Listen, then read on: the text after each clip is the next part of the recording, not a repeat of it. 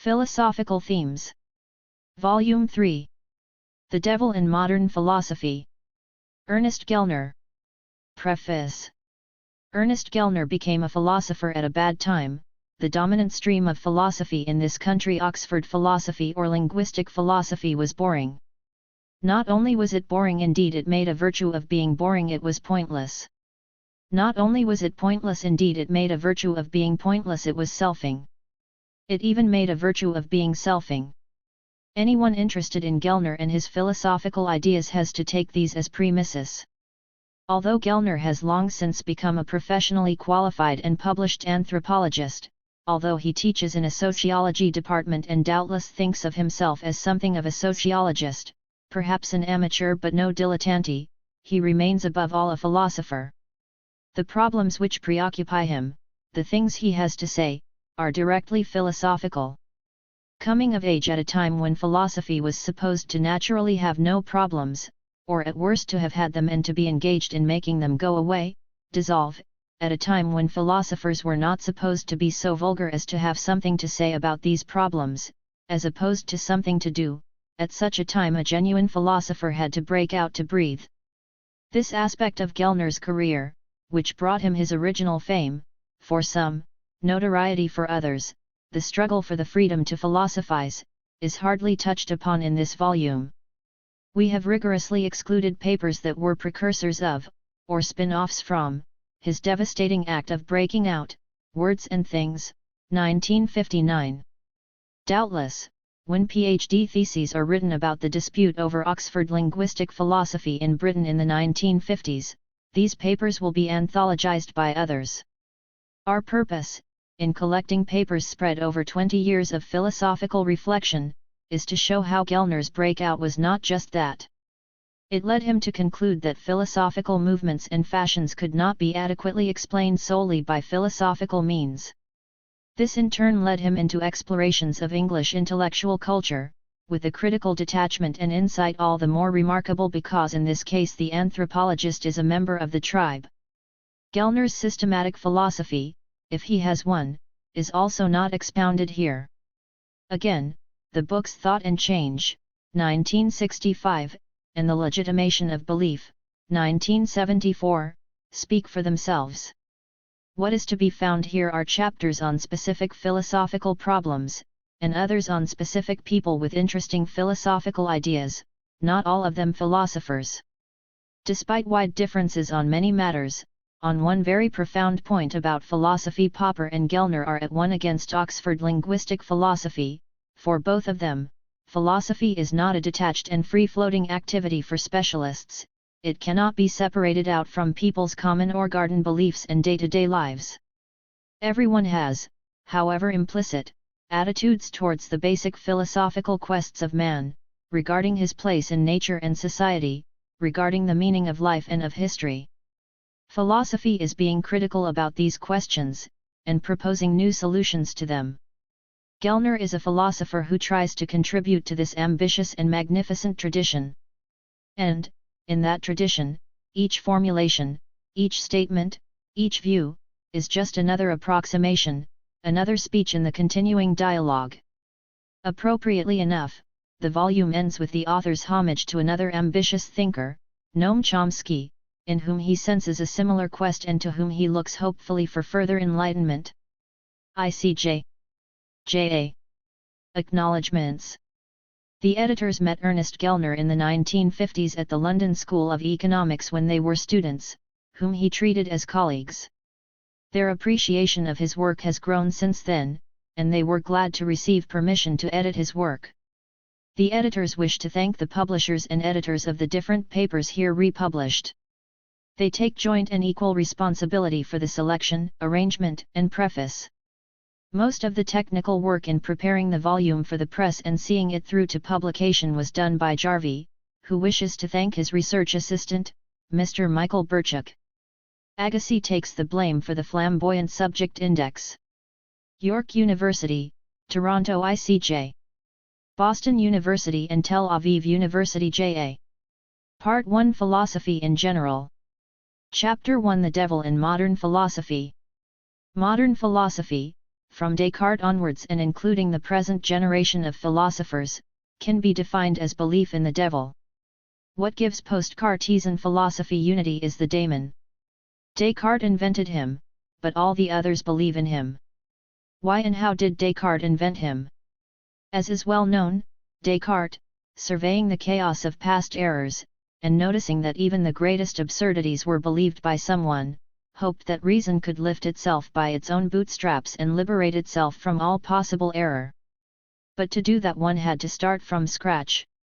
Now, if you want to start from scratch, the main difficulty is to find the scratch, to find that firm point from which the totally new but safe departure is to be made. This is where the assumption of the devil comes in. Assume an evil-minded and all-powerful devil whose aim is to frustrate you, and above all to frustrate you in attempts to know anything about the world. Now just try really seriously to make this assumption and see which of your convictions stand up to it. Very few, if any. Still, there might be some convictions that survived. There may be some convictions which, even on the assumption of the malignant daemon who interferes with us, must still remain indubitably true. If indeed there are such, then they constitute the scratch. They must be the bedrock, the firm and truly reliable base, the foundation of a new edifice. Now just this was the function in Descartes of the assumption of the devil, to use it as an acid test, as a means of isolating that which is really certain, from that which only appears so. Note that for this it is quite unnecessary for the devil really to exist, only the assumption, not the reality, is required. And as a matter of historical fact, Descartes did not believe in his existence. On the contrary, he believed that the truth of rigorous thinking was underwritten by a benevolent God.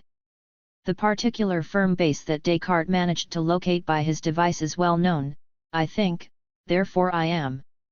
I may doubt everything, but the doubt itself is a case of thinking, and therefore I exist.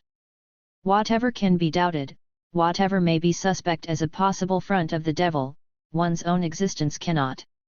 This argument can be interpreted in, at least, three ways, as what contemporary philosophers would call a pragmatic paradox, as hinging on the fact that the occurrence of a doubt is itself an instance of thinking, and hence the existence of thought is proved by the very doubt itself.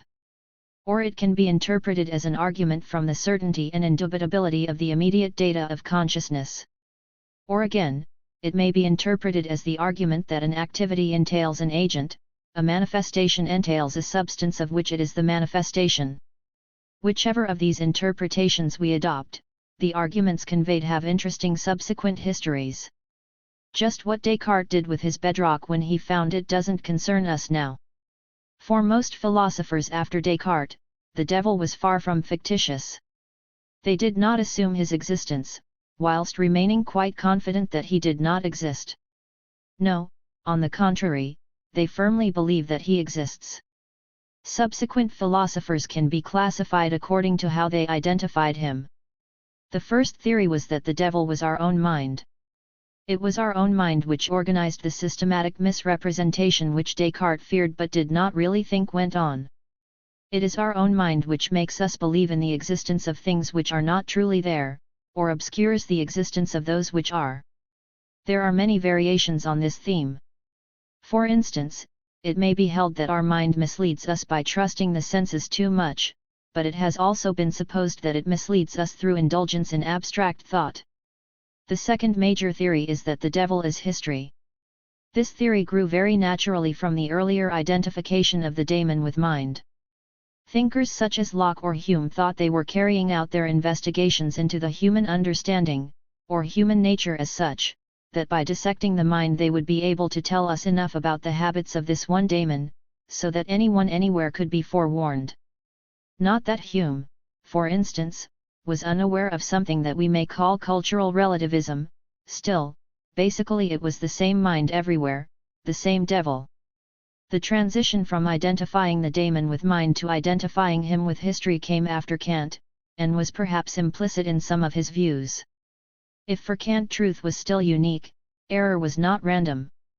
Error as much as truth reflected the structure of the mind, perhaps more so. Such basic errors as exist are external manifestations of something essential in us, and they will for that very reason tend to appear in certain patterns. The errors that we find on looking back at the history of thought are not like the random dispersal round the bull's-eye, a tedious record of trial and error with more error than trial. On the contrary, they are more like the figures on the Swiss clock which appear regularly. But if error can be deeply revealing and even have a tendency to appear in certain patterns, then why should not the same hold of truth? Indeed, it is only a small step to such a conclusion. After Kant, it was less often taken for granted that mind was manifesting itself almost identically in all men. And the source of systematic error was no longer to be sought in the mechanics of mind but in history, in the temporal, geographical, social background of knowledge. The devil who interferes with our apprehension of reality had assumed a new shape. Historicist daemonologies such as the Marxist or the Spenglerian contain accounts of how the daemonology is itself exempt from demonic distortion, or even of how the daemon himself guarantees its truth. This historical devil is far from dead today. But whilst the doctrine that man is a slave of history is still alive and kicking, it is not the dominant one at present. The ruling daemon at present, at least in this country, is language. The manner in which the linguistic devil developed out of the historical one is a subtle business, but there was a logical connection. The development went something like this. After Darwin, the daemon of history was joined by the related daemon of nature. Naturalism accompanied or replaced historism. Under the influence of the advance in biology, theories that the daemon is nature flourished. Pragmatism is the best known of these. Thinking, valuation, knowledge were all to be seen as natural processes governed by laws common to all nature. The tiger's claw and the giraffe's neck were, fundamentally, the same kind of phenomenon as geometrical reasoning, or the Ten Commandments. This amounted to handing over thought bound and gagged to nature.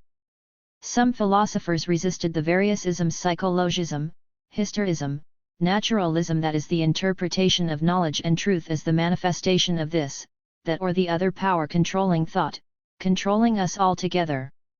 These philosophers sought refuge from these demons in logic, and contributed to a revival of that subject that took place towards the end of the last and the beginning of this century. The new interest in logic was motivated in part by this determination to see thought as really true and really false, rather than as a display of devilish tricks. Logic profited greatly as a result of the new attention it received, though philosophy in the end did not. Problems arose even in logic, and in consequence of investigations into the foundation of logic, it came to be held that logic is not such an error-impervious stronghold after all. Logic is rooted in language, and thus the modern linguistic devil came to be born. There is also the quite celebrated psychoanalytic or unconscious daemon, descended from his mind devil ancestor via Schopenhauer with an infusion from the biological member of the family. I have suggested that types of modern philosophy since Descartes can be seen as rival identifications of the daemon as the mind, as history, as biological nature, as the unconscious mind, as language. This might be called comparative diabolics. But there is another interesting way of grading modern philosophers which could be called differential daemonology. At one end of the scale we can put those who decide to fight, who want to outwit the devil. Having come to the conclusion that he exists, that there is something systematically interfering with our pursuit of knowledge, they decide that it is their task to find ways and means of getting past him, of devising stratagems against him. These are the philosophers who give us rules of thought, who supply prefabricated methodologies which if carefully followed will act as charms against error. These philosophers give us formal recipes for what truth or meaning must be like.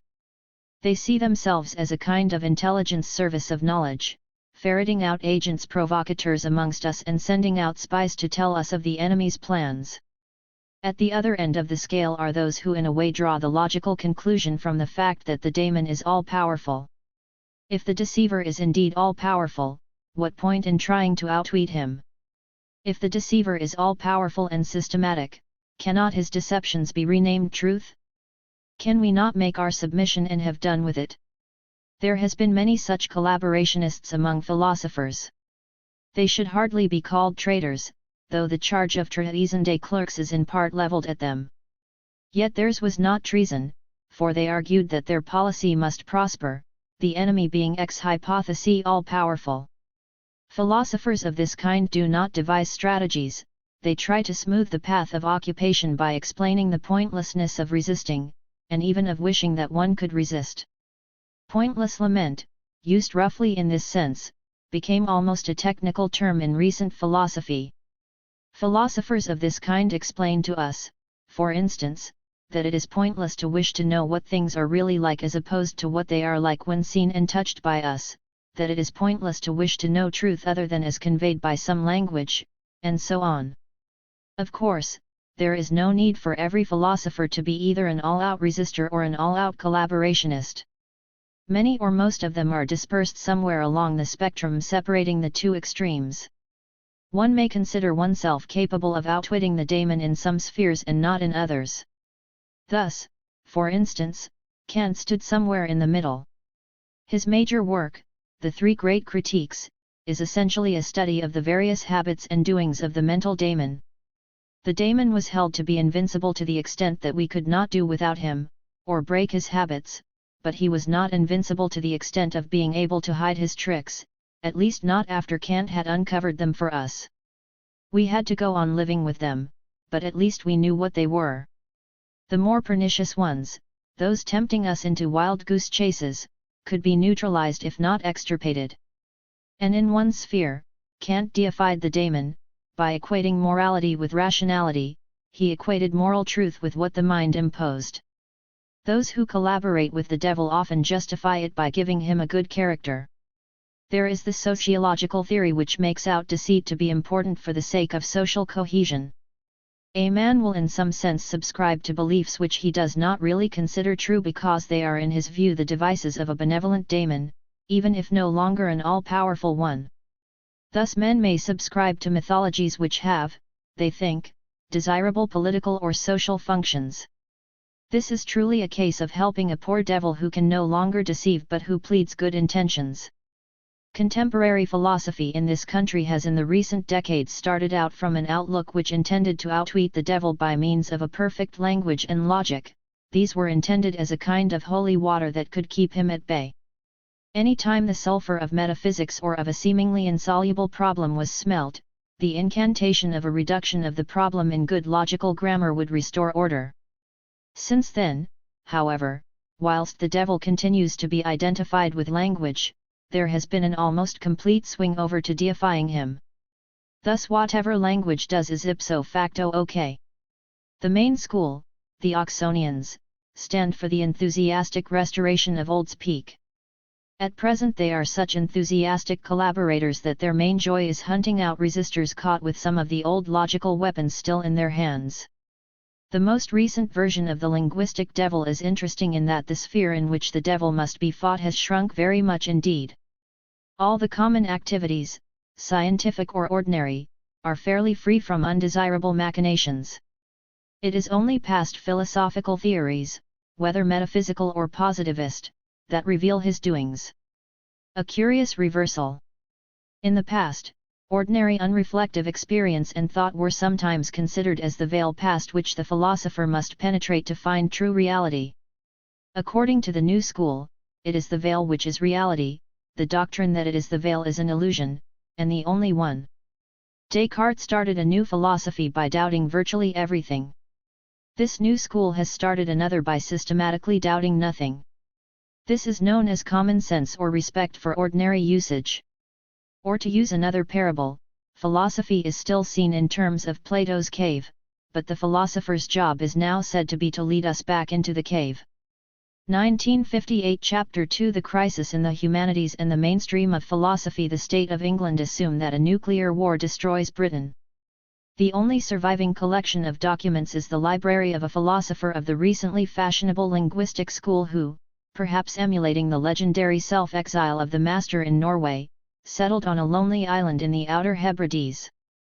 This lingua hermit, we shall assume, was one of those who divested himself of all old works of thought, somewhat ashamed of having ever owned them once, so that this sole extant library consists of lingua-philosophic works only. Imagine some archaeologist/historian from another planet discovering this library and reconstructing the history of Britain from it. After much pain, our extraterrestrial investigator has deciphered the script and come to understand written English. Let us also suppose that he knows, from outside surviving sources, that during the middle of the 20th century Britain was frequently in economic difficulties. One can all too easily visualize the history of Britain written by our archaeologist in possession of the Linguo-Philosophic Library. It might run something as follows. In the middle of the 20th century, the British economy was stagnant. It is not clear why this was so, given that strong evidence exists that in an earlier period this island was the premier industrial and commercial power. One must assume that a new wave of immigrants, with a social organization and ethos wholly different from the previous industrially and commercially enterprising population, had come in and subdued or expelled the proto-inhabitants, bringing a new set of Maoris with them. One must assume, from the fact that they conquered and replaced the earlier inhabitants, that their values and practices contained a military element. Few indices of this, however, survive. The extant literature, on the contrary, contains constant allusions to metaphysical rather than martial preoccupations. Hence one must assume that, rather as in the case of the Indian caste system, a priestly or intellectual class was placed above the warrior class, and that the relative esteem accorded to the latter was so small that the literature was preoccupied exclusively with the concerns of the former. The preoccupation of metaphysics, both favorable and hostile, must have been very considerable, judging from the very great frequency of allusions to it. Happily we possess a surviving file of a document known as the Radio Times, which gives us a list of the broadcasts of the period. On the so-called third program, devoted to serious matters, a quite outstandingly large proportion of time was given to many and various series of talks expounding the views of the anti-metaphysical school. As is well known, moralists and thinkers do not preach against vices which do not tempt their listeners, hence the amount of energy and time far greater than that accorded to any other theme bears eloquent testimony to the pervasiveness of metaphysical inclinations amongst the people. Given that we know from other sources that this was a period of economic difficulty and decline, it is reasonable to conclude that the otherworldly preoccupations, particularly with metaphysics, of the priestly caste and of the population under its sway, presumably associated with a prohibition of trade, paralyzed economic life. The picture which life on the island presented must have been a curious, even an inspiring, one. A whole population was apparently preoccupied with abstruse issues such as the reality of time or the reality of the external world, or even the reality of each other, and in the hot debate of these issues neglected more mundane tasks. This trend was not left unchallenged. Appalled by the economic and other consequences of this universal immersion in metaphysics, an anti-metaphysical reformist movement arose as indicated, which attempted to cure this preoccupation by teaching, broadcasting, writing, etc., and to turn the attention of their citizens to more useful concerns. They endeavored to explain to their fellow citizens that their abstruse and abstract concerns were but a pathological misuse, a dislocation, of the words and ideas that had once played a proper and useful role in their lives and language. The available evidence does not, unfortunately, make clear whether this movement was led by surviving members of the earlier inhabitants of Britain, or by deviant individuals from amongst the metaphysical invaders. One must assume that the metaphysical befuddlement was well nigh universal amongst the population, for the works which have been unearthed amongst the Hebridean MSS show that the members of the reform movement were concerned with virtually nothing else. As, clearly, there must have been other intellectual problems facing the society of the time, one can only conclude that the fight with metaphysics had absolute priority, and this it could only have had in view of the deplorable hold metaphysics had over the minds and hearts of the citizens. A curious land, in which work and play were neglected for transcendent reasoning and contemplation. The brave reformers, of course, offended the prejudices, and the vested interests, of the venomous metaphysical priests. Hence they were maligned, abused, caricatured, and misrepresented, in various scurrilous works and even, it appears, in the national press. Though as a historian one must deplore the loss of any document, nevertheless one cannot but rejoice that no copy of those nasty, abusive works has survived, etc., etc. Of course, if our hypothetical archaeologist or historian had nothing but linguo-philosophical documents to go by, one might well forgive him if he concluded that metaphysics and preoccupation with the transcendent, etc., had gripped the whole population of Britain to a dangerous extent, and hence that in his reconstructed picture of the 20th century Britain was something like an exaggerated version of India, an economically backward country hampered by an otherworldly culture or outlook. He might well be moved and saddened by the story of those brave reformers who tried to oppose the creeping metaphysical disease, and become angered, justly angered, even across the distance of space and time, by those scurrilous, abusive, malevolent, intemperate attacks which their intellectual daring and integrity had provoked from lesser and jealous men.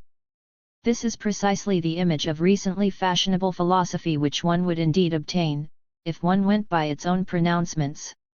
This is also the image which, by and large, is left with the general public, a picture of a movement of tough-minded anti-metaphysicians. Point 2. This is the image which, basically, they like to present. They say in effect, we offer no world pictures. We do not legislate about the nature of the world, of nature, man, morals, society. We clear up muddles, conceptual confusions, springing up from misunderstandings of how language really works. In particular, we liberate you from the frightful heritage of past philosophers, who, by their bombastic and presumptuous claims, and above all by their rash tendency to jump to general theories, rather than attending, as we have learned to do, to the detailed intricacies of our use of language, have left behind a heritage of theories so confused, yet so ingrained, that it is almost beyond sorting out. Better far to turn to new areas. Mr. Geoffrey Warnock, N.J.L. Austin, a remarkable philosopher, listener, April 7, 1960, 617. Around the usual, and particularly the more imposing, topics of philosophy, the air is already thick with philosophical theories, and the ground, in Austin's words, is trodden into bogs and tracks by generations of philosophers. We flounder in the bogs, extreme measures are called for. The escape, from the magnetic fields of Plato or Aristotle or Kant, it may be salutary to place a moratorium on discussion of the state or virtue or the moral law, and consider instead, the difference between kindness and kindliness, or exactly what it is to be tactless and inconsiderate. Or again, Professor Gilbert Ryle, Dilemmas, Cambridge, 1954, p. 13. I dare say that my title has aroused the expectation, that I should be discussing, the feud, between idealists and realists, between empiricists and rationalists. But I shall not try to interest you in these. I am not interested in them myself. They do not matter. There is a number of things a bit wrong with this picture. 1. This anti-metaphysical ardor is less than passionate. After all, metaphysics in the pejorative sense need not own up to this name. Why should it? Metaphysics, in the sense of loose and woolly language, the peddling of unwarranted factual claims and moral injunctions, claims of access to hidden realms, and all such dogmatism, camouflaged by shifts of meaning or lack of meaning altogether, all this does exist in this society in some measure. But it exists most plentifully, and in most influential form, in places such as literary criticism, or the writings of some psychoanalytic authors, in left-wing theology, on either of the two possible interpretations of the phrase 3 and various other lay forms of philosophy. Consider the metaphysics of life, anti-life, life-enhancing, quality of experience, etc., practiced by a school of literary criticism, for instance. When John Stuart Mill concerned himself with the differences in the quality of our experiences, he felt obliged to defend any claims to the ability to distinguish between higher and lower quality, by careful, conscientious, and perhaps unsuccessful argument. Today, the concern with the equality of experience has passed into the hands of men who seem to feel little need to defend rationally their own intuitions when grading the lives of their fellows. Yet, curiously, the passionate anti-metaphysicians, the watchdogs of clarity and intellectual honesty, tend on the whole to leave the genuine cases of metaphysical infection alone. In the main, they gun only for past philosophers, living metaphysics bothers them far less. 2. And more significant, just how important was the self-confessed metaphysics which it was necessary to destroy with so much sounding of trumpets, and against the resurgence of which such powerful ramparts had to be erected. One may understand why our Martian historian, with nothing but a linguo-philosophic library recovered in the Outer Hebrides, should conclude that here was a society almost totally prey to metaphysics. But we who possess other information know that, whatever other defects this society may have, conceptual otherworldliness is really not so important among them. So why make such a fuss about it? When people erect disproportionately elaborate barriers against X, though X is no real danger to them, when they are quite untroubled by X, when it is thinly, indeed transparently, disguised, under such conditions we must suspect that, whatever they may say or think, they are not really worried by X at all, but by Y, for it is not metaphysics which really worries them. But something certainly does. Here we have a puzzle about contemporary philosophy. What is that something else? The permanent revolution. Poor physics. It is difficult to suppress a feeling of superiority, of embarrassed compassion, when considering the subject of physics. In this century, physics has, I am told, undergone 2 revolutions. 2. And consider the large number of physicists, the resources at their disposal, the fact that physics is universal and that the scientific community in this discipline embraces members from a large number of countries. With all these enormous advantages, all that these numerous and well-financed scientists can achieve is 2, a miserable 2, revolutions, and in this century of science at that. One can only suspect that physicists are not merely lacking in external graces and polish with those long hours in the lab, their nondescript backgrounds, their ill-balanced training. One can hardly expect anything better in that respect, but that they are also gormless, lacking in imagination, independence, and enterprise, content to carry on in hidebound routines. But it isn't really surprising. A scientific education simply does not develop those qualities of vision and originality and independence which are the hallmarks of a truly cultivated mind. Consider, by contrast, a truly progressive subject, like philosophy. We have, in this century, undergone no fewer than 4 revolutions. And all this within the compass of one country, and very nearly within the compass of 1 or 2 universities. And the number of philosophers is far smaller than that of physicists, the resources diverted to assist them, negligible, and the questions they deal with, by common agreement, are harder, indeed quite extraordinarily hard, perhaps beyond the limit and certainly at the limit of the capacity of human understanding. With these disadvantages and handicaps, facing these obstacles, philosophers have nevertheless produced 4 revolutions in 1 century. And what radical and fundamental ones, too. So fundamental that each set of revolutionaries consider their predecessors as exemplifications of the very paradigm of delusion and error. Such productivity, such fundamental and repeated originality, can be the fruit of no ordinary minds. It must, one feels, be the work of minds nurtured on that subtle but profound, elusive, but inescapably important je ne sais quoi which goes with humanist culture. If only one could have more of it. There is an interesting contrast between the progress of philosophy and that of science. In science, I am told, the supplanted theory lives on as a special case of the superior, more general theory, as an approximation to truth less close than its successor, but an approximation to truth nevertheless. In philosophy, the supplanted vision lives on, not as an approximation to truth, but as the very extreme of error. For instance, the idealist sense of total interdependence, and mind dependence, was the error for realists and atomists. The exclusive two and two only uses of language doctrine of logical positivism was the error, for linguistic philosophy. This shows, of course, that the advances in philosophy are far greater, because far more radical, than those of science, and hence that the rate of progress is far greater even than would appear from the simple arithmetical consideration of number of revolutions per century. There is another interesting difference. In science, one gathers, a new theory begins its career as a tentative hypothesis, and only acquires the standing of a generally accepted theory if indeed it has stood the test of time and scrutiny. Of course, its initial propounder may, or may not, have had a passionate faith in it from the very start. But there is little he can do to impose this faith on others. Not so in philosophy. Some of the most striking and influential theories of recent decades began their careers as unquestionable truths, and only became tentative theories later.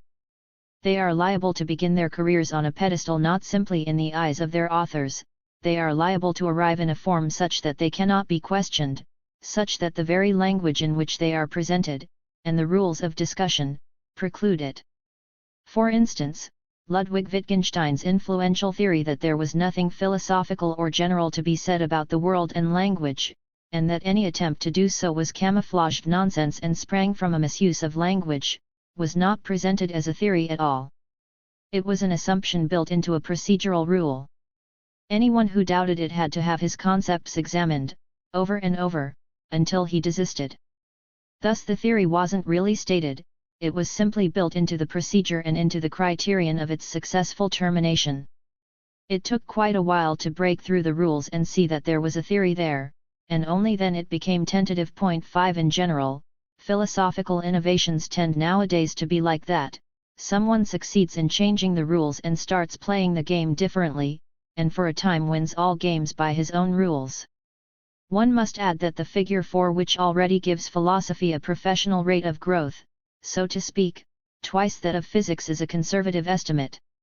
It restricts itself to what may be called the mainstream of the profession, by criteria such as numbers, occupation of prestigious chairs, fame and influence. 6 There were, first of all, the idealists.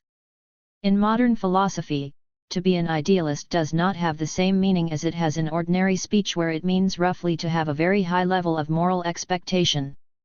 An idealist in daily life is one who expects everyone to behave very well and for the best motives, or one who believes that men are at least capable of behaving in such a way, and above all one who endeavors to behave in such a way himself, and who, perhaps naively, expects himself to succeed in his efforts to be fruitful.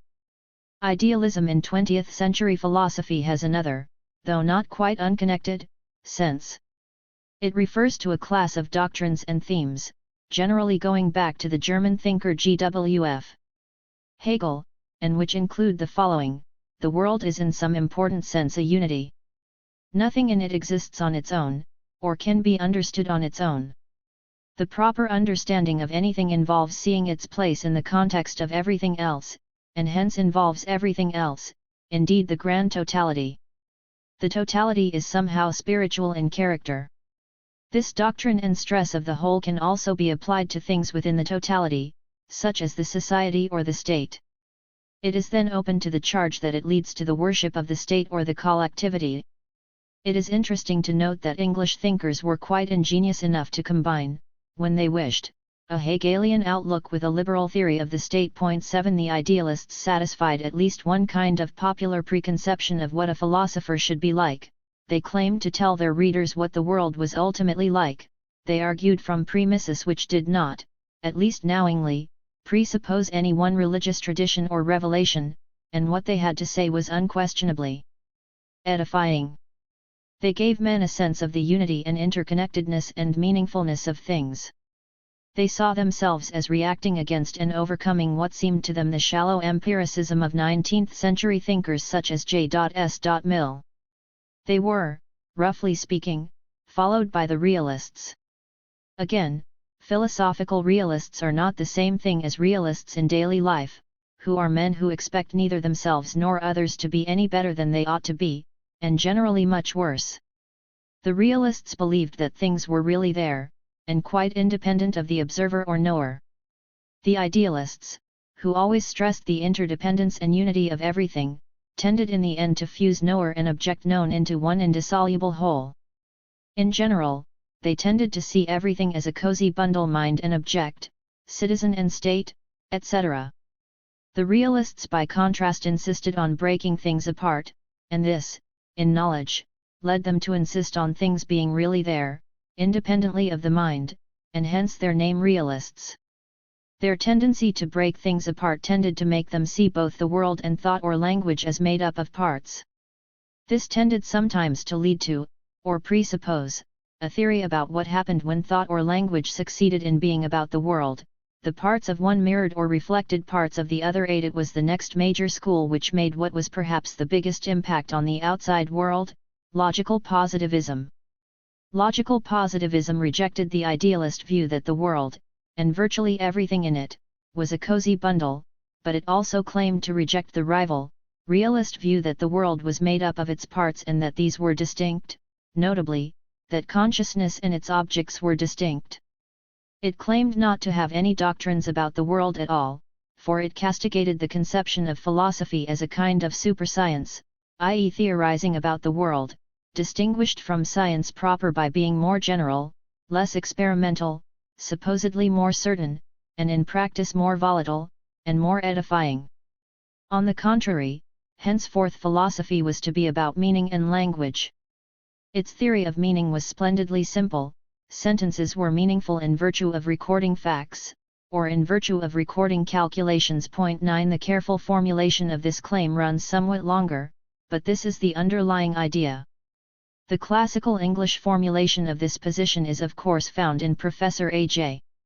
Ayer's Language, Truth, and Logic. Sentences satisfying neither of the two criteria of genuine meaning are, strictly speaking, meaningless. Logical positivism seemed shocking, for its category of the meaningless embraces much that expresses, or accompanies, that which to many men makes sense of their lives, moral and political principles, evaluation of all kinds, religious beliefs. Logical positivism was replaced by a movement best described as linguistic philosophy, whose central doctrines and practices spring from the later work of Ludwig Wittgenstein. 10 Linguistic philosophy, like logical positivism, with which the general public often confuses it, also disclaims any intention of legislating about or for the world. It too is about language, or perhaps not even that. Wittgenstein denied that he was putting forward even a theory of language. Yet inescapably it did suggest a picture of the world, and the picture suggested is in some ways closer to that of the idealists than to that of the realists and the logical positivists. It seems language is a very manifold activity, intimately and functionally fused with other human activities. The stress is on seeking the role of a linguistic expression in a larger whole. This is a denial of the doctrine which sees meaning as the coverage by a concept, so to speak, of a range of sensations, or indeed of the rival Platonic theory which sees it as an attempt to penetrate the veil of appearance and reach out towards a higher reality. It saw language as a manifold set of tools men use in the world, and past philosophy it saw as the noise made by misused tools. A language was said to be a form of life. In other words, these tools came not in isolation but as parts of linguistic traditions, which social scientists sometimes call cultures. It saw itself as a technique for eliminating the awkward noises made by dislocated tools, or tools running idly. No more positive task was there to be done, least of all any interference with forms of life. This school itself has tended to split into sub-movements. One influential segment has more or less abjured the general theory concerning the genesis of philosophic questions, the tool and rattle theory, but concentrated on the practices that were associated with it or commended in terms of it. Above all, the investigation of linguistic habits, their most minute differences, and their social context. The rationale of this softly movement is unclear and tends to vacillate between the promise of a new science of language and the delivery of philosophic solutions to problems that are not clearly specified, in about 2 or 3 decades. One must add that since about the end of the 1950s some books have appeared by thinkers, notably Professor Hampshire and Mr. Strawson, who had been closely associated with one branch or another of the linguistic movement, but which no longer fit neatly into the doctrinal or procedural pattern of that movement. These, however, really contained philosophers' philosophies, and were addressed primarily to professional colleagues. They do not appear to have stimulated emulation amongst them, despite the high praise they have received, and thus have not really, at least so far, affected the general pattern of thought styles, in as far as the present decade can as yet be credited with a discernible pattern. Again, one must stress that this fact does not imply anything, one way or the other, about the intrinsic merits of these books. If we adopt the figure 4 as the correct count of revolutions in philosophy in this century, this gives us 15 years as the average life cycle of a philosophic revolution. This, however, is somewhat misleading, in as far as each of these revolutions begins its life while the preceding one is still in power, initially somewhat inconspicuous and hidden away in some recess of the intellectual landscape, and continues to live on after its days of glory, while its champions await the age of retirement. 11. It would be a mistake to compare the situation to the succession of dynasties in a well-centralized state, where one dynasty goes on ruling till the next one supplants it and seizes the unique center of power. It is much more like those loose Oriental states in which the new dynasty, long before it captures the state capital, already exists as an autonomous or independent ruler of some peripheral tribe, and where the outgoing dynasty, or members of it, continues some kind of existence as rulers of outlying redoubts before they are finally rooted out by their successors. 12. The threatening abyss. Another relevant feature, obvious because overt and indeed much advertised by the protagonists of these philosophies themselves, is a preoccupation with language, meaning and its obverse, nonsense. This preoccupation and its alleged beneficent consequences are after all claimed by these protagonists to be the distinguishing marks of the new era and of its merits. The advance is indeed breathtakingly radical. It replaces questions such as how many angels can sit on the point of a needle, by questions such as in how many senses can an angel be said to sit on the point of a needle. The notion of what cannot be said, of the difficulty of saying things, of the traps which beset the attempts, is already conspicuously present with the idealists. The realists are imbued with the need for utmost care in treading between the snares of speech.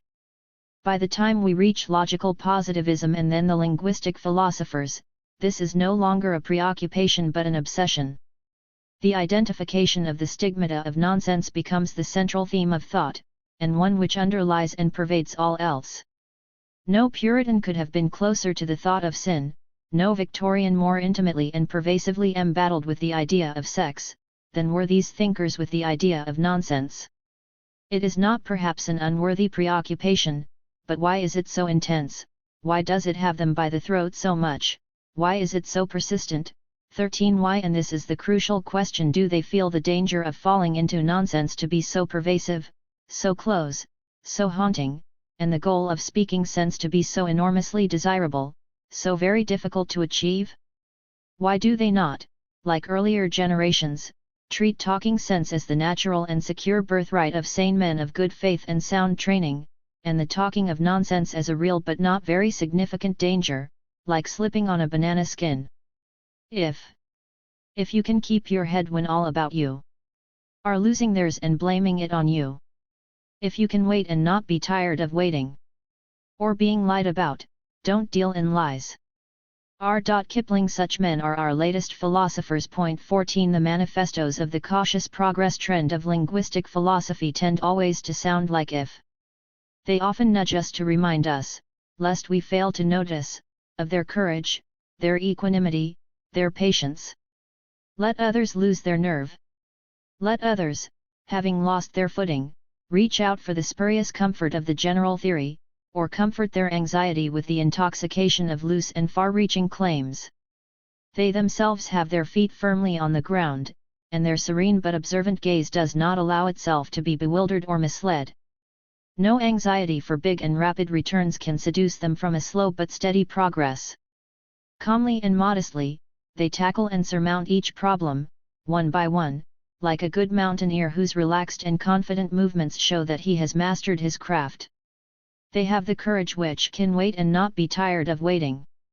The difficulties yet to come, or the recollection of difficulties surpassed, are not allowed to fluster them.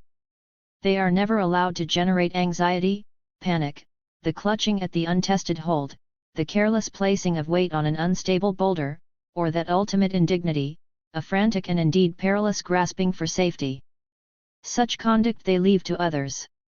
What else were those grandiose and now half-forgotten theories, those portentous formulae and precarious inferences, but the behavior of men lacking the calmness, the deliberation, and the resolution required for real and secure progress. What indeed? All the same, one may suspect that this dignified, unflustered, one by one, generalization-free behavior may after all have missed the point. If you do not feel a generalized intellectual anxiety, if you feel no need to find and make explicit and to evaluate the basic premises of your activities, why the devil philosophize in the first place? There is no law against cheerfulness breaking through, but why try to turn it, in effect, into one further philosophic doctrine, and an extremely ill-considered one at that? The unreality of time. Ironically, one of the themes which interest academic philosophers is the reality of time. Even of late, they confess themselves intrigued by metaphysical would-be demonstrations of the unreality of time, and are anxious to champion its reality and to unmask the sophistries on the other side. Still, the battle they fight on this front does not seem perilous, even to them. Whichever way the argument goes, they can always, when in difficulties, characteristically invoke irresistible reinforcements, a kind of philosophical nuclear striking force, the unanswerable consideration that common sense and language are on their side, the knockdown argument to the effect that even the opponent understands, and cannot but employ, temporal concepts. Even the opponent, they triumphantly point out, whatever the apparent logical force of his arguments, understands full well what it is like to miss a train. He knows that the article in which he proved the unreality of time was itself published on a certain date, etc., etc. This argument is itself part of the general philosophy which insists on seeing the role of concepts in a language, way of life, and validating them in terms of their possession of such a role. Now I do not wish to challenge the full comprehension, indeed the mastery, of train timetable concepts, of proof-correcting deadline concepts, etc., on the part of these philosophers. Clearly, they do know how to operate temporal notions. But I do seriously doubt whether they have any idea whatever of what it is like to live in one century rather than another. Their philosophies make sense only on the assumption that they do not. Thus the denial of the reality of time has rather a deeper, and more realistic, validity than they suppose. Our problem is not why some people should perversely deny time, but rather why time should, for some people, have withered to nothing but train timetables. Although this splendid timelessness has reached its full consummation only recently, it must be said that there has been a tendency towards it in academic philosophy for some time. Consider the contrast between Hegelianism proper and its modern local variant, the philosophy of F.H. Bradley. The difference, as Professor J.N. Findlay has recently pointed out, is precisely the splendid timeless immobility of the Bradleyan absolute. In other words, most of what gives Hegelianism its interest, the metaphysical parable on human progress, one which seems to dispense with agencies or norms external to the process itself, is lost. Bradley's absolute is not merely, as Professor Eyre pointed out, lazy 15 in as far as it does not itself deign to develop, though concerned with development, it is also irritatingly and tediously unspecific about just what development it is indeed concerned with. 16. It is interesting to note that the relationship of modern logical positivism to the real positivism of Auguste Comte is exactly analogous to that of Bradley to Hegel. The values and norms of the two positivisms seem similar, the same commendation of positive science, the rejection of untestable waffle.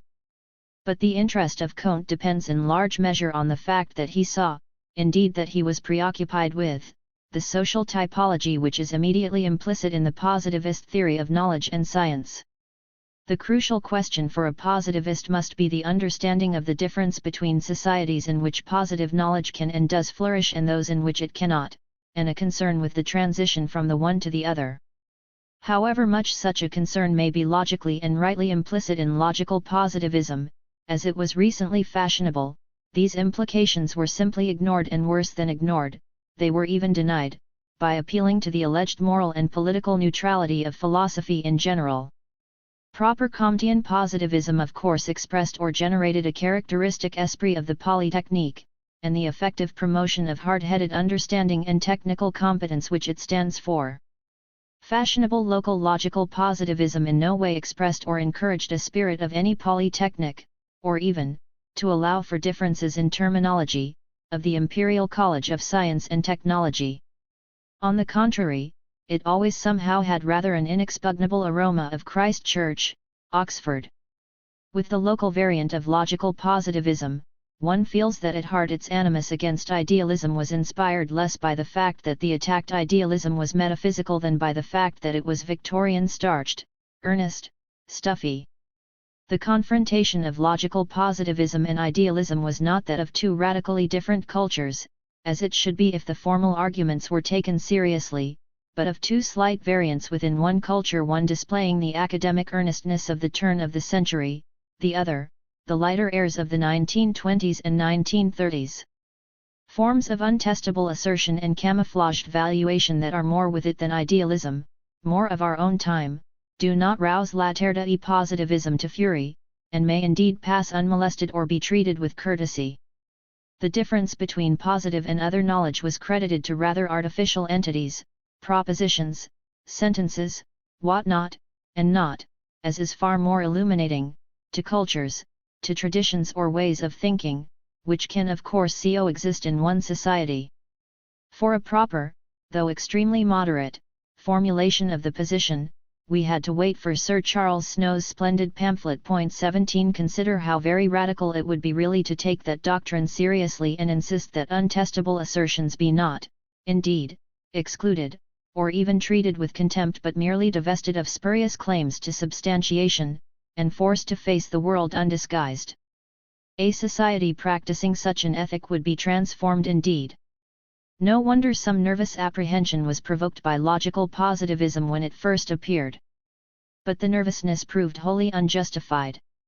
This was a most reluctant Samson and, as it turned out, a miraculously fortunate one. He removes the one truly central pillar of the intellectual and social edifice, the freedom to assert things without having any good grounds for doing so, merely in order to crush one pathetic little mouse, and lo and behold, nothing happens. The rest of the edifice seems unaffected, and both he and the other inhabitants live on happily and come to no harm.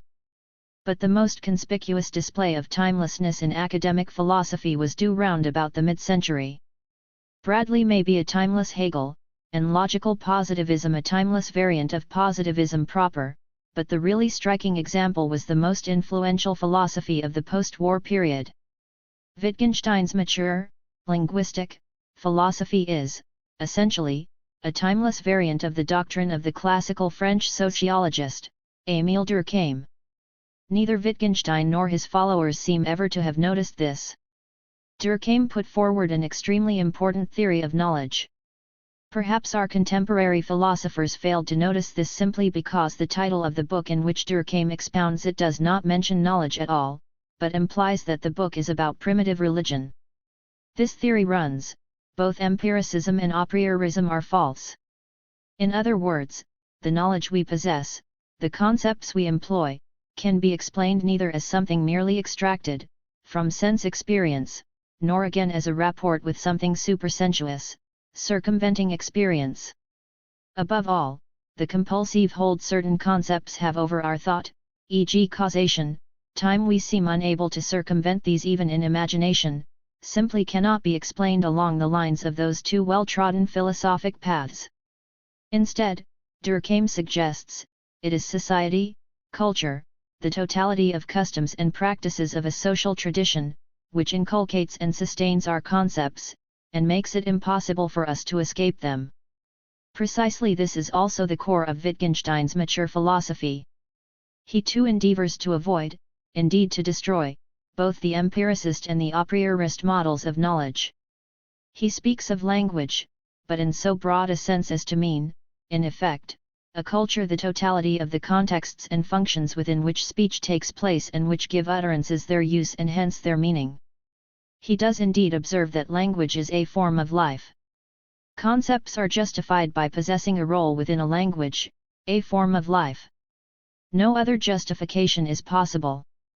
Wittgenstein is, however, sadly inferior to Durkheim in his presentation and use of his theory.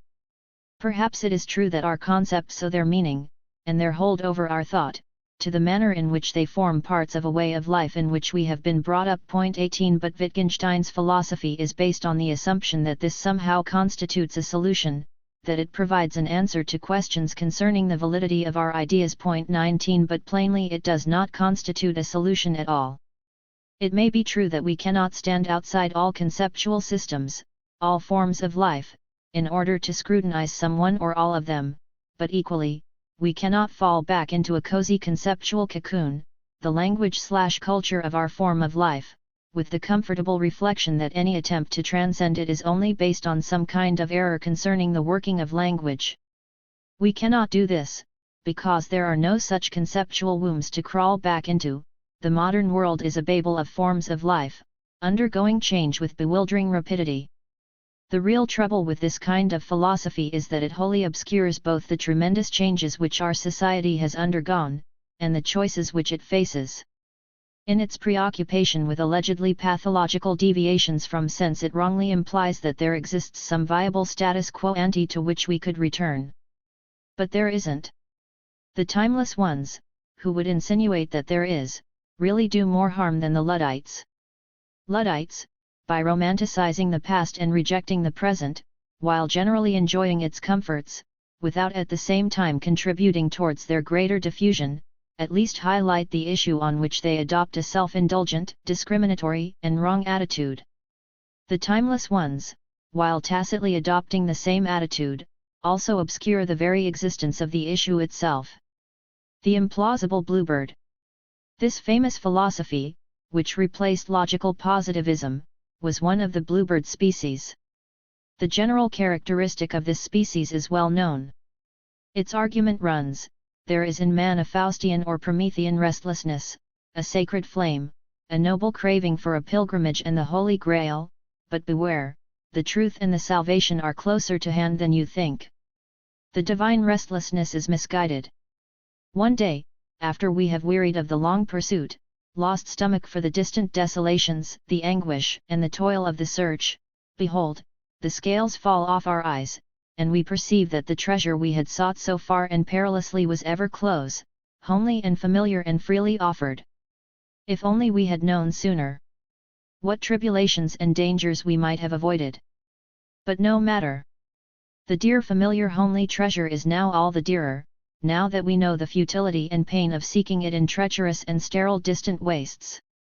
Such is the story of philosophy. After 2 millennia or so some scales fell off some eyes, round about 1930 in Austria or Cambridge. Then, after 1945, there was almost a deafening noise as scales avalanched off eyes en masse, left, right, and centre, mainly in Oxford, but elsewhere 220 truth stood revealed.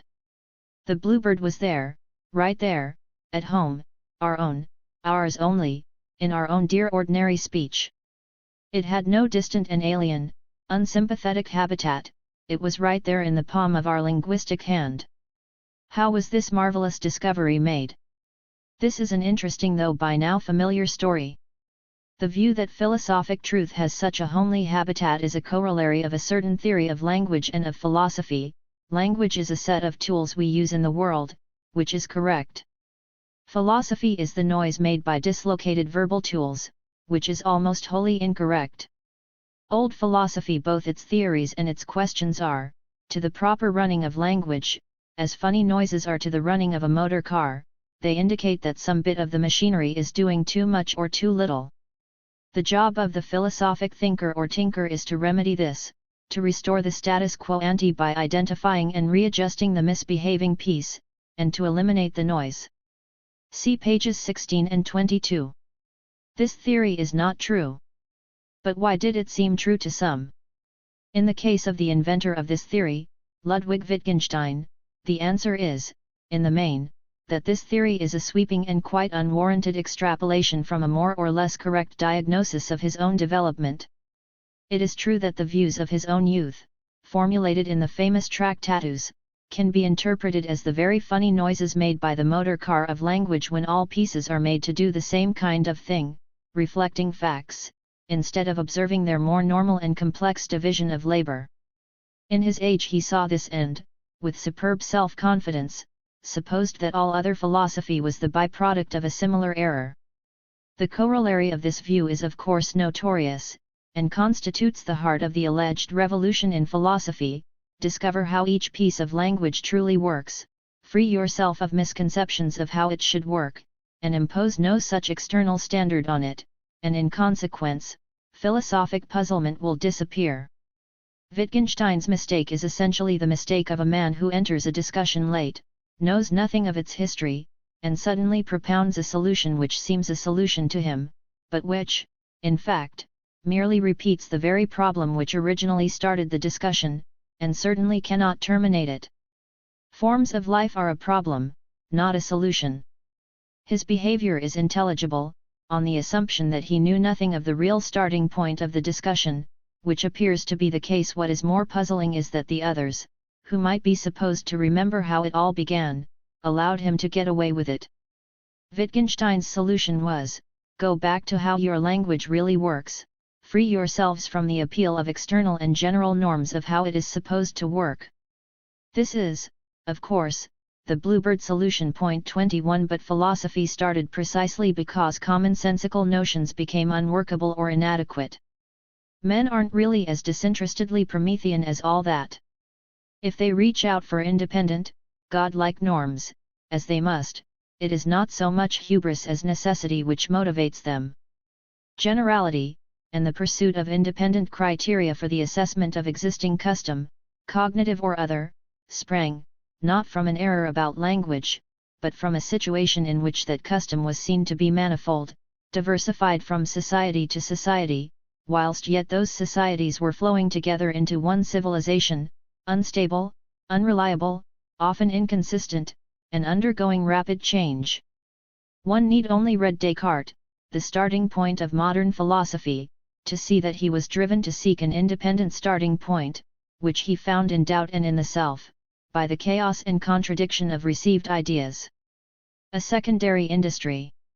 We have now assembled some of the symptoms of this curious phenomenon: contemporary philosophy, timelessness, the willingness to embrace a doctrine, or even a succession of doctrines, which only makes sense if one is wholly oblivious of the social and intellectual transformations of the past 4 centuries or so, an affectation of imperturbability, a willingness to dispense with generality, which rather misses the point of philosophizing at all, this affectation somewhat belied by a hectic, amazingly rapid succession of total revolutions, and revelations, a sense of a lurking abyss of nonsense at one's feet, of a feeling that one may be standing on the most precarious of snow bridges over it, and that any careless movement will precipitate one into its dark recesses, a curious tendency to prepare elaborate defenses along frontiers where virtually no enemy is in sight, a desire to return to the uncoordinated common sense of the possibly educated but unspecialized man, and the tacit assumption of the existence of an allegedly viable and well-tried form of life. All this adds up to some kind of a clinical picture. The diagnosis which can be offered is of an interest far beyond the subject diagnosed. Philosophy may not be the queen of the sciences, or indeed a science at all, but it is in a very real sense at the apex of the humanist disciplines. I do not mean that it is necessarily superior to the others in its achievements, interest, quality of its practitioners, solidity of results, etc. All this may be doubted. In terms of interest, solidity of achievement, elegance, relevance, it can hardly claim superiority to history or sociology. But it is at their apex in a certain important logical sense. First of all, the nature of philosophic reasoning is fairly continuous with that of the other humanist disciplines, and indeed with the thought of daily life, in that it is not too difficult for an intelligent man to make the transition from the one to the other. There is no enormous discontinuity, a yawning gap, bridgeable only by prolonged training, such as does exist between some of the advanced sciences and ordinary thought. An intelligent man can pick up philosophy simply by soaking in the ambience.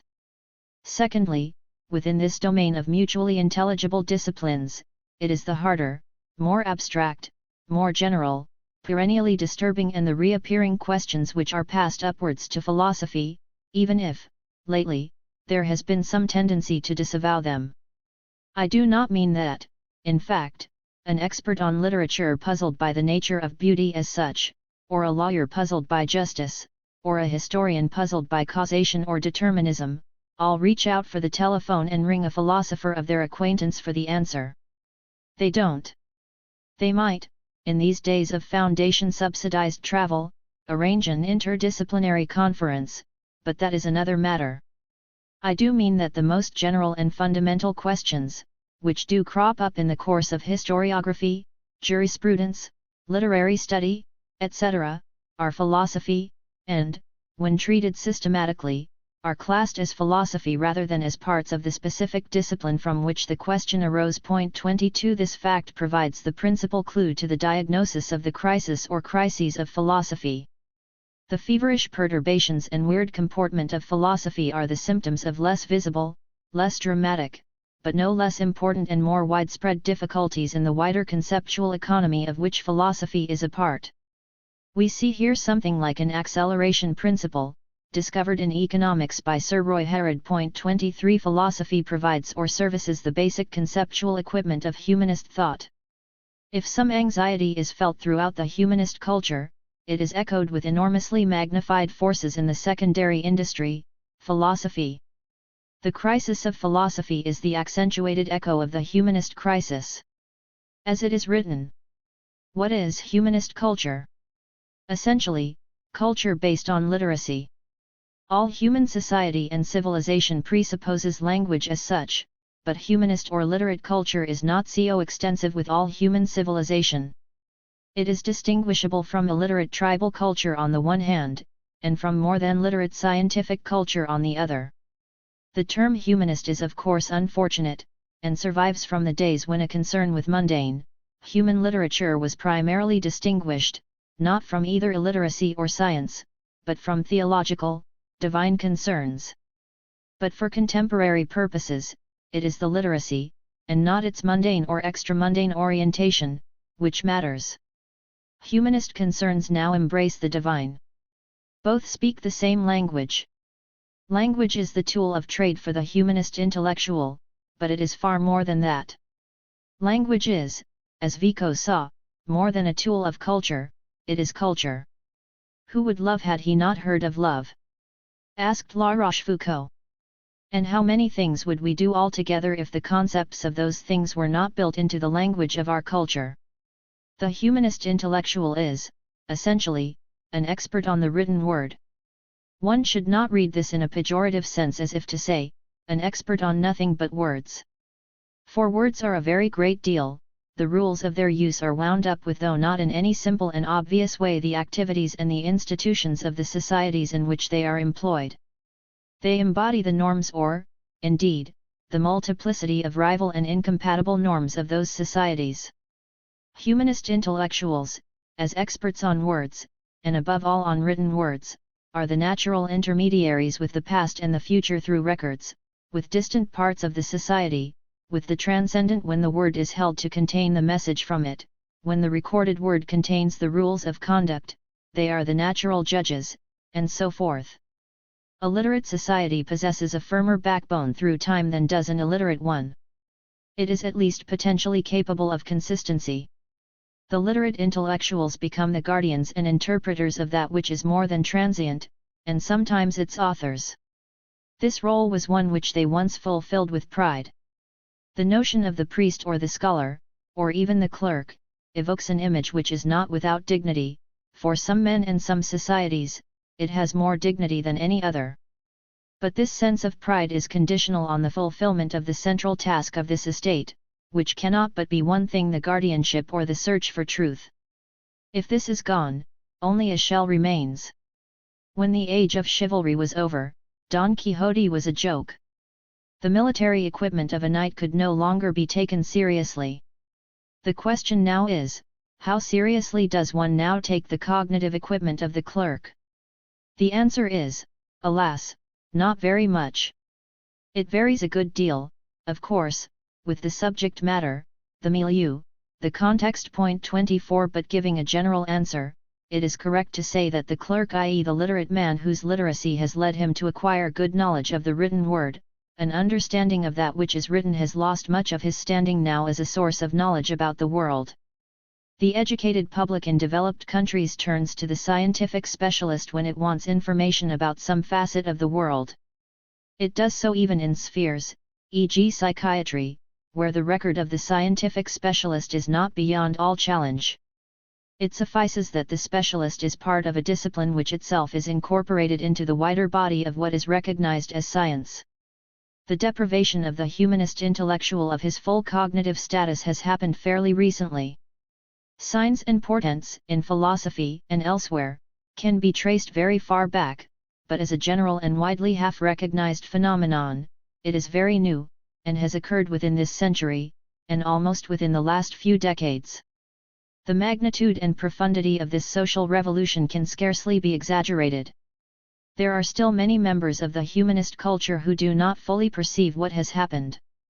Some feel it, but angrily deny it, others feel and know it, and react with the kind of shame which needs must befall a caste when the basis of its identity and its pride has been destroyed.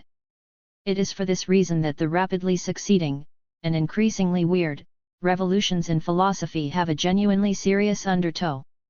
The underlying problem is the crisis of the caste of humanist intellectuals and the crisis in verbal knowledge, which is their defining expertise. The rapid transformations of philosophy and the anxiety or obsession concerning meaning and nonsense reflect the underlying unclarity about the status of verbal thought altogether. 25 The use of language and of ordinary concepts has lost both its confidence and its innocence. It is this, ultimately, which really underlies the strikingly persistent and passionate preoccupation with meaning so characteristic of modern philosophy. 26 The heightened sense of language, the self-consciousness in the employment of it, the urgent desire to find theories as legitimizing or correcting it, the sense of an abyss of meaninglessness ever yawning, and viciously camouflaged, under our feet. All this springs from the fact that the humanist culture itself, the life of the word, the confidence in its capacity to relate to reality, is threatened. 27 The other traits and antics of recent philosophy are also related, in various more complicated ways, to the underlying crisis. For instance, the timelessness and the would-be neutralism are intimately connected. These philosophers either conduct their reasoning at a level so abstract that all social reality is out of sight, or concentrate on minutiae so microscopic that exactly the same effect is achieved. The normal vantage point of human perception, about 5 feet or so above the ground, is quite unknown to them. If they reflect on society and societies at all, they see it in a kind of Wittgensteinian night in which all cultures are the same shade of grey, in which it is, apparently, quite impossible to distinguish philosophically between them. If they had any sense of the total transformation in the course of the past 4 centuries, or of the one taking place now, they would perceive the impossibility, the strictly logical impossibility, the internal incoherence, of neutrality. Only the timelessness makes the illusion of neutrality possible. When all rules are themselves sub judice and undergoing rapid change, no one can claim to be an impartial referee. It should be noted that the basic insight, in the case of both logical positivism and linguistic philosophy, was, in each case, something extremely close to the two cultures problem. Positivism starts from the chasm between that which is science and that which is not. Linguistic philosophy starts from the fact that language is an activity among others, not necessarily preeminent, an activity related to others not as superior, theory to, mundane, practice, but as verbal activity to other and as dignified activities. This is something of which a humanist intellectual cannot but be aware, perhaps bitterly, irrespective of whether he learns it from Wittgenstein, for it is something of which his contemporary loss of status forcibly reminds him, and which contradicts that model of mind and language in terms of which his previous status and preeminence were once justified. The crisis of a style of thought, and of a once proud caste which is defined by skill at it, is no trivial matter. One can think of a warrior caste in some tribe, prevented by a conquering colonial administration from continuing its calling and honoring its code, degenerating listlessly and withering away. But the end need not be so manifest and direct. The sons of proud chieftains may become peddlers of souvenirs to tourists, etc. Something of the kind may be happening to the humanist intelligentsia. A well-known professor of philosophy, close to the linguistic movement, making somewhere his contribution to the two cultures debate, observed that whereas scientists could invent nuclear weapons, humanists could convey the issues hinging on them. This comes close to making an advertising agency the paradigm of the Republic of the Mind. The statisticians find out the facts, the humanists devise slogans for persuasion. But even assuming that every humanist is a potential persuader, what an undignified end for those who were once the knowers. Societies sometimes endow the key activity of their members with an exclusive aura of dignity. Among shepherd tribes, only herdsmen have dignity, and so on. In some cultures, knowledge and learning have claimed or even attained such a preeminence of respect. In the West, it has never had such a monopoly of prestige, though amongst some minorities it came close to it. 28 But even if not possessed of such a monopoly of dignity, it has a good deal of it, feudal and pseudo-feudal values notwithstanding, and quite particularly of course among those classes who specialized in this virtue. When such a dignity-conferring accomplishment is withdrawn, or suddenly comes to be seen to be illusory, the moral devastation is particularly great. When warrior nomads are forcibly turned into sedentary villagers, and ordered to be like those who were previously their despised protégés, the humiliation could hardly be greater. Now, in cognition as in production, roundabout, reproducible, changing methods are replacing the sensitive, locally rooted, but static and fairly low productive ways of the artisans. The humanists are the artisanate of cognition. The crisis is highlighted when the humanist has to teach or be taught. An important point about scientific knowledge is that it is fairly independent of the personal merits of its possessor. Of course, many species of it may simply not be accessible to a stupid man. At the other extreme, creative originality is only open to men of outstanding and personal talent. But in between, the average competent man really knows something, and is of use, when he has acquired a scientific qualification, even if it is a mediocre one. This is by no means obviously true in connection with the middle range, moderate competent possessors of arts qualifications, and many teachers of such subjects are painfully aware of this. What has he to offer? His literacy he shares with all other members of his society. His ability is a personal matter, which on the whole he does not owe to his advanced training. Just what has he to offer, qua graduate in the humanities? On the humanist side, an intelligent man without the qualification tends to be superior to a less able one with it, even for jobs not requiring great original creativity. This may mean that the skills or insights or sensitivities connected with humanism are ultimately deeper, more intimately connected with our life and being, than the impersonally teachable techniques of science, and it may be, as Professor Madge has argued 29, that whereas technical and instrumental rationality matters most on the way to fully industrial society, some kind of aesthetic perception will matter most when we finally get there, but it also makes one worried about the place of humanist subjects in a period of mass education, when literacy can be taken for granted, when, consequently, higher education must mean something more than intensified and extended literacy, when education must be at least compatible with self-respect on part of both teacher and student, and when it is not to our interest to encourage the invention, indeed the proliferation, of spurious claims. Some humanists, faced with the need to advertise their wares, have been all too ready to invent, or fall for, facile claims to alleged specialized skills. New criticism in literature, revolutions in philosophy, intimations and communings with tradition in political science, all these, whatever their intrinsic merits or demerits, appear to have the consequence of reassuring nervous teachers of the humanities. It is self-respect rather than material advantage which is involved. Snow observed that the lucky jimmery and angry cult of the 1950s had something to do with the under-rewarded arts graduate. Perhaps, but in this case, I take a nobler view of the motivation of my fellows.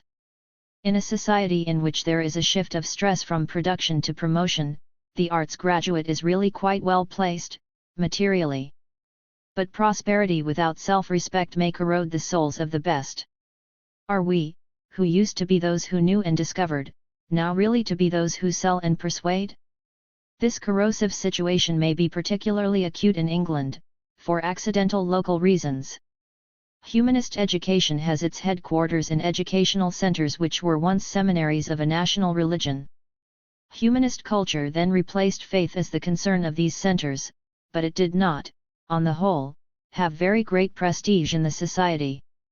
The reason was that those who had done well out of the Industrial Revolution did not care to stress the fact, and preferred to emulate the values of gentry, which did not include excessive self-cultivation. They preferred to see themselves as Romans, and their teachers as Graeculi. At a period when social ascension was a matter of making money and took several generations, it was schools, not universities, which were important. But today, things have changed. Upward social mobility is a matter of climbing the educational ladder, and perhaps thereafter making money, rather than the other way round. In such circumstances, universities become supremely important. The semi-secularized seminaries were once only the peripheral outhouses of an establishment which was not much concerned with them. Now, they suddenly become the principal gateway on the way in. The humanist intellectuals find themselves in an extraordinarily powerful strategic position. They control the entry point, they must initiate the clamoring entrance, and supply the demand from the promotion side of an industrial society. No wonder that a doctrine should arise which equates philosophy with the guardianship of conceptual table manners. They are indispensable to both sides. Under such circumstances, one is unlikely to need to worry unduly about remuneration, but one may well feel uneasy in other ways. The general crisis has a number of sources, not one. One obvious factor is of course the towering superiority of science as a source of knowledge about the universe, with the sad consequence that the man sensitive to the meanings of words, to their connections and inferential powers, their histories and recorded alignments in books, can no longer claim whatever else he may still claim that he is, primarily and above all and more than anyone else, a knower. Great material opportunities, combined with a deprivation of that which confers ultimate and inner dignity, may well lead to a deep and pervasive anxiety.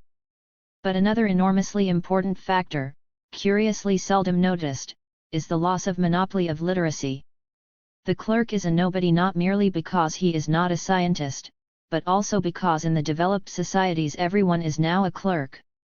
This is a powerful consequence of universal or near universal literacy, of universal compulsory education, which was not foreseen and has still been scarcely noticed.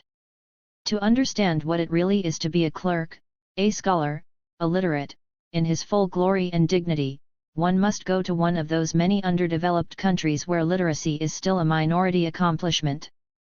The invention of dubious specialisms, e.g. linguistic analysis, is in part a consequence of this situation, of the loss of a genuine monopoly. Most theories of knowledge are also, amongst other things, a charter of the social role and standing of the intellectual, cognitive class.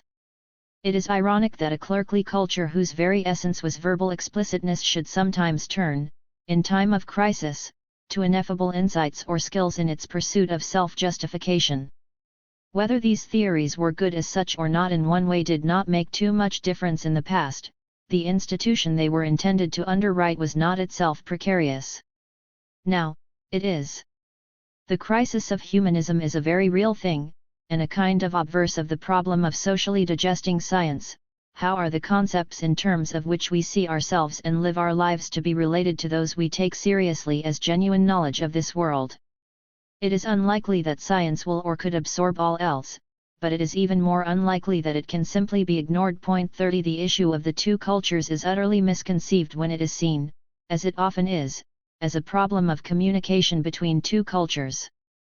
That problem exists, but it is relatively superficial and easy to solve. It requires only a new generation which has passed through less segregated educational channels. The real and deeper problem concerns just what, if anything, it is that the humanities have to communicate.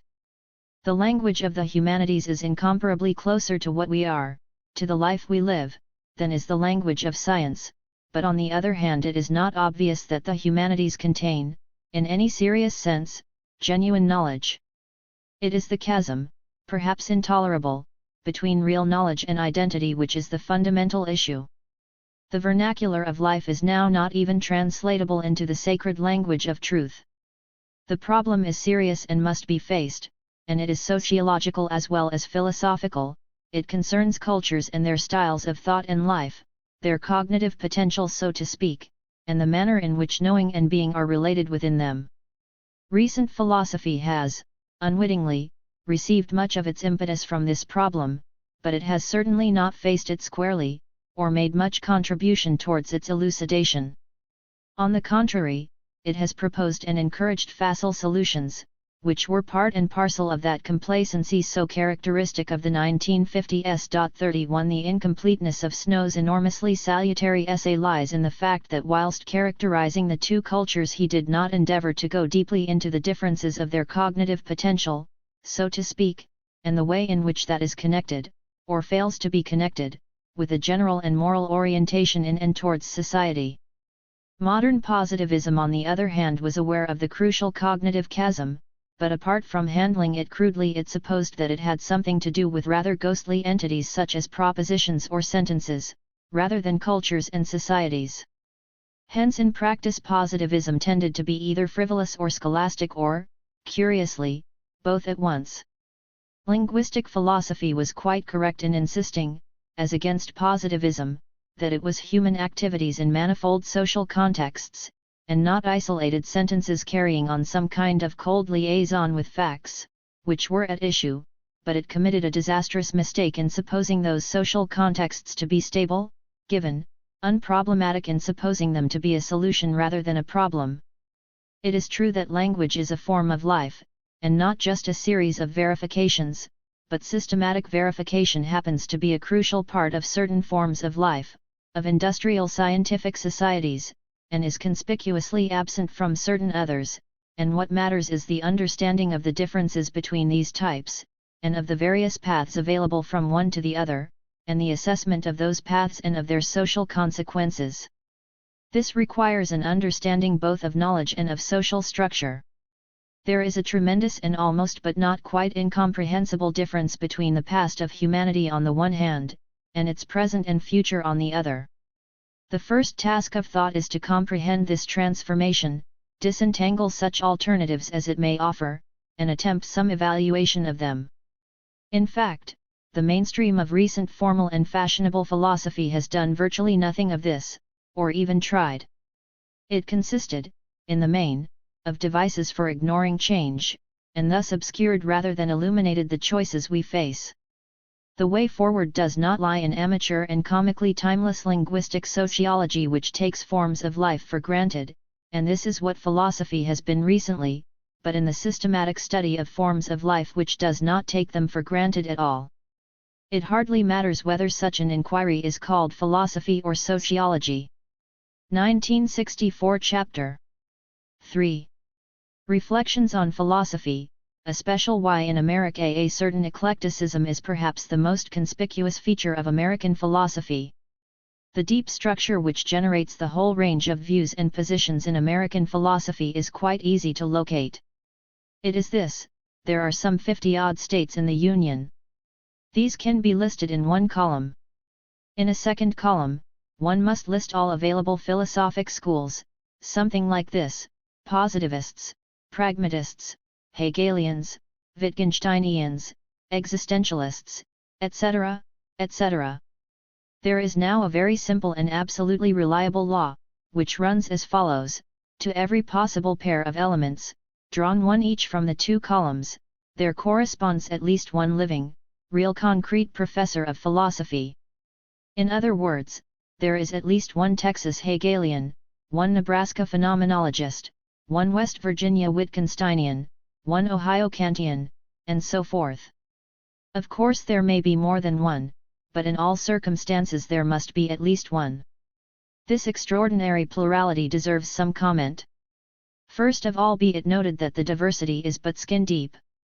The cars, houses, wives, divorces, and psychiatrists of a Utah personalist do not differ from those of a New Hampshire Heideggerian or a North Dakota Neo-Kantian, or even a Louisiana Austinian.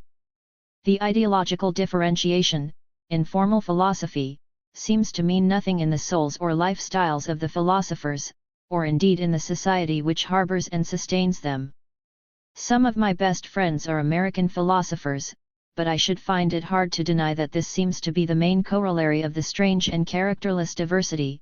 Academic philosophic thought plays little or no real part in the wider intellectual economy of America.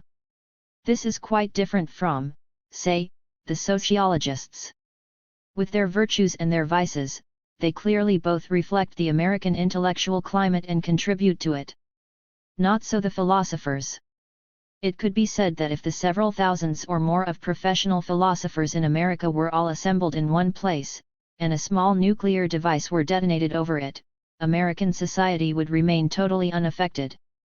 The printers of university catalogs might feel the inconvenience of having to omit philosophy 103, metaphysics 261, philosophy of science 307, and so on, but there the inconvenience would end. No one else would notice any difference, and there would be no gap, no vacuum, in the intellectual economy, that would require plugging. The difference from Britain is striking. British academic philosophers reflect very closely indeed, they probably exaggerate various notable traits of British culture and education. Their critics may feel that they reflect some of the more deplorable features of their period and milieu, the conflation of centres of serious higher education with finishing schools, the alienation from science, a weary insularity and complacency, an equation of stylistic pedantry with rigour, of spinsterish coyness with wit, of social thought with after-dinner rhetoric. But, for better or for worse, academic philosophy is continuous with the life which surrounds it, and plays a definite role within it. Its sudden elimination would certainly be felt, and could not possibly pass unnoticed. Not so with American philosophy. There is here a curious contrast with the generation of William James. In a variety of ways, the pragmatists really were a most remarkable and paradoxical success story. No one who reads James can have any doubts about the fact that he very self-consciously, deliberately set out to create a philosophy that was not merely valid, but also distinctively American.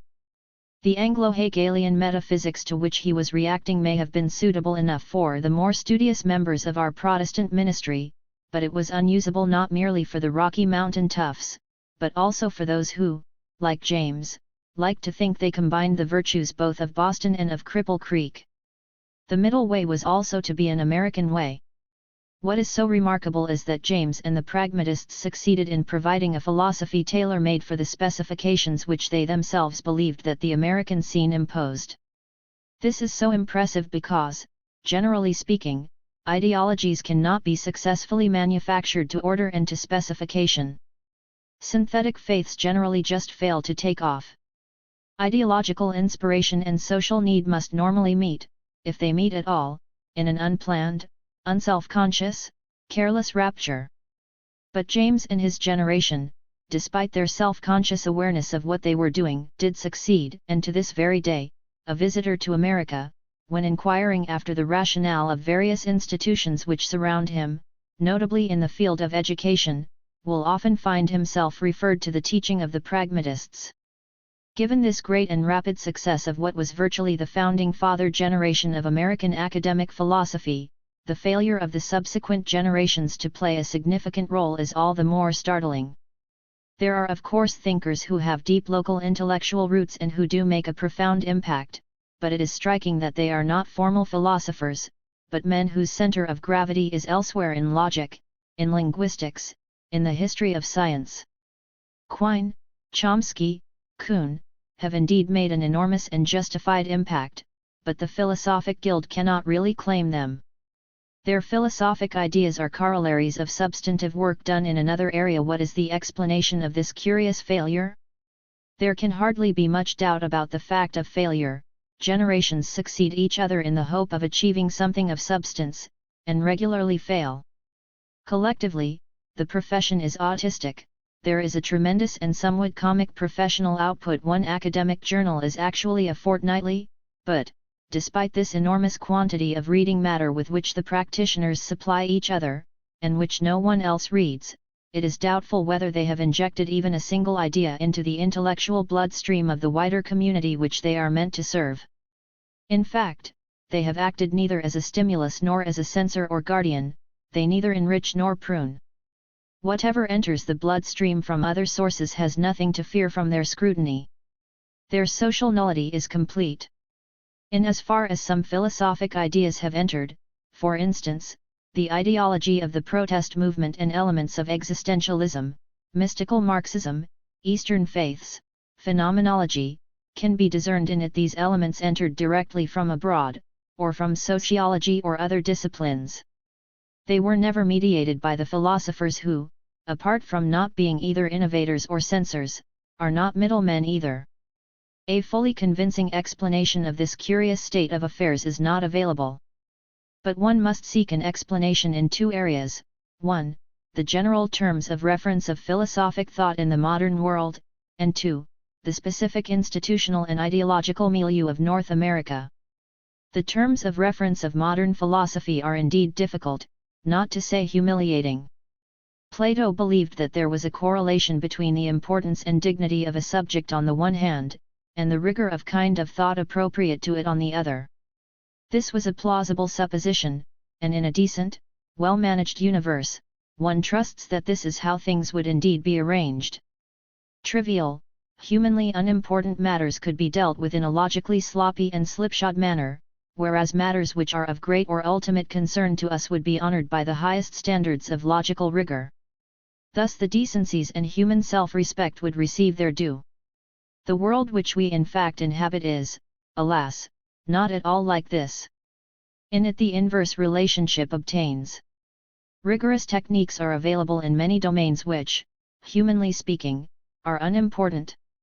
Thanks to the rigor of those techniques, a consensus of experts is available in those domains which inspires the respect of onlookers. Many of these domains are rather like heavyweight boxing, the criterion of excellence, and the manner of determining who satisfies it best, are so clear that there is relatively little room for intrigue, dispute, or disagreement. The situation is alas quite other in the sphere of those questions that concern us most. Conflicting criteria abound, the manner of their application is obscure, movements proliferate, each of them claims to be in possession of procedures, principles, criteria, which generally re-endorse their own viewpoint and condemn that of their rivals, but which do not really have any evident authority when viewed from outside. This situation may have multiple roots, but the ones that are specially worth highlighting are those connected not with the human condition in general, but with the special circumstances of Western industrial man. Western civilization has two salient features, which have contributed to that unfortunate and humiliating inversion of the Platonic tie-up of rigor and importance. It is based on science and technology, and it is individualistic. The joint implications of these features are not always comfortable. The individualism manifests itself in what might be called the Protestant Cartesian cognitive ethic. Belief and opinion is to be judged before the bar of the individual conscience or consciousness. Assent to belief is ultimately a private and individual matter. The secrecy and loneliness of the ballot booth only symbolizes the inherent privilege and predicament of private determination of assent or dissent. The cognitive condition of man parallels the constitutional right of the American citizen to possess arms. The reasoning also is parallel, as the firearm at the homestead was intended to be a check on tyranny, so the sovereignty of individual private judgment is meant to be a check on the dogmatism of institutions claiming to possess some kind of monopoly of truth. Everyone knows that the reasoning in terms of small arms is anachronistic. Small firearms, such as can be owned by individuals, may facilitate notoriously, they do indeed facilitate terrorism and assassination, but they constitute no serious threat whatever to a modern military machine. An American militia in the 18th century could defy the regiments of George III, but no modern totalitarian state could be defied by analogous means. Urban guerrillas do not disprove this. They can operate only sporadically, or against states morally unable or unwilling to use the force at their disposal, or against crypto-colonial pseudo-states, which are front organizations of foreign powers, and have no credibility for themselves or for others. What is less seldom noticed is that the same anachronism which attaches to a weapon that can be made, handled, and maintained by a lone individual, also attaches to his cognitive equipment. As sophisticated and complex weapon systems have replaced individual small arms as the means of coercion, so a similar transformation has also occurred in our cognitive equipment. The Protestant Cartesian cognitive ethic, think for yourself, let all opinion pass before the tribunal of your private, individual consciousness, continues to receive a kind of residual lip service, but has little inherent plausibility. The individual does not any longer have the illusion that he could possibly pass judgment on all the matters of belief which form the backcloth of his life. One is reminded of the advice given to an English poet by his father: no one can write a poem. Tradition writes it for the poet. All he can hope to do is occasionally to write a line. This, incidentally, is part of the significance of the remarkable recent vogue of Thomas Kuhn's The Structure of Scientific Revolutions, Chicago, 1962. The argument of that book spits in the face of the Protestant Cartesian illusion. Serious cognition is not an individual business at all, it says in effect. Knowledge works only through paradigms, whose carriers are not individuals, but communities. Revolutionary geniuses may perhaps contribute to the destruction of an old, or the erection of a new paradigm, but to enjoy one, to live in it, you need a community. The individual is not really a cognitive unit at all. Thus there is a deep tension between our inherited individualism, which is still important and operative in many aspects of life, and the hard facts of our actual cognitive ecology. It is the tension between what Gaston Bachelard has called the world in which we live and the one in which we think. One might equally well express this in terms of the tension between two kinds of thought which is continuous with daily life and its personal relationships, and in the terms of which consequently the individual sees himself, and, on the other hand, thought which satisfies the highest contemporary criteria of effectiveness, and which is generally technical, specialized, and not at all continuous with daily life. Part, but part only, of this tension may be due to a kind of historical time lag. Our educational system has not moved fast enough, we have not digested the rapid and dramatic cognitive advances of modern times, and hence this gap between the ideas we use and those we respect. This no doubt is part of the story, though unfortunately it is probably only a part. Were it the whole of it, we could look forward to a definite solution of our problem in as far as what is at issue is simply a time lag. The solution would be simply the reform of the educational system, such that those who pass through it are adequately equipped to cope with the best available up-to-date kinds of knowledge. One could then look forward to the time when the notions which are deeply internalized and easily operated, and in terms of which we consequently live, are the same as those which govern the most high-powered, decisive, authoritative cognitive practices of our culture. It would then be possible to revert to the Protestant individualist ideal: judge for yourself. Each man, being in possession of a cognitive armory almost as powerful, or at least not disastrously, profoundly less powerful than, the central armory of the community, could decide whether or not he endorses authority or the communal consensus. And if he did not, he could without despair or absurdity defy it. We all know, as soon as we articulate it, that this is mere fantasy. An individual is about as likely to forge, in the workshop in his backyard, firearms capable of challenging a modern weapons system, as he is of individually constructing and elaborating the criteria for the re-evaluation of a belief system. Descartes thought he could do it, and though this was an illusion even in his case, in the 17th century it had at least a certain plausibility. What Descartes could erect in his backyard was not markedly inferior, or inferior at all, to the cooperative effort of the scholastic belief machine, though one must also add that it was not nearly as independent of it as he thought and as his intentions required. But today, few men can have the Cartesian illusion, few can suppose that by dint of hard and totally independent, individual thought, they can reassess the cultural heritage. Cognitively as in other ways, we are at the mercy of a complex division of labor which obliges us to put trust in others. A poet can hope to write a line here and there, but poems are only written by a tradition, not by a man. But the specificity of our problem resides in the fact that there is such grave discontinuity between the idiom of the tradition which writes the poem, and the individual who writes the line. The cognitive tradition is very highly specialized, technical, and abstract. Daily life is lived in an idiom which is much less specialized, more concrete, and untechnical. Yet in the end, the Protestant individual values, and other factors, place the center of gravity, the ultimate court of appeal, with the individual. Moreover, the major cognitive tradition generally does not contain moral, political recipes and injunctions. It is distant and in many ways neutral or indifferent. So the individual is the locus of the ultimate decisions on faith and morals, not merely in virtue of the individualist doctrine which teaches that he ought to have this power, but also because no one else, at least in liberal societies, appears to have much desire to usurp it. And yet he cannot easily feel ready to assume such responsibility. These then are the general terms of reference under which contemporary philosophy operates. Ultimate issues are still the prerogative of the individual and the idiom in which he lives, which means the individual qua individual, in his private capacity and not qua specialist, if he happens to be one at all.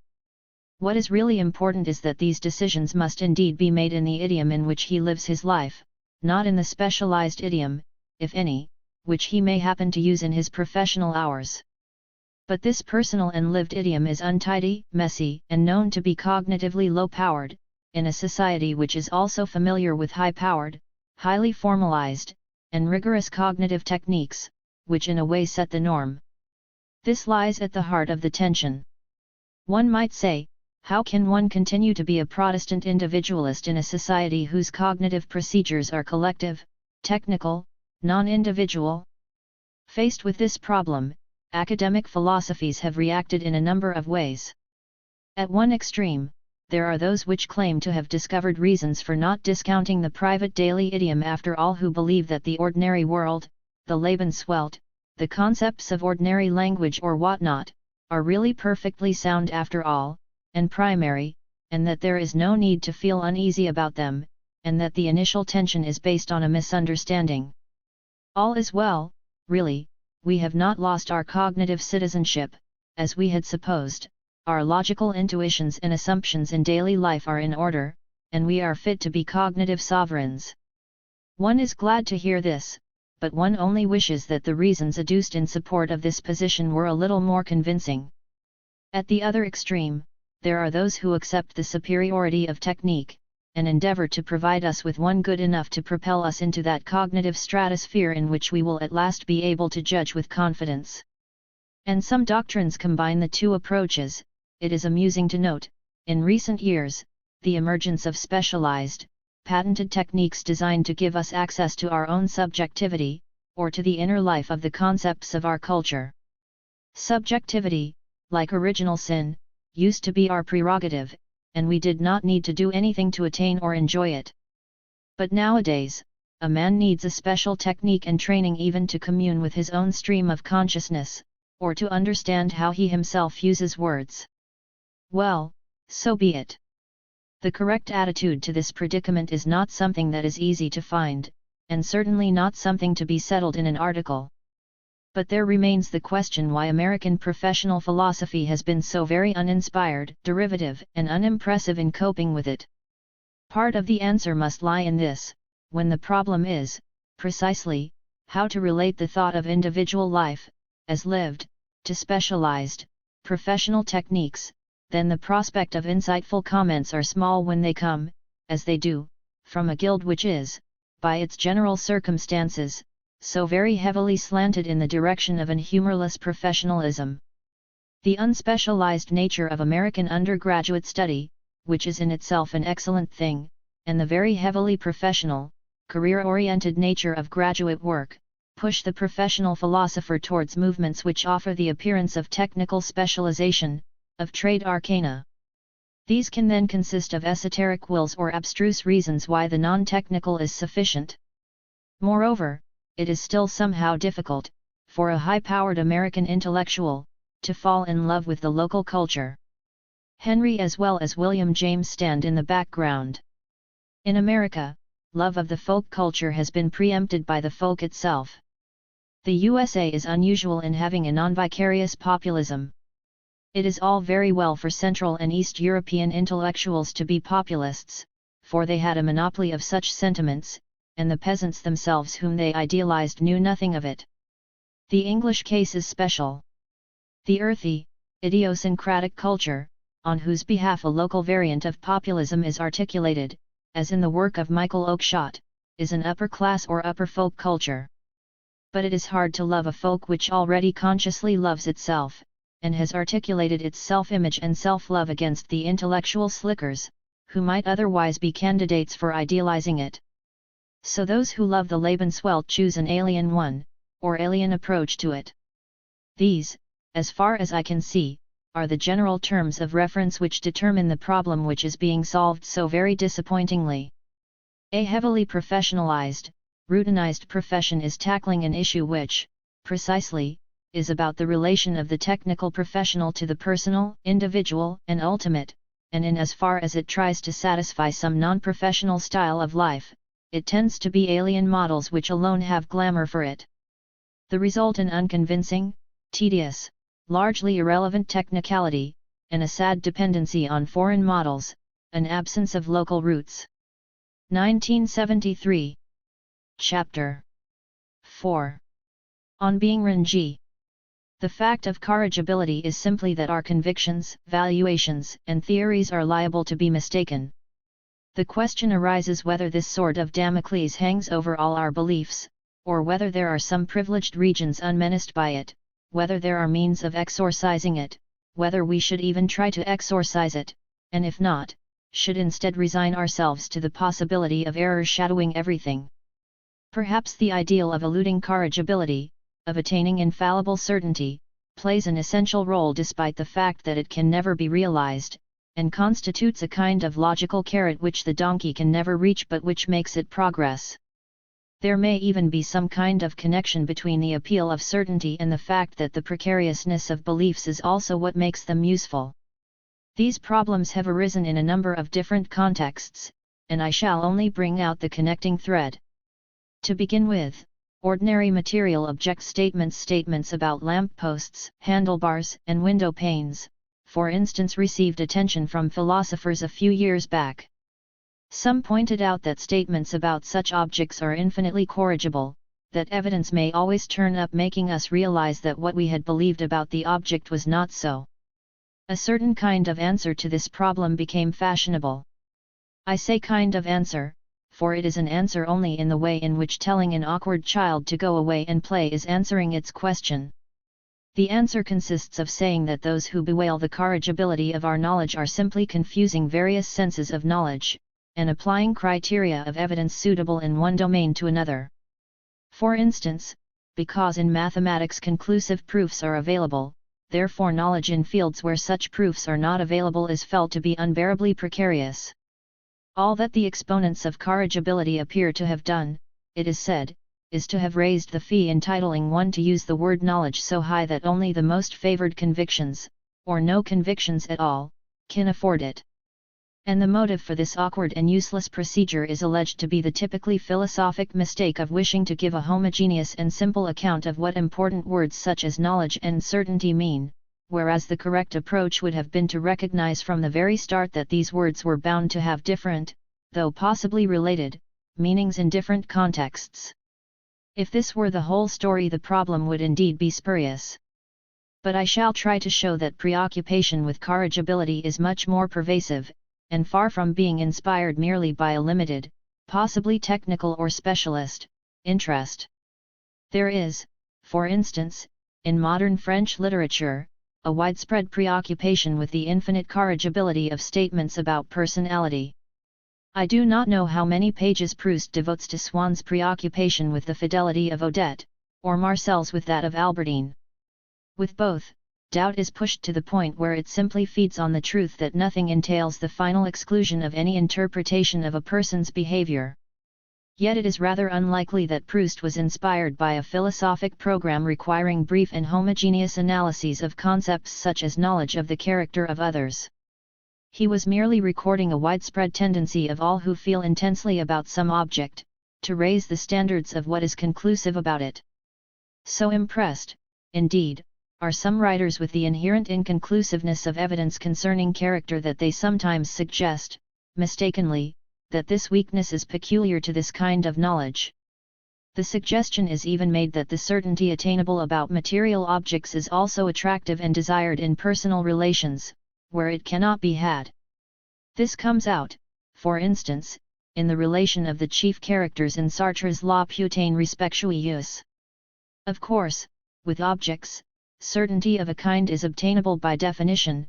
We can ensure that a property is possessed by something by definition. But this device is not available to us with regard to people, who seem to possess an identity and existence independent of the conventions of definition. This I take to be the burden of the famous slogan that existence precedes essence. The preoccupation and indeed perverse enjoyment of the uncertainty of one's knowledge of others, similar to that found in remembrance of things past, is also found for instance in an excellent recent novel by M.R. Margaret, L.E. Duneau. The hero of this work vacillates between three women: his morally rather dubious sister, secondly, a married woman elusive and intriguing only because, as it turns out in the end, she is vacuous and indecisive, and, finally, a forthright, attractive, and intelligible young woman.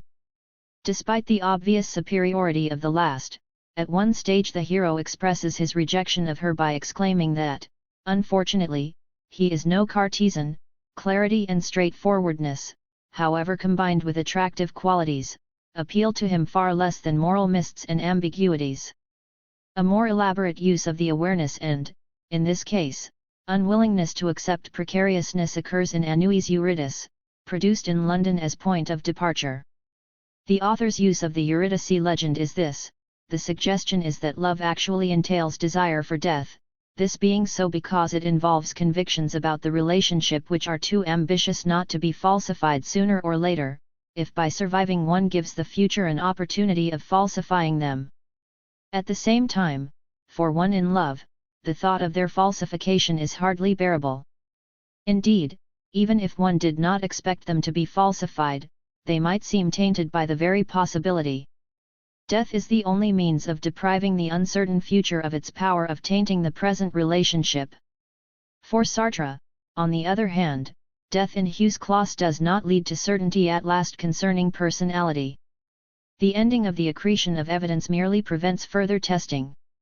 Death thus ends inquiry without answering the question.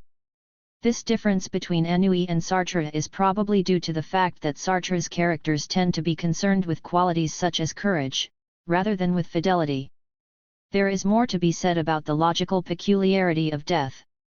Death is indeed not an event in life, not even the last. To assert it of someone is to say that all the events of his life, including the last, have ended.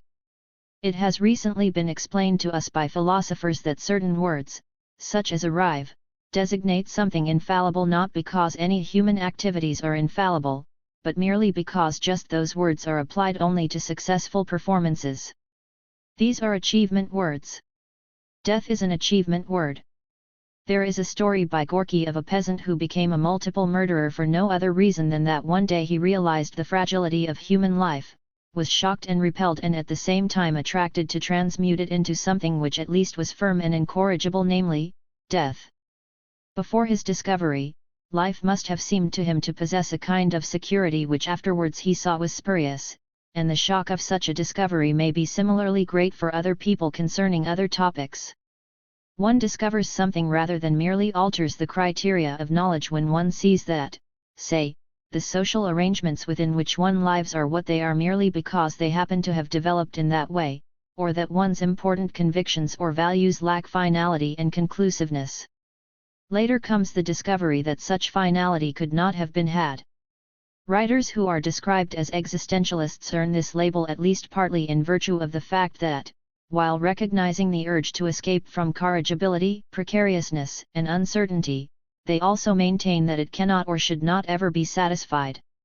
If I understand the notion of mauvaise foi at all, it is meant to characterize thinking which pretends to be or contains some guarantee of truth, some password to incorrigible certainty. A similar theory is perceptible in something less literary and melodramatic, Professor Karl Popper's theory of science, contained in his Logik der Forschung, and his social philosophy, expounded in his Open Society and its Enemies. The common underlying theme of both these works is the necessary and salutary nature of corrigibility, and the need for recognizing its inevitability. I hope I shall be forgiven my levity if I give a simplified account of his theory of science with the help of the following parable. Imagine a matron dominating a social circle, within which her praise or blame can make or unmake anyone. She abstains from describing anyone as virtuous, restricting herself to virtuous as yet, and labeling as not virtuous anyone who has lapsed even once. Thus the virtuous as yet and the not virtuous between them exhaust her circle. Although, of course, there is a one-way movement from the virtuous as yet class to the not virtuous class, she has given no hostages to the future. Now if you substitute scientific method for the matron, and scientifically valid for virtuous, you have, I think, a reasonably fair caricature of Popper's theory of science. In one sense, of course, this device actually eliminates precariousness from the domain of science. If scientists operate only with falsified and unfalsified as yet, all inferences within science become formally logical. And indeed one of the aims of Popper's theory is to eliminate the myth of induction, the alleged principles of induction having been a modest, empiricist way of practically ensuring us against corrigibility. But in another and more fundamental sense this model entails the frank recognition of the corrigibility of any scientific theory by allowing it to be only unfalsified as yet.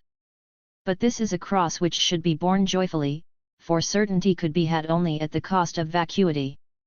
It is difficult to see how one could tell whether this model is correct. Asking scientists would not be decisive, for Popper is not indulging in descriptive psychology, he is offering a logical reconstruction.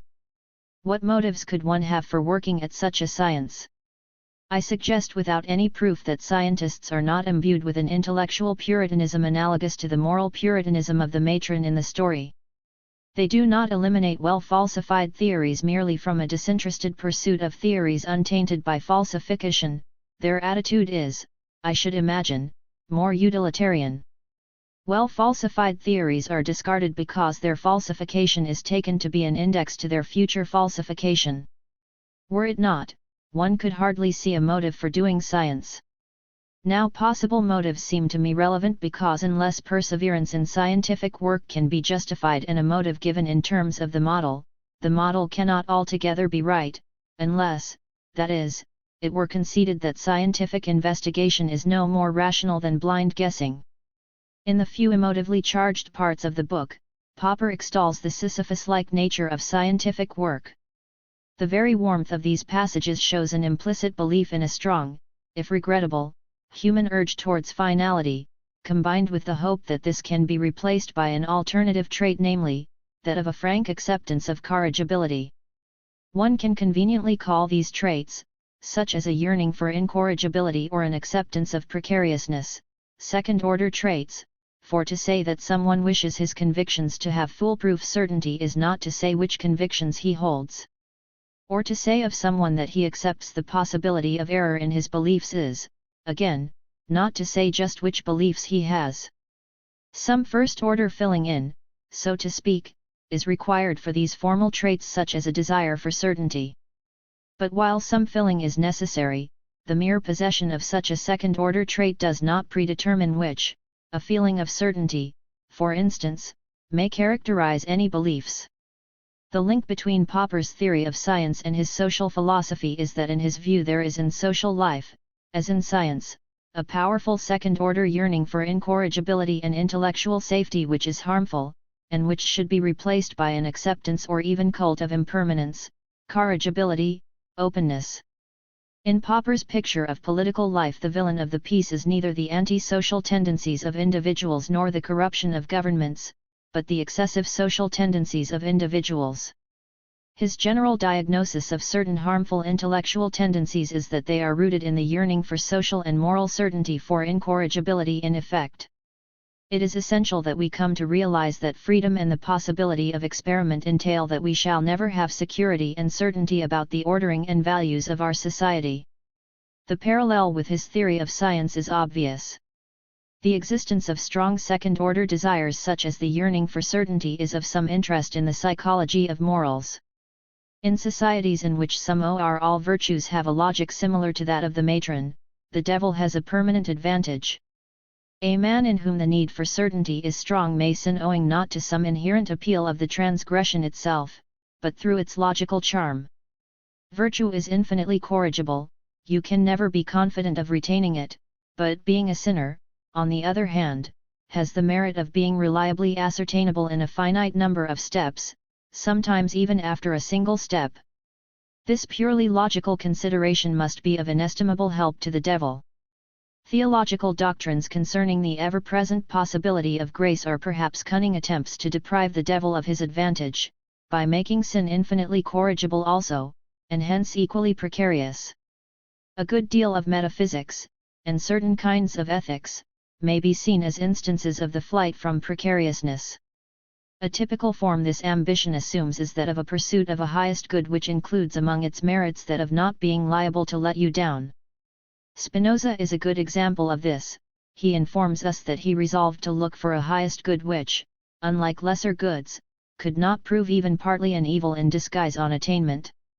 The doubt that whatever he found might still let him down he silenced with the argument, reminiscent of the ontological proof, that it could not prove deceptive and precarious, being defined as just that which has no such snags.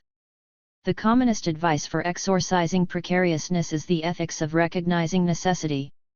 Such ethics shamelessly turn upside down the normal meaning of freedom, which is ignorance of necessity, if it is to be defined in terms of necessity at all, and advise us to like whatever is bound to happen, so to speak ex officio, because it is bound to happen. If we succeed in adjusting our desires and values in such a manner, the future can indeed hold no terrors for us. Such stoicism may be genuine in the sense of honestly restricting itself to recommending acceptance of whatever happens, without prejudging at all what it is that will happen. One can hardly imagine this really being practiced, though one cannot but feel admiration for those who try. Yet it can also come to include predictions about the future more specific than the initial and modest what will happen, but claiming similar certainty. This is the case of those who elude precariousness by recognizing a necessity which is both specific and congenial to them, by some lucky coincidence. Both in the modest and genuine, and in the bogus and expanded, form, these theories are open to the criticism that games in which losing is impossible, winning is pointless. We cannot both take part in a genuine game and be certain of success, much as we would like to. It has been said that life is not a spectacle but a predicament. The truth really is that we need and like it that way, and even artificially turn spectacles into predicaments, with the help of bookmakers and others. Ethical theories such as the one discussed may be combined with metaphysics to the effect that there are some general truths independently and reliably knowable, which yet at the same time account for all that is to be explained. If this were so, corrigibility would indeed be successfully eliminated, and intelligence or some kind of insight would suffice to free us from precariousness. The briefest damning criticism of this hope is Kierkegaard's remark that the system is always about to be finished next Tuesday. We can never be in possession of an all-embracing and self-guaranteeing truth with the safety-providing features required. Those absolute idealists who thought they almost had it as well succeeded in convincing themselves by leaving their system nebulous, vague, or tautologos. No wonder that those who took such systems at their face values were liable to feelings of nausea and inadequacy on contrasting it with the complexity of the real world. Such was the reaction of a student to metaphysical idealism reported by William James. But if metaphysicians try to procure security for us by eliminating contingency, perhaps the motives of some empiricists are similar. For if we cannot totally eliminate contingency, the next best thing might perhaps be totally to eliminate necessary truth, and that is, notoriously, the empiricist's manner of spending his time, devoting himself to giving psychologistic or linguistic accounts of apparent instances of necessity. The model of the world suggested by extreme metaphysics, a model in which contingency is universally and symmetrically diffused, is not as consoling as the necessarily ordered world of the metaphysician, but at least it is better than the compromise in which necessity and contingency are mixed up higgledy-piggledy without even clear and orderly lines of demarcation. The very pure empiricist offers us the security of knowing that everything is equally insecure. As Thurber says, there is no safety in numbers or in anything else. Metaphysical systems are really attempts at a kind of universal mnemonic device, an attempt to have and hold a set of easily retainable expressions which will recall and indicate the place of anything and everything, thus giving us safety in a chaotic world of transitory and confused things. Both lack of order and the precariousness of expectations are odious to an orderly mind, and both would be obviated by a successful metaphysic, were such a thing possible. No loose string would be left in a world which is all loose strings. Metaphysicians try to tie knots in the strings, empiricists point to their looseness, existentialists make a virtue, of necessity or otherwise, of it. 1955. Chapter 5. Is belief really necessary? The traditional picture of man is this: he is envisaged on a kind of cosmic market, hawking his soul, i.e. seeking a faith, as a poor peasant might his solitary cow. The sale is immensely important, for it is the only cow he has. The prices offered are very, very high. The price of souls, contrary to the laws of mundane economics, does not fall with increasing supply. The buyers appear to possess literally infinite resources. There is, however, a snag: most of them are unwilling to pay on delivery. They issue EIS or dividend-bearing stock, and the assessment of risks against profits is a very difficult business. Pascal, one of the ablest salesmen amongst the belief brokers, argued that the profits offered by his firm outweighed all possible risks, irrespective of how high we assessed those risks. His firm was promising infinite bliss, and its infinity was bound to outweigh any finitely, there's the rub, assessed risk, however great. But may not the risk be infinite too? Another flaw in his argument is that it is cogent only if infinitely prolonged and accentuated bliss does not have a diminishing marginal utility. The numerous legends about men who sell their souls to the devil are a curious projection by a religion which is itself in this market. Stating one's credo is a familiar, easily recognized response, like falling in love. But we may apply La Rochefoucauld's remark that few men would love had they not heard of it. Must one have an organized inventory of convictions and doubts? Such a garderobe of ideas and judgments is de rigueur in our culture, particularly for an intellectual. The possession of a nice set defines him. Many historical contexts with which we are familiar are marked by the emergence of comparatively pure belief specialists, and an accompanying attitude to the role of belief in the life of any individual or society. The important features of that outlook are that what one believes is important, stateable fairly briefly and uniquely, that it is optional, and that it transcends what is easily checked. We can only speculate on the natural history of belief. For animals there is presumably no dissociation between belief and action. An animal can be said to believe those unavowed and unavowable assumptions on which it is seen to act. A straightforward dispositional account of belief suffices. But somewhere between that and ourselves fundamental modifications occur, the storing and communicating of belief by speech, the emergence of communal dispositions, whose implicit belief implications could not be said to be the possession of the individual in isolation from his community. In other words, of ritual, the emergence of ritual specialists, the separation through speech and record of belief from ritual, and hence finally the emergence of belief specialists, in other words of prophets, priests, clerics, intellectuals. The above is merely a kind of possible, logical order. Intellectuals are sometimes defined in terms of possession of certain skills, but that is an error.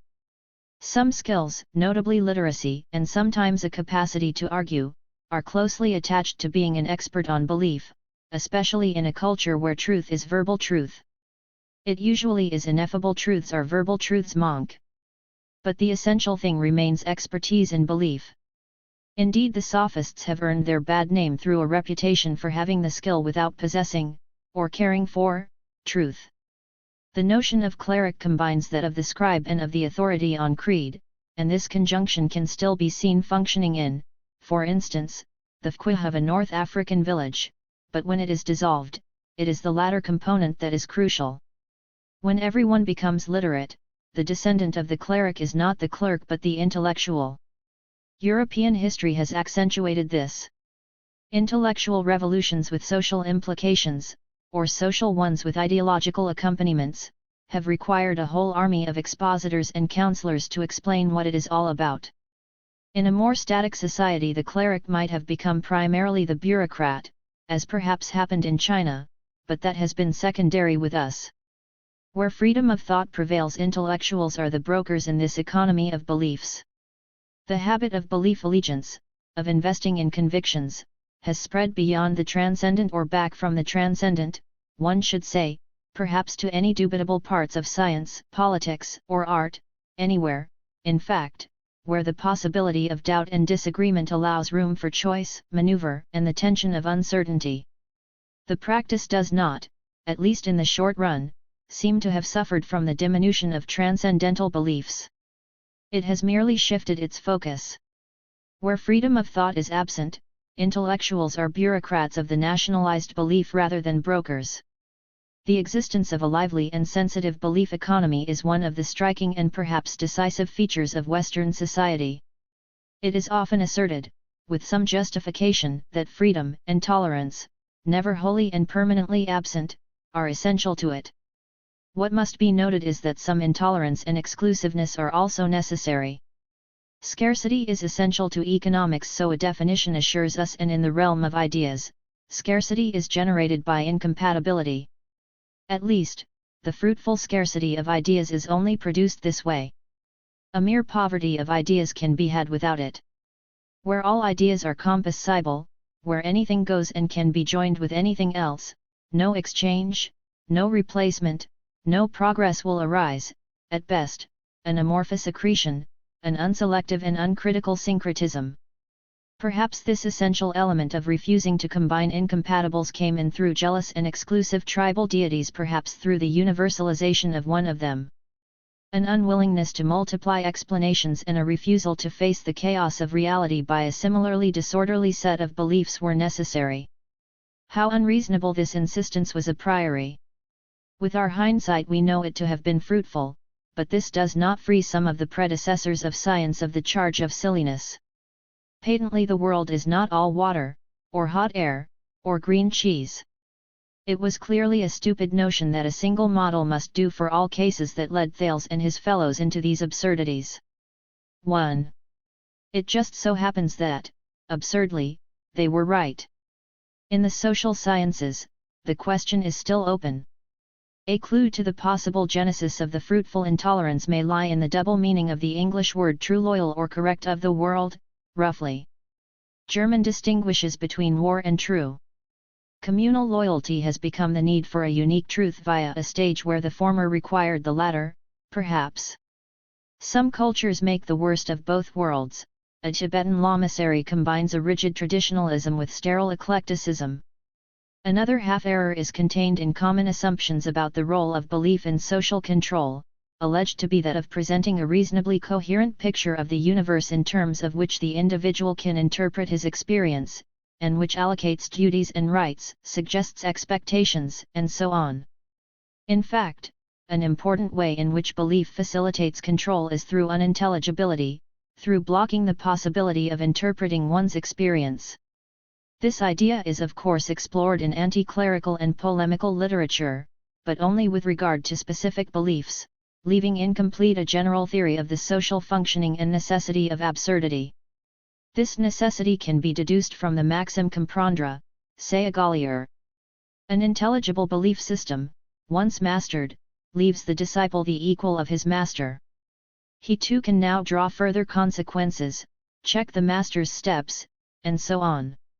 No such danger arises if the system contains a decent dose of absurdity, which will paralyze the learner's power of independent movement within it. 2. The arbitrariness of the rules of etiquette and in general of the differentia of privileged classes has the same function. To make them rational would be to destroy their function. Moreover, the unintelligibility leaves the disciple with a secret guilt of not understanding, or not avowing it, or both, which binds him to the master who is both responsible for it and seems untainted by it. The belief that the naked emperor is clothed is better social cement than that a naked one is naked, or even that a clothed one is clothed. It is not, as some philosophers thought, a common rationality, but community in specific irrationalities, which binds men. We enslave ourselves by seeing what is not there or by not seeing what is there. Take a contemporary example. Linguistic philosophy often works by pretending that what is intelligible is not. 3. A generation ago Frank Ramsey wittily defined scholasticism as pretending that what isn't clear is. A new species has arisen pretending that what is clear isn't. In brief, beliefs must be difficult to be satisfying. Thus it is a travesty to say that martyrs die for truth.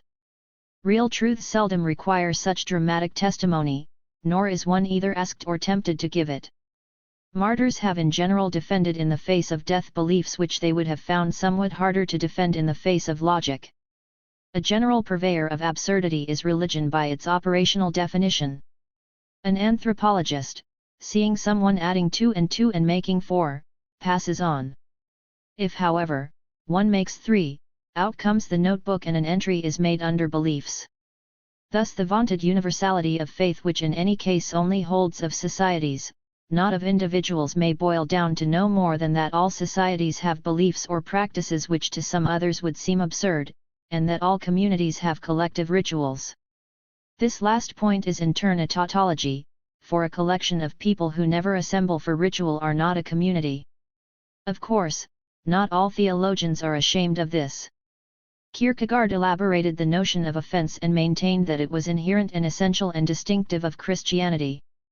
His attitude, insisting on the need for rational offensiveness, can be seen as a magnificent tactical volte-face in the struggle with rationalism, a positive exploitation of what others had only covered up as a weakness. To acquire charisma through absurdity it is necessary to stake one's claim high.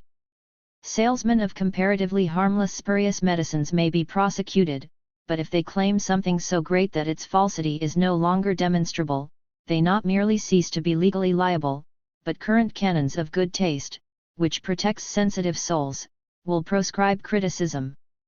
Moreover, the very extravagance of the claim will attract the interest of the unhappy and needy of salvation or consolation. They can then be told that their very interest proves that in their hearts they know that the saving or consoling claim is true, and that their distrust only illustrates their as yet unregenerate nature, a point which has wisely been incorporated in the doctrine. This use of absurdity is of course not restricted to religion. Notoriously, the absurdity of much military ritual is invaluable in breaking down potentially defiant recruits. The discipline of communist parties depends not on the plausibilities, but the absurdities or contradictions of party line. It is less that these absurdities are enforced by party discipline, than that it is they which enforce discipline. Another example is psychoanalysis, the opium of American intellectuals. Whatever their nominal intellectual allegiances, from it they derive consolation and the notions and background screen for seeing themselves and their lives. The concept of resistance is very close to Kierkegaard's offense. He well knew how essential it is to transference. Analysts themselves have commented on the oddity of the analytic situation, and there perhaps lies the clue to why resistance and hence transference generally occur. Those critics of psychoanalysis who adduce statistics showing that, for instance, the percentage of neurotics cured spontaneously and those cured by analysis is similar, may in fact be doing psychoanalysis a great service.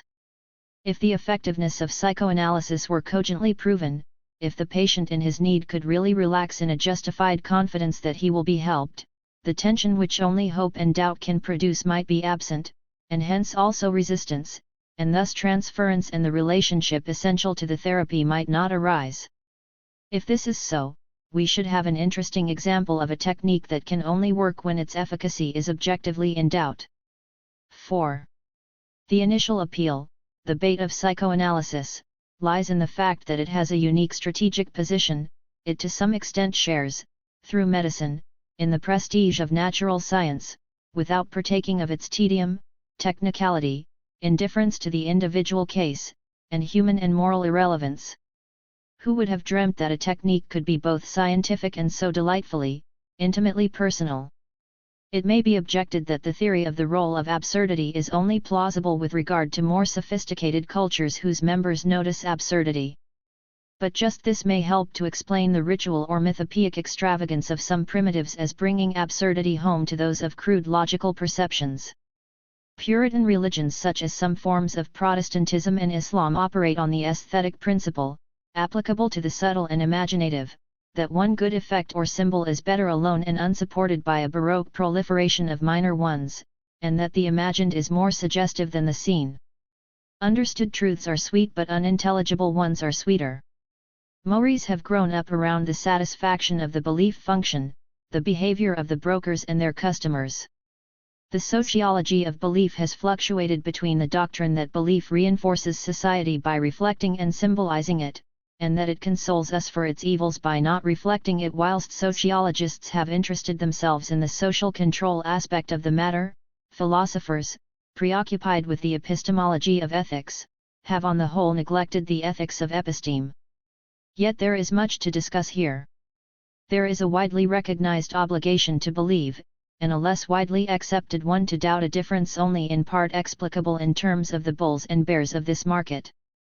This conflict can also be seen as between committed belief, irrespective of what may be true, and truth, irrespective of what you may have committed yourself to previously.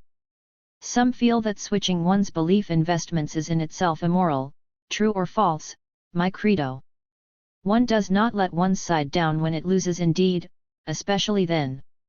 Somewhat more rational seems the recommendation to experiment with stock in the hope of finishing with the best, and finally there is the romantic preference for the experimentation with various stocks quite independently of which is best. 5. Another issue arises from the tradition maintaining that sincere belief excuses everything, that the sincerity and intensity of the conviction is more important than its truth or evidence, if indeed it is not a warranty of truth. Here I stand, I can no other. The origin of this may well be the doctrine that sincere conviction was inspired by the deity, and that the individual was a better repository of truth than any institution. Latter-day liberals are sure less that individuals are inspired than that no institution is.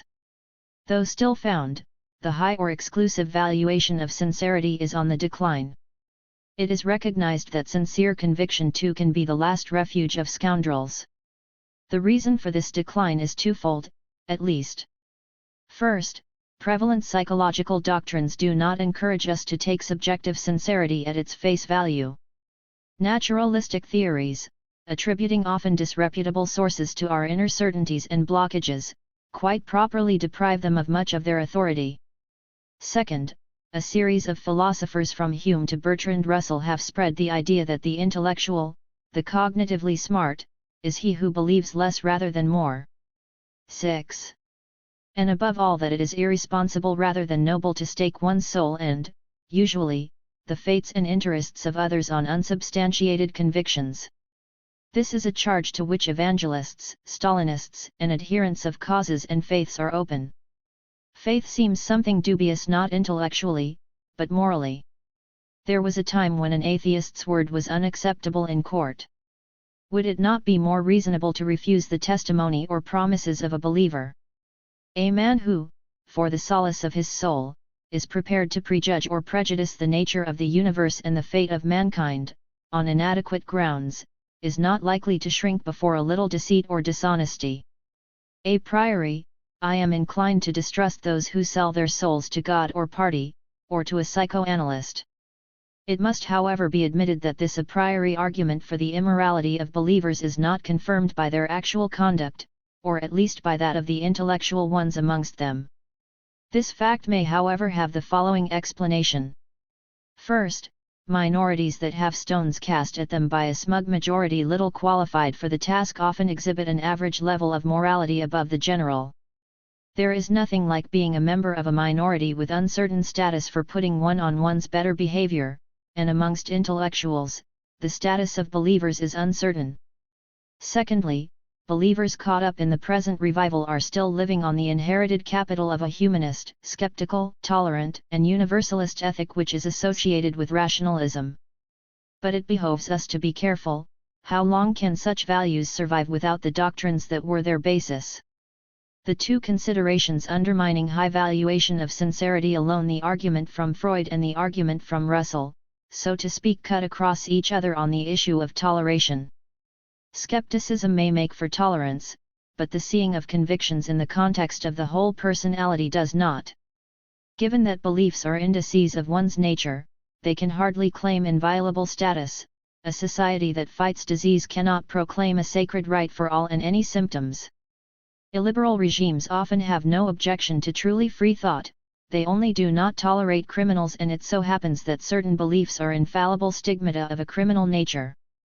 The outlook of modern psychology is not conducive to a belief in the sacredness of the individual conscience and conviction, and indeed members of psychoanalytic schools are not given to crediting rivals with bona fides. Still, liberalism, like democracy, can be, and has been, deduced not only from the goodness, but also from the wickedness of man, and this second premise remains available. Once men are caught by the salvation through verbal formula outlook, the situation they find themselves in is this. Imagine a highly disagreeable prison. A new inmate arrives, and after a time informs his fellow prisoners that he has a foolproof plan for a revolt that will liberate the prisoners. The prisoners, who have been had before and know something of the governor's methods, suspect him of being an agent provocateur. But in the nature of the case, there is no way of checking up. He wins over some of them with threats.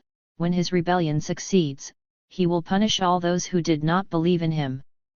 But not until the day of rebellion is attempted will the prisoners know the truth, and the decision must be taken now. The belief systems facing mankind are like the new prisoner's claims, only the crucial day of confirmation is in general postponed sine die. A painful situation this. The need to believe may be a neurosis, but it is also a good source of it. The captaincy of our souls is a bother.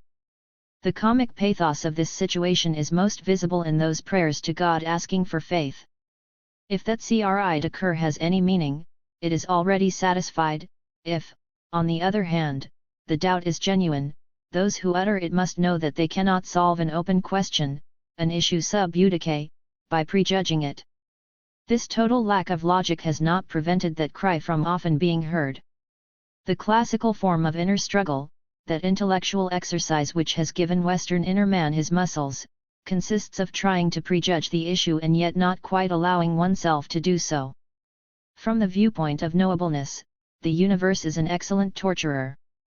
The essence of efficient torture is not to lay on pain thicker and thicker, which only sooner or later leads to the numbing of sensitivity and resignation, but almost to deprive of hope whilst not allowing a peaceful and assured despair, and to enlist the sufferer's own efforts in the production of pain.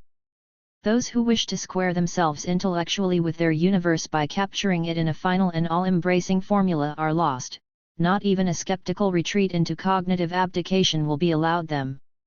The contemporary version of such modest tactics is to say that heterogeneity is essential and unifying formulae are not to be found, but that too is a unifying formula, and pretty unsatisfactory. The continental version of faith abstemiousness, the existentialist disclaimer of moral guarantees outside the individual's choice, is itself an ethic and a guide, a would-be source of security. But the universe has many ways of ensuring that there is no proven faith and no guide, not even the one that there is no true faith and no guide. The metaphysics of liberty in relation to belief has its oddities. In one sense, nothing is more under my own control than what I think. To lift a feather off my desk is not much bother, but to substitute one phrase in my mind for another is less. If anything is under our control, ordinarily our thoughts are. But in another sense, what we believe is less under our control than anything else, in fact, not under control at all. If we do not like the roundness of the earth, we may one day flatten it into a pancake, but never, never shall we alter the truth of the least and most trivial of propositions. The law of excluded middle, as well as the supposed manifestation of the voice of God, has made us feel we can no other. It is just possible that the importance of verbal belief and of salvation through formula is drawing to a close, that a credo will become as archaic as a totem. Let us look at some factors possibly making for this. One is the decline in importance of verbal communication in general. It may be that the educated man is ceasing to be he who is highly literate and can express himself well, and is becoming he who can operate the calculus.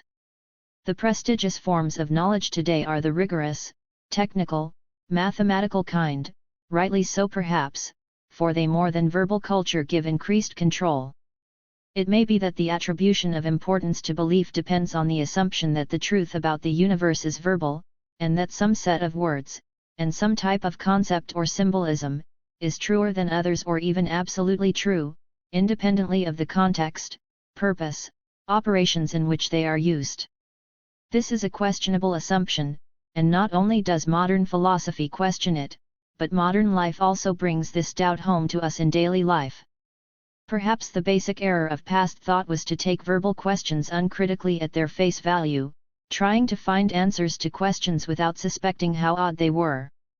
7.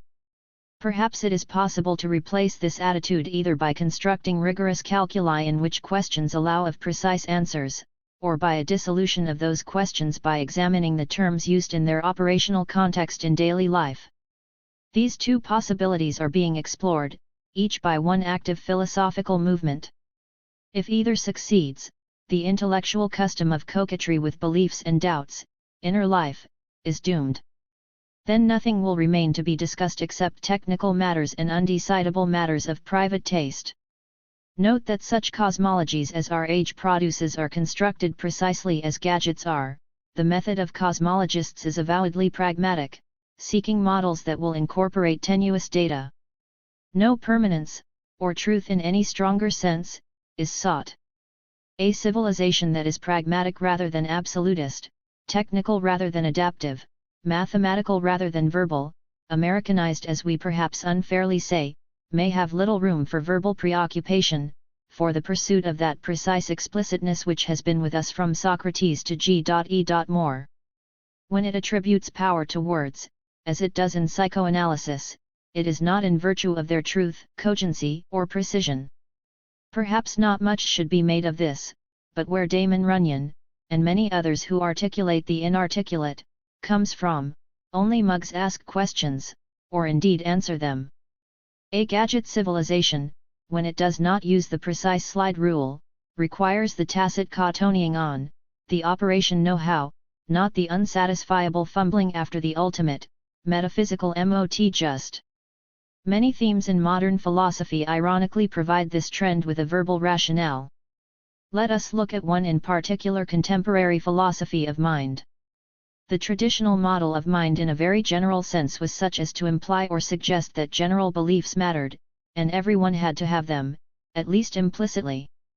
The model saw mind as a receptacle, picture, or mirror of the world, a picture that perhaps distorted, selected, added but still, fundamentally a canvas of kinds.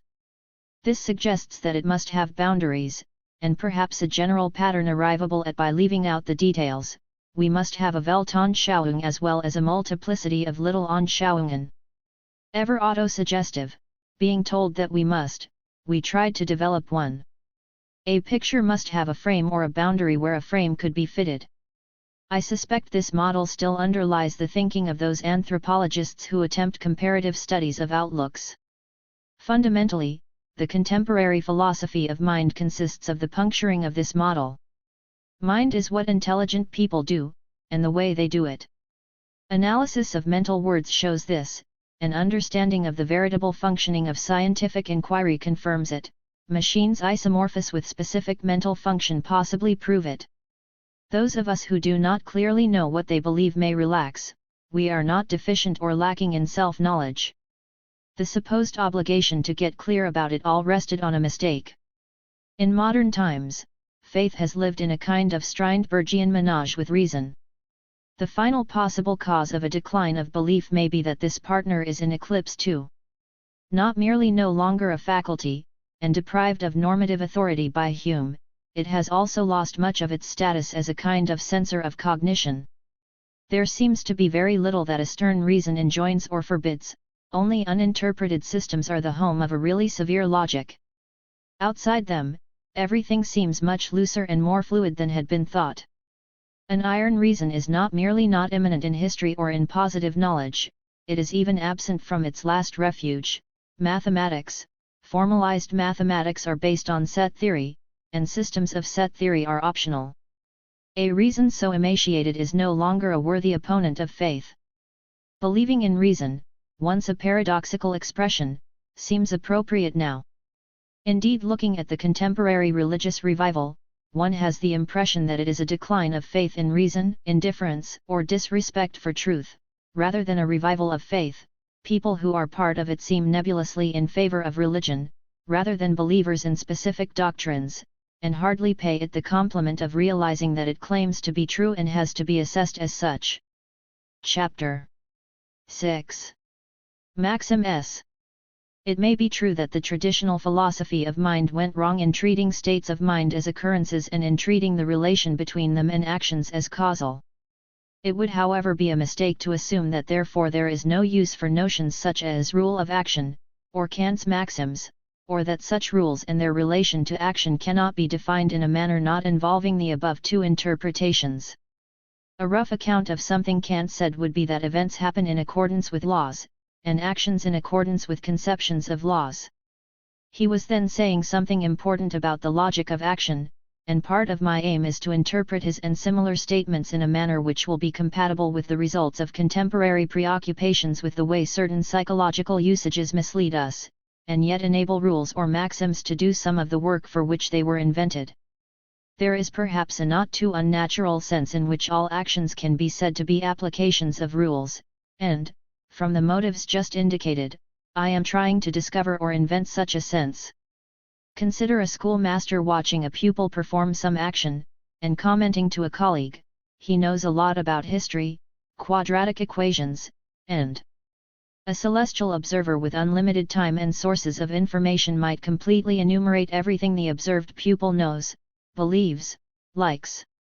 Completeness could perhaps only be had at the cost of some reduplication because convictions and preferences can be described at different levels of abstractness. This doesn't matter for the present argument, and will be seen to be relevant later. One further point, expressions like "Tommy knows that," and "Tommy believes that," must for the purposes which will emerge shortly be lumped together, because although they imply wholly opposed things about the reporter's agreement with Tommy, yet their implications about Tommy are largely similar. Having made a complete inventory of what Tommy accepts as true, preferable, etc., the items of which we can describe as the ideas he has, whilst Tommy is innocently performing some action, the celestial observer might then split up the items into two groups. One group will consist of the ideas relevant to the action which Tommy is just performing, of those which, if Tommy did not accept them or if he accepted some alternative, would lead to a modification, or abstention from, the action. The other group would consist of those which make no such difference. Both lists would include items such as "He knows London is south of Edinburgh," and such as "He considers travel an agreeable experience." Such heterogeneous items do indeed mix happily in biographical works. The rule on which the action is based or of which it is the application, is the list of relevant biographical features or facts describable as ideas in the sense suggested above. This definition of rule of action helps to do what some writers wanted rules to do, i.e. provide criteria for distinguishing actions from mere events. Biographical facts about a person's ideas are not relevant to mere events in the way in which they are relevant to actions. To omit the pejorative mere and ennoble an event into the category of actions entails that it has an intimate connection with the biographical facts of the believing/thinking/preferring type. This continues to be of interest even if we give a dispositional account of some or all of these biographical facts. Consider some consequences of this. The rule on which the person is acting being open, i.e. applicable to other situations which it will not always be in effect if the list of ideas contains demonstratives or very specific descriptions or any other localizing expressions, so to speak. The person must at the time of action be committed to acting similarly in analogous situations.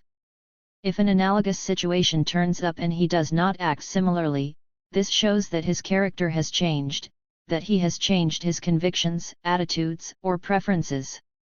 All this may look like a prioristic psychology. I am in fact only making explicit what is implied in the above definition of rule and offering a suggestion towards the definition of change of character. All that is claimed so far is that there is an intimate relation between any action and a subset of a person's mental characteristics such as convictions and preferences, and that there is some point in calling this subset the rule of which the action was an application. Some but not all of these features will be cognitive. The force of this qualifying epithet is that a biographer reporting one of the cognitive ideas can always describe it as true or false. It is worth noting that the biographer may do this explicitly by using the words true or false, or on the other hand implicitly by choosing the appropriate verb introducing the idea. By saying that Tommy knows, instead of believes, he is implying that the conviction to be described is a true one. The division of ideas into those which are characterizable as true or false and those which are not is important for my argument. Let us return to the question concerning how the subset of relevant ideas which make up a rule are selected from a person's total set. Suppose the person in question has a dossier in which his ideas are listed, one per sentence. Those ideas which are described by sentences which could cease to be true of him without this leading to an appreciable modification by him of the action as a physical event do not enter into its rule, the others do. This dependence of action on belief is indeed logical and not causal, for a part, though not the whole, of the evidence for what a person believes is whether, as we say, he acts on it. But there is a causal element present, or rather there is an indication of where to look for a causal connection, viz. between the events constituting the agent's acquaintance with the evidence for the truth of the cognitive ideas on the one hand, action as a physical event on the other. Not all ideas need be such as to allow of evidence, and indeed any set constituting a rule must, as I shall attempt to show, contain some which are not, some or most, however, will be.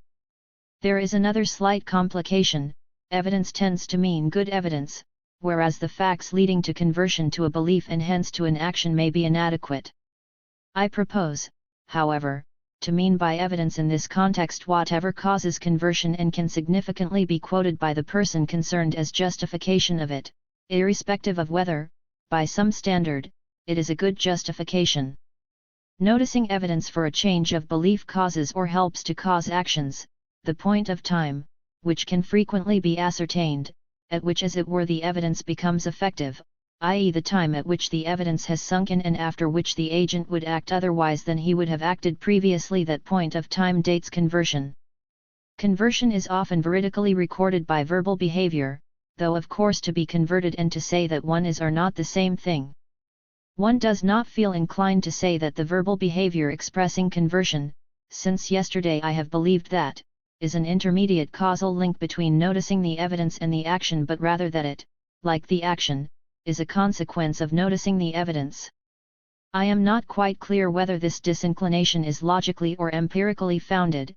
It may be that we use language so as never to allow this kind of causal efficacy merely to the uttering or hearing of words, and shift the responsibility onto the really meaning or really understanding of them, which puzzlingly turns out on reflection to be just the uttering or hearing plus actually acting in accordance, i.e. something not eligible for the status of cause.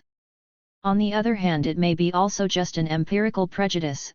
Philosophers have warned us against the belief in the magical power of words, but there also exists at least as strong a tendency to believe in their magical impotence. One of the reasons why psychoanalytic theories surprise one is that they look as if they entail that merely saying something, in certain circumstances, has far-reaching effects.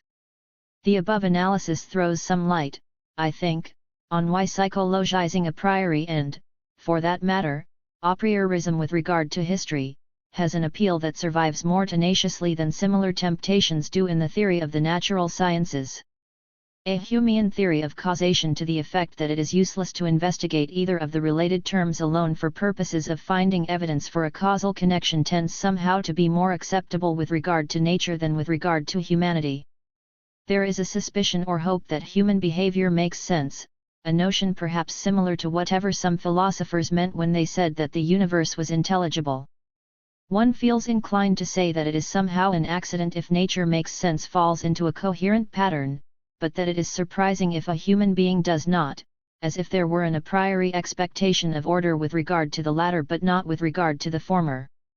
In a sense, I think, this belief in the presence of the a priori in our psychological statements is correct, though not the diagnosis with regard to how, and where it arises. It arises at 2 points, in the connection between evidence and convictions or ideas, and between the latter and action. Supposing convictions, ideas, preferences were events and did function as effects and causes, it would indeed go against the grain to say that they were such a la Hume, i.e. for no intrinsic reason.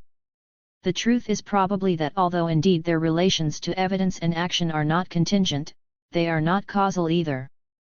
This, I think, partly accounts for the ghost in the machine, himself rather machine-like, being composed of elements with rather surprising logical properties, i.e. elements which though apparently discrete yet manage to have necessary relations with each other. The attack on the ghost in the machine may dispose of these elements, but on the other hand leaves one, rightly I think, with a sense of something important omitted, of an excessive assimilation of statements about intelligent human performances to successful performances in general, irrespective of whether the agent or agency is conscious or not. It seems to omit something which Kant's statement about action being in accordance with conceptions of laws and events simply in accordance with laws brings out. My discussion of the relation between evidence, belief, rule, and action is an attempt towards a further clarification of this. As already stated, the temptation to believe in a priori discoverable psychological connections comes in at 2 points, with regard to the relation between a state of mind and an action, e.g. it was because he was angry with him that he hit him, and between evidence and the state of mind, e.g. because he saw a card up his sleeve he was angry. Neither connection looks contingent but somehow rational or appropriate, at the same time with regard to both counter-examples are to be expected and occur, so that if someone wishes to interpret these connections as causal and yet somehow a priori knowable, he is forced to put them into a new category of either a priori tendency statements, or a priori correct as opposed to actual connections, a kind of correct standard route from which actual tracks can deviate. Ideas face as it were two ways. On the one hand they are dispositions to act in a certain way, yet on the other many of them are cognitive, i.e. are about something and it makes sense to talk of them being true or false and being valid or not in virtue of some evidence. A person's belief can be rational or otherwise, in whatever sense a theory is or is not rational given some evidence. A part of what we mean by calling an action rational is that the rule on which it is based is composed of beliefs which are rational in the above straightforward sense, or rather, that those of the components of the rule to which evidence is at all relevant are rational in that sense. This should bring out how very misleading it is to say that he hit him because he was angry is like the glass broke because it was brittle. You can alter a person's anger by conveying information to him, but talking to glass notoriously makes no difference, unless you believe in animistic theories, which consist precisely of treating events as actions, or believing them to be based on ideas and mental states which in turn are susceptible of being changed by the presentation of evidence. Though it may be true that ideas and states of mind are not occurrences, it is extremely important to note those of their features which differentiate them from things such as that of brittleness. These features are, the fact that some of them are true or false and dependent on evidence, and that all of them can be verbally quoted by the agent as justifications of his action, and that events, i.e. actions, can be influenced by the presentation of evidence or arguments relevant to the ideas involved in the rule. Admittedly one discovers about one's own dispositions in a manner similar, in a very general way, to the discovery of the brittleness of glass, but glass does not tell us of its own brittleness in self-justification, and much of importance follows from that. The causal connection between the noticing of evidence and action is part of what we mean by such psychological terms as conversion and conviction. These causal connections tend to make sense in a certain way, in that the evidence, with an intelligent person, modifies the behavior so as to make it more effective in achieving some aim, this more effective behavior being something dependent on that piece of evidence. One part of the anatomy of the ghost then arises thus, by a.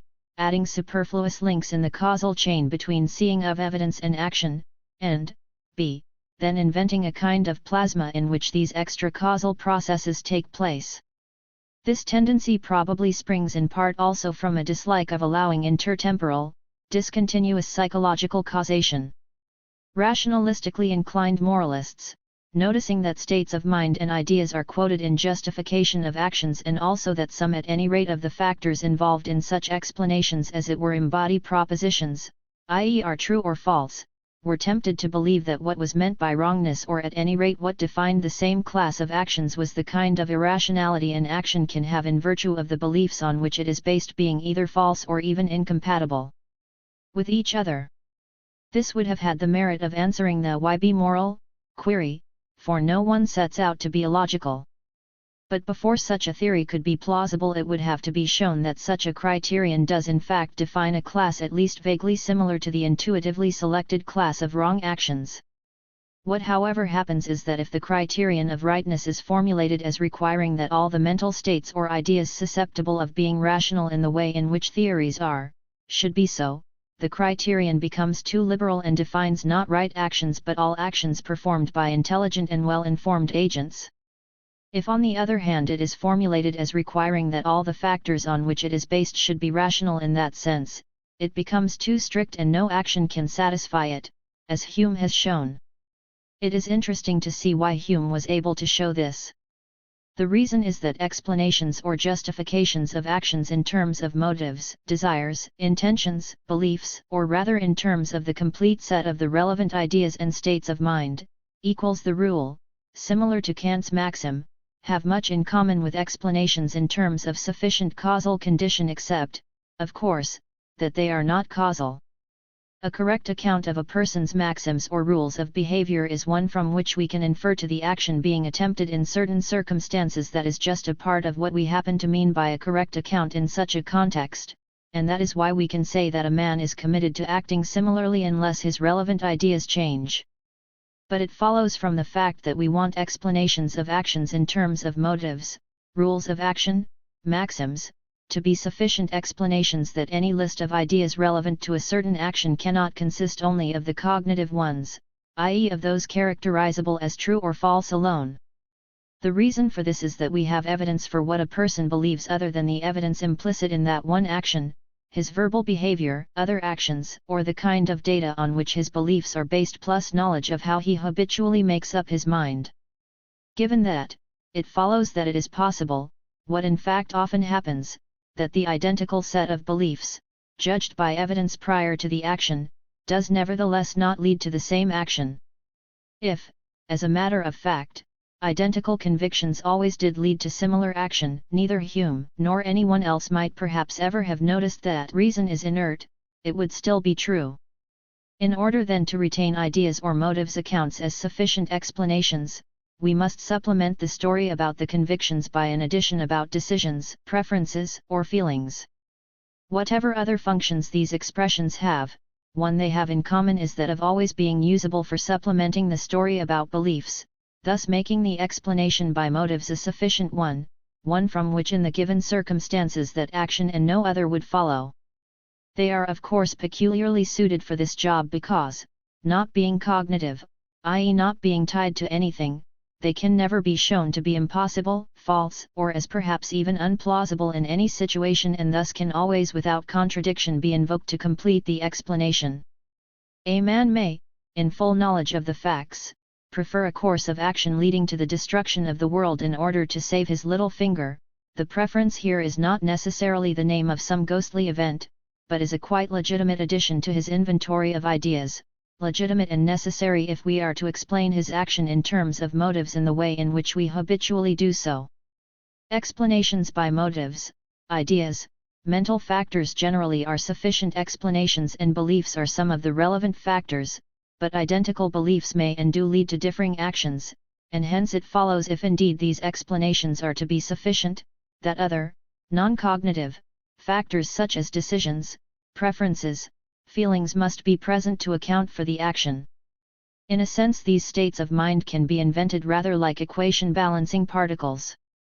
All this is only a restatement of Hume's main proof of reason being a slave of the passions. But this restatement is useful in showing where the emotivist and the existentialist go wrong, for neither of them really wants to say that moral actions, judgments, policies, or attitudes necessarily have anything to do with a process or activity called emotion or decision respectively. What both have noticed is that those ideas which are classifiable as true or false and for the truth or falsity of which accepted criteria exist cannot by themselves constitute sufficient explanations, and they rightly wish to classify the necessary additional factors in terms of the method of validating their truth or appropriateness. But the point about these ideas is that, although any particular one, preference, choice, feeling, is always selected from a number, often a large number, of possible and incompatible alternatives, in which they resemble the cognitive factors, yet there is no method of singling out or justifying the choice of that one from the others, in which they differ from the cognitive factors. And it is just this which is being brought out when this lack of method of validation is called validation by feeling or decision, for the force of saying that something is a matter of feeling or decision is really that something has been chosen from a number of alternatives but that no justification can be offered for the choice. Nothing singles it out in the way an experimentum crucis singles out the tenable theory or in the way a signpost singles out the right road. By a rule of action I mean then the list of the ideas, in this sense, some cognitive, e.g. beliefs that, some not so, e.g. preferences for, over against, which justify an action and from which one can infer to an action being attempted in a certain kind of situation, the kind of situation perhaps being itself specified in the rule. The examples of maxims Kant gives include a specification of the conditions under which the maxim becomes operative. I may, incidentally, seem to be overstressing the possibility of inference from a rule to attempted action. In practice, we use rules to justify and explain more often perhaps than to infer and predict.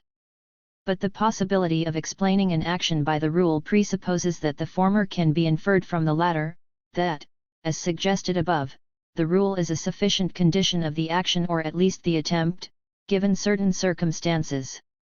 Inference matters less in practice because we seldom have much evidence other than his actual action for somebody having a maxim.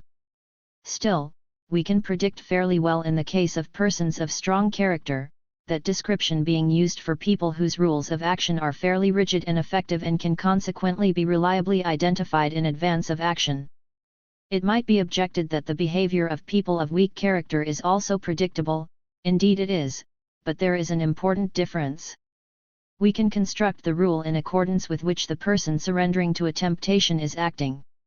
Still, if he is really surrendering to temptation, or not in full control of himself, it will be useless to present evidence or arguments undermining some part of that rule, for despite intellectual agreement behavior will not be modified, this being entailed by the meaning of surrendering to temptation. In these cases, the constructed rule is analogous to descriptive scientific laws governing events, whereas actions are performed in accordance with the conceptions of laws, i.e. in accordance with rules proper.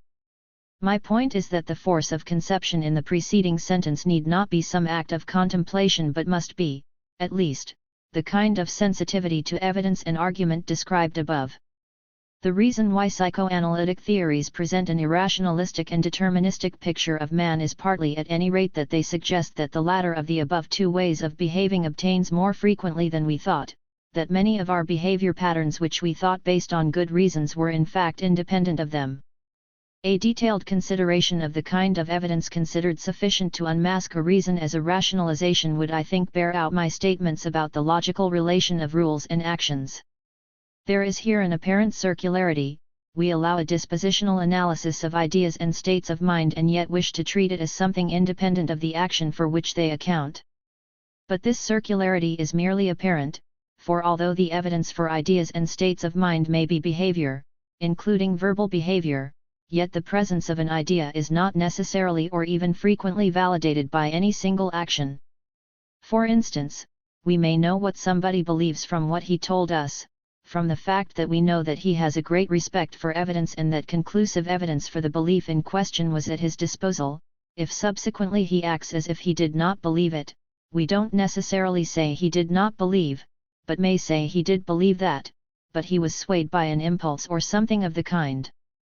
No general rules can of course be given for just when verbal behavior is weightier evidence than action. In actual situations we usually know.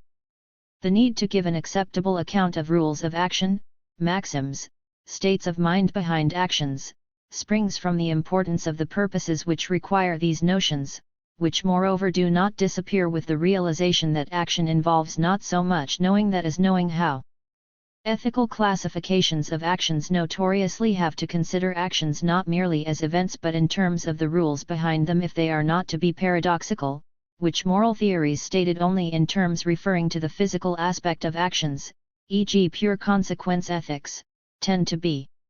My aim is, so to speak, to show the compatibility of the psychological scaffolding of the Grundlegung zur Metaphysik der Sitten with the concept of mind. I suggest that Kant did not interpret in any objectionable way the psychological works built up to expound his ethics. I base this assertion on evidence such as his insistence on the presence of self-deception, i.e. lack of necessary correspondence between the actual rule of action and the one asserted autobiographically, and on the irrelevance of whether the agent is clever enough to formulate the rule at all. Admittedly, such a case would also depend on showing that his preoccupation with determinism did not arise from mythical interpretations of mind.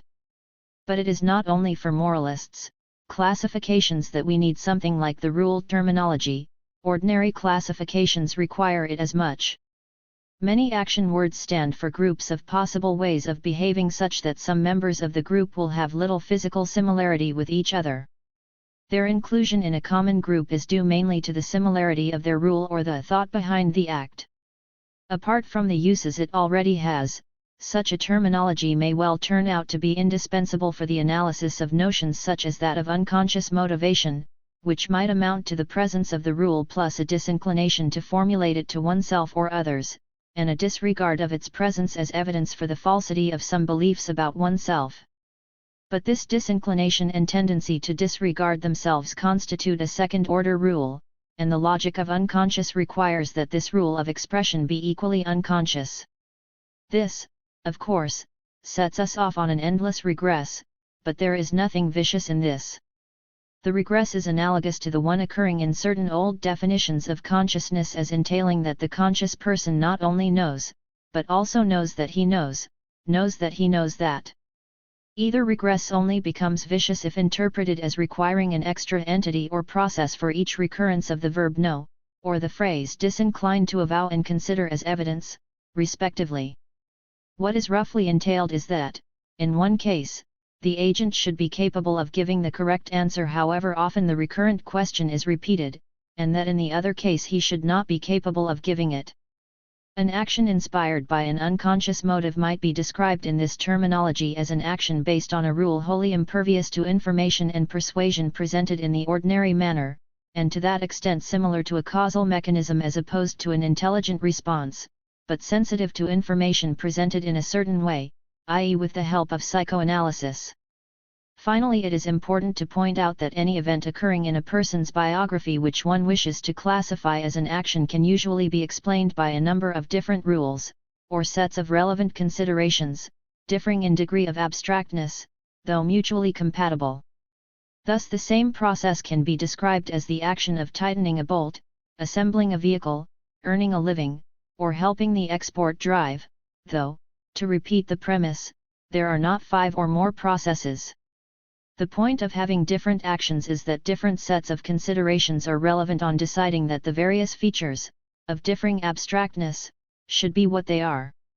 Normally, when asking what a person does, and why, we tend to be interested only in some one feature and not in the whole number. There could perhaps be a clumsy sense of rule covering them all. A more useful sense is the limited one which groups only the considerations relevant with regard to some one feature. To speak of an action is to speak of a physical process, some aspect of which is being sensibly interpreted in terms of the considerations leading up to it, the criteria of suitableness for such an interpretation being, as suggested, the possibility of avowal and influence through information. It follows that any event interpreted as an action with regard to any one feature will be liable to other interpretations with regard to other features. But, for reasons connected with the logic of explanations by motives, only one interpretation can be correct with regard to any one feature. It is likely moreover that most if not all events occurring in biographies will be interpretable as actions with regard to some features and not so interpretable at all with regard to others. 1951. Chapter 7. Ethics and Logici. There are ethical theories which surprisingly tie up moral validity with classifications of logical form such as universality or particularity. Kantian ethics make use of the first of the logical terms mentioned, and existentialist ethics of the second. I shall not in this paper be concerned with either Kantian exegesis or with describing any of the actual forms of existentialism, though I shall use a possibly simplified form of either theory to discuss why there appears to be a connection between logical form and ethics, and with what reason. If my simplified types turn out to be caricatures, I only hope they are illuminating ones. My general argument could perhaps be summarized in the following way: when people act, they are also prepared to give reasons for their actions. The reasons they will offer will have a logical form, which will tend to be one of two kinds. Either the reasons employed will be of an impersonal, general, abstracted kind, or they will include a so to speak biased reference to some privileged person, thing, or event, privileged in the sense that quite similar but not numerically identical persons, things, or events would not by the agent be counted as equally good grounds for the relevant action. Naturally, such a privileged particular would have to be named and not just described in the justification of the action, for a description would apply equally to the similar particulars which, ex hypothesi, would not count as grounds and thus should not be covered by a genuine justification which really told us the reasons the agent has for acting in the way he does. Thus we have two kinds of justifications of action, those which employ only descriptions and thus constitute open rules, and those which contain logically proper names and thus are not open. Ethical theories have been built round this distinction, to the effect that we should act in such a way that our possible justifications should be of one or the other kind. My aim is both to describe how these theories arise out of our habitual modes of justifying our conduct, and to discuss what philosophical reasons can be offered in defense of either theory. For purposes of this discussion, I assume it to be analytically true that all actions are based on a rule or a maxim. 1. This assumption, which in the appropriate sense seems to me justified, is obviously necessary if the suggestion that there is a connection between logical form and ethics is to make sense. For actions in the sense of events cannot have a logical form, though the maxims on which they are based can and must. The required thesis can perhaps be put in the following way: with regard to any action, a command can be constructed such that it enjoins that particular action and no other. If one then appends reasons specifying why each of the various features of the action is required to be what it is, we have a rule or maxim in the desired sense. I shall begin by discussing the apparently irrelevant question whether there is such a thing as love at first sight or not. This question is, if my reading in dentists' waiting rooms is at all representative, frequently and with interest discussed in the pages of women's journals. The tone of the articles on this subject, the way examples are brought up and so on suggests that the authors are under the impression that they are discussing an empirical question, that, in fact, they know by what tests LAFS could be recognized, the issue thus being merely whether anything satisfying those tests actually occurs. But a more careful reading would, I think, show that this is a superficial analysis, and that the question is in part or wholly logical, about whether anything could count as LAFS. Consider the following possible a priori grounds for denying the existence of LAFS: for X to fall in love at first sight with Y, X must after his first encounter with Y develop an attitude or feeling towards Y which, ex hypothesi, he has towards no one else. But assume, as is plausible, that X could only have noticed a finite set S of Y's characteristics. 2. During that first encounter, if now X encounters a person other than Y who, however like Y, is characterized by S, two possibilities arise: either X manifests towards the new possessor of S the same attitude or emotion as he manifested towards Y, or he does not. Either of these two, exhaustive, alternatives can be taken to be conclusive evidence of the absence of love, and thus jointly to constitute an a priori case against its possibility. In the former case, the fact that X does not really love Y is shown by the very recurrence towards someone who is not Y, for love, or perhaps romantic love, is defined in such a way that it can only have one object. It might pertinently be objected at this point that uniqueness, or primacy for that matter, are not, as existence is not, logical predicates, in other words that they cannot legitimately be included in definitions. This may be so, but, for better or for worse as I shall argue, some concepts with which we operate are defined in terms of uniqueness, in conjunction with other characteristics. For instance, Y is considered X's beloved, but when it is found that X has a relationship towards Z similar to the one he has to Y, some people at any rate will withdraw the description of X's beloved from Y, without indeed granting it to Z either, thus showing that for them uniqueness is a part of the definition of beloved. The alternative is that X does not have the same attitude or feelings towards the new possessor of S as he had towards Y. But this equally constitutes conclusive evidence for X not really loving Y. For S is all he knows of Y, if, consequently, on re-encountering S the original emotion or attitude is not re-evoked, this shows that it had not really been connected with its apparent stimulus and object, that it had been accidental, arbitrary, and without any of the significance which one normally attributes to emotions or attitudes of that kind. With regard to either alternative, then, decisive considerations show the impossibility of correctly predicating love. In practice, of course, we avoid the paradox with the help of the notion of primacy, or some similar expedient. S in conjunction with primacy does give us uniqueness. But primacy of encounter is not a characteristic of Y. It only tells us something about the history of X himself. Much will be made to hinge in this argument on the fact that certain classes of action and attitudes must include in their maxims such autobiographical, agent-mentioning clauses.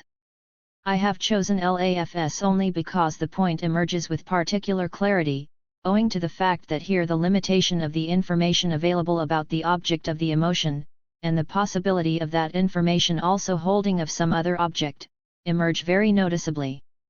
There is a number of attitudes, dispositions to act, for instance loyalty, patriotism, devotion to some specific tradition or leader, which are all logically similar. They all involve the agent in having some specific attitude towards some one object, and that not merely or at all in virtue of the properties of the object in question. If, for instance, a country is discovered possessing all the characteristics of the patriot's country which he was ever aware of, this will probably not induce him to extend his loyalty and share it equally between the two countries, as would in a way be logical in view of his inability to distinguish in any important way between them. But such is the logic of patriotism. Similar problems have hitherto only been noticed in connection with identity and the use of logically proper names. How can we use a proper name seeing that no characteristics of the nominee are parts of the definitions of the name, so that they can all cease to be true of him or become true of someone else, without this warranting either a restriction or an extension of the use of that name? My point is that there are dispositions or attitudes which select their objects in a similarly puzzling manner. I shall call these E-type preferences or valuations. Behavior manifesting an E-type valuation cannot be universalized, i.e., its maxim cannot be deduced, in the sense in which an exemplification is deduced from the rule it exemplifies, from an open rule formulated with the help of only property words and variables, but, of course, no proper names. All this has already been shown. An agent acting in accordance with an E-type preference cannot be said to be acting in accordance with some rule from which his preference follows as an instance, for he would not act in accordance with that rule with regard to another instance if one turned up. That has been made the defining property of E-type preferences. The point is that an object of, for instance, love, must by definition be unique, and the same goes for object of loyalty, etc., whilst there is at the same time no guarantee that these objects are objectively unique, that they possess distinguishing characteristics not shared by such objects as have not been singled out for that attitude. There are of course, as already mentioned, certain relational characteristics which can always be found to help single out the object uniquely, primacy of encounter, accident of birth, and so on. Amongst civilized and liberal-minded people a certain shame tends to attach to being influenced by such subjective or accidental factors, to selecting the objects of one's important attitudes, such as loyalty, worship, or devotion, in a non-universalizable way, without a rule which one would be prepared to see applied in all analogous situations. It might be contended that with the help of the kind of relational characteristics mentioned above the important attitudes under discussion could be universalized, but this would, I think, be mistaken. The genuine patriot does not wish to see others equally devoted to their country of birth or ancestry to the possible detriment of other countries, possibly his own. Such an attitude characterizes only the game's player, to whom, logically, the continuation and quality of the game must be a more genuine consideration than victory, but I take it that genuine patriots do not see international conflicts in which their countries are involved as games. 3. Similarly, the genuine lover cannot admit that his love would have had a different object had the order of his encounters been different. Similarly, the believer with the credo quia absurdum attitude is not condoning the belief in other scandalously absurd religions. If, as often happens, the awareness of the asymmetrical, arbitrary nature of one's position is accompanied by a tolerant willingness for others, or oneself had things gone differently, to have their rival accident-biased attitude, that is equivalent within my system of definitions to a cynicism incompatible with genuinely loving, believing, etc. And this surely corresponds to our notion of the real romantic lover or the convinced believer, neither of whom can abandon the conviction of the unique appropriateness of the object of his particular attitude. It is sometimes suggested that we have access to being through the fact of our own existence, inwardly experienced, and that this, rather than the subject-predicate form of language, is responsible for the psychological resistance to phenomenalism or the applicability of a predicate analysis of existence, for the feeling that to exist somehow must amount to more than that. This metaphysical feeling seems to me to spring from this: my being myself seems to me independent of the predicates which apply to me and to be something that would survive the replacement of all of them by others. Hence the exist and I exist cannot be accounted for by the predicate applicability analysis with even such plausibility as attaches to it elsewhere. It would also follow that identity of indiscernibles does not apply to self-conscious beings. This feeling may be totally unjustified, and I bring it in not to defend it but as prima facie evidence that awareness of oneself as we normally think of it is an E-type attitude. Given that I have clarified what I mean by E-type valuations, I should also show that they occur, that actual instances of purposeful behavior are based on them.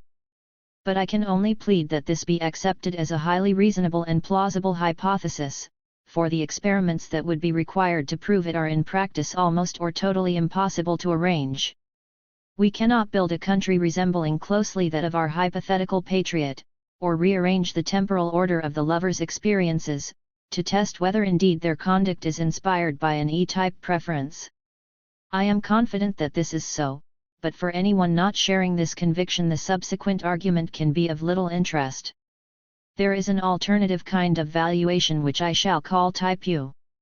For instance, a judge ideally applies a rule wholly devoid of any personal reference, a rule containing merely predicates, descriptions, and logical terms. This, I suppose, is at least a part of what is meant by the ideals of the rule of law and equality before the law, which suggest the desirability in some sphere of completely impersonal decisions, i.e., decisions formally deduced from abstract premises and consequently not varying in application from person to person, except, of course, in the manner prescribed by those abstract premises. But judicial impartiality is not the only instance of U-type valuation. Type U valuation is equivalent with one possible and important sense of rational, corresponding roughly to the common notion of acting on principle. It is this sense of rational which is relevant to the Kantian connection between rationality and morality, and to the fact that E-type valuations and cults such as that of loyalty, the Fira Princip, Credo Quia Absurdum and so on are patently incompatible with Kantianism, and with the vaguer class of attitudes describable as liberalism or rationalism in general. Having established my dichotomy between E-type and U-type valuations, two problems concerning the classification of valuations as one or the other arise, i.e., whether an action or tendency, or, more precisely, the valuation on which it is based, falls into category U or not depends on whether it is derivable from an open rule or not. The identification of this rule is indeed a matter of speculation concerning what the agent would do in other circumstances, and not of recording on an intracranially located dictaphone such verbal accompaniments as the action may have. Now, just as a phenomenon may be subsumable under a number of mutually compatible theories of differing generality and may be subsumable under some theory of smaller generality and not under any theory of more than a certain degree of abstractness, similarly a valuation may be derivable from a less general open rule but not from a more general one. This being so, we do not know whether to consign it to type E or U, for with regard to different levels of abstractness it satisfies the criteria of entry of either. This point is crucial and will be discussed later. 2. Is the use of the first person singular in the maxim to count as the kind of asymmetry which consigns the relevant act to type E? It might be argued that a person biased in his own favor is not irrational in the same sense, if indeed irrational at all, in which the person drawing a distinction in his conduct where there is none in the facts, so to speak, is irrational. In other words, is intelligent egoism irrational? This is a merely terminological matter. Intelligent egoism is not universalizable in the same way as I have shown that genuine patriotism or romantic love are not. It is not rational in the sense of being influenced only by considerations which one is prepared to see operative generally and not by merely local factors, and consequently must be consigned to type E, despite the fact that there is a perfectly good sense of rational equivalent to intelligently selfish. Roughly speaking, my distinction is between actions based on rules and those which are not. I shall go on to suggest that Kant's mysterious universalization recommendation can be stated as requiring that our actions be based on rules or plans of action that can be formulated with the help of a symbolism employing only predicates, individual variables, operators, and logical connectives, and that this second-order rule or general plan itself employs in addition to the items mentioned above only predicate variables instead of actual predicates. 4. Given that, I am trying to show how Kant's recommendation is an exaggeration and development of the actually effective U-type valuations, why and whether he thought that the formal recommendation actually had concrete entailments with regard to conduct, and what general reasons, with what merit, could be put forward for the validity and bindingness of that recommendation. The recommendation of the alternative logical form to our programs of action, namely of particularity, also elaborates or rather makes explicit the logic of a class of actually effective valuations, those earlier described as of type E. This doctrine also has certain difficulties of application such as those mentioned with regard to Kantianism, and general reasons can be offered in justification of its validity. Historically, E-type valuations occur twice, once as all the old, non-universalistic, loyalty type of ethics, and the second time in the reaction to the rationalistic, universalistic ethics, in those cults of the act gratuit, of the unbacked decision, of blind self-assertion which are often lumped together as modern irrationalism. Philosophically, as politically, extreme traditionalism and a cult of unreason based on some acquaintance with and rejection of open ethics may combine. Hitler and Pétain were not accidental allies. There is no corresponding cleavage within rationalistic, U-type values. A further historical point seems to me to be worth making. It may seem odd to pit a simplified Kant, of the Grundlegung, against a simplified Kierkegaard, of fear and trembling, for this is what in effect I have been doing, in view of the fact that Kierkegaard was reacting not against Kant but against Hegel. In fact, Kierkegaard might equally well have made Goethe the object of his invective and ridicule. Goethe's omnivorous determination to make the best of all alternative worlds reminds one of the dialectic of opposites and mediation, making sure that nothing was left out. Such proceedings do indeed satisfy something in us. We feel a regret every time some choice makes us abandon irrevocably one alternative, and feel wistfully that in an ideal world we should be able to enjoy all possibilities in a perfect synthesis, or, in English, have our cake and eat it. Goethe tried to do this by being his own cunning of reason. But to return to the justification of opposing Kierkegaard to Kant rather than Hegel. Hegel located by means of an ingenious and ultimately tautologos system, the rationality which Kant had in a sense exiled to the noumenal, in historical development and the national whole. 5. But this historicist and immanentist side of Hegel, important though it may be for other purposes, seems irrelevant to the central universalist existentialist quarrel, and is therefore ignored in this discussion. The universalist, or rationalist, or essentialist, case is therefore being represented by streamlined or, if you like, stylized Kant, rather than by a Kant rewritten for an immanentist, holistic and historicist mind, which from one aspect is what Hegelianism amounts to. 5. Having shown both theories to be ideal and exaggerated types elicited by philosophers from kinds of valuations actually operative, let us examine the fundamental reasons for advocating the validity of these types. In both cases these reasons are connected with a theory of freedom, this being clearer with regard to Kant, and with being really oneself, this being clearer with regard to existentialism and indeed being connected with its name. The possibly camouflaged universality has of course often been noticed in ethical judgments. What recent perceptions have lacked apart from seeing that some moral judgments are a type E has been any kind of justification of moral judgments having this form, any attempt to tie up this form of theirs, as Kant did, with their obligatoriness. Recent discussions in particular seem to make the analysis of moral judgments a purely de facto matter, with the answer having a purely contingent status. The analysis of the German word Schimmel is hoarse and white, but there is no necessity for a language to contain such a word, indeed English doesn't. Similarly, some analyses of ethics make the answer sound similarly accidental.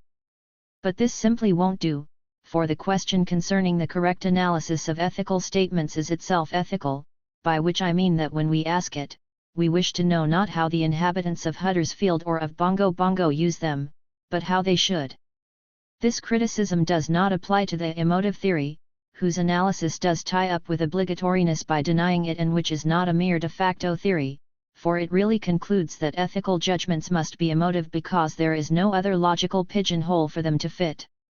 The fact that it is thus deduced from a general position rather than based on a direct examination of ethical judgments is sometimes used as a basis for attacking it, but it seems to me to be, on the contrary, a merit. To show that ethical judgments cannot but be of a certain kind is a way of showing that they must and ought to be of that kind, perhaps the only way. According to Kant, a man making a new type valuation and attempting to act in accordance with it because it is of that type is therefore free, and only such a man is free. 6. This appears to him to be so because the only alternative to being influenced. 7. By the form of one's maxim, by the fact that it is deducible from an open rule which in turn could be schematized with the help of individual and predicate variables alone, is to be influenced by the content of the maxim, by the empirical, it so happens preferences specified in it. But the content of the maxims refers only to the preferences which, as a matter of empirical psychology, we happen to have. But to be influenced by these empirical contents of one's maxims, or, more accurately, by the empirical inclinations corresponding to the concrete ends specified in those maxims, is to be determined by something which in view of the arguments of the second analogy of the CPR is part of the mechanism of nature, it is, consequently, to be unfree. But that being moved by the form of the rule, by the fact that it is of type U, is to be exempt from the causal system of nature, follows for Kant from the fact that our faculty of generalizing, of conceiving or operating with open rules, whether in the indicative, theoretical, or in the imperative, practical, mood, is not a part of nature. It is for him not continuous within a refinement of passive sensibility, but radically distinct from it and somehow spontaneous. I do not propose to discuss here his doctrine of spontaneity, the doctrine that valid rules of thought can be effective in our thinking because of their validity and independently of whether the psychological laws which happen to be operative luckily coalesce with them or not. But it is worth remarking that the arguments in favor of this doctrine, based on the conditions under which we can sensibly attribute validity to our thinking, are equally effective with regard to theoretical reason and practical reason, or, if you prefer, with regard to inferences in the indicative and imperative moods. In a period such as ours, when genuinely felt skepticism is far more widespread with regard to ethics than with regard to science, the argument can of course be far more persuasively formulated with regard to theoretical rather than practical reason. A number of things is presupposed if the Kantian model is to work. To begin with, we have the puzzling claim that logical form, or validity, can be causally, psychologically effective, a claim which Kant partly tried to make plausible with the help of the doctrine of the self-wrought feeling of respect for law, and which in the end he declares to be an intrinsically irresoluble mystery. This claim I do not propose to discuss. Another gap in the Kantian argument is this: suppose we accept that criterion and justification of validity of moral commands lies in their form rather than content, this by itself does not single out which form, and if universal and particular are kinds of forms, then both are so equally. In other words, why single out universality as the ethically important logical form? I do not think Kant could offer a very good answer, for it follows from his general position that a merely sentient being, without the rational faculties, would be as little capable of making singular or particular judgments as of making universal ones. Still, psychologically one can see what led him to this assumption. Somehow, universal judgments seem further removed from mere Anschauungen than the others. But furthermore, the argument presupposes that the privileged logical form of moral commands by itself determines a specific class of commands. This presupposition can usefully be split into two, that it uniquely determines one command in any given situation, in other words that it is a sufficient criterion of duty. 8. And, less ambitiously, that this form is at least compatible with some commands, though possibly mutually incompatible ones, so that additional premises, presumably intuitive moral laws of the commandment type, are required before duty can be determined. 8. To begin with, the formal recipe prescribing that our maxims be of type U fails to determine uniquely a line of conduct.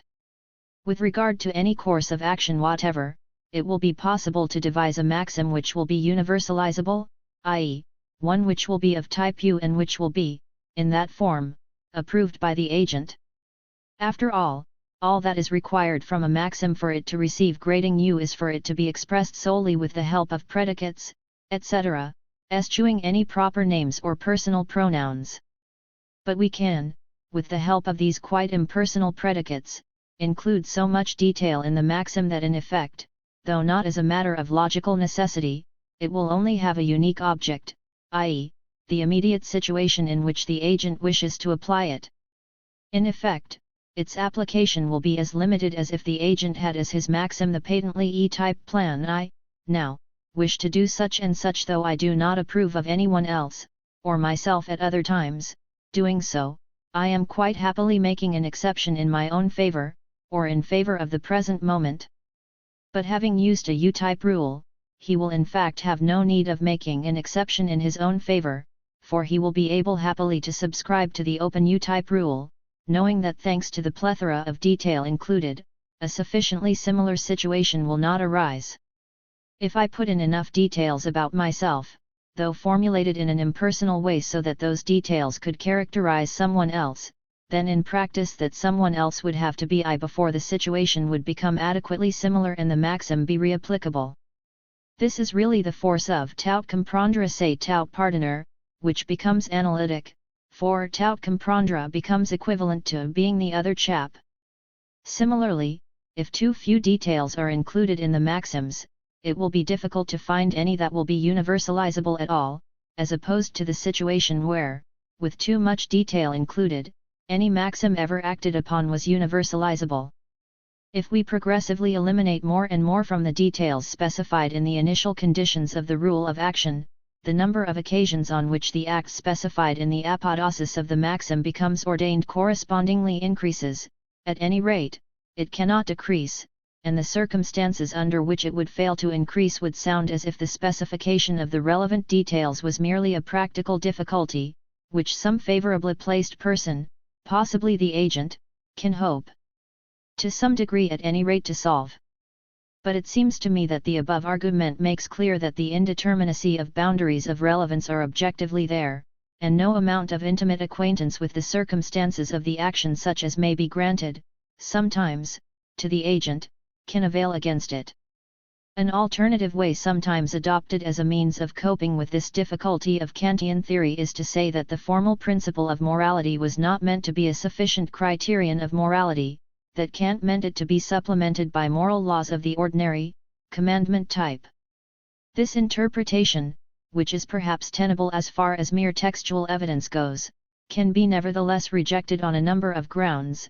First, that if an interpretation of a great philosopher is possible which makes his doctrine both commonplace and silly, it should not be adopted unless we wish to use that interpretation as grounds for discontinuing the study of that philosopher. Had Kant been merely another dogmatic intuitionist, surely there would be no justification for studying that doctrine in his difficult writings, seeing we can find the unexciting falsehoods of which it consists in more accessible places. What people who adopt this interpretation forget is that Kant called his philosophy critical, not uncritical. Had he considered a supplementation of the formal principle by a set of moral laws of the commandment type necessary, he would presumably in accordance with his method have asked how they were possible, in the special sense he gives to this query, and have perhaps written a critique of them. Furthermore, these supplementary moral laws would make the formal principle redundant. I wish now to return to an earlier theme, namely that the Kantian recommendation is an exaggeration of features found in certain types of valuation, notably in the imperatives of an impartial, egalitarian legal code. If, as is claimed in the preceding paragraph, the formal Kantian recommendation has no entailments such as he thought it had, can it also be maintained that a specific type of valuation approaches it more closely than alternative kinds? The answer is that although, as maintained above, all courses of action are universalizable, some are more so than others, though all are universalizable, i.e., a U-type maxim can be found for them, if we try hard enough by means of piling on the conditions specified in the apodosis of the maxim. With some we need to try less hard than with others, the amount of detail to be added being less, and what we do add may come more naturally. 9. The man who cheats in an exam may universalize his procedure by including so many impersonally stated autobiographical data into the apodosis of his maxim that the maxim would never in fact apply in any other case.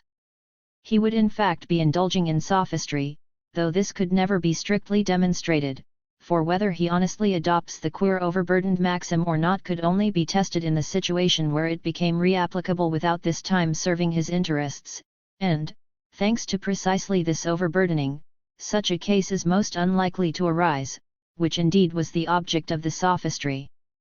But a genuinely moral, by Kantian standards, course of conduct, inspired by considerations in which the fact that the agent is the agent, so to speak, does not figure, the agent having in a way abstracted himself and not allowed his bias in his own favor to influence him, is much more obviously and genuinely universalizable.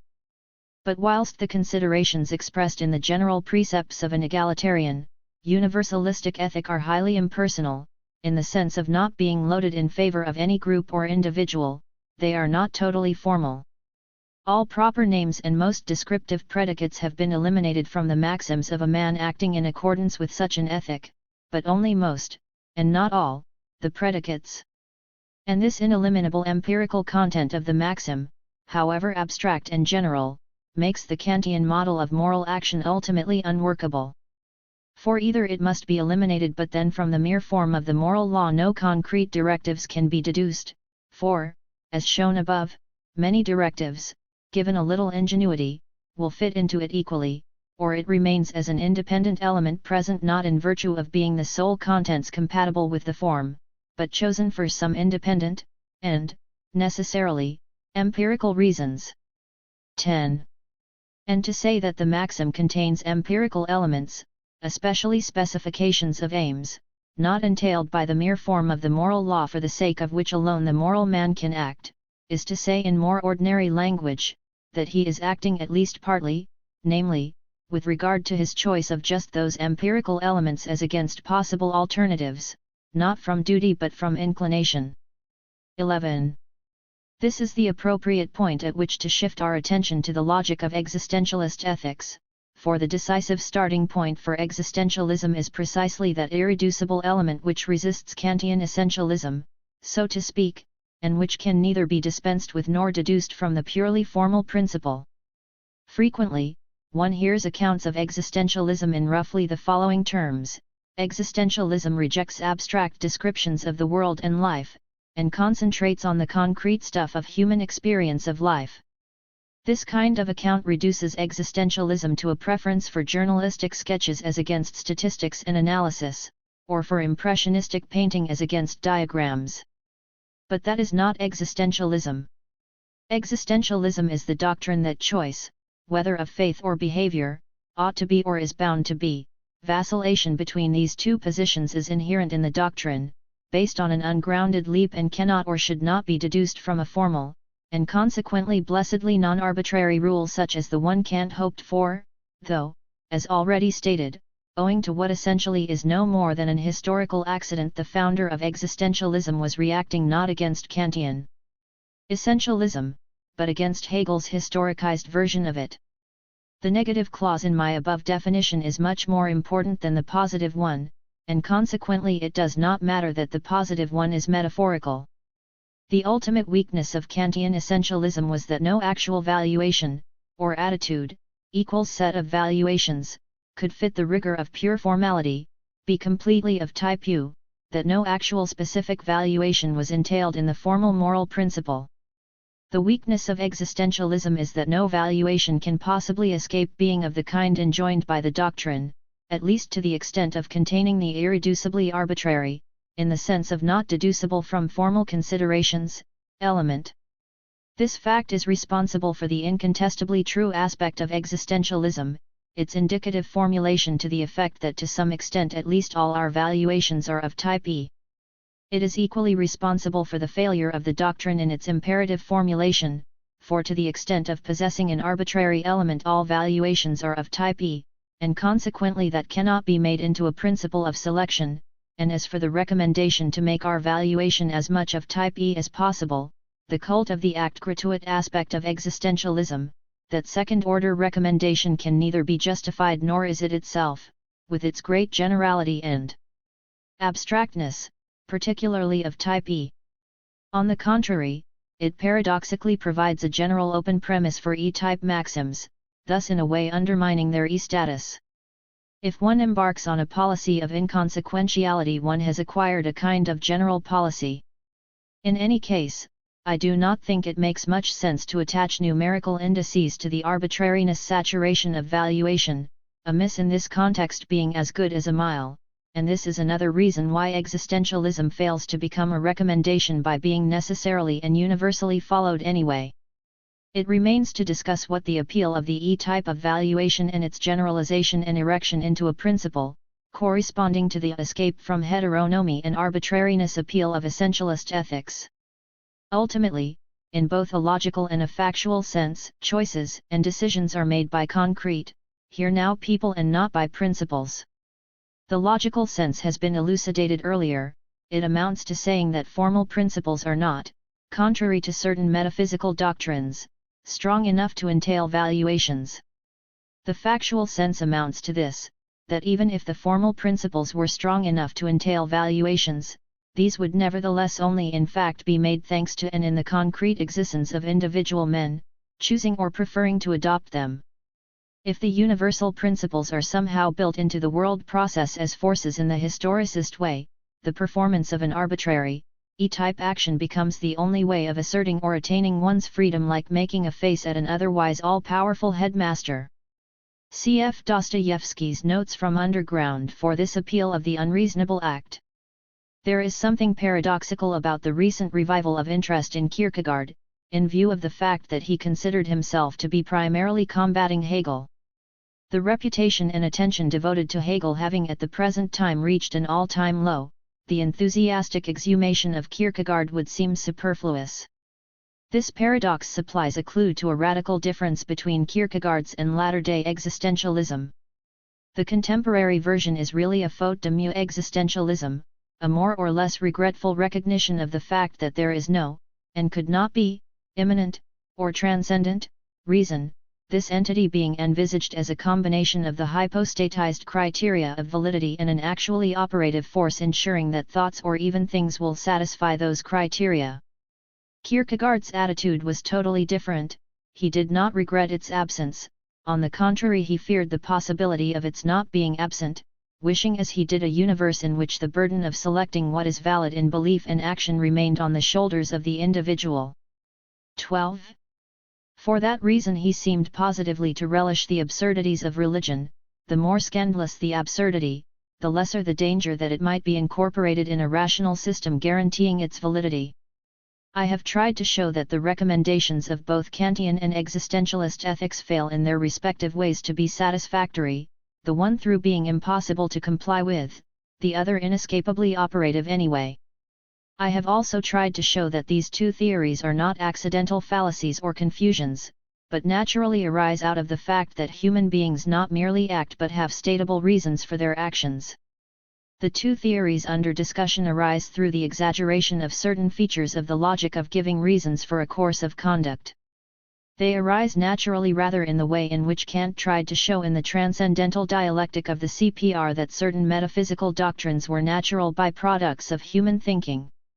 Given a tendency, inspired by considerations concerning the possibility of attributing validity to our thinking, towards transcendentalism with regard to our thinking faculties, that in conjunction with the fact that some of our valuations are of a certain kind, namely type U, will naturally lead to a Kantian ethical theory, given, as a philosophical reaction, an emotively charged insistence on immanence and concreteness, consider the existence precedes essence slogan, that in conjunction with the fact that some of our valuations are of a different type, namely type E, will naturally lead to existentialist theories of conduct.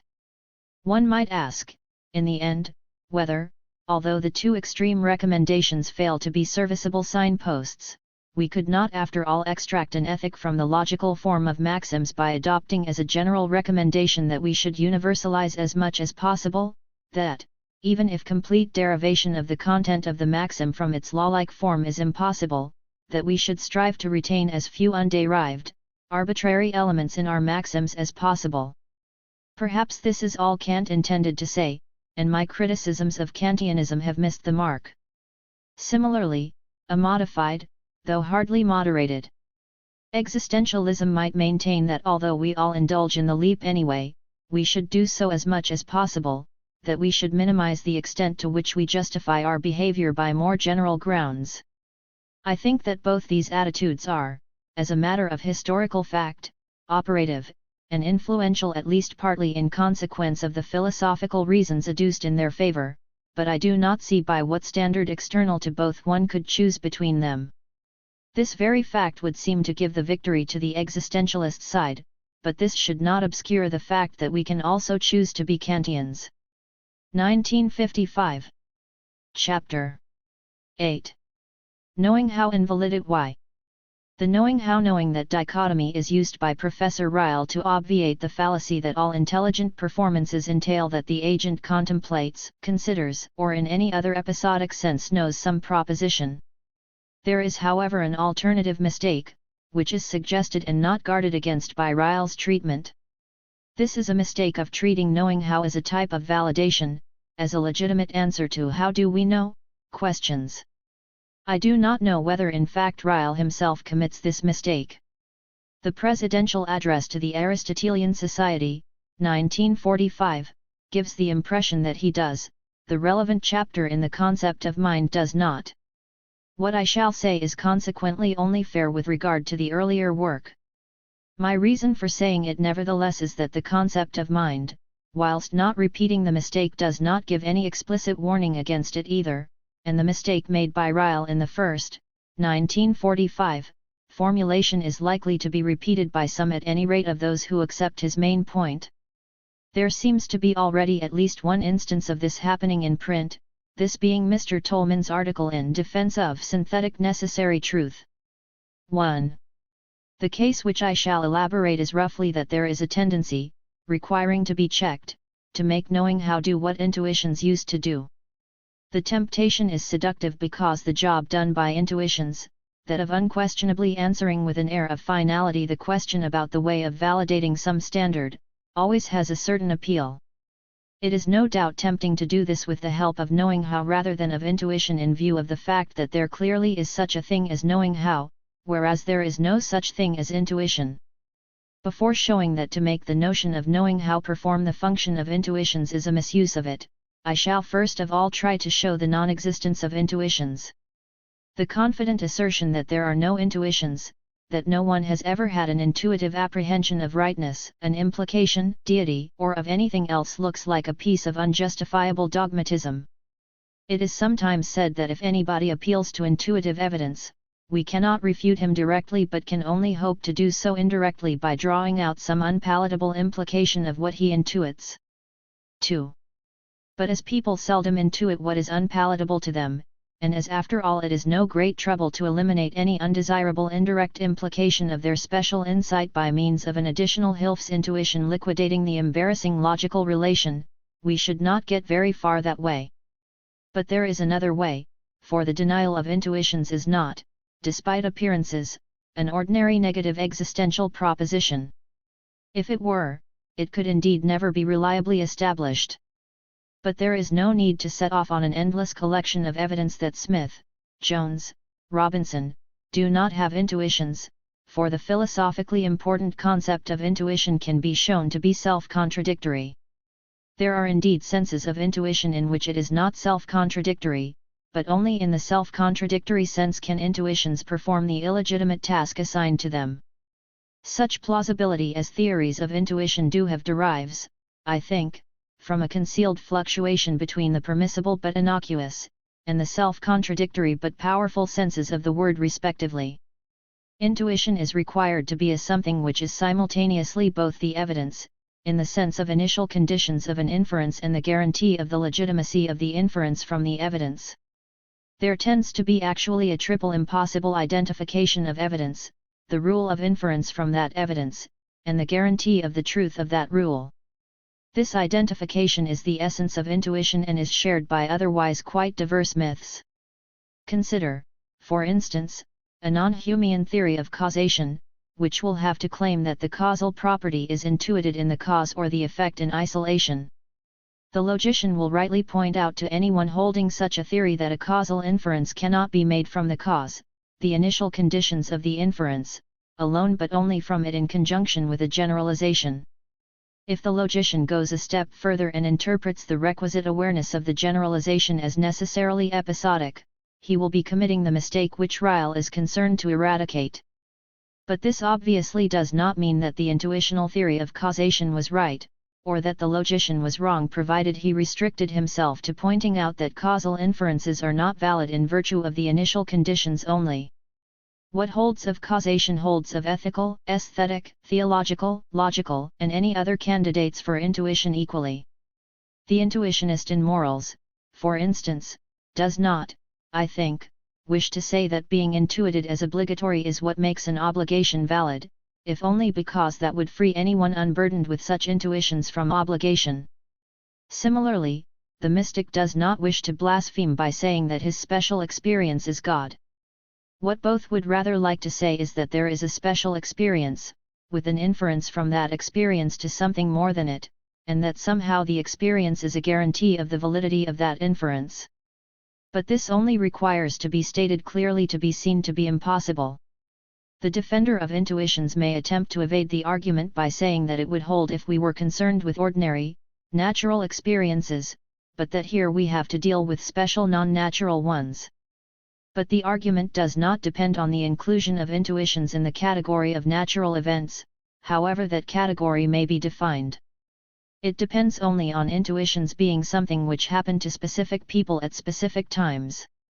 What then makes theories of intuition plausible, and what are the legitimate senses of the word?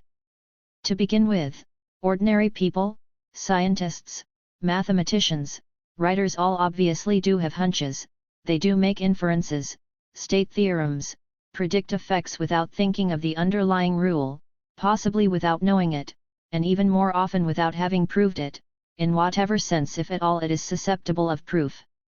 It is incidentally the fact that Ryle's central thesis is right and that rules are not frequently present as occurrences, which leads to the misinterpretation of the above phenomena as intuitions. If you wish to call them intuitions, there is perhaps no great harm in it, provided it is clear that all you are doing in describing them as such is telling how a certain inference, guess or trick was or could have been carried out or arrived at, i.e. without extraction of the rule of procedure underlying it, without explicit formulation and proof of it. You are not giving a logician's account of why the inference or guess was valid or true respectively.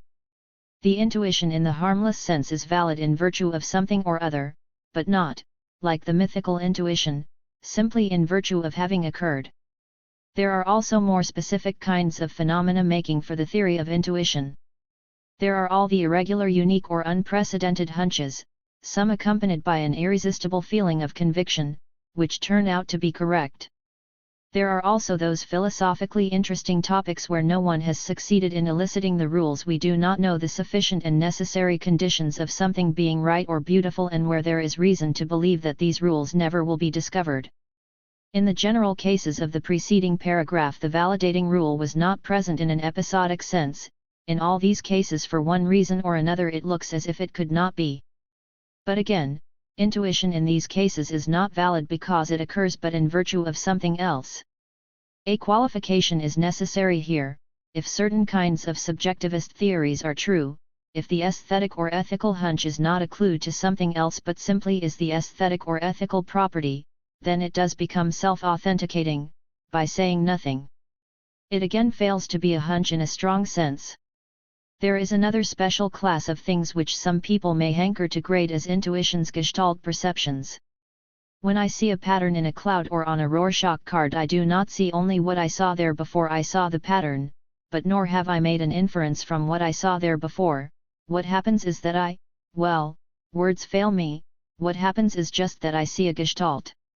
The reason why words fail me is not, I think, any deficiency of language or merely my insufficient command of it, but the survival of the prejudice that when we see something we must either see what we could have seen in the same object at any time or we must be inferring from it.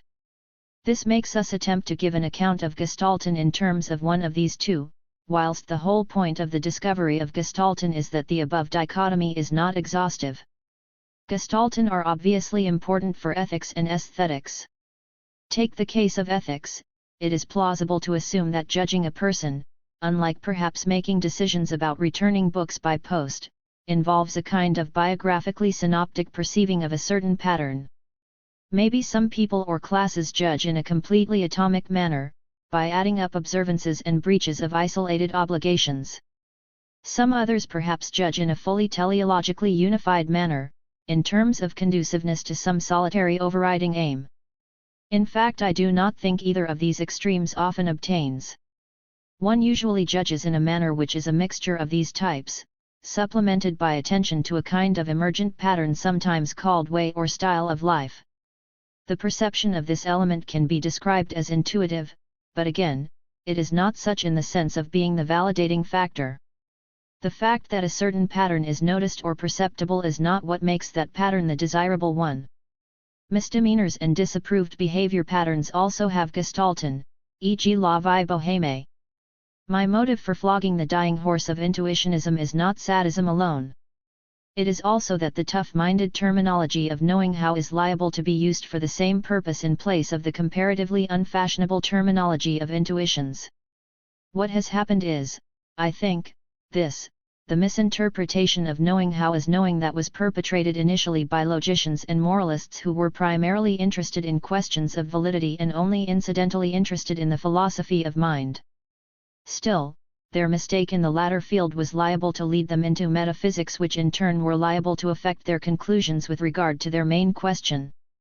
Ryle, on the other hand, interested primarily in the philosophy of mind, firmly eliminated the myth of the co-extensiveness of knowing that with intelligence, but in turn misinterpreted, at any rate in 1945, knowing how as a logician's category, a type of validation, or as a reason for why logicians' categories were inapplicable, which really amounts to the same, as I shall attempt to show. In reality, the knowing that dichotomy, all important for the philosophy of mind, is not coordinate with, but on the contrary cuts across, logical classifications such as analytic, synthetic a priori, pragmatically justified or unverifiable. Ryle in 1945 seemed to conclude that because something was shown to be a matter of knowing how, the question concerning which of the logicians' pigeonholes it was to go into was silly. But this is not so. Consider, for instance, the case of inference. Ryle rightly points out that the notion of knowing how is required for explaining the source of Lewis Carroll's paradox in the story of Achilles' conversation with the tortoise. But the fact that a skill is required for the application of a rule of inference does not mean that the rule need also be a valid rule. The fact that it is applied, the fact that someone knows how to use it, does not by any means make it valid. Rules are not relevant to the novice's performances only. False or self-contradictory rules of deductive inference may be constructed and people may acquire the skill of operating them and manufacturing fallacies and contradictions. Any philosopher, for instance, who has spent some time discussing the logical antinomies has acquired such a skill. Let us turn to the motives one might have for treating, in general or over a limited field, knowing how as a logical category, as a type of validation. I can think of 3 of these reasons, 2 of them incidental and possibly not operative, and the third the main and effective cause of the mistake. I shall discuss the 2 minor ones first. Firstly, there is the bogey of skepticism. It is notoriously plausible to say with regard to quite a number of important skills, such as those of making inductive generalizations or behaving correctly, that if we succeed in eliciting the appropriate rule, and translate the knowing how into explicit knowing that, we may find ourselves in a position of having to consign it, for purposes of logical classification, to the class of unproved or unprovable items of knowing that. Philosophers who dislike skeptical conclusions do so for at least 2 reasons. Firstly, the traditional one that they sometimes feel that their function is the justifying of beliefs, and secondly for reasons connected with some aspects of contemporary philosophical method. The effect of Professor G.E. Moore's habit of asking what are X, instead of are there X, reinforced by the theory that philosophy is concerned with language as used, has been the tendency to rule out skeptical conclusions a priori. It is of course possible to philosophize in such a manner that one cannot arrive at skeptical conclusions, just as it is possible to produce the illusion of increased income by printing money. But when skeptical conclusions are ruled out beforehand by the very method employed in discussing the problem, the validation of the cherished beliefs becomes of a rather dubious kind, like an increased income produced by a doubling of salary accompanied by a doubling of prices. Some people, as is known, are nevertheless happy in such situations. But the use of knowing how to answer skepticism does not constitute a merit. Skepticism in various fields seems to me a theory and not necessarily the apodosis of a reductio ad absurdum argument.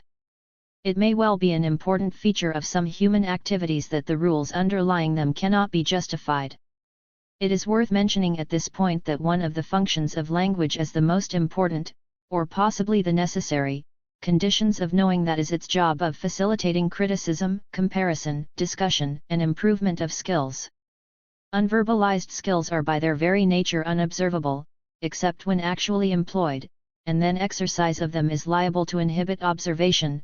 They can be developed and improved only by the laborious method of trial and error. Those, however, which by means of verbalization can be pinned up in a glass case can often be compared, modified, or rejected far more speedily and efficiently. I am not, incidentally, denying that some untranslated knowing how must always be present, even in the verbal discussions, this being true for all the reasons connected with Lewis Carroll's paradox. The second reason is that with regard to certain topics, such as art or sport, the extraction of the rule, the translation of knowing how into knowing that, may be very difficult or impossible, and whether it is successful or not, the attempt itself may be unhelpful or even harmful to the performance. When dancing or playing table tennis, it is fatal to think about what one is doing. We need only remember that unfortunate case of the centipede. Another but similar trouble may arise in ethics. I gather that certain social groups subscribe to ethical codes which incorporate as one of their rules the prohibition or discouragement of ethical introspection and critical speculation. To ruminate about whether what isn't done really is not to be done may itself be a thing that isn't done. All these cases, where knowing how occurs, but knowing that is difficult, undesirable, or undesired, are liable to tempt one into misconstruing knowing how as a category of validation, or into making its presence a reason why no validation is necessary, which, as I have suggested, amounts to much the same. For some genuine logical category of validation, of reason for selection, in effect, must always apply wherever there is a choice from amongst alternatives. 3. If only that residual category signified by the pejorative term arbitrary. There are alternatives in painting a picture or dealing with a situation, and therefore, Q.E.D. The final and main reason for misusing knowing how as a category of validation is the ambiguity of knowing how and similar expressions. To say that somebody knows how to do something is to say two things: that he can do it, and that he can do it correctly. This can best be seen from considering a denial, e.g. he does not know how to argue. This may mean either that, like the tortoise in Lewis Carroll's story, he simply isn't capable of making the step and inferring from the premises at his disposal, but it may equally well mean that he does make the step, but the wrong one, and comes to a conclusion which does not follow. When we assert that he does know how to argue, we are simultaneously denying both these possibilities. One may fail to notice that two things are being said because knowing how is never predicated unless both hold, and the second can't hold unless the first does. To say that two things are meant by knowing how is not the same as to say that two processes are referred to by it, this being the fallacy which Ryle rightly attacks. Only one process is indicated, but what is also being said is that the process satisfies some criteria. This is mentioned by Ryle in the concept of mind but ignored, and I think implicitly contradicted, in the 1945 paper. To say that someone knows how to argue is, apart from mentioning his disposition to behave in a certain way, also a statement that what he does when the disposition actualized is an instance not merely of argument, but of valid argument. It is to say that he will observe the appropriate rules, observe not indeed in the sense of look at but in the sense of act in accordance with.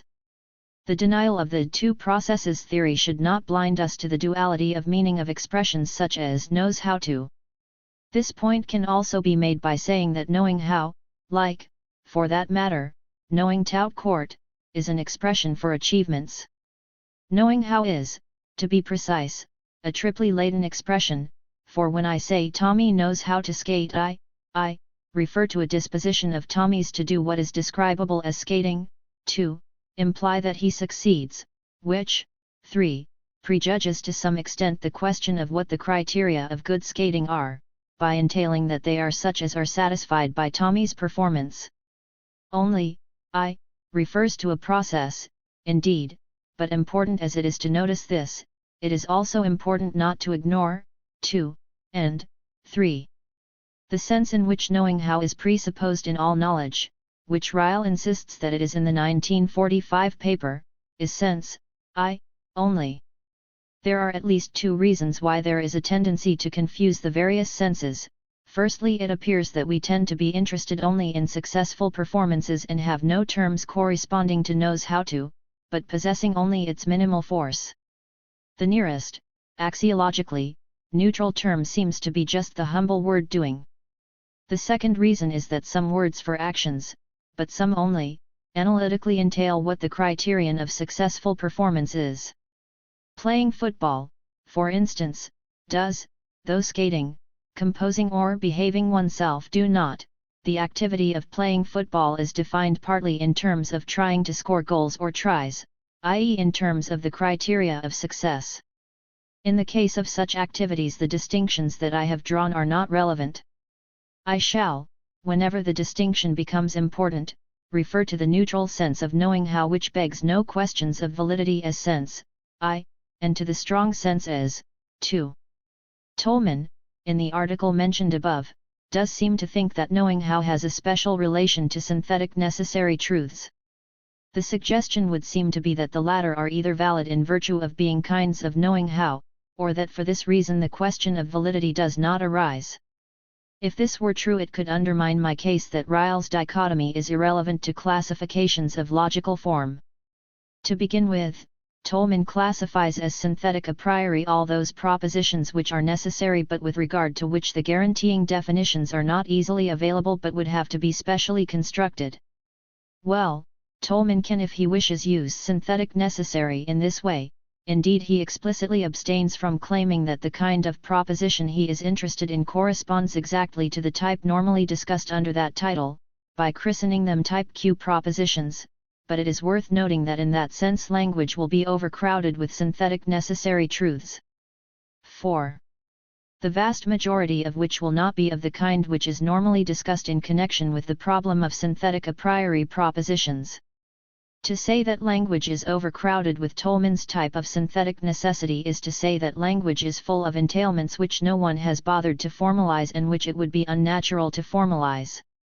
Really plausible candidates for synthetic necessity are not those entailments with regard to which the definitions have not been in fact constructed, but those where the construction of the definitions comes up against certain problems. If a term A figures in an entailment A entails B and we can construct a definition of A which includes entails B and a definition of A which resembles the definition of A in all respects except in so far as it does not include entails B, and if it is clear that A does not entail B, no problem arises and most of us, though not Tolman, are satisfied that the entailment is analytic. This procedure, however, does not always work, at any rate easily, and it is when it doesn't that there is a point in talking of a genuine candidate for synthetic necessity. For instance, I can define red as like the Soviet flag, and not green, definition A, or alternatively as just like the Soviet flag, definition A. Unfortunately, the entailment not green still holds even for A, and therefore cannot be attributed to its inclusion in the definition A. This kind of difficulty has, for instance, been very clearly exhibited by Mr. D.F. Pears. 5. With regard to certain temporal features, Tolman says that his synthetic necessaries have something to do with knowing how. Yes, indeed, for he has defined his class of them in terms of lack of formalization, and to say that something is a matter of knowing how is to say that it is an intellectual but unformalized, unverbalized operation or that the verbalization is irrelevant. Knowing how has come in not because of synthetic necessity but because of the lack of formalization. But the weak knowing how, is present equally in unformalized statements of any kind, synthetic, analytic, and the rest. For they all involve doing, if only operating with undefined symbols or recognizing applicability or suitability without explicit criteria. More important still, this knowing how, is also present in false statements. Knowing how, too, is not necessarily involved, unless Tolman restricts himself to successful or correct exercises of the kind of know-how which he considers to be of type Q, and then of course it will be present by definition, for knowing how, too, equals knowing how, plus success, by some criteria. It is the smuggling in of these criteria in not unpacked knowing how, too, that is the danger.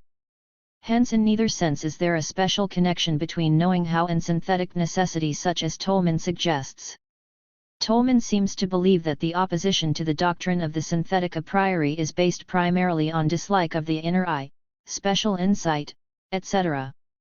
This belief of his partly accounts, I think, for his keenness to introduce knowing how, for he seems to think that if knowing how replaces special intuition the basic objection will vanish. But even if special intuition were always relevant, which it is not in Kant, who after all matters most in the context of synthetic a priori propositions, knowing how would not be an eligible error. To say that a proposition is synthetic or analytic or of any other kind is to say what kind of proof would be seen to be relevant to it if the appropriate definitions were constructed. Intuited was a spurious addition to this list, sometimes coupled with synthetic a priori. It is not to say anything whatever about whether the rule of the operation has been made explicit. 6.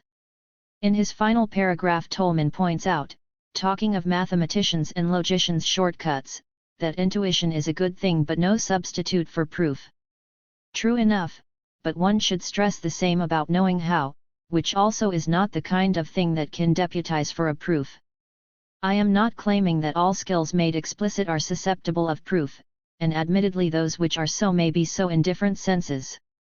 Nor am I denying that what have been claimed to be synthetic a priori principles, e.g. causation, may perhaps be illuminatingly described as performance rules rather than as propositions. What I want to guard against is the possibility of knowing how being in any way used to silence or solve discussions of validity or to suggest that these are based on a misapprehension. Knowing how is an excellent thing, but it is no substitute for proof, evidence, or grounds, nor, alternatively, for admission of arbitrariness. 1951 Chapter 9. Morality and Genes qua concept s. 1.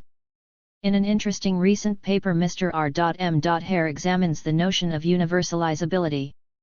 One interesting issue that emerges is the connection between universalizability and morality. By means of an imaginary dialogue, pages 304 and 305, and his comments on it, Hare conveys that he considers the connection between these two notions to be analytic. Roughly, if moral does not mean, at least, universalizable, what else could it mean? If it were not allowed to mean or entail that, we should not be able to assign any meaning to it, Hare suggests.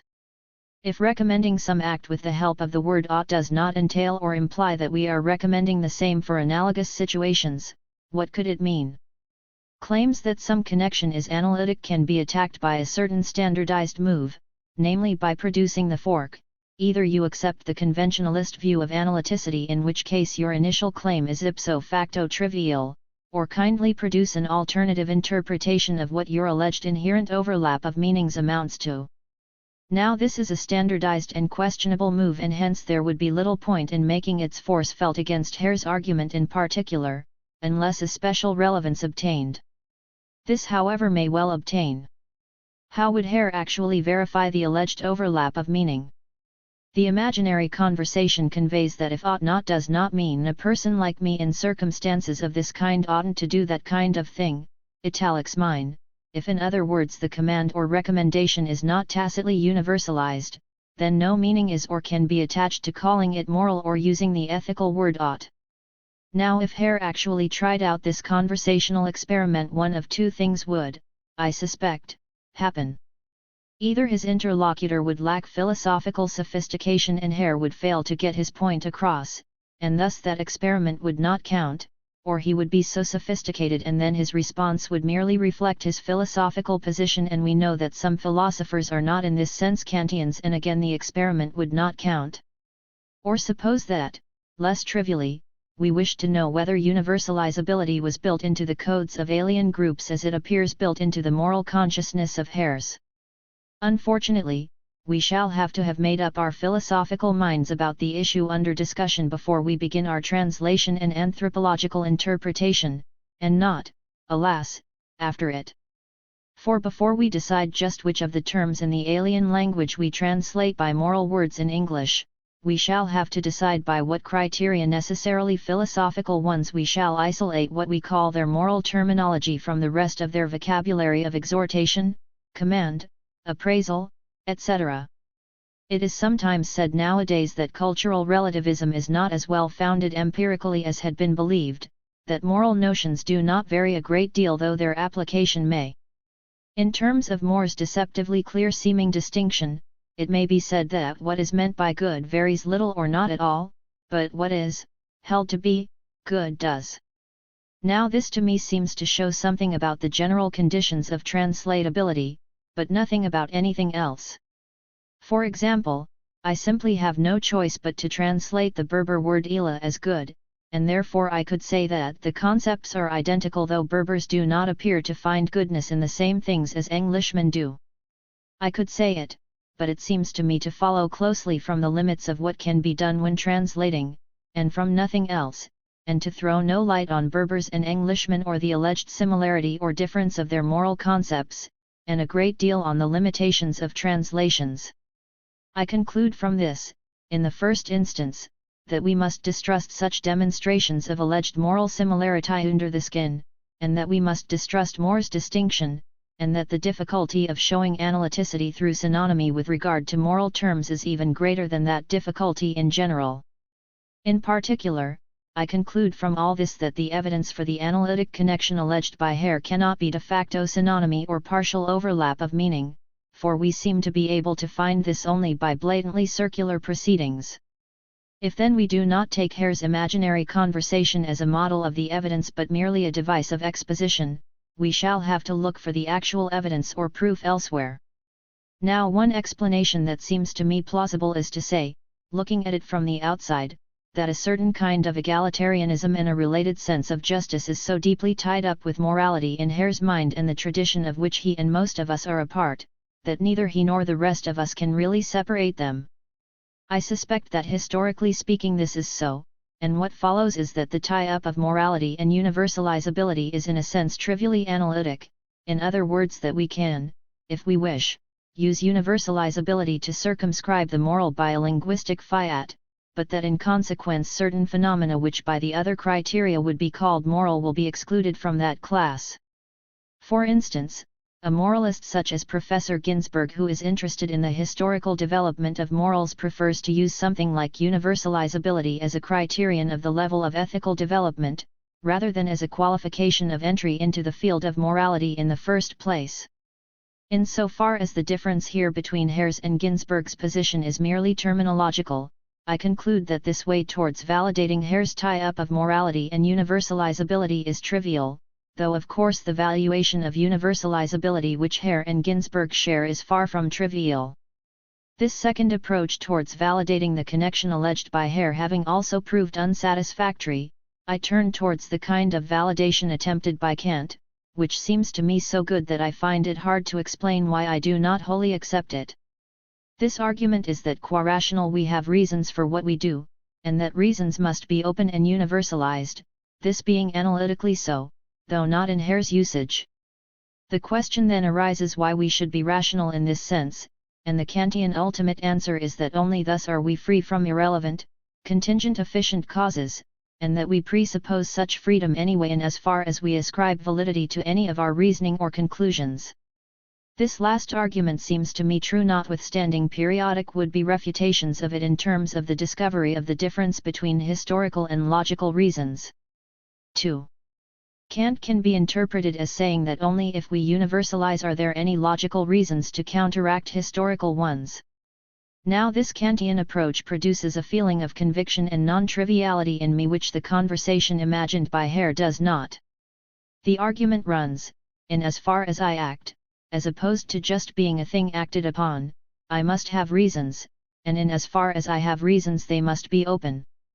For reasons which do not apply to other cases are no more reasons than an explanation which can only explain one thing is an explanation.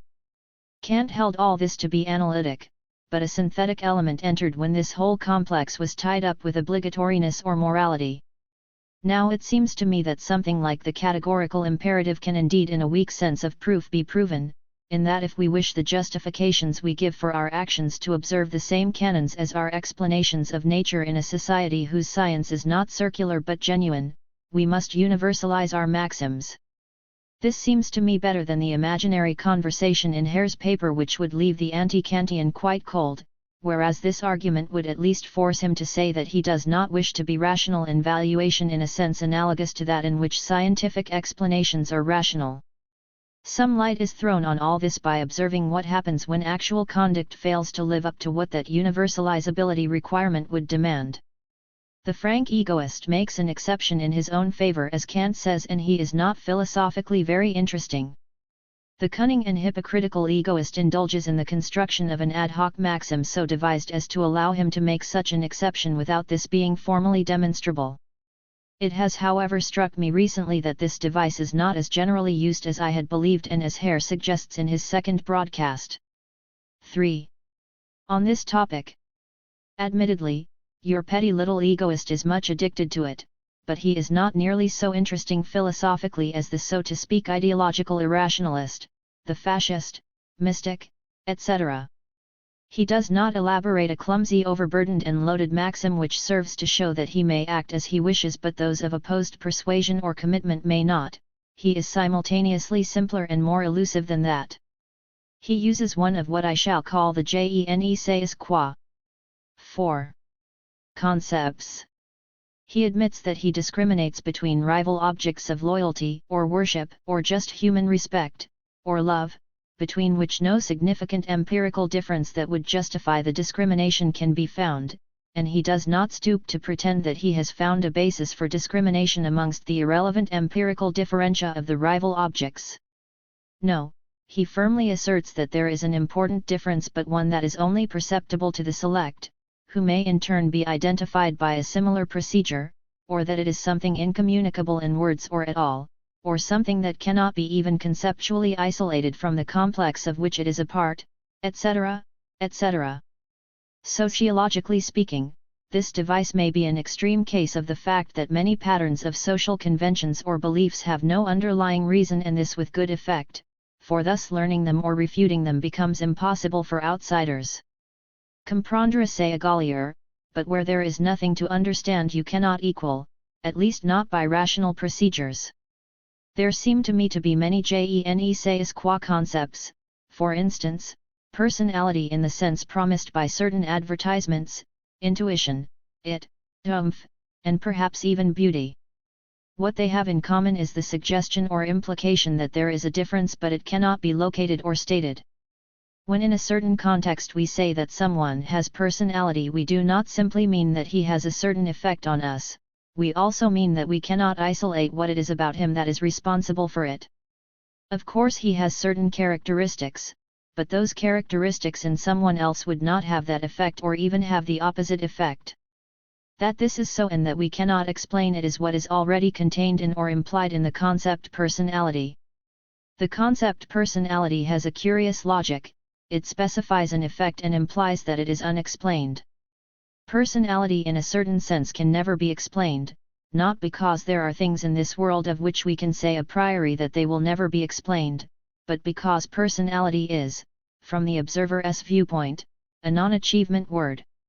Or put it this way, there is no such thing as personality, but we can combine in one notion certain effects and the idea of inexplicability. The ideological irrationalist adopts precisely this device vis-a-vis his preferred object. The device is in certain well-established cases even protected by social custom, in so far as it is considered bad taste to discuss certain valuations or attitudes, and hence their ineffable status does not even need to be explicitly asserted. For instance, to discuss faith critically with a believer is nowadays considered not quite the thing, partly perhaps in consequence of the tolerant temper of the times, partly perhaps in consequence of the existentialist manner of looking at religion as a very private event and not as an arguable conviction. Rather pale versions of Gene qua concepts are professionally and inexcusably manufactured by philosophers. Intuitions in the sense in which these alleged occurrences are claimed to validate or justify some propositions or procedures in ethics or other fields are of this kind. What happens is that an unaccountable discrimination occurs, say, between valid and invalid moral rules, and such a Gene qua concept is brought in as an all too convenient deus ex machina to explain it. Of course the term may be used innocuously, when its Gene qua status is clearly, honestly, and frankly conveyed, as when we say something like "I only know this to be true intuitively," meaning that I accept something not knowing why on a hunch and hope that a justification will follow. This frankness always characterizes existentialists by definition and makes them more likable and tolerable in a skeptical world than intuitionists. A real parody of the vicious kind of use of these concepts occurs when they are first introduced in order to justify some distinction, say, between ethical truth and error, and then their presence to the mind is conceived on the analogy of a physical sense. It then seems necessary to admit that this channel of alleged information must be capable, like all others, of conveying error as well as truth. Then a kind of second-order Gene qua concept, to sort out truth and error within the hypostatized version of the first, is required. Of course, academic intuitionists and apprehenders of ineffable concepts and distinctions are seldom, if ever, also ideological irrationalists in the real world outside philosophical discussions, so they don't really do much harm. They do, however, provide a kind of comic genteel model for the logic of moral attitudes of men such as Hitler. I have elsewhere argued 5. That no one has ever had an intuition or mystical experience, etc., and that this is arguable, not being an empirical matter, as it seems, but a logical issue. Of course this does not preclude the fact that people do have odd experiences when they consume mescaline or listen to Billy Graham.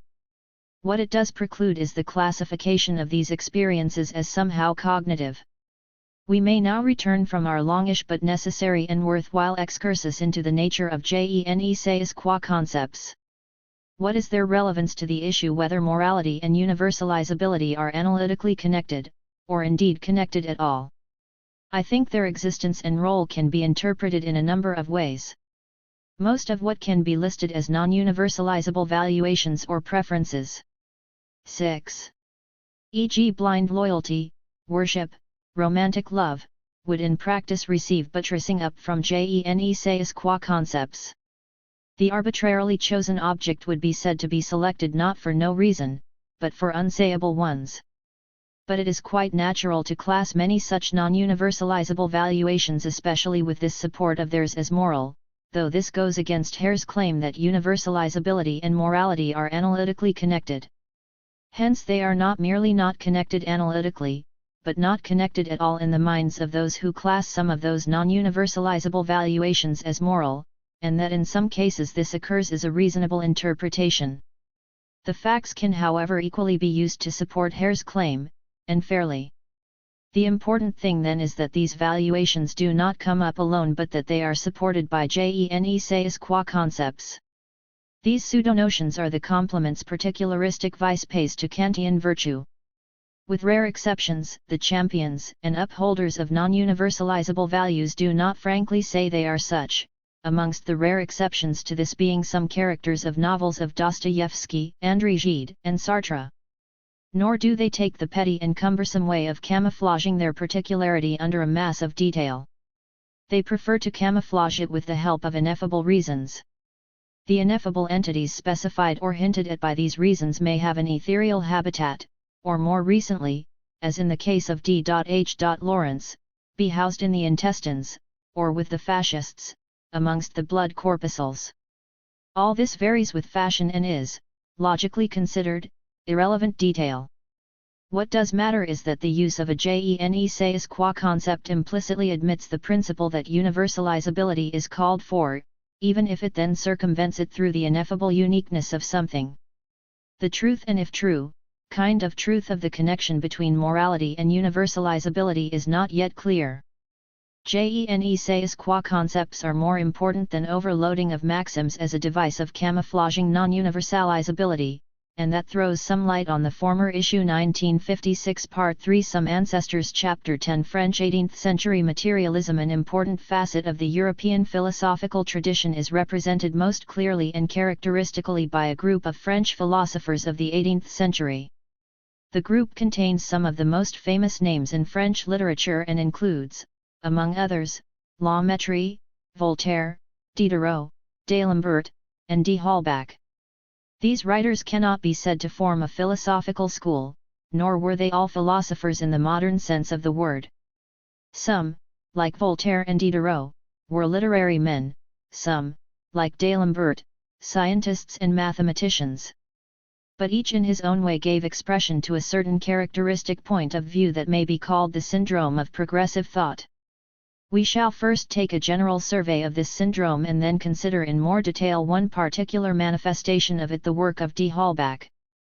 Major themes of the Enlightenment. The characteristics of the syndrome of progressive thought are anti-clericalism and hostility to religion, rejection of supernatural or spiritual explanations of phenomena, an insistence or preference for explanations of phenomena in terms of the structure and activity of matter, a positive expectation that everything in nature and man can be explained in natural intramundane terms, determinism, empiricism in epistemology, hedonism and/or egoism in psychology.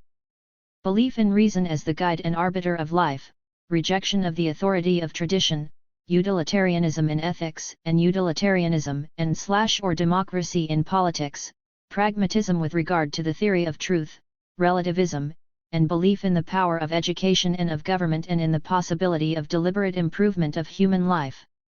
Manifestations of this syndrome tend to be more sharply articulated in Roman Catholic countries than elsewhere, and not surprisingly, for its elements were first assembled in opposition to Roman Catholicism. Perhaps the manner in which they were assembled owes something to the Church's example, as the selection of the constituents plainly owes almost everything to its opposition. It would be wrong and, so to speak, parochial to erect a general typology of thought along the lines of adherence or opposition to the elements listed. Point 1 The alignment of views for and against the progressive syndrome, as I have called it, is rooted in a historical situation rather than in some universal and basic dualism. The expression materialist, as used in common speech, owes much of its meaning to the syndrome described. To say that someone is materialistic or is a materialist in his views, policies, or practices is not normally a way of saying that he proposes theories about matter being the only constituent of the universe. Rather, it is a way of implying that his thinking has some of the characteristics on our list.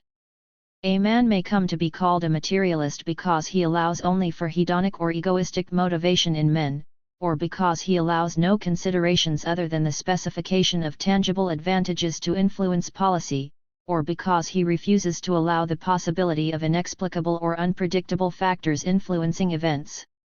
Materialism in a narrower and more technical sense can be defined as the doctrine that only matter exists, and hence that all other phenomena and features of the world are explicable as manifestations of the organization and movement of matter.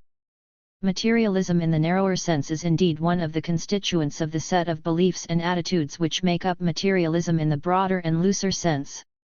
The reason for the use of the same term to describe both the wider and the narrower materialism, as often happens when we get an ambiguous term designating a doctrine or attitude, is that materialism in the narrower sense is held to be the crucial and most important among the materialist doctrines in the wider sense. Both adherents and opponents have supposed that materialism in the narrower sense is the premise from which the wider set of ideas can be deduced.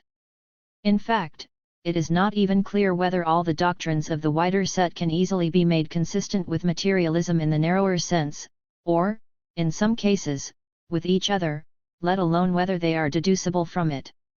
The set of ideas that I have described as the progressive syndrome are the fruit of the French 18th century Enlightenment.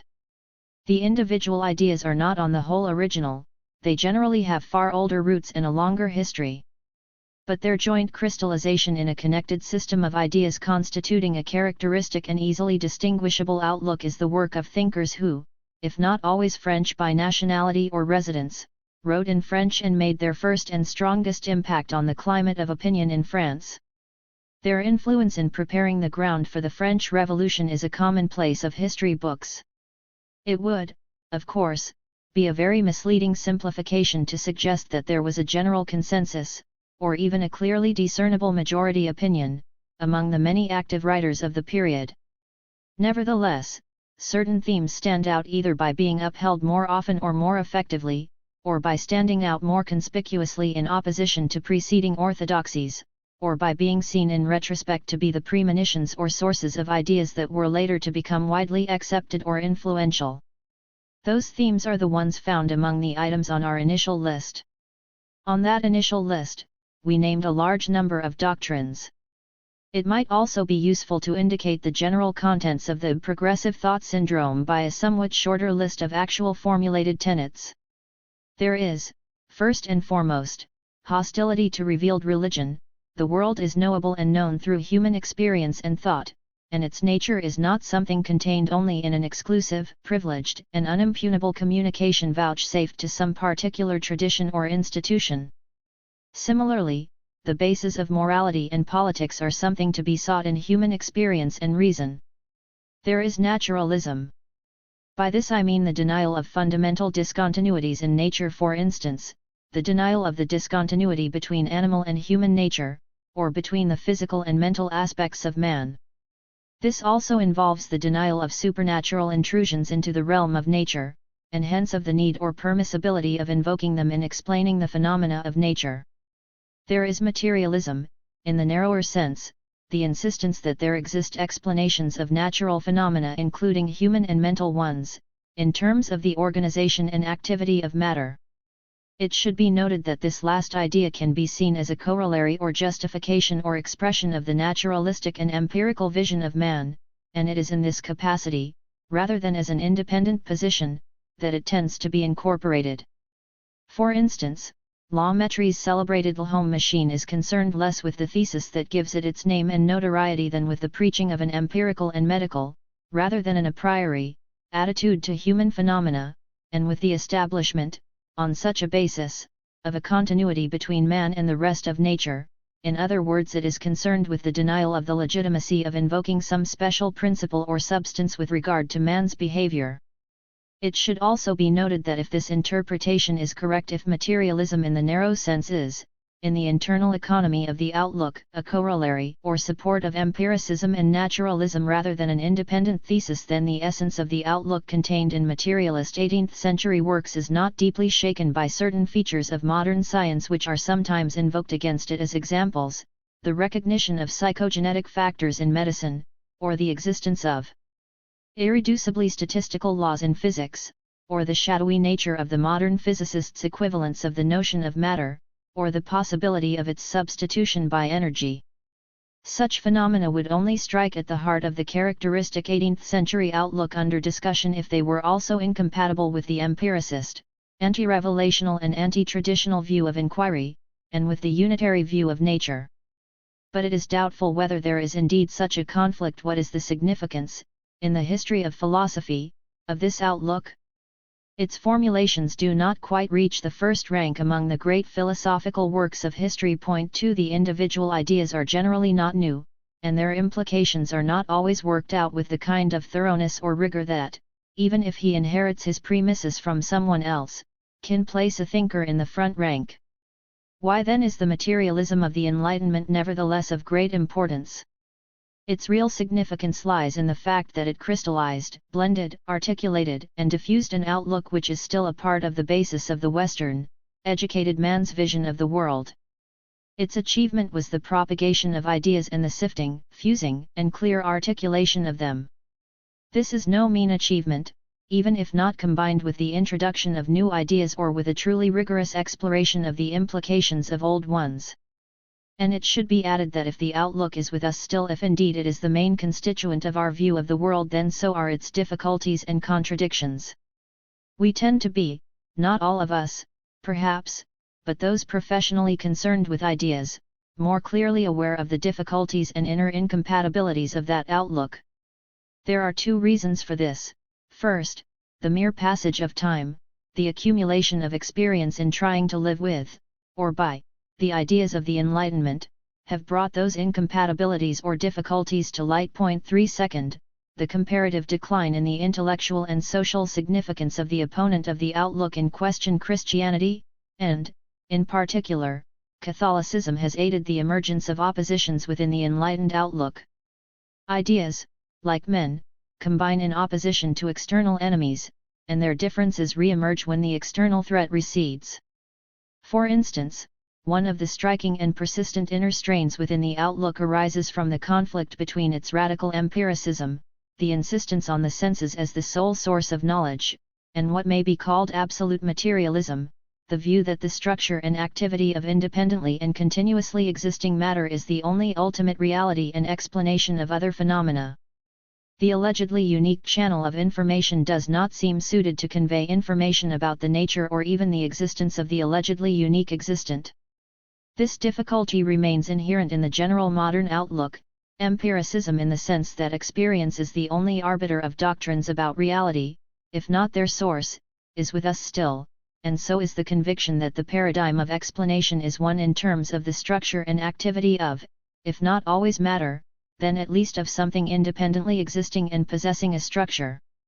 The opposition between the model of information, through experience, and the model of explanation, by means of a structure and activity of something existing independently of experience, is not easy to overcome and remains with us. Point 4. The claim that the significance of the Enlightenment's philosophy lies in its having forged and formulated the main element of the outlook of the Western European secularized intelligentsia until this day, and also to a large extent, even if it is not always officially recognized, of Western society at large, calls for some qualifications. But these qualifications do not contain any substantial emendation concerning that which was central to the men of the Enlightenment, their attack on religion. The view that historic, revealed religion is false and harmful when it obstructs non-religious inquiries has been largely incorporated into the outlook of Western man. The fact that religious institutions, practices, and adherents survive in no way contradicts this, for the religion that has survived the onslaught of the Enlightenment has adjusted itself so completely that it tacitly recognizes the justice of the attack. The religion that was attacked by the men of the Enlightenment was, or contained theories concerning the nature of the world, of man, of society. These were either in conflict with empirical or naturalistic theories, or ruled out the possibility of such theories altogether. Contemporary religion no longer presumes to prejudge or interfere with the findings and inquiries of the sciences. Inquiries, not merely into inanimate and biological nature, but into man and society, or even into the sociology of religion itself, are no longer resented or resisted.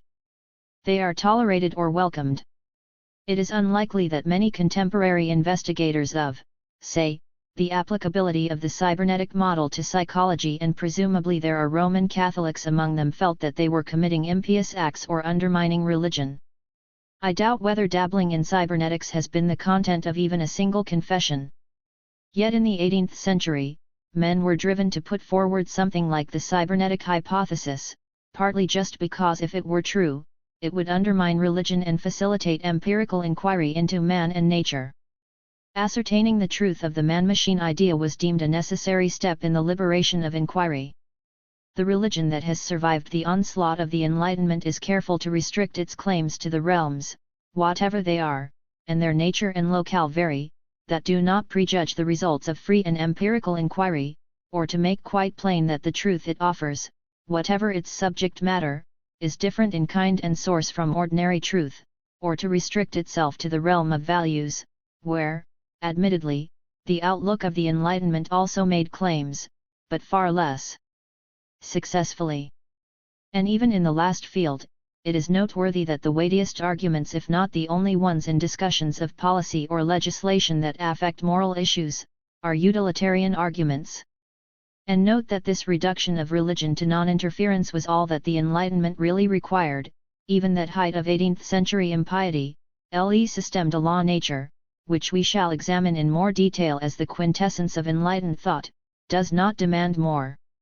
It is a truism to say that European society has undergone a process of secularization in the past 200 years or so. This is not the place to examine the social significance of this assertion, but, on the intellectual plane, it means, roughly, that people have replaced religious ideas by others largely drawn from the set that can be found, assembled, and systematized in the system of nature. Later thinkers who have set out to give secular answers to problems such as those of morality, of the relation of mind to body, or of the freedom of the will have generally drawn on some of the many ideas from the set found, ordered, and often succinctly and forcefully stated in the system of nature. To say this is not to say that the text itself has persisted in being influential. It has not. On the contrary, it has been rather unjustly neglected. But the complex of ideas of its time, which it summed up more forcefully than any other work, continues to be a kind of matrix from which secular thinking draws many of its crucial premises. Many intellectual biographies in and since the 18th century have contained as their crucial episode the confrontation with the issue to believe or not to believe. The precise nature of the tempting or beckoning faith does not here concern us. What do concern us are the beliefs of disbelief. The world picture which was generally assumed to be the alternative to faith was something rather like that of the system. It has generally been assumed that the kind of residue or alternative that remains if faith is abstracted or abandoned must be something like the vision of the system: naturalism, determinism, empiricism, materialism, utilitarianism fused as best one can. It is easy and somewhat cheap, although also correct, to remark, as many have, that many of the ingredients of this outlook require as much faith as does religious belief. What is less obvious is whether the kind of materialistic outlook found in the system is indeed the only, or natural, alternative to a conventionally religious view of the world. Roughly speaking, modern man tends to assume as obvious that if religion is false, then the world must be something like the picture of the system. This seems to me at least questionable, although it is very difficult to visualize what a radically different, yet seriously tenable, secular view would be like. But it is questionable nevertheless. One need only reflect on how much this particular secular alternative owes to the religion it combated. In its particular views, it owes it a great deal by opposition, and in its general structure it may well owe it as much by more or less unconscious emulation. Modern themes not present in Enlightenment thought the claim that the Enlightenment forged and first formulated the modern outlook as it manifests itself both in shared presuppositions and in formal philosophies does not, as indicated, call for qualification on the grounds that religion has survived its attack. If the characteristic 18th century outlook fails to excite or stimulate today, it is partly because its exponents have done their work so well and successfully. What they preached has become common ground, shared even by the successors of their erstwhile opponents. But the claim does call for some qualification on other grounds. There are certain prominent constituents of our modern climate of opinion which were either lacking or inadequately incorporated in the beliefs of the Enlightenment. It is their absence, as well as the success and hence the platitudinization of the outlook, which gives to the outlook of the Enlightenment that slightly stale and unexciting taste which, for many people, it has. It is worthwhile to specify the lacking constituents that were to be added later. 1. There is what may be called historicism and sociologism, a certain awareness of the continuity, unity, flow, and growth in the world. That awareness was later inspired by the consideration of either human or biological history, and is often lacking among the men of the Enlightenment, who were rather inclined to have what one might call a two basic states view of the universe before and after, as it were, the Enlightenment. Before, there was darkness and superstition, afterward, there was light. The dual state vision is perhaps itself something inherited from religion. With the replacement of the somewhat simplest dual state view by theories of historical growth or evolution, there also came a more tolerant and, as it were, functional interpretation of those errors which the Enlightenment had fought. This made it impossible to see them purely as errors fathered on us by fear or imagination and exploited by priests and tyrants for their own ends. This greater sophistication or understanding and/or tolerance is reinforced by what may be called the sociological outlook, if ideas are to be seen primarily as social, rather than individual, functions, then part at least of the weeding operation carried out by men of the Enlightenment was misguided. If societies or nations are supra-individual unities, they may well speak to the individuals who compose them through those seemingly absurd legends or dogmas or institutions that did not stand up to the enlightened critique. Thus the relativism that was present in the Enlightenment, but which was not thoroughly followed up, received an impetus and development that led to the partial undermining of the critical enlightened outlook itself. Another notable constituent in the modern outlook was lacking in the Enlightenment, and indeed lacking among the views with which it grappled, a pessimism based, not on a religious doctrine of original sin, but on a quite secular view of man. This vision of man formulated metaphysically by Schopenhauer, aphoristically by Nietzsche, and clinically by Freud is something which is alien to enlightened thought and which constitutes a grave problem for it. The Enlightenment was not necessarily given to attributing a fundamentally good moral substrate to man, as Rousseau did, but it saw man as at least morally neutral and capable of rational and indeed virtuous behavior, once it could be freed from superstition, and even if motivated by self-interest, enlightened self-interest would lead to a rational harmony. The idea that the enemy of rationality and happiness is within and deeply rooted, a kind of cosmic or biological or fundamental bloody-mindedness, is something which, if true, badly upsets the rationalistic and optimistic worldview of the Enlightenment. If true, it shows that enlightenment is not enough. The aims it offers humanity rational, harmonized happiness are in fact shown not to satisfy our real strivings, the means it offers the removal of superstition and prejudice and tyranny are shown to be inefficacious. There is, finally, the existentialist tradition, in a broad sense of the term. This arose in reaction, not to the Enlightenment itself, but to the enlightened, rationalist elements in romantic post-Enlightenment philosophy, that is, to the belief that reason was the clue to nature, history, and life, and that the previous ideas of the priests, etc., and such people were not false but constituted a kind of lisping reason.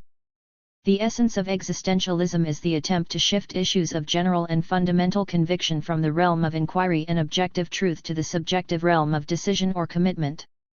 It first did this either in the interests of religion to save it from condemnation as false theory about the world, comparable to those of scientific inquiry, or as a reinterpretation of it, to save it from travesty in the hands of its rationalizing defenders.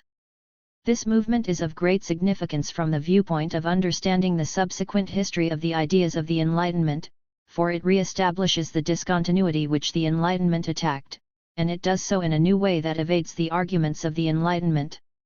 The Enlightenment insisted on seeing man and things human as parts of nature and hence amenable to human reason and investigation.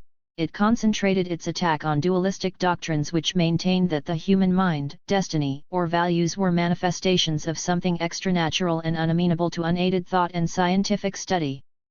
Existentialism re-establishes religious conviction, not by any dualistic ontology or superscience, or by claims of the presence of extranatural, spiritual stuff or whatnot, but by claiming that the manner in which our ultimate commitments are made is and must be different from the manner of empirical or scientific inquiry. Though existentialists may sometimes express themselves quasi-ontologically, as though postulating a category of existence consisting of self-choosing or self-conscious beings, this does not really amount to the claim that there exists a special and further stuff in the world. The special existence is produced by the act of choice. If this idea is valid, and it is hard to see how one could judge it, it turns the flank of the enlightened, naturalistic insistence on the unity of nature. It does so, not by saying anything about nature or by denying its unity as an object of observation, but by insisting that ultimate or most general convictions are not about objects but are a choice within a subject. Hence the dualism, the discontinuity denied by the Enlightenment and perhaps required by religion, reappears, but not as a rift in nature. Existentialism has since assumed both religious and atheistic forms, but in either case it maintains this new rift and fundamental dualism between conscious subjects and objects of consciousness, and this kind of dualism, unlike the old religious or Cartesian dualism, is something that evades the critique of the Enlightenment. We are now in a better position to reassess the balance sheet of the Enlightenment's conflict with religion, an aspect which, after all, was central to it. The religious doctrines that survive the onslaught of the Enlightenment among the educated tend to be, in the main, reformulated religious doctrines reformulated with the aid of either the socially functional view of knowledge or the existentialist reassessment of faith as something not cognitive or descriptive at all. There are also more straightforward fundamentalist and anti-rationalistic theologies. Dogmatism or the denial of reasoning is easy. So religion survives through certain ways of thought with which the Enlightenment was not familiar and which, in part, arose in order to evade its arguments. The old, forthright theology which dogmatized about this and another world is not much in evidence. Religious assertions are now made, not merely with regard to some other realm, but also in some other sense. In other words, the unity and self-sufficiency of the natural world is not often seriously challenged. Sophisticated modern religion, when not simply dogmatic, tends to have either an existentialist, a sociological, or a pragmatist coloring. The essence of the materialist outlook to be considered is, I think, to be seen in the insistence on the unity, continuity, self-sufficiency, and necessity of the natural world, and in the accompanying idea that human salvation is to be sought in that world, and that doctrines contrary to that unity are harmful. If this is indeed the essence of the outlook, then the subsequent additional ingredients of the characteristic modern Weltanschauung, which we have indicated, can be seen, first, as the extension of that continuity to social phenomena and to dualistic, transcendental beliefs themselves, the implications being that apparently irrational social forms and convictions also share in the general necessity of nature and cannot be discounted as mere aberrations, and hence, on quite irreligious, socio-epistemological grounds, religion must be respected rather than exorcised. Secondly, there is the realization that the unity and continuity of nature require one to see man, his aims and conduct, as of a piece with biological nature, and the implications of this tend to be a pessimism in morals which in fact conflicts with the optimistic anticipation of secular salvation characteristic of the enlightened outlook. Finally, there is the establishment of a new kind of discontinuity, based not on some kind of dualistic ontological claim, as hitherto, but on a kind of dual aspect of man as object and also as a choosing, and, possibly, cognizing, agent. The ideology and its impact we have, so far, described the materialism of the Enlightenment as an outlook, a set of connected, but not necessarily consistent, ideas. We have also suggested that its importance lies in having first brought together, formulated, and disseminated the characteristic modern world outlook, with the certain qualifications that have been indicated. A propagated general outlook which consciously incorporates certain values, and aims at an alteration of human life and society is sometimes referred to as an ideology. The work of the Enlightenment was certainly the promulgation and propagation of an ideology. Indeed, the term originates from the period, and some of the later participants in the movement were known as the ideologues. But to say this is not to denigrate either the ideas or the work of the Enlightenment. The term ideology is far too easily used in a pejorative way. What it properly designates is something which is indispensable to any society, and which is not, as such, necessarily bad or good. The men of the Enlightenment have, moreover, acquired a certain bad name as being the prototypes of thinkers who wish to remold man and society in the image of their own abstract ideas without regard to reality, to propagate the need for continuity in social life and for piecemeal rather than total reform. The term philosophe, designating the fashionable and influential thinkers of the period, is sometimes used as meaning an intellectual reformer of such a kind. The excesses of the French Revolution, or indeed the Revolution itself, are blamed on them and their teaching by those who do not approve of it. The high valuation of the work of the Enlightenment, and indeed the claim that it is the source of our modern view of things, will of course not appeal to those who believe that philosophy can and should be detached and neutral. For such people, the philosophy of the Enlightenment must seem a travesty of philosophy. Indeed, it is difficult to see how they can account for its existence. But if the philosophy of the Enlightenment was an ideology or a propagated outlook calculated to transform society, it was also a philosophy in the narrower, technical sense. It contained doctrines on many matters, such as the limits of meaningful discourse, the criteria of morality, the relation of mind and body, which philosophers, who believe in the existence of a narrow, neutral, and ideologically uncommitted subject called philosophy, consider to be properly philosophical questions in their own preferred sense. The ideologies of the Enlightenment not only contained such doctrines, but contained them in an essential way. They were connected in many logical ways, as premises and as corollaries of the ideological elements. The two aspects were quite inseparable, and indeed remain so. My own view is that the separability of allegedly technical philosophy from questions of our outlooks on man, society, and the world, a separation which is sometimes claimed as an achievement and credit of the academic philosophy of our own century, is an absurdity. But if one took such a view, then indeed the claims made for the philosophy of the Enlightenment that it was the first expression and powerful stimulus of the general modern outlook collapse. What is true, perhaps, is that as pure philosophy it is not quite in the first rank, but as a philosophy, a way of looking at the world, it is in fact both of the utmost importance and of great merit. Something further should perhaps briefly be said about the subsequent history of the outlook. Two fates can undermine the vitality of an idea, either success or failure. The materialism of the Enlightenment has had to suffer both.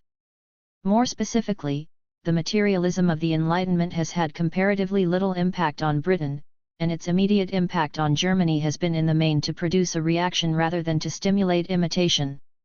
The failure to impress itself on Britain is still perceptible. The enlightened complex of ideas does not operate as a unity within the Anglo-Saxon tradition. Its progressives, generally to the surprise of continental observers, work for rational reconstruction of society on enlightened lines, roughly, choosing ends by reference to human well-being and seeking guidance about the means from experience, without also being ex officio anticlerical. The explanation of why the complex of anticlericalism and materialism in the narrow sense did not fuse in Britain with utilitarianism, empiricism, and democracy is partly to be sought in the absence of a dominant Roman Catholic Church, and partly in the fact that the individual ideas of the Enlightenment were already present and were not imported from the philosophes. The land of Hobbes did not need to learn of materialism or egoism, the land of Hume did not need to learn of empiricism, nor the land of Bentham to be taught the consistent application of utilitarianism to social thinking. But if, in the short run, the outlook of the Enlightenment either failed to impress itself on France's neighbours or produced a philosophic reaction, in the long run it provided the model or the main strand in the thinking of other societies when they in turn came to be shaken by the economic and political changes of the modern world. Fused with some later elements, with Marxist, Romantic, and other ideas, the Enlightenment continued and still continues to provide the alternative world view in places where the local religious views lose their hold. This secular vision, evolved in the West when religion was being sapped from within the society, continues to be the paradigm of a secular alternative in those lands where religion is being undermined by the external impact of the West and by the emulation of it. The successors of the philosophes in the 19th century were men of the Western world who turned away from their own local form of the religious infame and sought salvation in mundane aims and by mundane means. Their successors in our century are to be found among the agents and justifiers of modernization throughout the world. The ideas of the Enlightenment are not the only constituent in their outlook, there are also historical ideas, mystiques of the community, and other elements. Still, the notions of the Enlightenment are an indispensable ingredient. It is not unusual to sneer at the outlook typified by the system of nature, which will be examined in more detail, by saying that it expresses a religious attitude toward a non-religious vision of the world. Enthusiastic rationalism of this kind is claimed to be out of date.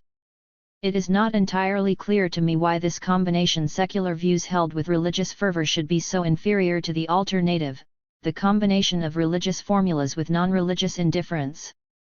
It is often said that the retention of unenforced laws undermines the respect for law as such, and it is at least possible that the respectful retention of the incredible beliefs may undermine intellectual curiosity and respect for truth, the drive toward understanding the world, without which much fundamental inquiry is unlikely to occur. The allegedly comic fervor implicit in the open adherence to a systematically secular view of the world may at least be credited with seriousness in its attempt to understand the world, and in its attempt at consistency. It may be better to inherit the all-embracingness and enthusiasm of faith without its content, rather than the reverse. The system of nature. The 18th century French thinkers were both numerous and prolific. A full account of the views even of those who can be characterized, in some sense or another, materialists of the Enlightenment, would be impossible in a limited space. It is customary and appropriate to take some writer or work as epitomizing the thought of the period. If one wished to concentrate on anti-clericalism alone, without a total rejection of religious ideas, one might choose Voltaire. If one were to choose a single work as both typical and influential, it would be appropriate, and customary, to take the cooperative encyclopedia. But there would be obvious disadvantages in using a cooperative work of this kind, without the claim to consistency or restriction to general principles.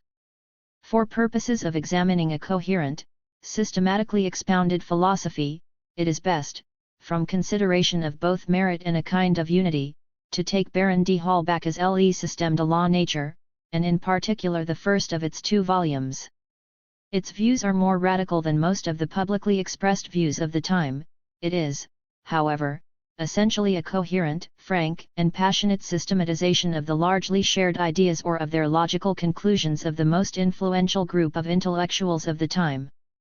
There is a sense in which the system of nature can be said to tell a story. It is not merely a vision of the universe and man, and an exhortation, but it is a kind of dramatic presentation of a conflict of 2 forces. It is almost a narrative. The battle it describes is, of course, unfinished. The intention of the book is to make us see its true character, to make us understand the nature of the 2 contestants, and to enlist our support for good against evil and to aid its victory. We are conducted along the various points of the front line, the doctrines of man, of knowledge, of morals, and so on. The 2 forces engaged in this fundamental crucial conflict are 2 ways of thinking, the religious and the naturalistic, which includes materialism and empiricism. The former is both wrong and very harmful. The latter is both true and immensely beneficial to humanity. The work consists of the delineation and demonstration of the true and beneficial view and style of thought, and of an analysis and refutation of the main features of the mistaken and harmful view. It also consists of a pathology of thought, a diagnosis of how the harmful type of thought comes to exist and have a hold on humanity, and, to a lesser extent, it also includes what may be called a rationalist theory of grace, that is to say, an account of how the true, rationalistic, materialistic manner of thinking can be restored and establish itself amongst men. This part of the doctrine is among its weaker aspects. So is the rationalistic doctrine of original sin, the attempt to account for how mistaken or meaningless and harmful doctrines have come to be so pervasive and powerful. The important features of the wrong and harmful type of thinking are belief in God, in spiritual forces of any kind, in a non-material element of man, in free will or any other exceptions to natural regularity, in innate ideas or any non-sensuous mode of knowledge, in the belief in divine creation or interference, and in the upholding of moral values other than those based on actual human needs and interests. The particular object of attack is not merely the Christian, and in particular the Roman Catholic vision of the world, but also what the author considers its buttressing by modern philosophers, above all, Descartes and his followers, the main dualistic doctrines to the effect that there is an independent thinking substance in addition to extended matter and that there are modes of knowing other than through the senses. In general, one might say that what is under attack is any doctrine that impugns the unity and exhaustiveness of nature, any doctrine that adds an extra-mundane religious realm to the totality of nature, or that introduces some fundamental rift or discontinuity inside it, such as the discontinuity between matter and thought or between determined and free events. The system of nature is, of course, itself dualistic in its fundamental sociology, for it envisages two fundamental polar possibilities for man and society, though, of course, mixed, intermediate positions are possible and occur, and indeed may be the commonest fate of mankind, a state of rationalist salvation, when man, free or freed from superstition and prejudice, is guided by the trinity of nature, reason, and experience to happiness, and on the other hand the degenerate or unregenerate state when religious and spiritualistic superstition leaves man in misery under the domination of priests and tyrants. The most important social variable, so to speak, is the manner of thought, though this itself appears to be dependent on education and government. Materialistic, rationalistic, naturalist thought liberates man and society and leads him to happiness, religious thought leads him to error and misery.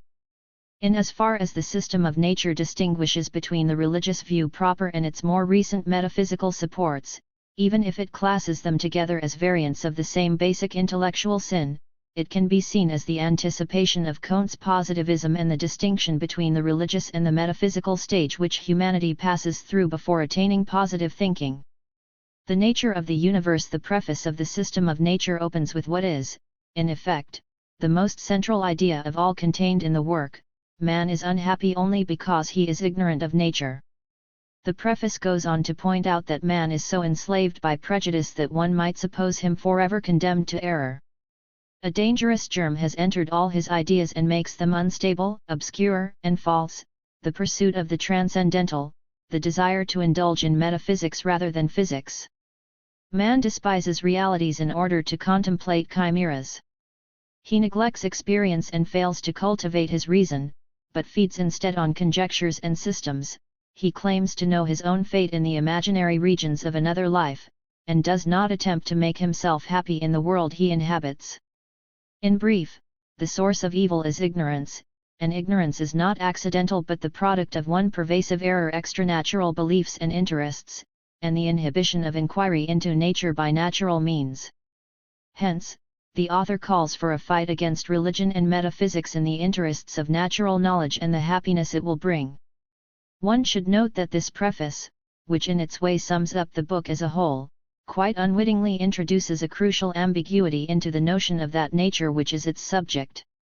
One might have begun with a positive description of it, a unity, governed by laws, without inner repetitions, etc., and proceeded deductively from its general features, imitating the procedure of Spinoza's ethics, with whose vision the system has obvious affinities. But such a procedure, though orderly and logical, would obscure the fact that nature here also has another meaning, namely, that which is found out by natural means, by the application of reason to experience, whatever it turns out to be. In other words, the main premise of the system can also be seen to be an epistemological one rather than an ontological one, perhaps, one should say, the recommendation of a cognitive strategy rather than the postulation of a cosmological picture. And more than this, the recommended epistemic strategy could itself in turn be seen as the corollary of an ethical premise and a sociological one of the exclusive valuation of happiness and of the conviction that it is furthered by naturalistic inquiry and hindered, above all, by religious and metaphysical conviction. The system, like most other systems of ideas, can be arranged as a deductive argument from premises, but it is in fact more correctly represented as an interlocking system of ideas which support each other. Some of these ideas are, of course, more crucial than others, and can be singled out as premises, but it is important to remember that they in turn can figure as conclusions inferred from other parts of the system, even if those other parts to some extent in turn depend for their proofs on them. The belief in the beneficial power of knowledge, and in the maleficent power, almost exclusively and predominantly, of ignorance, superstition, religion, and transcendentalism, is one such premise within the system, and perhaps the most important. The first chapter does in fact give us a positive description of that nature which is the object of inquiry and, one might add, of reverence. The universe, that vast assembly of all that exists, nowhere presents us with anything but matter and movement. It displays nothing but an immense and uninterrupted chain of causes and effects. Some of these causes we know because they strike our senses immediately, others we do not know, because they act on us only by effects far removed from their first causes. The sum total of diverse matter, its properties and manner of acting, and the systems constituted by them we call nature. Thus nature, in its widest sense, is the grand total resulting from the assembly of the different materials, their combinations, and the different movements we see in the universe. D. Halbach also uses nature in a more special sense. Nature, in its narrower sense, or as applied to each individual being, is that which follows from its essence, that is to say, the properties, combinations, movements, and manner of acting which distinguish it from other beings. He thus distinguishes between particular natures and the general system, the universal nature, to which everything that exists is necessarily tied. A very significant nota bene ends the first chapter. It disclaims any interpretation that would seem to personify nature, which is an abstract being. The note explains how expressions frequently used in the book, such as nature required, or it is natural, can be translated in a manner not suggesting a personified nature. It should be noted that these translations are not very convincing to a modern critical philosopher. They employ either the notion of essence or the legislative, compelling idea of law of nature. So, indirectly, the reinterpretations of nature offered by D. Halbach still seem tainted with the anthropomorphism that he strives to reject. The second chapter concerns itself with movement. Movement is made central both to nature being the agent of all the necessary changes which constitute it and to cognition being the only carrier of information. To know an object is to have felt it is to have been moved by it. Two conflicts seem latent in D. Halbach's thought here: first, between his contact theory of knowledge and his materialism, and secondly, between his essentialist manner of speaking. Behavior seems to emanate from the essences of things, and the exclusiveness of communicated motion as the agent of change.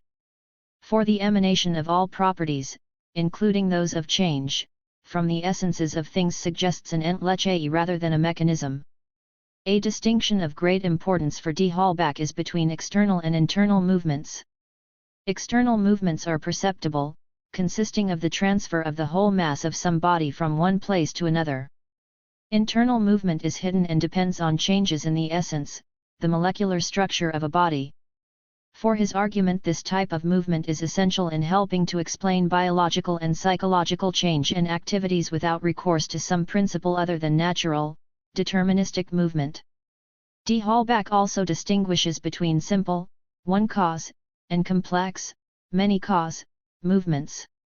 All movement is a necessary consequence of the essences and properties of things or of the causes that act on them. One might, as indicated, suspect conflict between his Leibniz-like essentialism and his prescriptive notion of law, but interaction can also be covered by necessary laws that can be said to inhere, and perhaps this would be the solution adopted. Everything in the universe is in movement, it is of the essence of nature to act. The notion of nisus, striving, is stressed, which is to bring harmony to the preceding thesis and the appearance of occasional rest in the world. Movement is pervasive and inherent in nature, no impulsion external to the world is required. The supposition of creation from nothingness is but words without meanings attached to them. These notions become even more obscure if the creation is attributed to a spiritual being. Matter is sufficient. Matter and movement are facts and sufficient ones. He adds a doctrine of the diversity of substances, invoking Leibniz. Nature in its endless change is compared to a phoenix, ever reborn from its own ashes. The third chapter expands his view of matter. What emerges again is both a sensualist view of matter, we distinguish substances by the various effects produced in us, and also a different theory only questionably compatible with the former, a specification of primary qualities called general and primitive, extension, mobility, divisibility, solidity, inertia. Moreover, all properties are claimed to inhere in their substances necessarily in the rigorous sense of the word, and yet movement is also said to be responsible for all change. The problem of squaring the necessity of all truths with the existence of temporal change is not raised.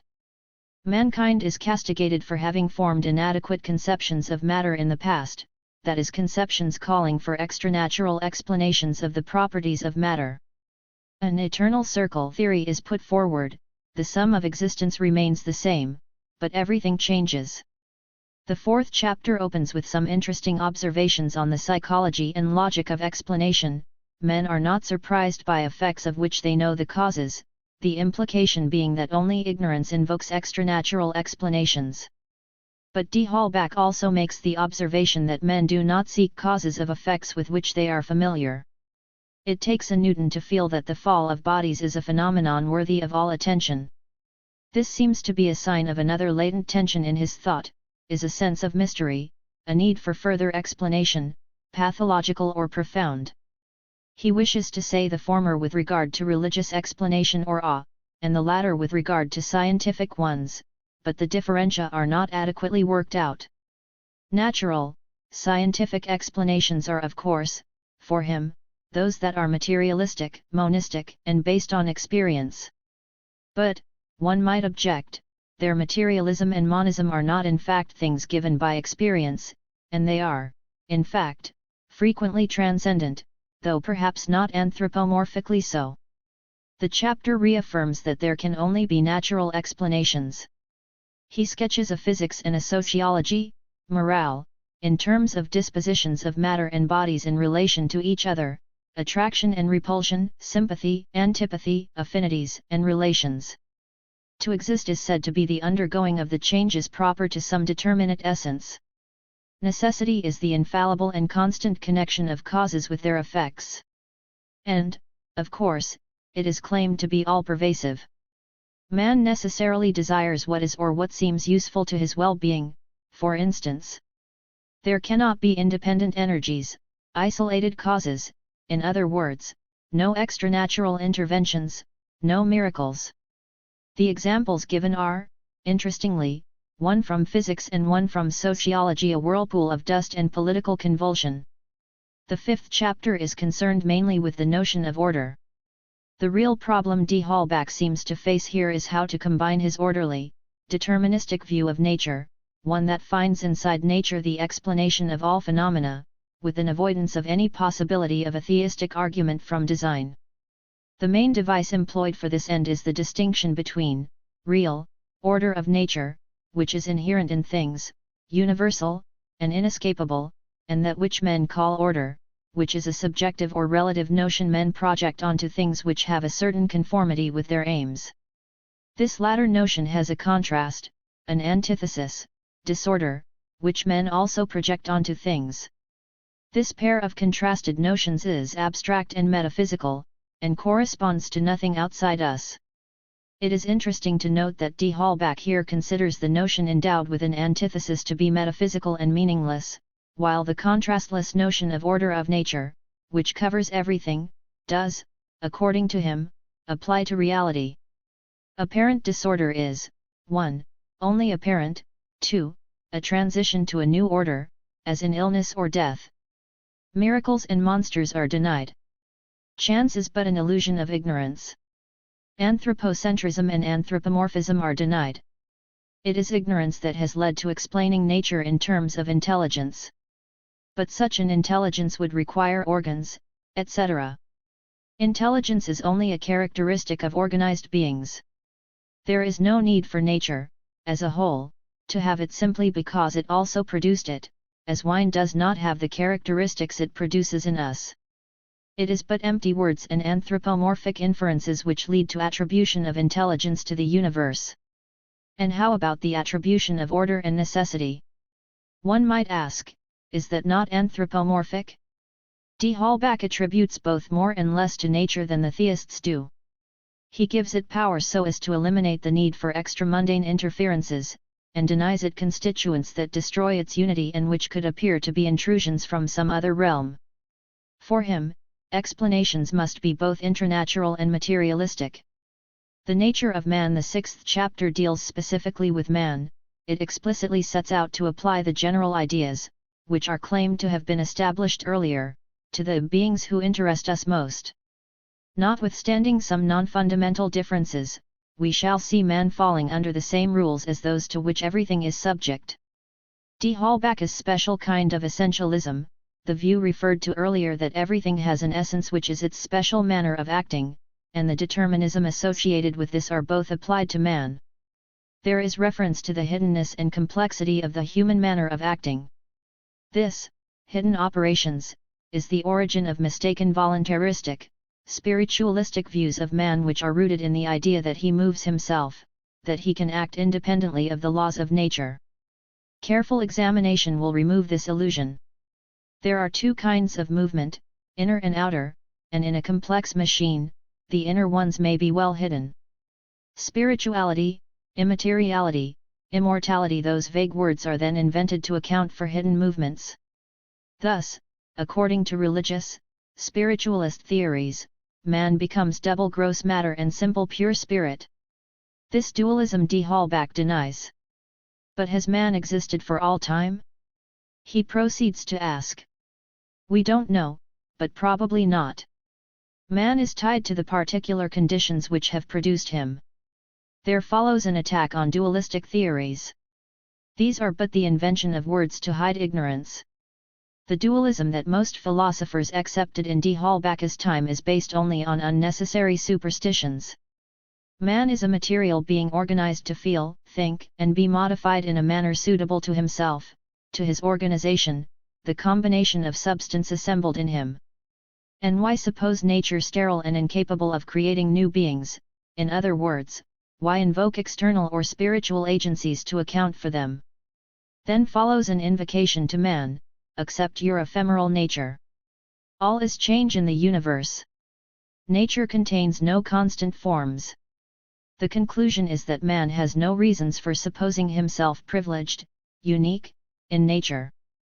The 7th chapter continues the assault on the spiritualist system, the religious and Cartesian doctrines of the soul. It stresses the uselessness of the gratuitous assumption of duality, of differentiation of inner and outer activity, of the notion of an imperceptible, indivisible, unextended inner stuff. This is an unintelligible and merely negative idea. Only material causes can act. One has invented an infinite intelligence in the image of a finite one, and explained the union of the latter with body by reference to the former, failing to see that neither can move matter. Here he gets close to admitting that we do at least have an image of the finite intelligence at any rate. But, he asks, how and where is this extensionless body located and connected with matter?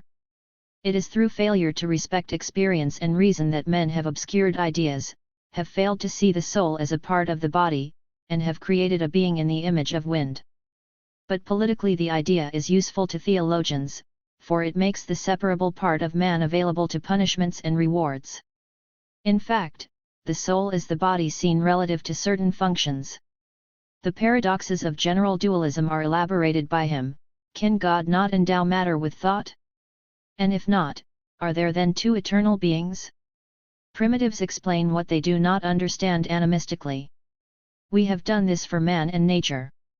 Chapter 8 proceeds to carry out the program of a unitary vision of man by establishing the thesis that all our intellectual faculties are derived from sensing.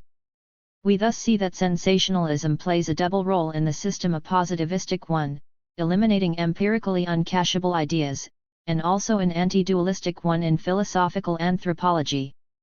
The faculty of feeling, in a broad sense, may seem inexplicable, but it is not different in this respect from gravity, magnetism, electricity, elasticity. He proceeds to define feeling in terms of physiological modification and to argue for the importance of the nervous system. The sensibility of the brain derives from its arrangement. Milk, bread, and wine become the substance of man. He repeatedly remarks on this point. D. Halbach's materialism has its own doctrine of transubstantiation. Sensation is defined as the impact made on our senses, perception as its transmission to the brain, an idea, the image of the object causing the sensation. Thus the theory is both causal and sensationalist. This is then worked out with regard to the individual senses. This is the only way in which we receive sensations, perceptions, ideas. These modifications produce further ones in our brain, which we call thoughts, reflections, memory, imagination, judgment, will, actions. These all have sensation as their basis. To have an accurate idea of thought, reflect on what happens in us in the presence of any object, we combine impressions. Thoughts have beginnings, ends, duration, a history like all other events. How, asks D. Halbach, can the soul be indivisible? Memory, imagination, judgment, and will are defined in conformity with this. Understanding is the capacity of apperceiving outer and inner objects. The sum of faculties is intelligence. One manner of using them is reason. Everything is in the brain, which is sufficient to explain mental phenomena. Invoking spiritual beings of which we have no idea does not help. Everything is thus reduced both to sensation and to brain empiricism and materialism, thus doubly exiling spiritualism as unintelligible and as alien stuff. The soul is affected by events, hence it is material. The connection of materialism with causality and intelligibility is that materialism is made to follow from possibility of explanation, as well as from possibility of experiential contact, of sensation. The 9th chapter begins with a reaffirmation of diversity, necessary diversity. There are no two strictly identical beings. Hence men differ, hence they are unequal, and this inequality is the basis of society. Mutual need is the consequence of inequality and diversity. Our diversity leads us to be classified according to our moral and intellectual characteristics. These are physically caused. Parentage and nurture determine us. Man's temperament is but the arrangement of his parts. Then follows another attack on dualistic spiritualism. Not even man himself may be seen anthropomorphically. Existentialism later, and Kant at the same time, maintain dualistic, non-naturalist views of men at the price of at least partially opting out of science. Spiritualism makes morals. D. Halbach rightly uses this in a broader sense that includes the whole study of man and society, a conjectural science. Materialism, on the other hand, gives us knowledge and control. Man is alterable. The theologians will always find man a mystery, attributing his behavior to a principle of which they can have no idea. Our discoveries, in terms of the materials that enter into man's constitution, will lead us to improve him. There follows a phlogiston theory of the psyche along with an electrical theory of nervous communication. Fire and warmth are indicated as principles of life. Science is based on truth, and truth depends on the fidelity of our senses. Truth is conformity between objects we know and the characteristics we attribute to them. It is attained by well-constituted senses with the aid of experience. How can one check on defective senses? By multiplied, diversified, repeated experiences. In brief, truth is the just and precise association of ideas.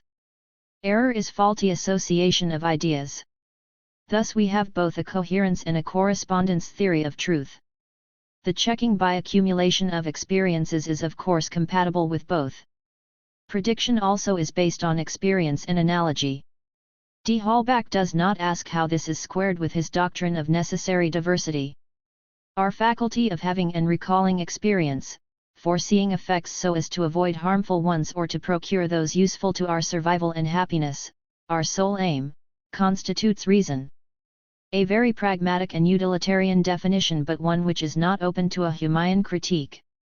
Sentiment, our nature, may mislead us, but experience and reflection lead us back to the right path.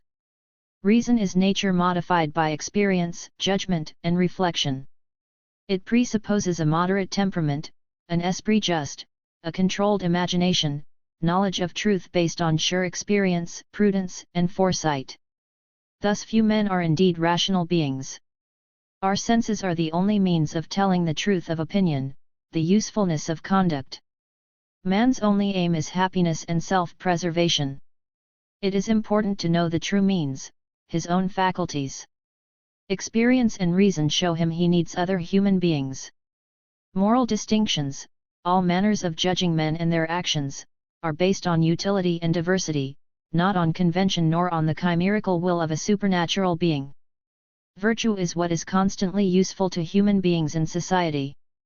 Our duties are the means that experience and reason show up to our ends. To say we are obliged is to say that without those means we shall not reach our ends. Happiness is the state in which we wish to persist. Pleasure is transient happiness. It depends on a certain inner movement.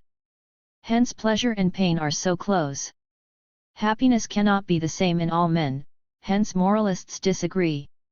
Ideas men form of happiness also depend on habit. Most of what men do depends on habit. A footnote illustrates this by expanding a learning theory of criminality, say le premier pas qui coûte, it is the first step that counts. We are so modified by habit that we confuse it with nature. This is the origin of the fallacious theory of innate ideas. But the physical and moral phenomena are explicable by a pure mechanism. Hobbes is quoted in support. Habit explains the almost invincible attachment of men to useless and harmful usages. No facile refutation of the philosophe, as failing to see the importance and force of habit, is possible. He is fully aware of it, he just does not like what is contemporaneously habitual. Education is inculcation of habit at an early age when organs are flexible. A theory of conditioning, of transmission of culture, is put forward. Politics is in fact so vicious because it is not based on nature, experience, or general utility but on the passions, caprices, and particular utility of those who govern. To be useful, politics should operate according to nature, that is to say, it should conform to the essence and aim of society. An empiricist essentialism. Men have, formally or tacitly, made a pact to help and not to harm each other. But given their pursuit of temporary and selfish caprices and passions, force is necessary, and it is called the law. As large societies cannot easily assemble, they are forced to choose citizens to whom they accord confidence. This is the origin of all government, which to be legitimate must be based on free consent of society, without which it is only violence, usurpation, brigandage. These citizens are called sovereigns, chiefs, legislators, and according to form, monarchs, magistrates, legislators. Thus the attempt is made to derive a moral, critical theory of politics from a neutral naturalism. Society can revoke the power it has conferred when its interest so requires. It is the supreme authority, by the immutable law of nature, which requires that the part is subordinated to the whole. Thus sovereigns are ministers, interpreters, trustees, and not absolute masters or proprietors. By a pact, be it tacit or expressed, they have bound themselves. Thus de Holbach has a double contract theory among citizens themselves, and between them and government. To be just, laws must be for the general good of society and ensure liberty, pursuit of one's happiness without harming others, property, enjoyment of the fruits of one's work and industry, and security, an enjoyment of one's person and goods under the protection of the law as long as one keeps one's pact with society. Justice or equity is essential for society's happiness, it prevents exploitation. Rights are what is allowed by equitable laws. A society that does no good has no rights over its citizens. Ilnest point de patrie sans bien-être, une société sans équité ni renfermé des animes, une société opprimée ni consciente des oppresseurs et des esclaves. 6. Through failure to know this we get absolute government, which is nothing but brigandage. A man who fears not soon becomes evil. This diagnosis of the current corruption of those in power is not in harmony with de Holbach's optimistic prognosis, expressed elsewhere and implicit throughout, of the social behavior of enlightened man. The political implications of de Holbach's views inevitably fluctuate between democracy and paternalism. Hence one must limit the power of chiefs. Also, the weight of administration is too great to rest on the shoulders of one man. Power corrupts. Sovereigns must be subject to laws and not vice versa. Thus, in effect, we get a double diagnosis of such ills: ignorance and concentration of power. De Holbach assumes, too easily perhaps, that the removal of the one and of the other will go together. Government affects the physique and morals of nations. Government affects all other social variables. Mores are the habitudes of people. No habit, however abominable, is without the approval of some nation. Some religion is found to consecrate even the most repulsive usages. The passions of the governors are reflected in the governed. One cannot destroy passion in the hearts of men, but let us direct them toward objects useful to them and society. Let education, government, and the laws habituate and fix them within limits set by experience and reason. Nature as such makes us neither good nor evil. Man is a terrain on which weeds or useful grain can grow. Education and other environmental influences mold him. For man to be virtuous, he should have a motive for virtue. Education must give him reasonable ideas, public opinion and example must show him virtue as estimable. In fact, the reverse is the case. Man must pursue his own well-being and hence the means to it. It is useless and perhaps unjust to ask a man to respect virtue if only harm comes of it.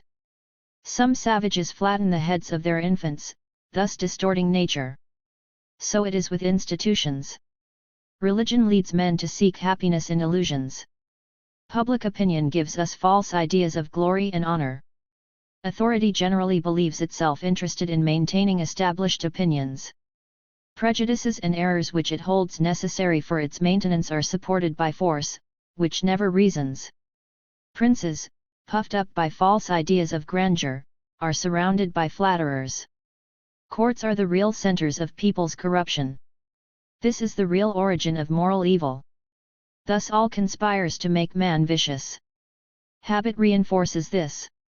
Thus most men are determined for evil. The 10th chapter attacks the doctrine of innate ideas. Our inner organ, which we call our soul, is purely material, as was shown by the manner in which it acquires ideas through impressions made by material objects on our senses, which are themselves material. All faculties we call intellectual spring from sensing. Moral qualities are explicable by laws applicable to a simple mechanism. The ideas of Descartes and Berkeley are attacked. To justify their monstrous opinions, they tell us that ideas are the only objects of thought. But ideas are effects. Though it is difficult to reach the causes, can we suppose that there are none?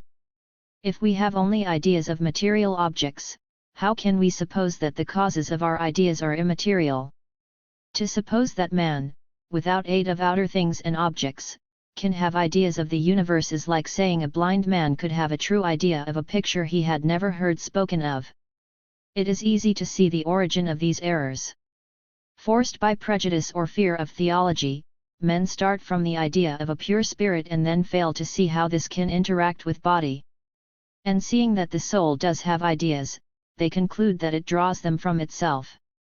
Yet there are certain phenomena supporting these views: dreams. De Holbach then gives a casual account of dreams. Dreamers are compared to waking theologians. But dreams prove the opposite from the spiritualist dogma. The soul of a dreaming man is like a drunk or delirious man. If there were a being in the world capable of moving itself by its own energy, it would have the power to arrest or suspend movement in the universe, to be an exception to general determinism. De Holbach as usual fuses his determinism with an essentialism, his view that causal and other properties flow from the very nature of beings, or an essentialist mode of expression. The difficulty of understanding the capacities of a human soul causes attribution of incomprehensible qualities. For instance, our thought and imagination can survey the vast universe. In reality, it is only as an effect of our senses that we have ideas, it is only through modifications of our brains that we think, will, act. Sensationalism and physical determinism are fused by him. From this, a verification principle, in effect, of meaning, is extracted and declared to be but the inverse of Aristotle's dictum about what is found in the mind being first in the senses. If a word or an idea refers to nothing sensible, then it is meaningless. The profound Locke has brought this principle to light, to the regret of the theologians. Others, too, have seen the absurdity of the system of innate ideas. How is it that he and they have failed to see that their principle undermines theology? But, alas, prejudice especially of the sacred kind is strong. Moralists should have seen the absurdity of innate moral sentiment or instinct. D'Holbach offers an empiricist theory of geometrical and logical truth in order, again, to avoid the theory of innate ideas. He applies the denial of innate ideas to abstract ideas: goodness, beauty, order, intelligence, virtue, etc., and offers an empiricist theory of their significance. All men's errors and disputes spring from abandoning the evidence of experience and the senses, and allowing themselves to be led by allegedly innate ideas. To think of objects that have not acted on our senses is to think of words, only, to use imagination, in a void, for example, the word God. Theology, psychology, i.e. the contemporary study of a psychic stuff, and metaphysics are pure sciences of words. They infect the study of morals and politics. But men have need of truth. This consists of knowing the true relation they have to things that can influence their well-being. Those relations are known only with the aid of experience. Without experience there is no reason, without reason we are but blind men who act by chance. But how to acquire experience of ideal subjects never known or examined by our senses? How to know their effects on us? By making morals depend on these transcendental things, one makes morals arbitrary, abandoning it to the caprices of the imagination. Men vary, but beings of the same species are roughly similar, though never identical. Here the book develops an individual relativism. No proposition, however simple, evident, and clear, can be the same in two men. Thus, the isolation of the individual is arrived at from his organized matter nature, rather than from sensationalism. To ask that a man thinks like us is to ask that he be organized as we are. Men must vary. Their chimeras and religions also vary. Men kill and persecute each other for words devoid of sense. But man devoted to experience, reason and nature would only occupy himself with objects useful to his felicity. If man must have illusions, let him leave others to theirs. Thus tolerance is derived from determinism, relativism, and positivism. But this relativism is not turned back upon D'Holbach's own position. The 11th chapter discusses the doctrine of liberty. The notion of freedom, from laws of physics, it holds to be a corollary of the spiritualist view of soul. The self-origination view of ideas and of action are tied up. He goes on to remind us that the soul is but the body envisaged relatively to some functions more hidden than others, and stresses determinism. Our life follows a line decreed by nature. Yet people believe in the notion of freedom, a notion which is a basis of religion and is allegedly required by society for responsibility. For man to be free would require that all things lose their essences, natures, for his sake, in other words, that they should not be governed by necessary laws. This shows, incidentally, that D'Holbach's terminological essentialism can really be seen as a manner of affirming a determinist, law-bound view of nature, and no more. Man is determined by his pursuit of well-being and survival, and is informed by experience. The will is, as indicated, a modification in the brain which disposes to action. Thus will is ever determined. The will is, for instance, determined by thirst and water, and by the knowledge of the water being poisoned. This model, he claims, helps explain all phenomena of will. When will is in suspension, we deliberate. To deliberate is to love and hate alternatively. We are often in balance between two motives. Our manner of thinking is necessarily determined by our manner of being.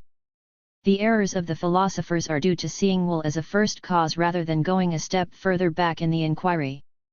The partisans of liberty have confused constraint with necessity. Thus man can be free of constraint without being, metaphysically, free. Saying that man is not free is not to say that he is always like a thing moved from outside. He can be moved from inside. It is only the complexity of our inner movements that obscures the truth of determinism. Education is necessity displayed to children. Legislation is necessity displayed to members of the body politic. Morals is the necessity of relations subsisting between men, shown to reasonable men. Religion is necessity of a necessary being, or necessity shown to the ignorant and pusillanimous. The theologian and tyrant necessarily persecute truth and reason. Education is generally so bad because it is based on prejudice. When it is good, it is then unfortunately contradicted or destroyed by the evil there is in society. The great art of the moralist would be to show men and those who regulate their wills that their interests are the same, that their reciprocal happiness depends on the harmony of their passions. Religion would only be allowed if it fortified this, if indeed a lie could be of real aid to truth. It is religion and power which make men evil. This shows we must go to the roots if we wish to effect a cure. Government and religion appear to be the roots of reform. Fatalism, i.e. D'Holbach's position, is the necessary, immutable eternal order of nature. The theory of liberty only springs from the fact that in some cases we see causes and in others we do not. In man, liberty is but the kind of necessity enclosed within him. He quotes in support of this, Voluntum docent fata, nolentum trahunt, the fates lead the willing, and drag the unwilling, which gets very close to a theory of freedom as recognition of necessity. The 12th chapter examines the view that the system of fatalism is dangerous. For beings whose essence is to conserve themselves and make themselves happy, experience is indispensable. Without it, there is no truth, which is, as indicated, the knowledge of the constant relations existing between man and the objects acting on him. Truth itself we desire because we hold it useful, we only fear it when we suppose it will harm us. But can truth really harm us? No, it is on its utility that its value and its rights are based. It can be disagreeable to some individuals and contrary to their interests, but it will always be useful to the human species, whose interests are never the same as those of the men who, being dupes of their passions, think it in their interest to plunge others into error. Utility is thus the touchstone of systems, of the opinions and the acts of men. It is the measure of the esteem and love we owe to truth itself. The most useful truths are also the most estimable. Those we call sterile and despise are those whose usefulness is limited to being the amusement of men who do not have ideas, manners of feeling, and needs similar to our own. Utility is also the measure of this system itself. Those who know the harm done by superstition will recognize the value of opposing it by truer systems, founded on nature and experience. Only those interested in established lies will see it with horror. Those who do not perceive or only feebly the misery caused by theological prejudice, will see it, our system, as sterile.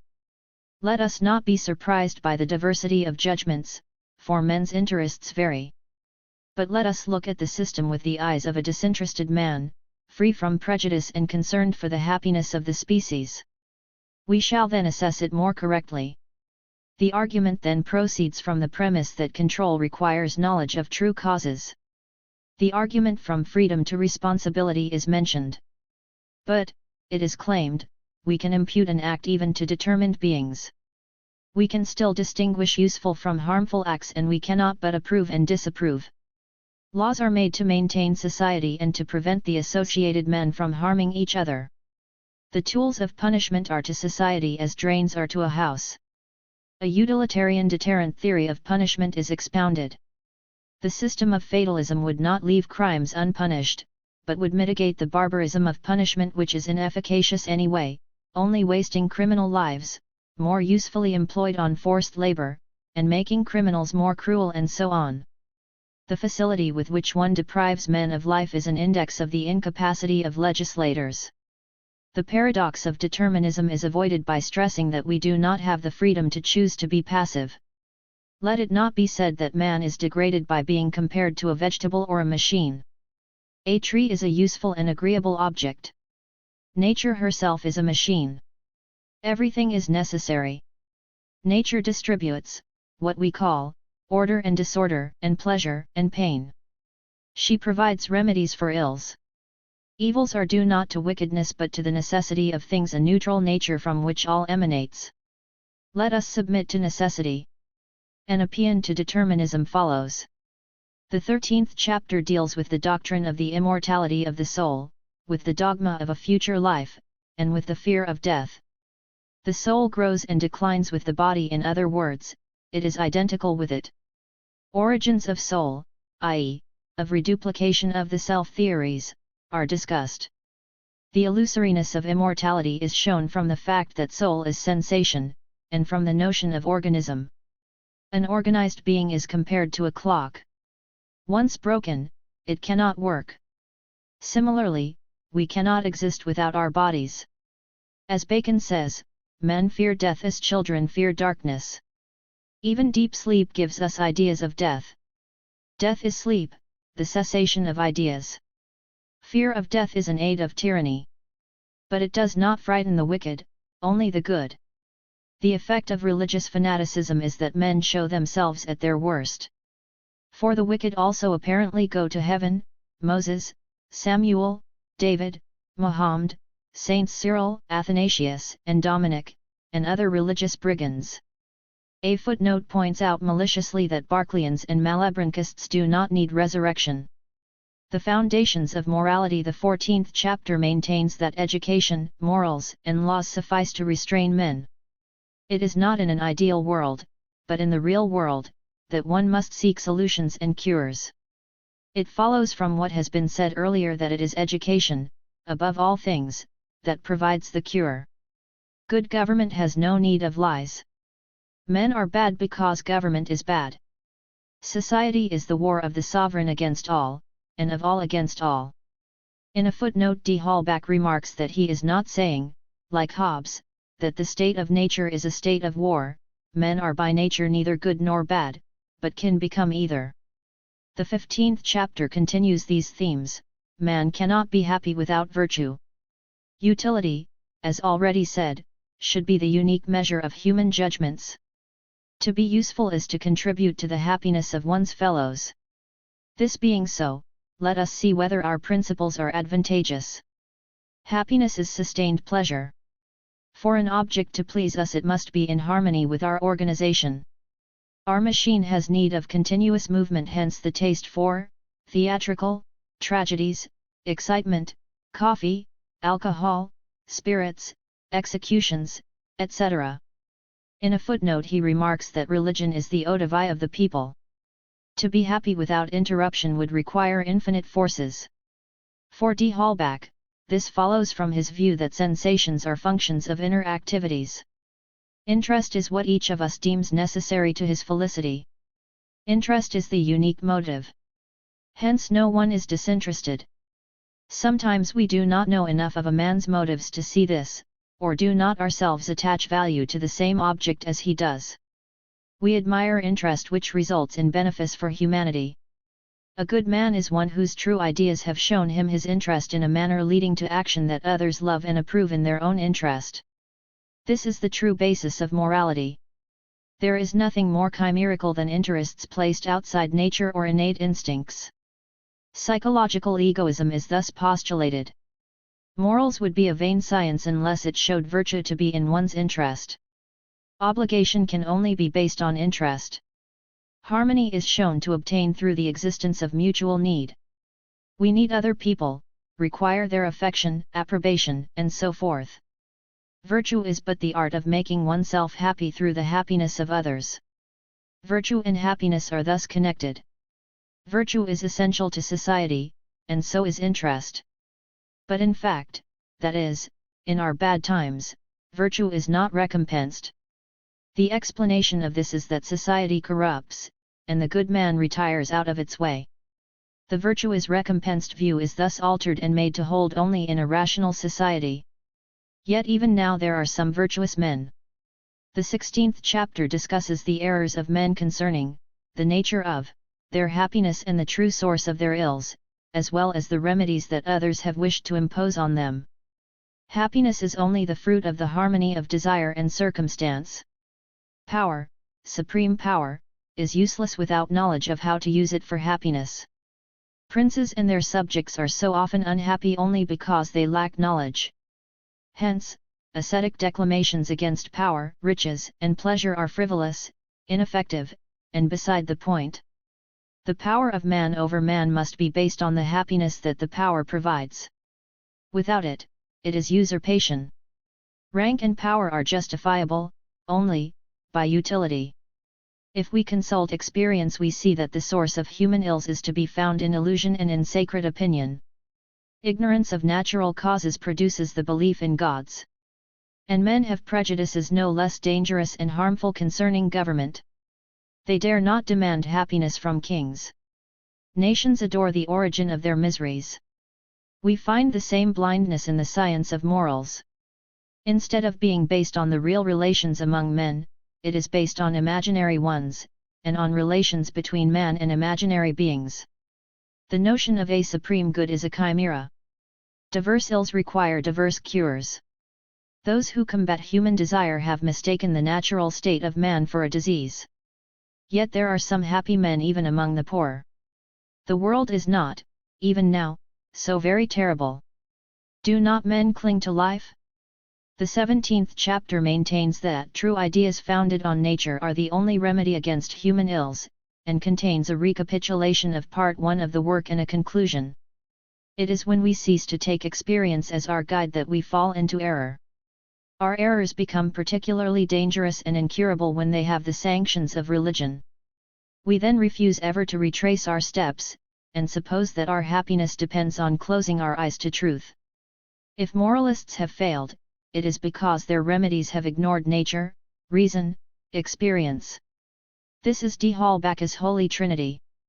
Note that the second is but a systematic regard for the third, and the third is the revelation of the first, and the second and third are somehow specially legitimate parts of the first. Only passions are the real counterweights of passion. Reason, fruit of experience, is but the art of choosing what passions to listen to for our own happiness. Education and legislation is their canalizing to useful ends. Religion is the dissemination of chimeras.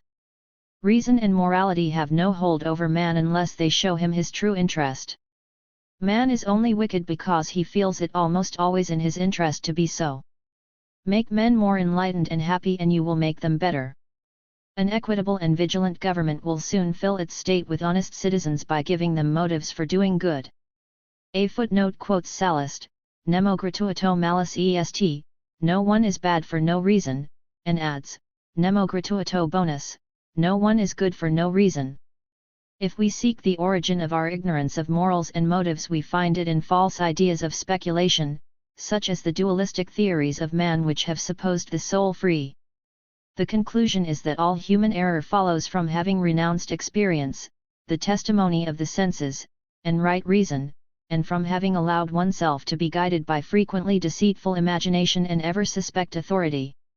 Man will always misunderstand his true happiness so long as he fails to study nature, learn its immutable laws, and seek only in it the remedies of the evils that follow from his present errors.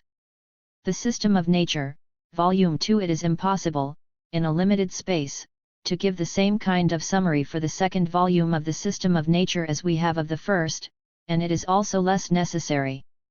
The second volume does not add to the positive picture provided by the first. It concerns itself largely with further diagnosis and refutation of theological, spiritualistic, dualistic doctrines, and with the social conditions and consequence of both truth and error. The general themes are often restated, ch. 6. Nature is self-existent, she will always exist, she produces everything, contains within herself the cause of everything, her motion is a necessary consequence of her existence, without motion we could form no conception of nature.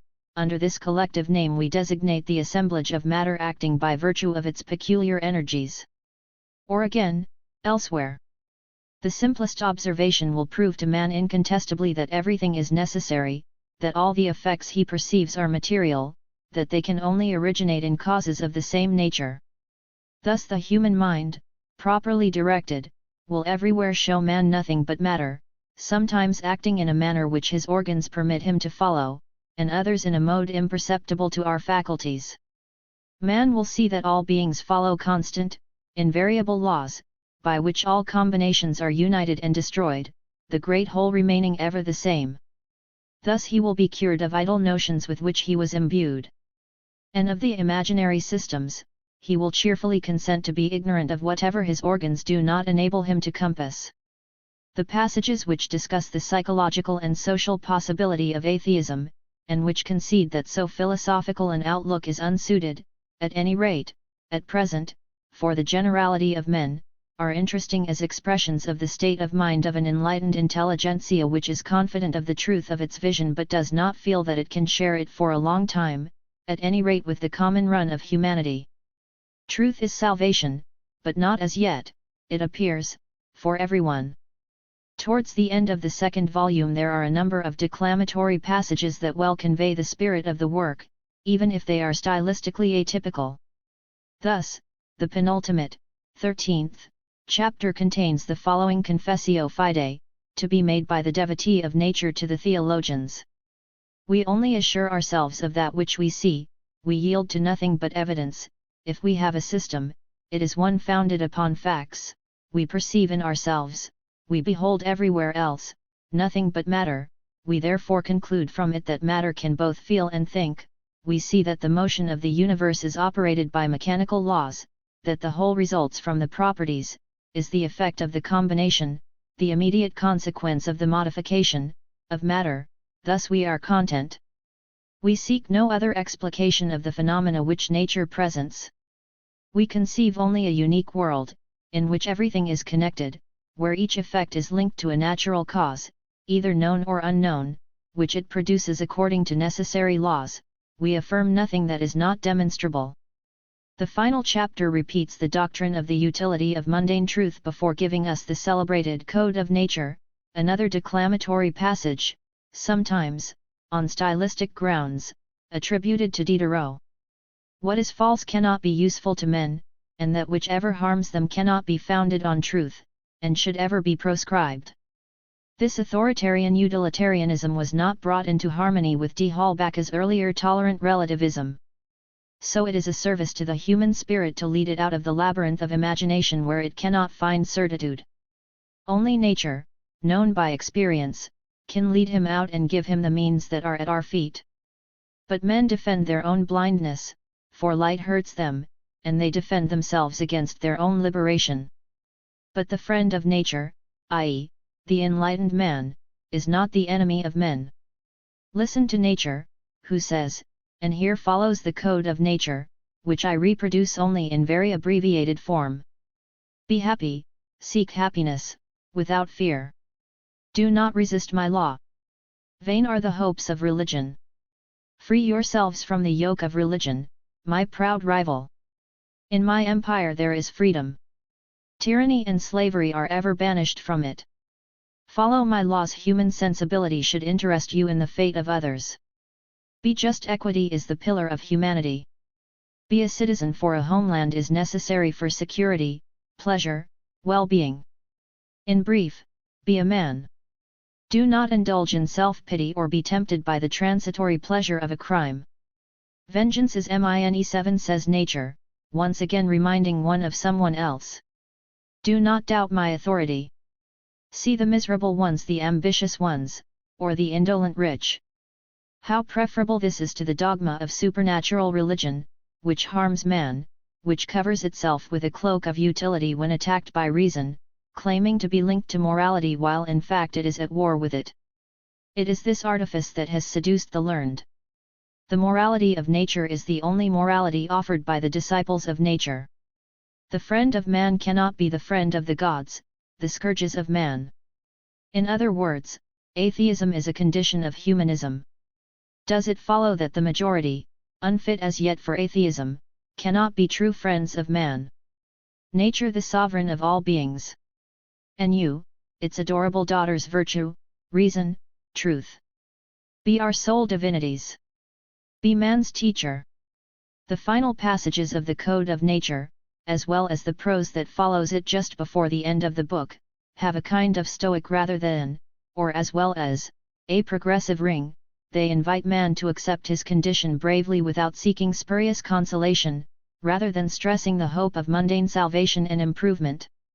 Thus the final passage of the book invokes nature to console thy children for the sorrows, to which their destiny submits them, by those pleasures which wisdom allows them to partake, teach them to be contented with their condition, to banish envy from their minds, to yield silently to necessity, conduct them without alarm to that period, which all beings must find, let them learn that time changes all things, that consequently they are made neither to avoid its scythe nor to fear its arrival.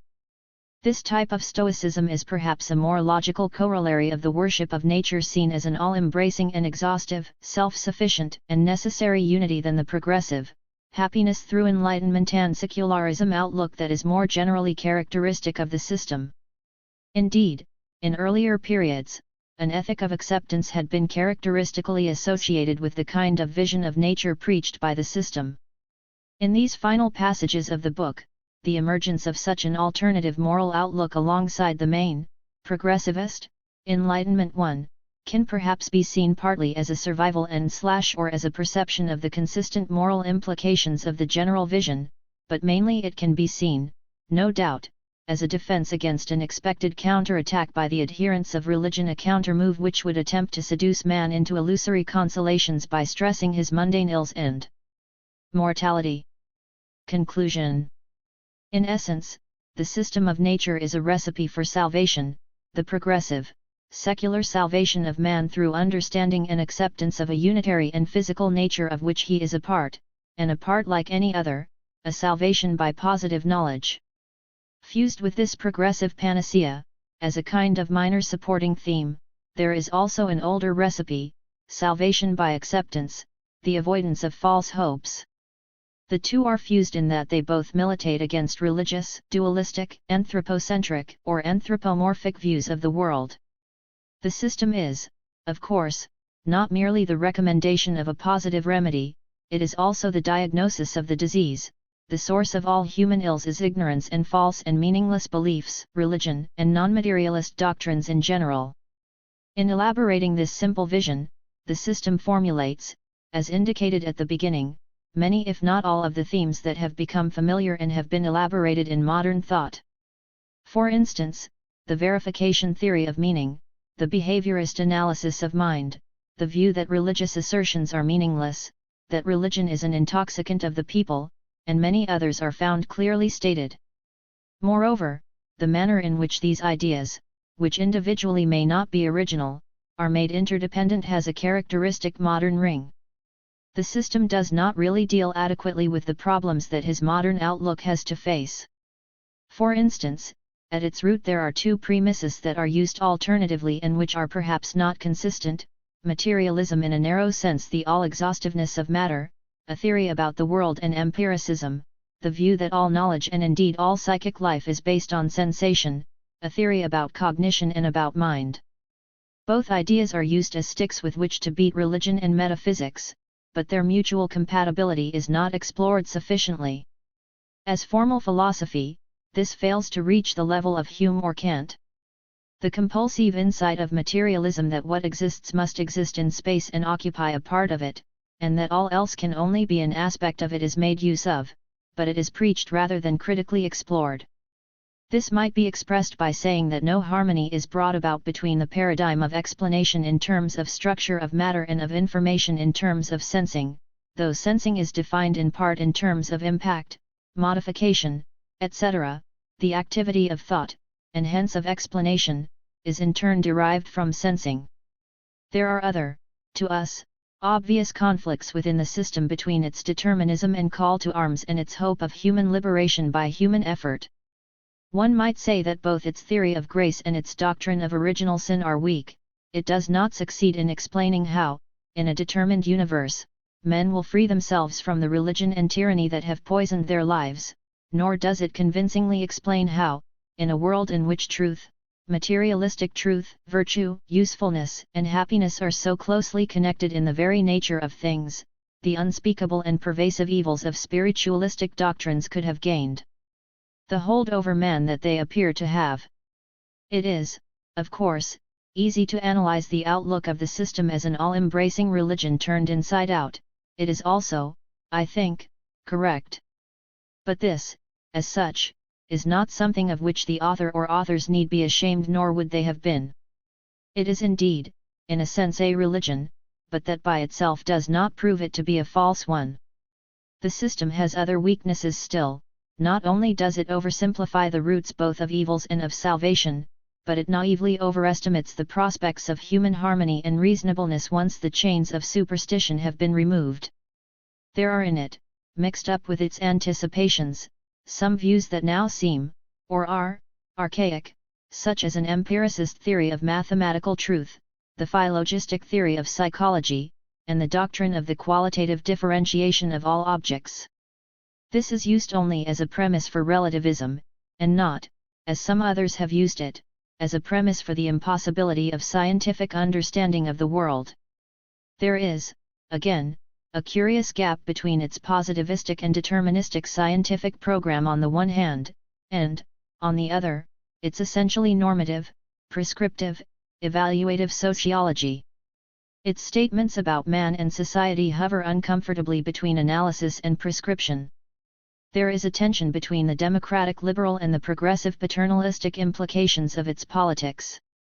There are other conflicts still, between the empiricism on the one hand and the determinism and the essentialist manner of speaking on the other, between the doctrine of the irreducible diversity of things and the doctrine of the intelligibility of nature, between its relativism and the absoluteness with which its own central doctrines are maintained.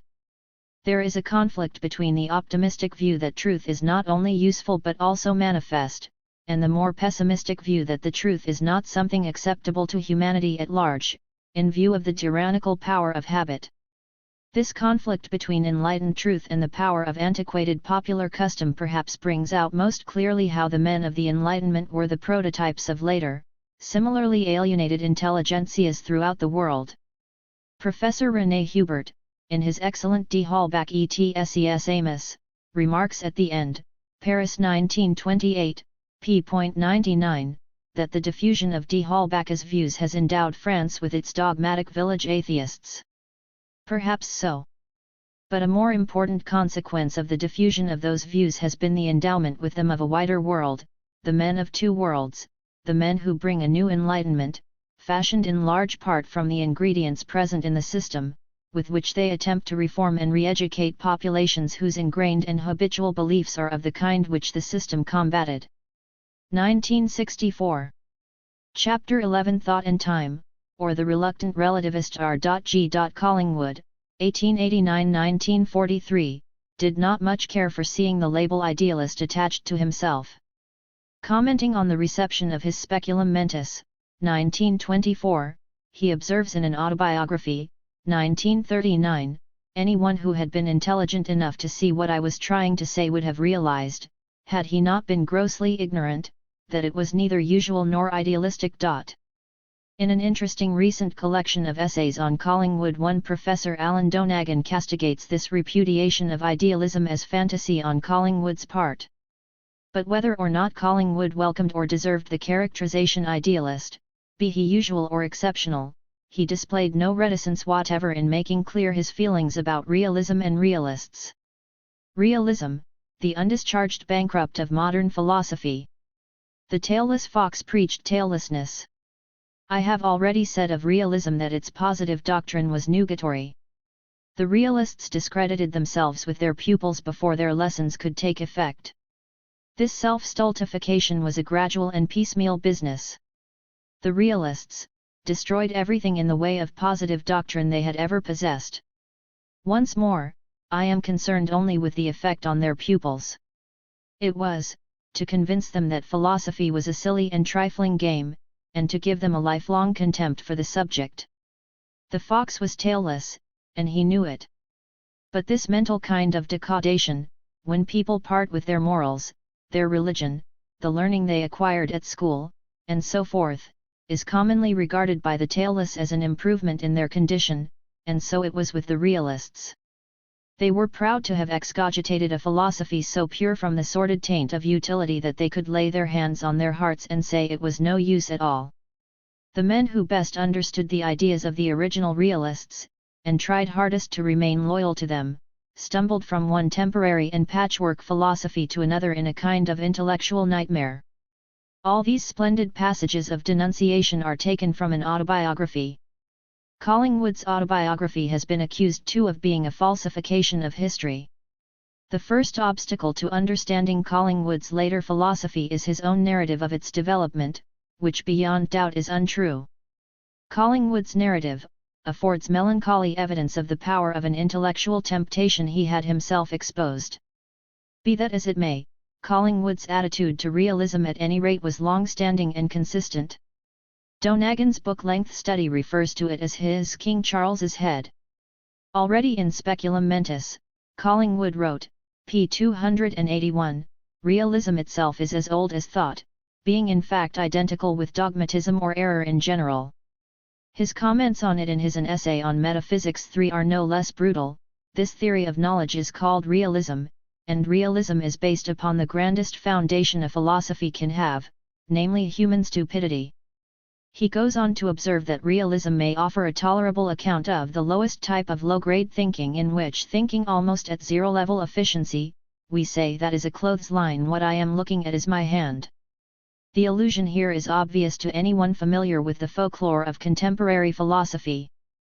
The story of G.E. Moore establishing the reality of the external world by looking at his own two hands and noting that at least two material objects exist, occupies a place in the mind of the apprentice philosopher comparable to that which, say, Alfred and the cakes holds in the nursery. This realist account of low-grade, routinized thought, so casual and haphazard, that it is hardly thinking at all, could be tolerated, Collingwood observed in an essay on metaphysics. If this were all it professed to be, a study of the way in which anchors get foul, the twists in their cables, in calm weather and at neap tides, an anchor in that condition may actually hold the ship. But a whole library of books about foul anchors will not replace one page of Descartes or Kant, who knew well enough that anchors get foul, but cared enough about making them hang the right way up, so that even in a tideway or a gale the ship would be safe. This is indeed the crux. The theory of knowledge is about the recovery of confidence in gales and tideways, not about the slipshod methods used, or corrected, in calm weather and neap tides. The realists like to indulge their theorizing about knowledge with the help of examples drawn from low-grade thinking, so casual and haphazard, that we are hardly thinking at all, and they like to treat this condition as the paradigm of our cognitive experience. Sir Karl Popper has often made the same point: trivial knowledge makes bad epistemology. This helps to explain why Collingwood should have felt so strongly about the realists. Their theory of knowledge expressed a complacency about our cognitive predicament which is an insulting travesty of the real situation. The trivial cases are taken to be paradigmatic. Collingwood, from his historical knowledge, his practice of the historian's craft, and his human experience, knew full well that this was indeed a dreadful travesty, and hence chose not to restrain the expression of his contempt. Yet the general reader may still feel surprised that so much passionate feeling should be aroused by the holders of what? A technical opinion in the theory of knowledge? Is it decorous that there should be so much anger and denunciation in the cloisters? Why can't they debate these technicalities in a quiet and decorous manner? And who are these realists, that they should be so vehemently denounced? Their central doctrine, Collingwood tells us, is that knowing makes no difference to what is known. One objection he had against this view was that it expressed a howler. Anyone who claimed to be sure of this was in effect claiming to know what he was simultaneously defining as unknown. For if you know that no difference is made to a thing by the presence or absence of a certain condition C, you know what is like with C, and also what is like without C, and on comparing the two find no difference. This involves knowing what is like without C, in the present case, knowing what you defined as the unknown, autobiography, ch. 6. Philosophical errors of importance are seldom pure howlers. The complacency, the insensitivity to our cognitive precariousness, and to the intellectual transformations which took place in recent centuries, which underlie the whole realist attitude, are more important than the technical error, if such it is, which expresses that attitude. The realist is indeed a man who compares his own ideas with his own ideas and finds, to his satisfaction but without surprise, that they tally. What drives him to the contradiction noted by Collingwood is his prior lack of serious doubt, his unwillingness even to suppose himself radically and pervasively mistaken, indeed his outrage at such an offensive suggestion, at any impugning of his own cognitive status. He is blissfully free of anxiety on this score. Much of recent philosophy starts from this most uncartesian state of mind, the outrage at the solecism of even being placed under suspicion of fundamental error. What we be mistaken? Who ever heard of such nonsense? This excessive self-confidence is not a very healthy starting point. On formal grounds, it is possible to defend those who perpetrated the alleged howler. Donegan attempts it in his book, claiming that the reasons given for the proposition that what is known exists independently of being known, were not empirical. The realist did not claim to have compared the state of any object as known with its state as unknown. Indeed not. Collingwood did not suppose that they had claimed anything of the kind. People on the whole do not consciously, openly, knowingly propound self-contradictions, or articulate them in a manner which would highlight their self-contradictoriness. Collingwood merely pointed out that any doctrine which claims that two things are identical, presupposes some measure of information about the two things, and that the realists had defined one of the two things in a way which precludes our possession of such information. Talking about the difference between knowing and seeing, as Donegan does not overcome the difficulty. Donegan is more persuasive when he invokes the realist's conviction that knowledge is essentially discovery, or the finding of what already is. Quite so. It would hardly be knowledge if we just made it up. There must be something extraneous, not under the control of the explorer himself, if he is to be credited with discovery. This is an overwhelmingly important point.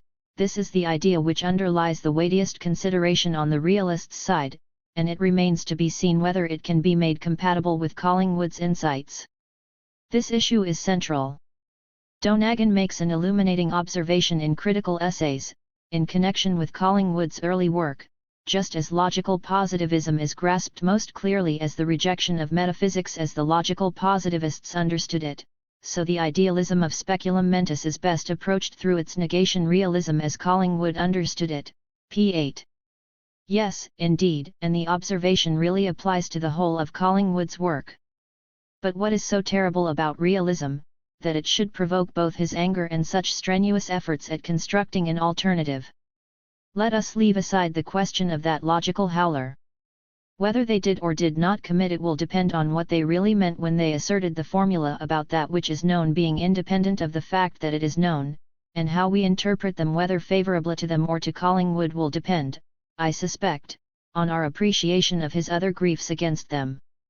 They were complacent, they concentrated on dead, routinized, unproblematical instances of knowledge, rather than dramatic, innovative, difficult, doubt-haunted ones.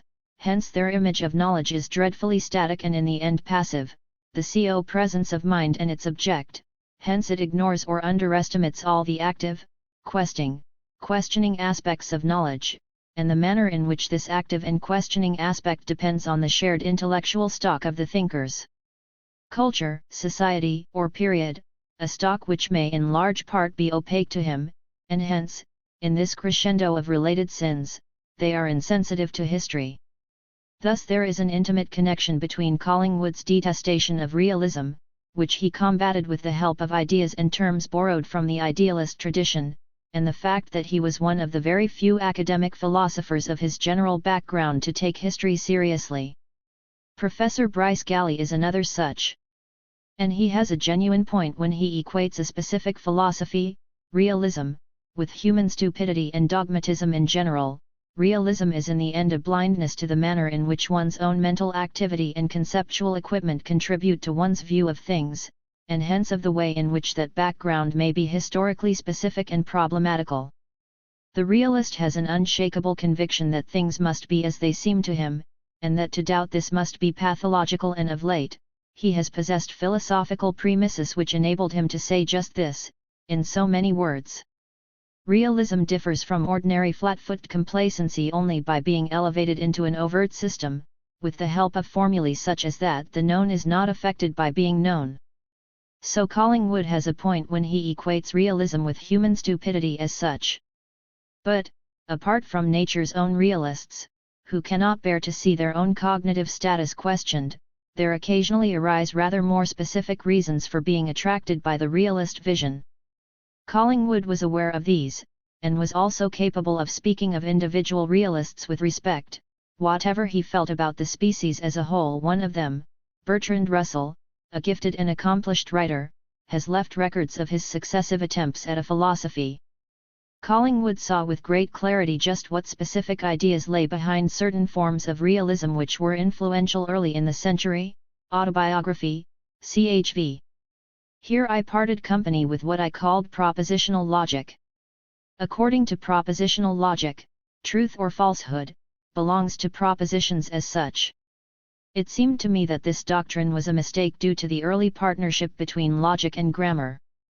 The logician's proposition seemed to me a kind of ghostly double of the grammarian's sentence. This attempt to correlate the logical proposition with the grammatical indicative sentence has never been altogether satisfactory. There have always been people who saw that the true unit of thought was not the proposition but something more complex in which the proposition serves as answer to a question. And in a really devastating footnote, he goes on to say, hence that numerous and frightful offspring of propositional logic out of illiteracy, the various attempts at a logical language, beginning with the pedantry of the textbooks about reducing a proposition to logical form, and ending, for the present, in the typographical jargon of Principia Mathematica. What is fascinating about these passages is that they contain, in a lucid, forceful, elegant, and succinct form, whatever is valid in Wittgenstein's later philosophy, in his onslaught on the logical atomism, in effect propositional atomism, of his own and Russell's youth, on the belief that the world is obliged, in the interest of making itself intelligible to us, to construct itself in the image of the notation of Principia Mathematica, so that the secret of the universe is in the keeping of the typesetters of the Cambridge University Press. It is important to note that, whatever accusations are made against Collingwood to the effect that he rewrote history in his autobiography, this central insight, the rejection of propositional logic and its replacement by a logic of question and answer, was demonstrably present in his thought from the very start, as was his hatred of realism which is so intimately linked with it. Speculum Mentis already contains a section entitled Knowledge as Question and Answer, and in it we can read, a crude empiricism imagines that knowledge is composed wholly of assertion. Knowledge as a past fact, as something dead and done with, does consist of assertion, and those who treat it as an affair of encyclopedias and textbooks may be forgiven for thinking it is assertion and nothing else. But those who look upon it as an affair of discovery and exploration have never fallen into that error. People who are acquainted with knowledge at first hand have always known that assertions are only answers to questions. The rejection of the philosophical assumptions of propositional logic is central to Collingwood, as it is to the later Wittgenstein. In Critical Essays, Professor W. H. Walsh notes some aspects of the similarity, ch. 7. Collingwood arrived at something like the Wittgensteinian conception of autonomous language games. He differed from Wittgenstein in thinking that individual games were constantly changing their rules. But his position in other respects was surprisingly similar to the one Wittgenstein was developing. Like Wittgenstein, the later Collingwood thought that philosophy cannot judge or explain, at bottom it can only describe. But we may well wonder if Collingwood lived up to his own professions in this matter. Very much to his credit, Collingwood did not live up to his professions in this matter, and did not resign himself to relativism and merely describing. If Collingwood and the later Wittgenstein shared an insight about the inadequacy of propositional logic and the passive view of knowledge, the most interesting way of comparing them will be by seeing how they cope with the corresponding problem, the realist insight that knowledge must be of something that is independent of the knower or of his conceptual system, in other words that relativism won't do.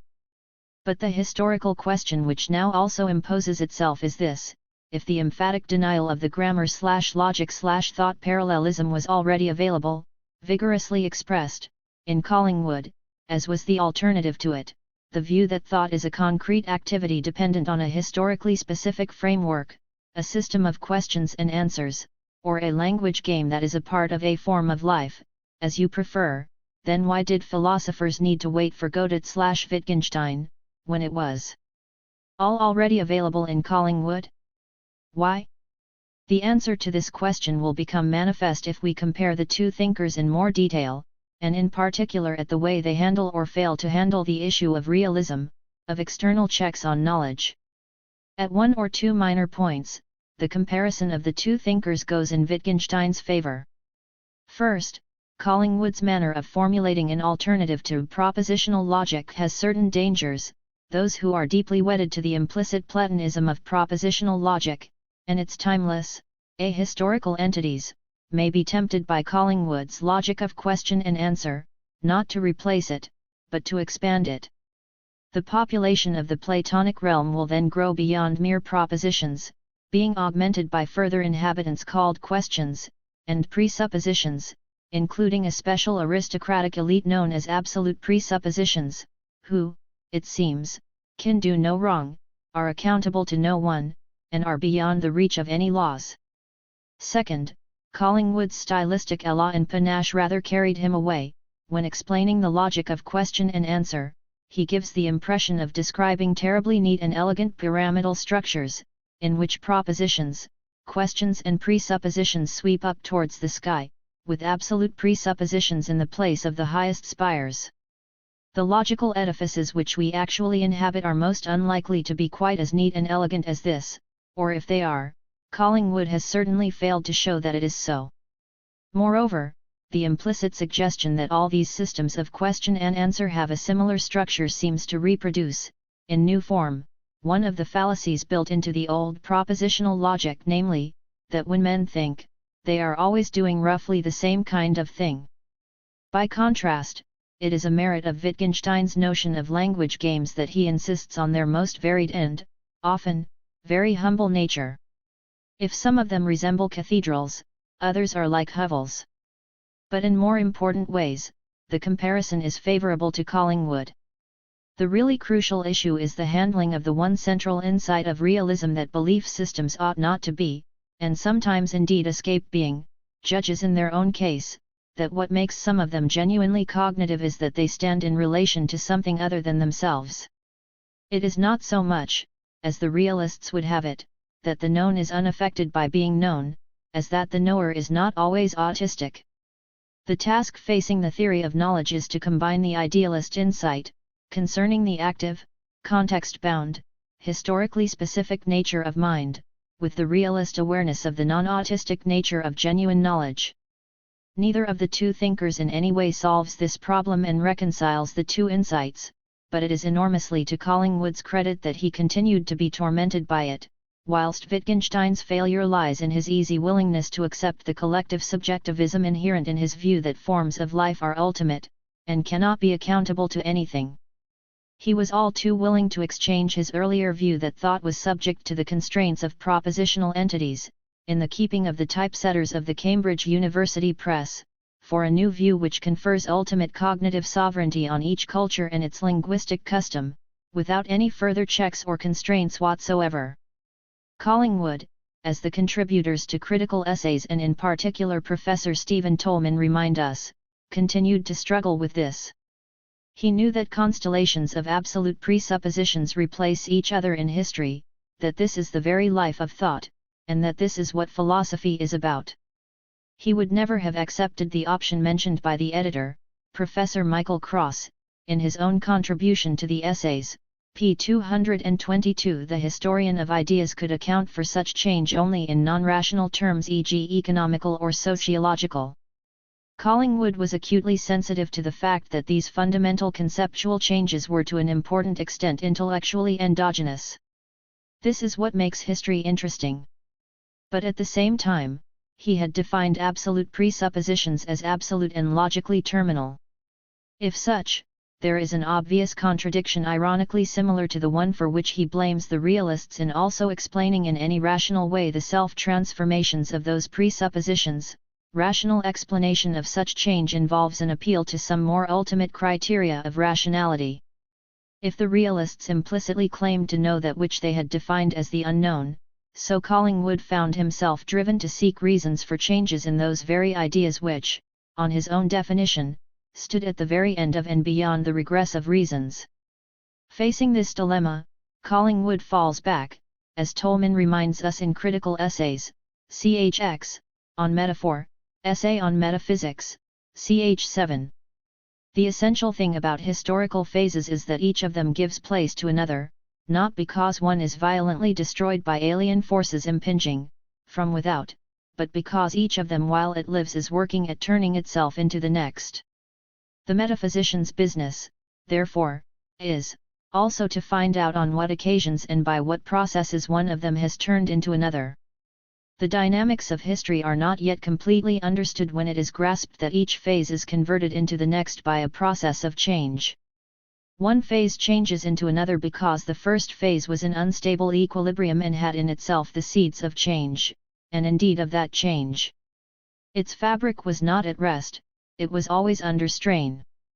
Collingwood could hardly pretend that he had thus overcome the dilemma between intellectually endogenous and hence somehow rational change, seeds which determine not merely that change must come, but the specific change which is to come, as the above quotation makes plain, and on the other hand the logical ultimacy of absolute presuppositions. But he did not pretend that the problem does not arise. By contrast, forms of life or language games really were claimed by Wittgenstein to be ultimate. And there was a most curious double strategy in making them appear so. The rules of language games were final because they were ultimate, because there was nothing which could stand beyond them either to validate them or to place them under strain, and, at the same time, they were also binding because they were humble, trivial. Games will be games. George Santayana observed somewhere that our nationality is like our relations with women, far too implicated in our moral nature to be changed honorably, and far too accidental to be worth changing. This corresponds exactly to the Wittgensteinian double basis for the legitimation of the hold which conceptual custom has over us. The rules of language are far too implicated in our whole way of life to be changeable without deep disruption, and at the same time they are far too contingent to deserve reform. They bind us because they are oh so ultimate and because they are ever so trite and ordinary. They are too ultimate to be changed and too optional to be worth changing. This is the double vindication, they stand both beyond and beneath the complement of rational opposition. Santayana was being half facetious, Wittgenstein, alas, was not. But concepts at any rate are a serious matter. Loyalty to ideas cannot be justified as Santayana justifies loyalty to women, that they are not worth swapping because it doesn't make much odds anyway. Outlooks we are sometimes obliged to change, and for rational reasons. Collingwood, professionally concerned with the profound conceptual revolutions which make up Western history, knew this full well. Wittgenstein was ignorant of it, because he equated all philosophy with the appeal of what Collingwood called propositional logic, and with the overcoming of that appeal. As Professor Norman Malcolm reports, for Wittgenstein told me once that, in the Tractatus he had provided a perfected account of a view that is the only alternative to the viewpoint of his later work. In other words, where Collingwood equated philosophy with the history of human ideas, Wittgenstein equated it with his own personal development. Through this difference in the way they faced their biggest problem, we can now answer the intriguing question of why Collingwood did not receive the full recognition which was his due. The ideas which were acclaimed 2 or 3 decades ago as a great revelation, the rejection of propositional logic, of the grammar/thought parallelism, and their replacement by an active, context-sensitive theory of thought, could also be found in Collingwood, in a form which was both earlier and expressed in clearer and more vigorous prose. Why then did he not receive credit for it? In Critical Essays, Tolman propounds some interesting but basically extraneous reasons for why Collingwood should have been underestimated in his final years. But the main, most interesting, and ironic reason, which is also internal to his ideas rather than related to his personal situation, escapes Tolman. Where Collingwood's thought contradicted the spirit as well as the letter of the realists, Wittgenstein perpetuated their spirit. In a cockeyed sense, Wittgenstein's achievement was quite remarkable, the serving of realist ends by idealist means. It is not surprising that the old realists were blind to history.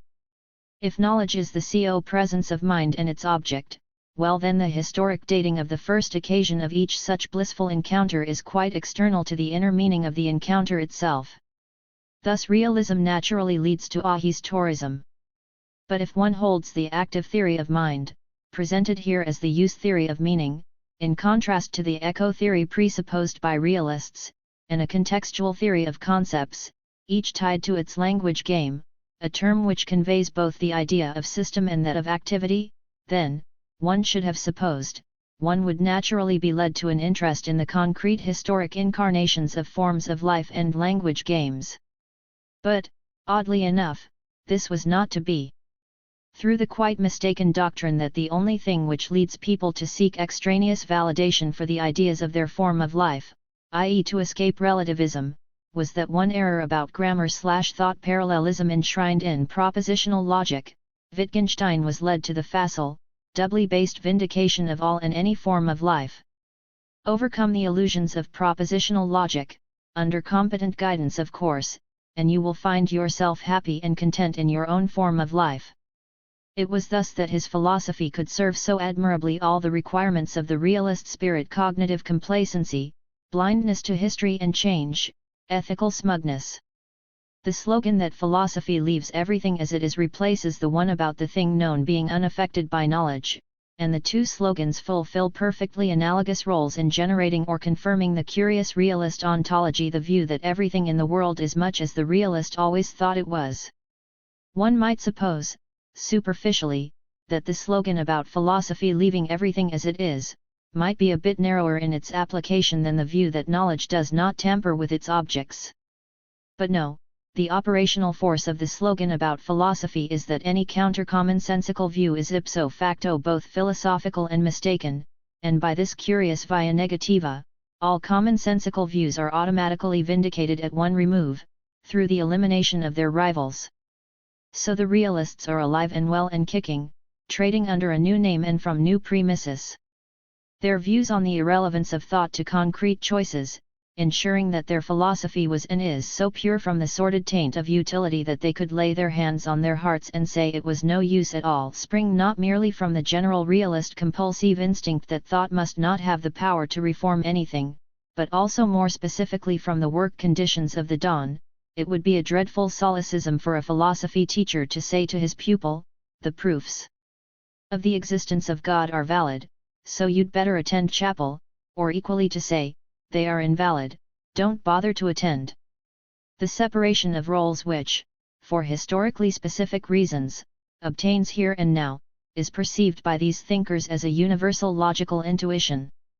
Collingwood reports asking himself about 1920, why is it that nowadays no Oxford man, unless he is about 70 years old or else a teacher of philosophy, regards philosophy as anything but a feudal parlour game?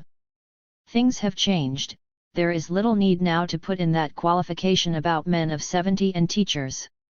Still, it was a tour de force of a kind to bring about the realist ends by idealist means. It could only be done if the relativism remained unqualified, for it was the relativist endorsement of all cultural outlooks as such which now did the job of realism, of reassuring the temperamental realist that whatever he had believed was indeed so. But this was precisely the message. Philosophy leaves everything as it is, i.e. things are the way you thought they were, before you started worrying about it.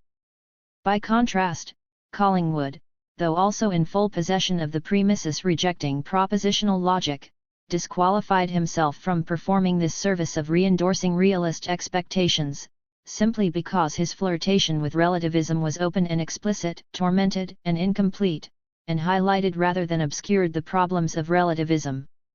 His thought was rooted in history, rather than systematically blind to historic diversity and the problems it raises.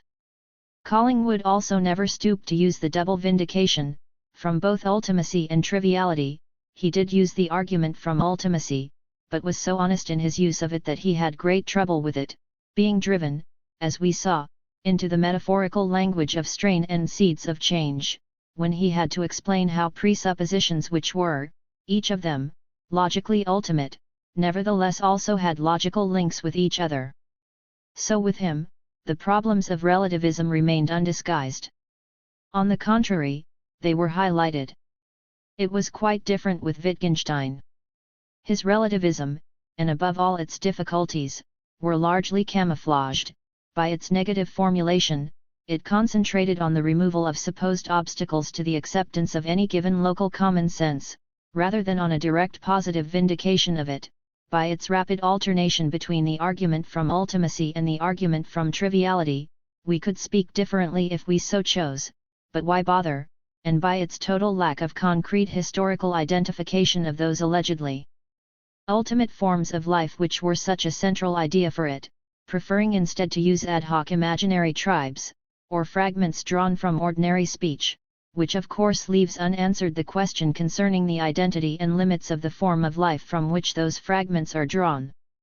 Being so half-camouflaged and formal, his relativism was not pressed to face the problems of relativism, and it made no attempt to face them.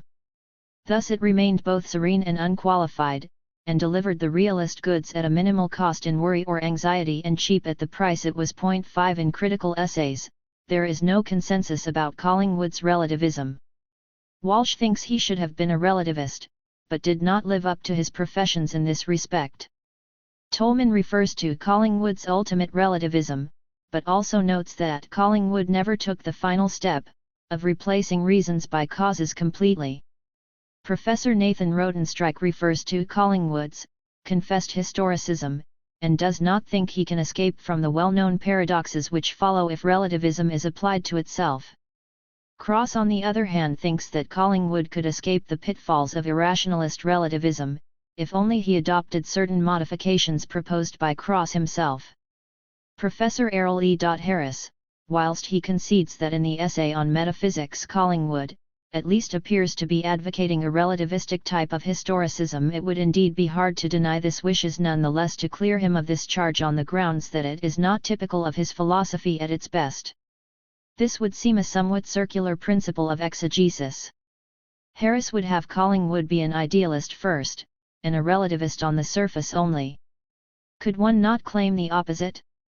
Had he ever found his apparent erstwhile escapes from the relativist predicament through idealism really satisfying, might he not have mentioned this in the autobiography, if only with a sigh of regret? He did not hesitate to record in it the defects of idealist logic. Was it really only the abuse of a reviewer, as Donegan suggests, which by the 1930s led him to resent the label idealist? Harris, like his predecessor Professor Sir Malcolm Knox, values Collingwood the idealist above Collingwood the relativist. Donegan would fuse the two into a man awaiting salvation from religion, see pages 15-18 of his book. But where Knox blamed Collingwood's later relativism on his illness, Harris, in truly idealist spirit, blames what he alleges is a mere appearance of relativism on the interpreters, on their failure to see Collingwood's later thought in its full context, on being misled by looking at the part not the whole. It is amusing to see these members of an idealist press gang trying firmly if kindly to take Collingwood by the scruff of his neck and frog march him back to the idealist encampment. To do so they have to discount his later work, notably the superb autobiography, either by invoking ill health or by crediting its manifest and brilliantly expressed meaning to the supposed projection of non-idealist readers, who have a predilection for parts rather than wholes. How came Collingwood to fall from the heights of the essay on philosophical method to the depths of his autobiography? It is with these words that Donegan in his book, p. 12, sums up Knox's attitude to the problem, without making clear to what extent he himself shares it. Many contemporary readers might well invert this assessment of what constitutes the heights and the depths, and attempt a tu quoque reply to Harris. Is it so obvious that the essay on philosophical method, 1933, is lily-white idealism untainted by relativism? It culminates in an eloquent passage which says, in effect, that philosophy is conceptual self-exploration. Every piece of philosophical writing is primarily addressed by the author to himself. Its purpose is to fasten upon the difficulties and obscurities in which he finds himself involved, and try, at least to understand them better. Philosophical writing is essentially a confession, a search by the mind for its own failings and an attempt to remedy them by recognizing them. Their philosophers' only excuse for writing is that they mean to make a clean breast, first to themselves, and then to their readers, if they have any. This view of philosophy as self-knowledge, which being conceptual self-knowledge must of course be of a largely shared set of ideas rather than of personal idiosyncrasy, really, is not so very far removed from the brutally expressed but uneasy relativism which came soon after. So who is it who mistakes a part for the whole? Had Collingwood's relativism been facile and evasive, like that of his more influential contemporary, he would have been much less interesting. But equally, as against his idealist friends, one can say that he would have been even less interesting if he had not been a relativist at all. He used idealism as an idiom for his relativism, not as an escape from it. It is unfortunate for these idealists that, in order to make their claim, they have to discount the autobiography, which happens to be a literary masterpiece, and one which will continue to be widely read and to carry conviction which cannot always be said of its detractors. It is the works of Collingwood that lack serenity and are marred by Feeberly, Knox, quoted by Donegan, and which record his relationship with relativism, which have a claim on our attention. Had he really found serenity in the cloud cuckoo land of absolute idealism, we might well be tempted to endorse that early and dismissive reviewer, who had made such a permanent dent in Collingwood's ego, and speak of the usual idealistic nonsense. So, in the end, was he or was he not a relativist? There is no straight yes or no answer. His sensitivity to the implications of the questioning theory of mind, and to the historic specificity of the questions, impelled him towards relativism. His awareness of its difficulties was equally strong. So he wobbled. What is important is that he saw relativism as a difficult problem, not as a facile solution. 1973.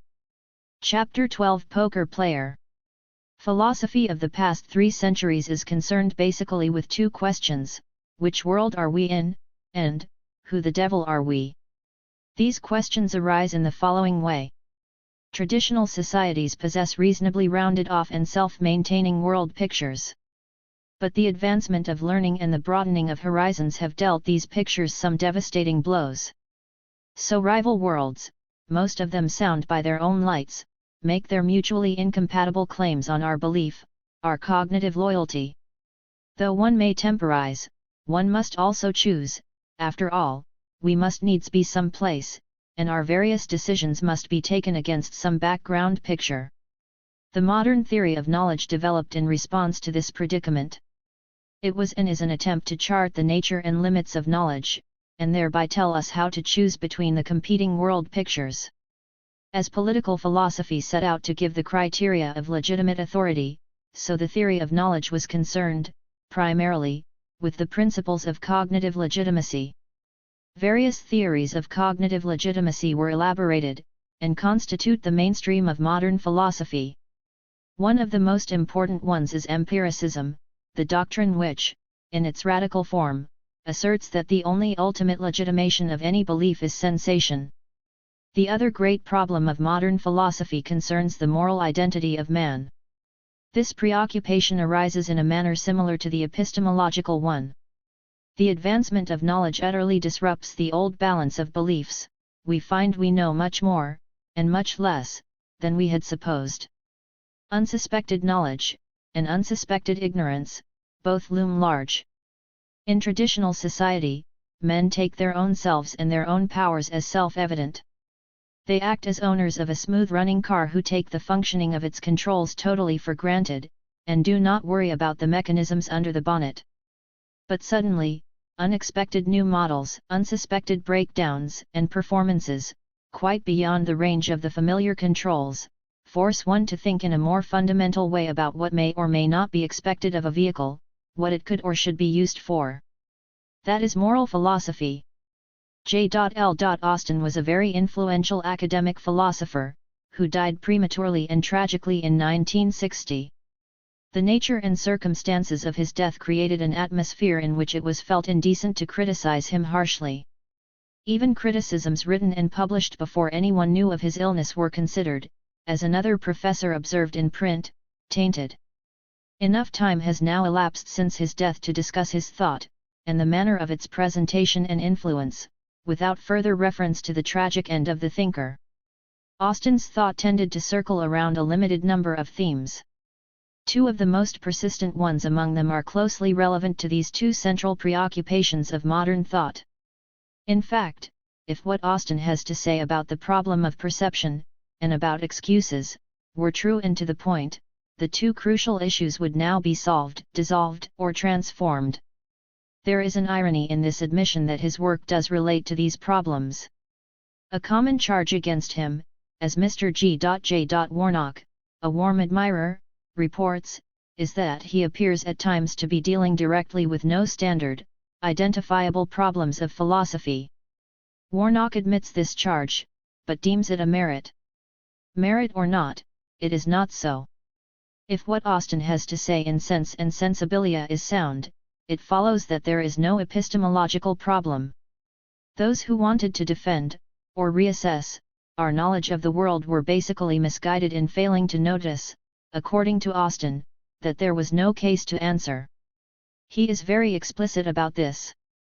There could be no general answer to the questions: what is evidence for what is certain, what is doubtful, what needs or does not need evidence, can or can't be verified.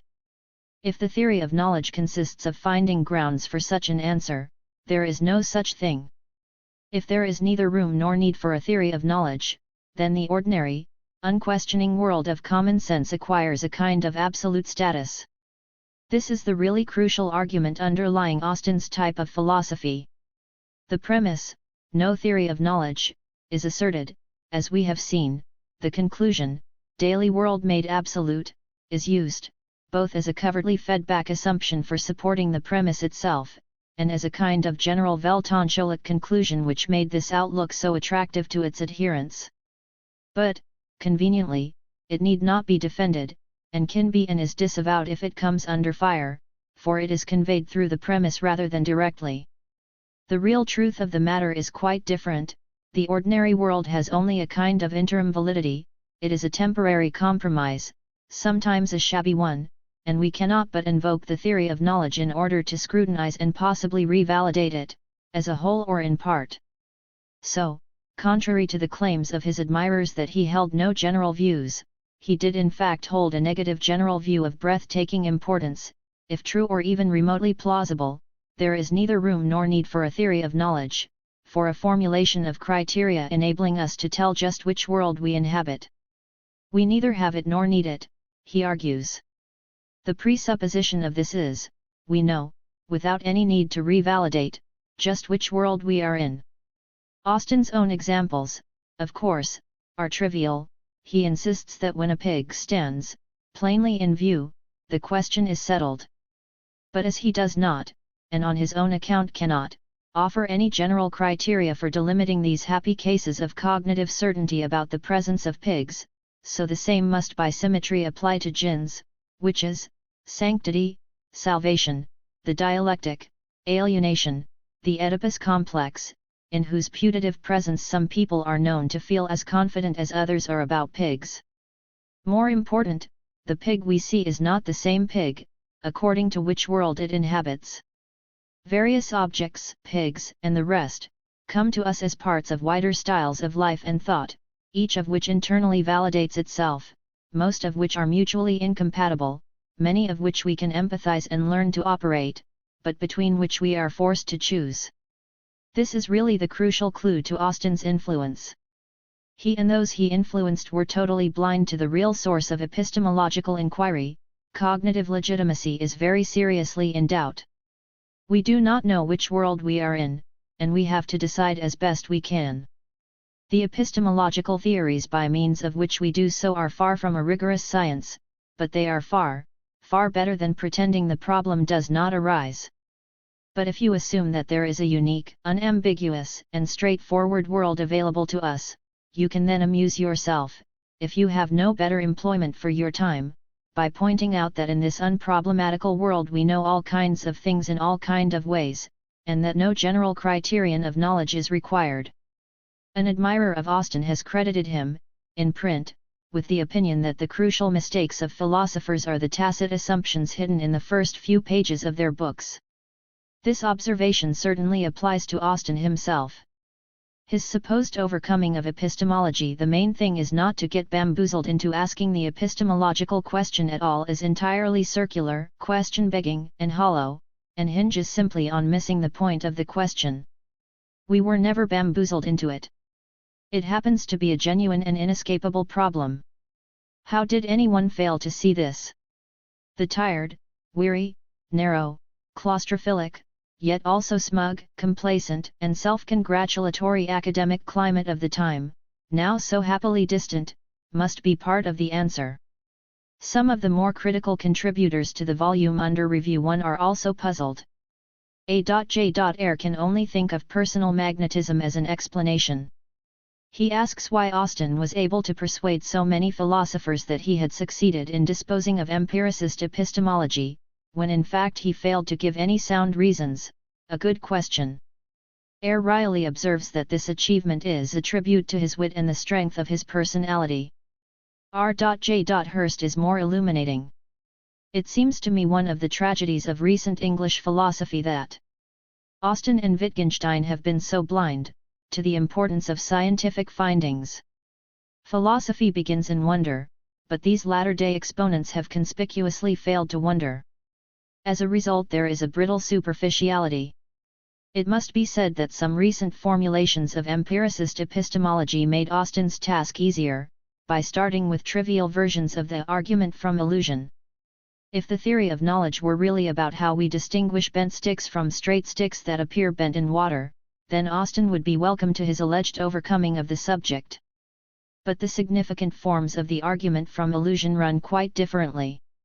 How can we be sure of anything within our belief system, given that we see other societies or groups embrace blatant absurdities with sublime confidence? And if we cannot be sure that they are as wrong as they seem to be, what can we be sure of? Descartes used the argument in this form. It is anything rather than an idle academic exercise. A society, such as Descartes or Austin's, which faces drastic alternatives of belief, cannot evade it. But the reality of the question clearly never crossed the threshold of Austin's mind. The problem is how, if at all, we can rationally choose between rival world pictures, and how we must revise our vision of man in the light of radical scientific advance. Determinism is but an aspect of this issue. Austin's work makes no contribution to either, but much of it consists of cheap derision of both, and a comic, totally unwarranted claim that he can somehow bypass them, or even that he has already done so, a delusion resting on a complete misunderstanding of what is at issue. Yet he has left behind a cult whose members, as visible from a number of contributions to this volume, seem confident that in practicing this style they are on the right lines. Austin's admirers like to maintain that he did not commit himself to any far-reaching view. Austin held no views whatever about the proper objective or the proper method of philosophy. J.O. Ermson. He did not like being close to identifiable problems, and did not hold those views which alone make sense of his procedures. G.J. Warnock. The reader may well wonder what it was that he did do or hold. In fact, these disclaimers do not stand up to examination. For instance, Austin's own and italicized, endorsed commendation of the certainty of the presence of chairs or pigs only makes sense on the assumption that ordinary language is sovereign, because it determines the meaning of expressions such as seeing a real chair. If he qualifies this view elsewhere, the qualification remains indefinite and uncircumscribed, and hence worthless, a pure insurance. If the qualification applies to all cases, it is in blatant contradiction of the premise he uses elsewhere. If it only applies to some cases, we must conclude that it is a mere insurance, unless we are given at least some indication of how these exceptions are to be identified and delimited, and distinguished from the cases in which the qualification does not apply. Here one can only quote Austin's own observation, made with unconscious irony about other philosophers: there is the bit where you say it and the bit where you take it back. The book under review contains some 26 articles about Austin, most of them previously published in journals. Though there is some criticism, on the whole the volume takes Austin with great seriousness. Professionals who are of a like opinion will find the volume useful as an alternative to chasing up individual articles. It is doubtful whether non-specialists will gain anything other than bewilderment from it. Ironically, though the intention of this kind of philosophy is to defend common sense, its operational assumptions are so far removed from common sense that the uninitiated reader will generally miss the point. It is unlikely that the philosophical genius of the late John Austin will ever be adequately appreciated by those who have merely read his words in print. Roderick Firth. Even less likely, I fear, is it that they will get the point from this collection of essays. But Professor Roderick Firth is too pessimistic. All in all, the curious should turn to Austin's published lectures, Sense and Sensibilia. Despite the cold print, they do most remarkably convey the relentless softening up process which Austin used to achieve his effect. I find it terribly hard to locate any intelligible arguments in it, as opposed to the unsubstantiated assertion that the presence of pigs is certain.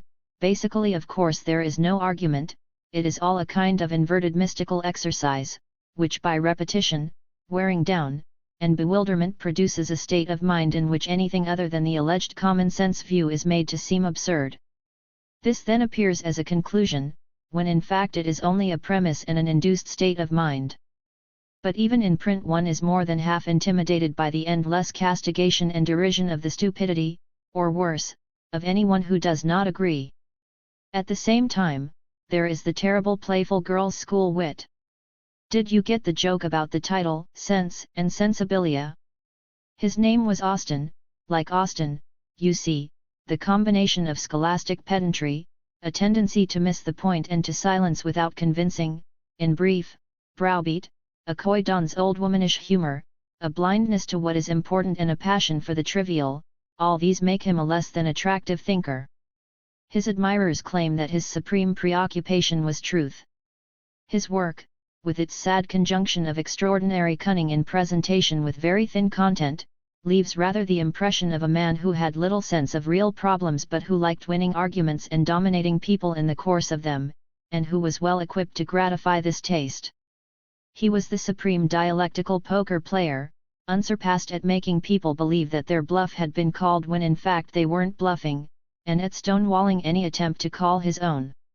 It would be hypocritical not to say all this. Hypocrisy might not matter, but it would also be unfair to all those students who are still being conned into supposing that this kind of philosophizing has much in common with serious intellectual endeavor. 1969. Chapter 13 Air's Epistle to the Russians 1. It is always a great and genuine pleasure to be able to disagree with Professor Air. It is a pleasure because, whether one agrees or not, one finds his positions stated with admirable lucidity, and one faces an opponent actuated by a genuine concern with truth, one who adopts positions and employs arguments because they appear to him true, rather than uncritically accepting current fashion, and who does not stoop to evasion, trickery, or cloudy formulations intended to give the impression that they hide a transcending insight. My first and perhaps main disagreement is with Professor Air's assertion at the very beginning of his paper, and which indeed is crucial to his general argument. Philosophers have theories, but their theories do not enable them to make predictions. This seems to me false, and false in a very important way. It is true that Professor Air goes on to qualify this. He goes on to add that they cannot be empirically confirmed or refuted in the way that scientific theories can, italics mine. In the interpretation of his position, much depends on how this crucial phrase is to be construed.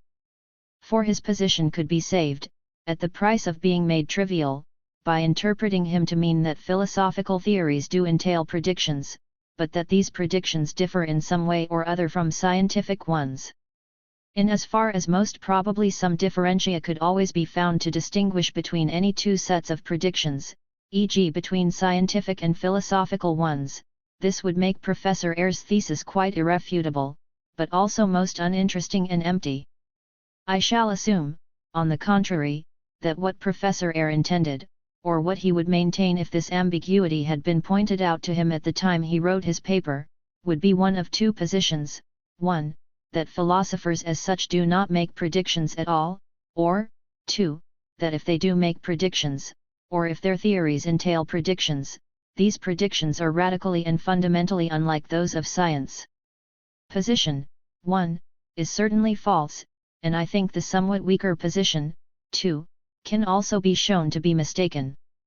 Curiously enough, Ayer attempts to cover himself, not against a possibility that it might be claimed that philosophers do make predictions, but against the alternative possible objection to his positions, namely that some scientists do not make them, e.g. paleontologists. This objection against his position is not one that I should like to raise. The answers that can be made to it in turn seem to me quite adequate. Let us begin by simply giving counter-examples to position 1.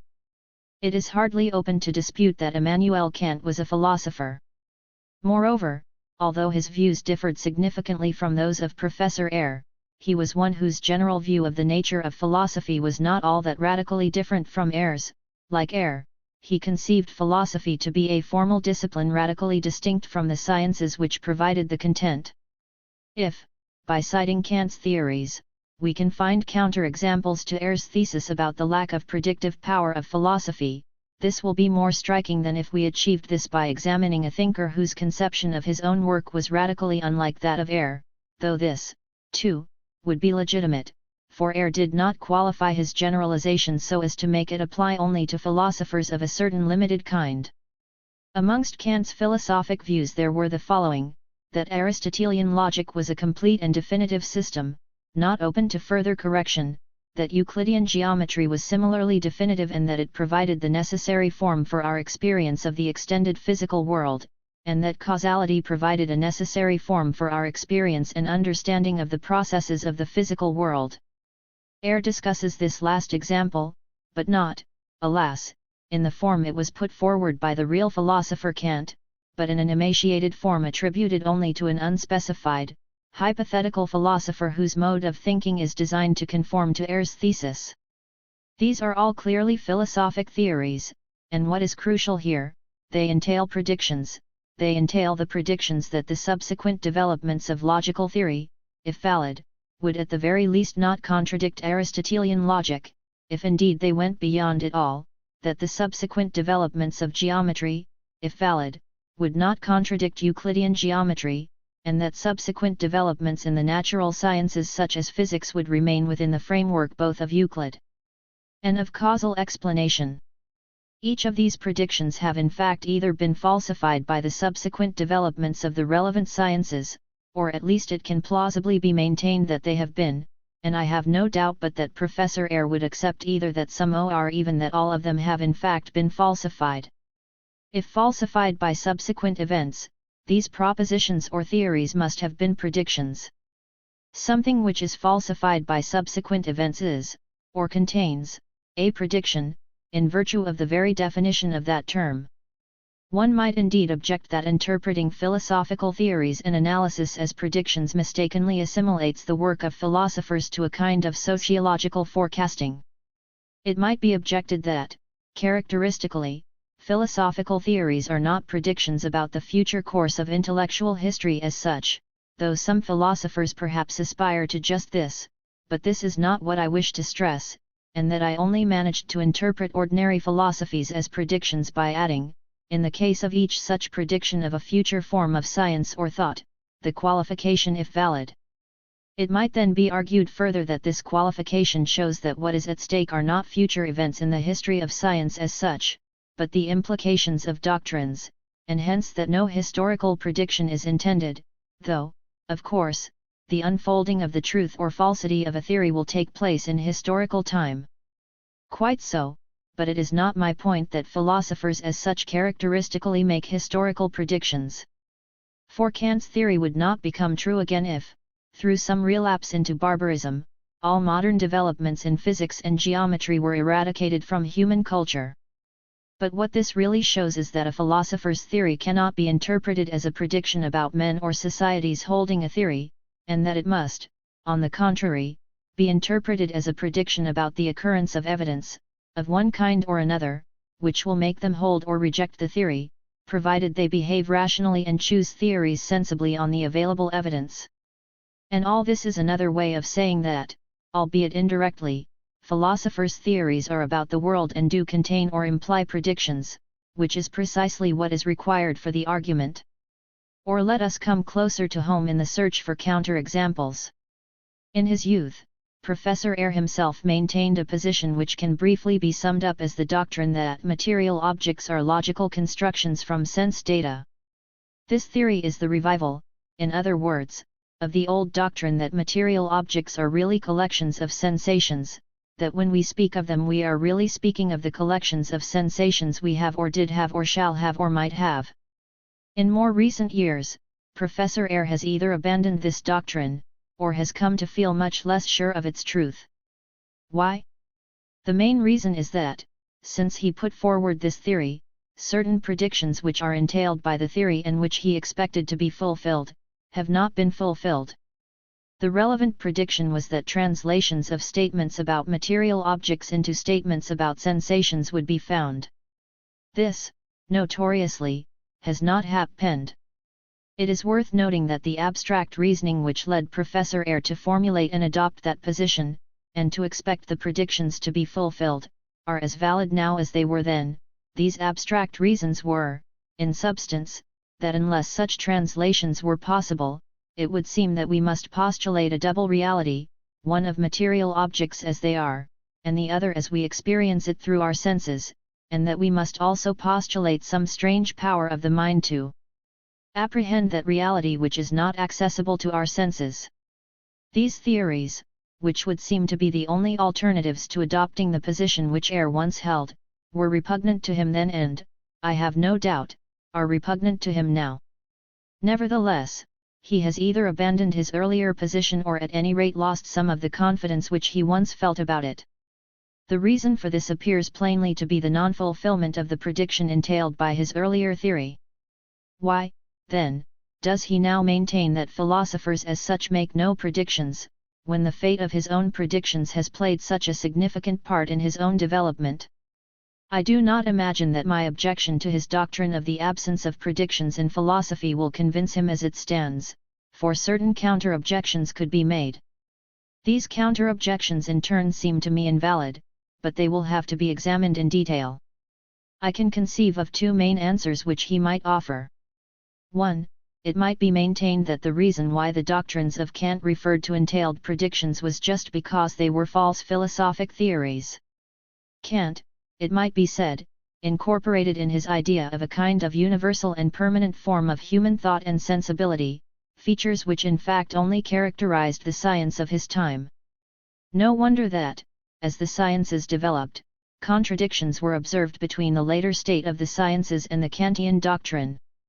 Ayer offers his hypothetical holder of the principle of causation a way out, to make his principle quite vacuous. But we must deal with philosophers as they really are. The philosophic reaction to Heisenberg has been not to water down Kant, but to elaborate statistical interpretations of physics.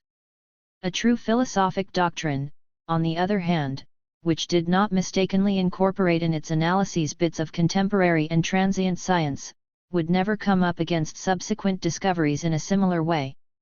It would in a sense be exemplified in subsequent scientific theories or language, as it was exemplified in its own day, but it would never be contradicted by them. It was, it could be maintained, precisely the unwarranted incorporation of current bits of science which led to the falsification of parts of the Kantian theory of knowledge. I shall not insist, in opposing this way out, on the awkwardness of distinguishing between predictions, which can be falsified in the future, and mere exemplifications which whilst holding both for the present and the future are not open to falsification. The real objection to this approach seems to me that it causes philosophy to become something whose contents could only be determined at the very end of time, when truth and falsity have been finally and definitively sorted out. But such an end of time, a kind of scientific day of judgment, there never will be. The disastrously inconvenient consequence of this approach would be, that we should never know whether something does or does not fall under a certain discipline until after we knew it to be false, when we should know that it was not a part of it.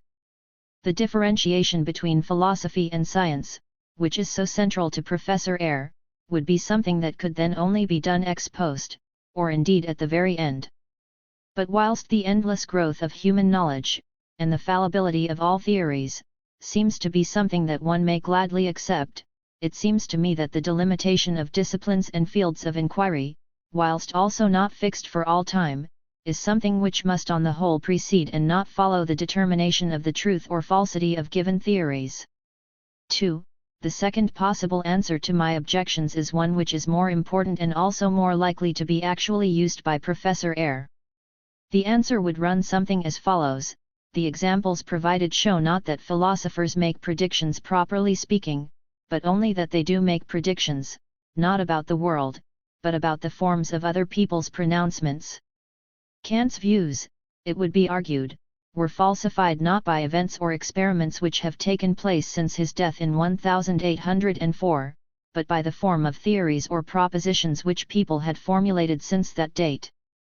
This position would in effect be a very considerable modification of the original position found at the beginning of Professor Eyre's paper. It might be claimed that the original formulation had been oversimplified in the interests of presentation, and that it should really be interpreted along the present lines, as excluding from philosophy not predictions as such, but predictions about the world, while allowing predictions about the sciences and the forms of human thought or language. This argument is of considerable importance, for at its root there is the division between thought about the world, and thought about thought or language, a division which is an extremely important and persistent theme in the wider philosophic tradition of which Professor Eyre is a part. Let us go back to a Kantian example. Some of Kant's views can plausibly be held to be refuted by the sheer possibility of Einstein's physics, and others of his views can similarly be held to have been refuted by the possibility of the physics of Heisenberg. This is perhaps a consideration supporting the view with which I am crediting Eyre, that it is the possibility rather than the truth of these physical theories which is relevant to the philosophic issue, for it seems to show that the possibility of a form of thought, and not the actuality of an event, is at issue. And yet, one is left highly uncomfortable. The physics of Einstein or of Heisenberg find confirmation or support in experimental evidence. If they had no experimental relevance, as distinguished from being experimentally false, they would hardly have the hold over practicing physicists which they appear to have. But if it is their experimental relevance, and the fact that the experiments have not gone against them, which lend them authority, and if in turn it is their conflict with Kantian epistemology which is a crucial factor in the undermining of that epistemology, then, indirectly, has not empirical or experimental evidence turned out, after all, to be relevant to the philosophic doctrine? Has not that philosophic doctrine turned out to have contained implicit predictions, and has not the existence of those predictions been brought to light by their falsification?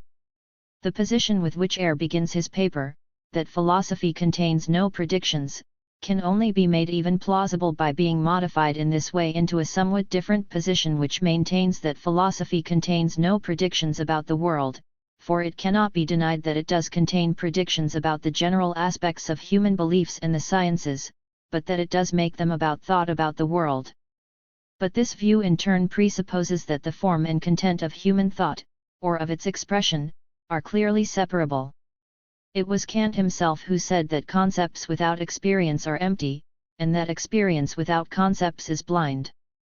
But many modern philosophers have, to my mind mistakenly, inferred from this insight that the properties of concepts can be investigated independently of the properties of things.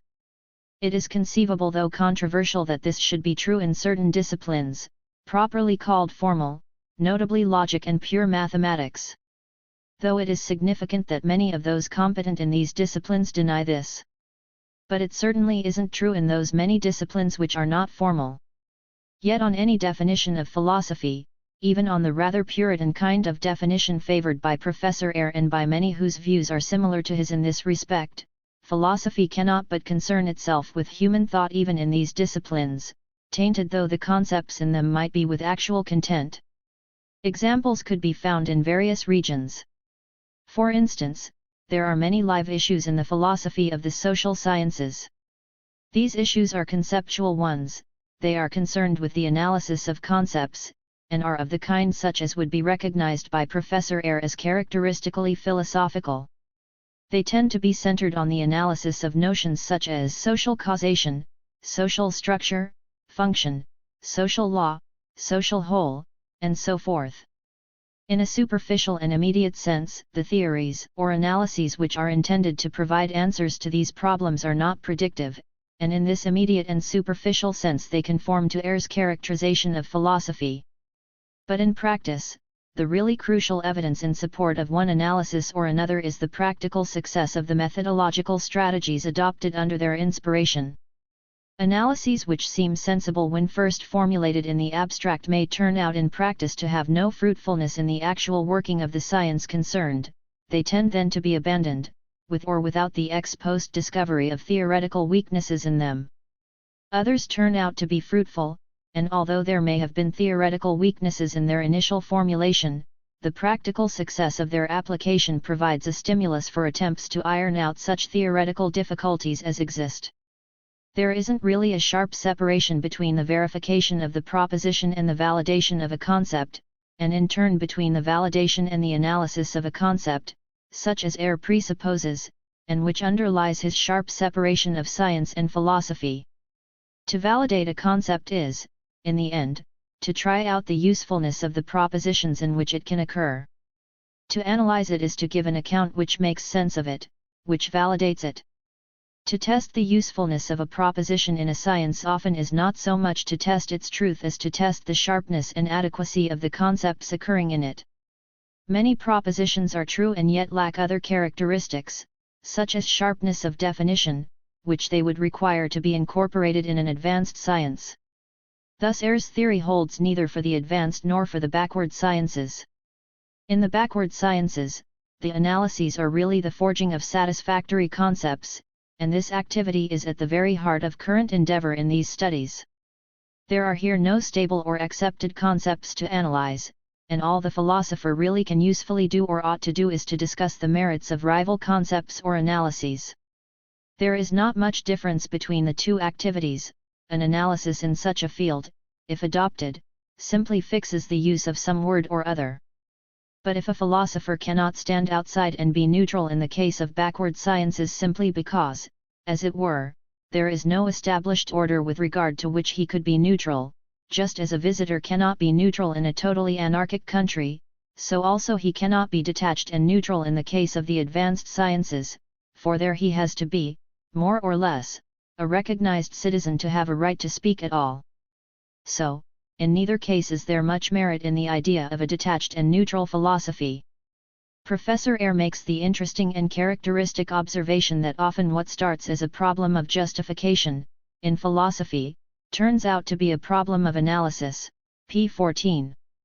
My disagreement with him could be summed up by the contrary contention: what may seem at first to be a problem of analysis generally turns out to be a problem of justification. Moreover, the type of activity, research, and consideration relevant to justifications of concepts is not so dissimilar in philosophy and in science. One fears that somewhere at the back of Professor Ayre's position, if not of his own mind, there lurks a naive view of science as consisting simply of the discovery of facts and testing of propositions. But the crucial advances in science are not the blind accumulation of facts, they tend to be the discovery or refinement of new concepts, which order facts better and lead to further discoveries. Similarly, philosophy cannot, in a kind of puritanical way, simply be concerned with concepts and not with the unpredictable consequences of their use. So the apartheid of philosophy and science turns out to be untenable. It is true that some philosophic problems are more general than scientific ones in the sense that they arise in and for all the sciences, irrespective of their particular problems and subject matter. Professor Ayre's own example of the problem of induction is a very apposite one. Yet could it be maintained that anyone can nowadays profitably discuss the general problem of scientific inference and extrapolation without familiarity and understanding of the procedures and theories developed by statisticians for coping practically with various specific types of inferential situations? I think not. Ayre is quite clear about this difficulty in connection with philosophizing about the concepts and procedures of physics. He himself observes that in order to make any useful contribution in this field, one has to be at the very least familiar with the procedures of physicists. But the conclusion he draws from this is a strange one. he concludes that the consequence is that philosophizing about physics will have come from within physics and not from philosophy. But if the philosophy of physics, the most impressive and advanced of all the sciences, is not philosophy proper, then what is? It would in any case be a very strange view of philosophy indeed which excluded from philosophy proper the discussion of questions such as whether or not physics must be rigidly deterministic, or what the role of alternative geometries is, and so forth.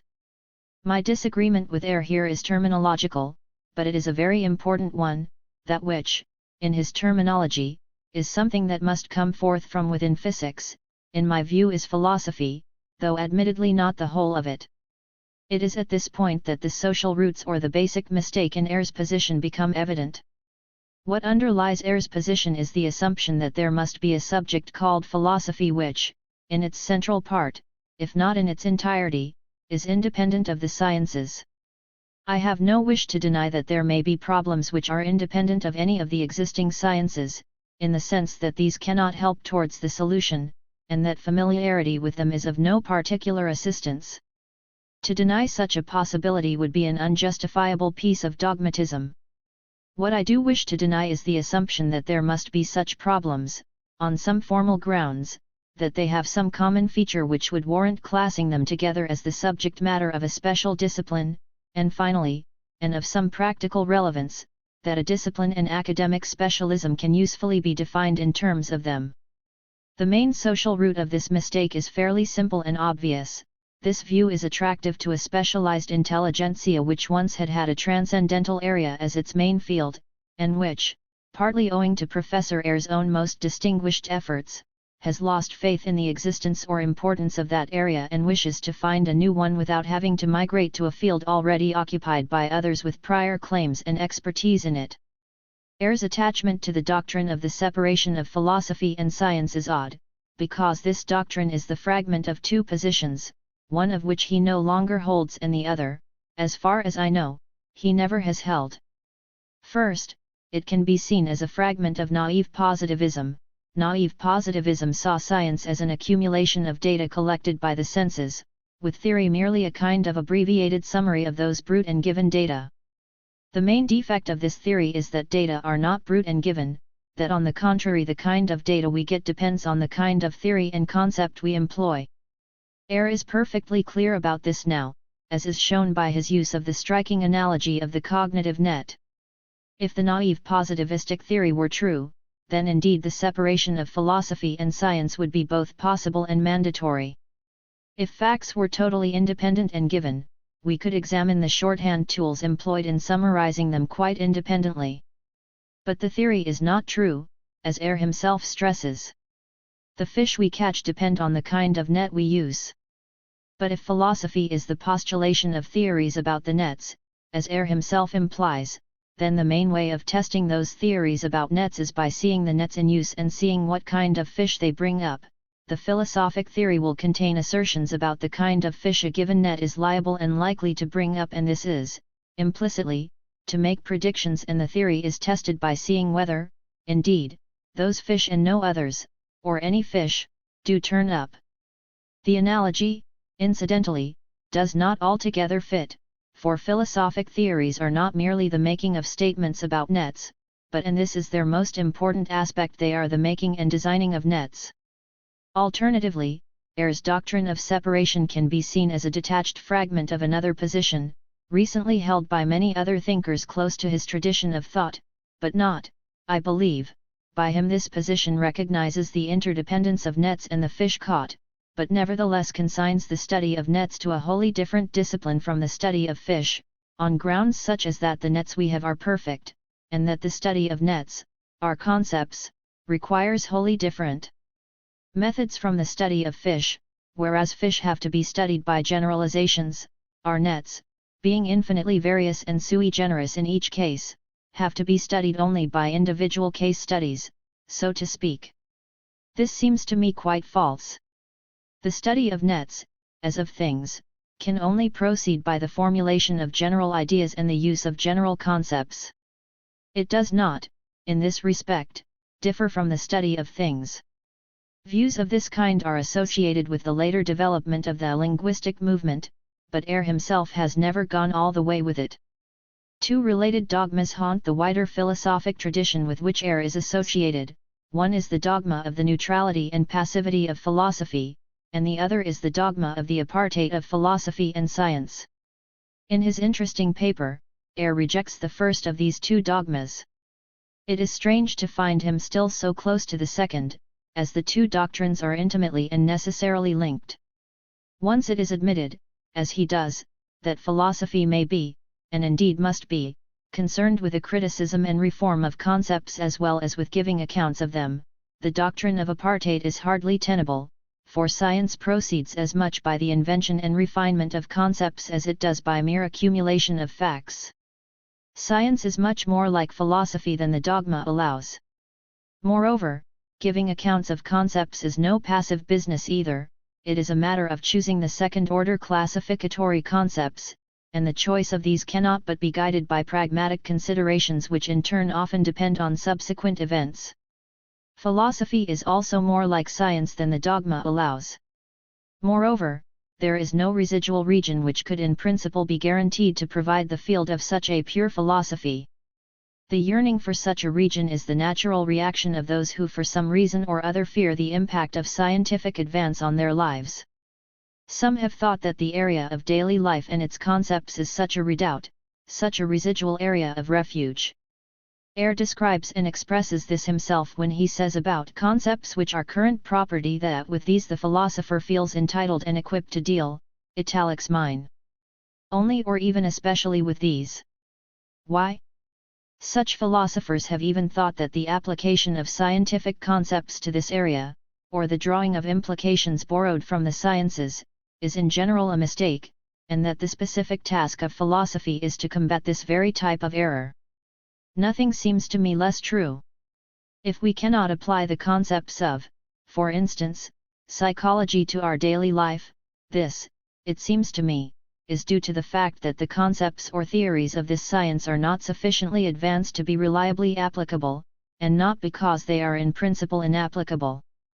If the concepts really fitted, and the theories formulated with their help really were true, whether we like it or not, I cannot see how we could avoid reordering our daily lives and relationships in terms of them, any more than we can avoid utilizing those aspects of scientific technology which have revolutionized the patterns of production.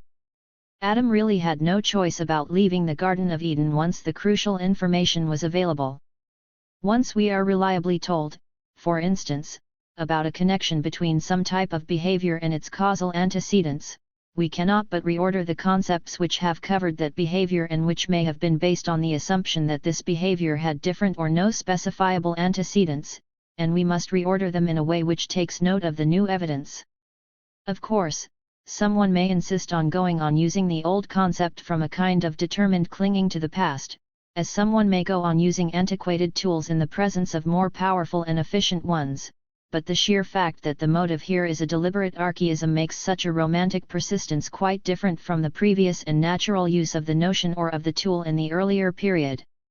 So, in either case, the past is irrevocable. It is true that the concepts of daily life may continue to differ from those of science in precision, explicitness, and so forth, just as, for instance, our measurements of space and time in daily life do not have and do not need to have the precision of those made in the laboratory.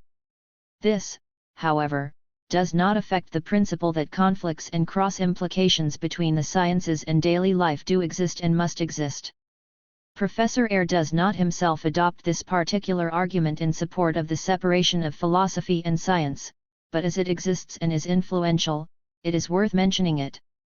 Professor Ayer's own case seems to rest rather on a certain special kind of generality. But will this do either? The case of induction has already been mentioned. But take other very general categories, the notion of time and of temporal succession is general enough, by any criterion. It occurs in all or virtually all sciences and in daily life. Yet again, could it be maintained that the analysis of this notion can now be carried on independently of any awareness of the implications of the work in physics, concerning the interdependence between chronological succession and the position of observers and the speed of signals? Behind the two dogmas of the passivity and purity of philosophic analysis, of which Ayer still seems to uphold one, there lie two main kinds of justification, the positive and the negative. I think Professor Ayres' adherence to this position or a part of it is based mainly on the negative justification, but it is worth mentioning both of them as both play a prominent part in the wider philosophic tradition of which Ayres is a part. The positive justification arises from a theory of language, a theory which maintains that actual language is perfect or very nearly so, and which concludes from this that therefore the philosopher's task is to observe and understand it, but not to pass judgment on it or try and improve it, nor to confuse his accounts of language with the statements made about things within the language. This theory itself in turn has two different kinds of justification which are sometimes confused. One is that language is perfect, or very nearly so, in virtue of a long process of natural selection, not a very subtle argument, and the other is that it is perfect in virtue of the non-existence of any standard in terms of which it could be imperfect. This latter justification of the perfection of language has certain affinities with the negative justification of the separation of philosophy discussed below. The negative justification of the separation of philosophy is really a kind of skepticism. The ultimate reason why philosophy is the analysis, and not the justification of concepts, is that justification is held to be impossible. It is this negative view, rather than any positive idolatry of language, which underlies, I believe, Ayres' particular position. Two comments seem to be called for in connection with this camouflaged skepticism. One is that in the case of very many concepts undergoing philosophic analysis, the skepticism seems to be simply unwarranted. In the case, for instance, of the disputes in the philosophy of the various sciences, we can justify an analysis in terms of the practical fruitfulness of it, and we are more concerned with justification, and the prediction of pragmatic validation, than we are with the analysis in the abstract. Indeed, in the abstract, both, or neither, of two competing analyses may be acceptable. With regard to some other and more general concepts, it may well be true that ultimate justification is just impossible. It may well be true that ultimate judgments of value, or the faith in the possibility of scientific extrapolation at all, simply cannot be justified without circularity. But if this is so, it seems to me far more illuminating, more forthright, and less misleading to assert it in some such wording, rather than to camouflage it under philosophic double talk.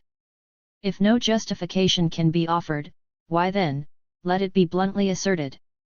No merit attaches to renaming the impossibility of justification, and calling it the discovery that the demand for justification is really a demand for analysis.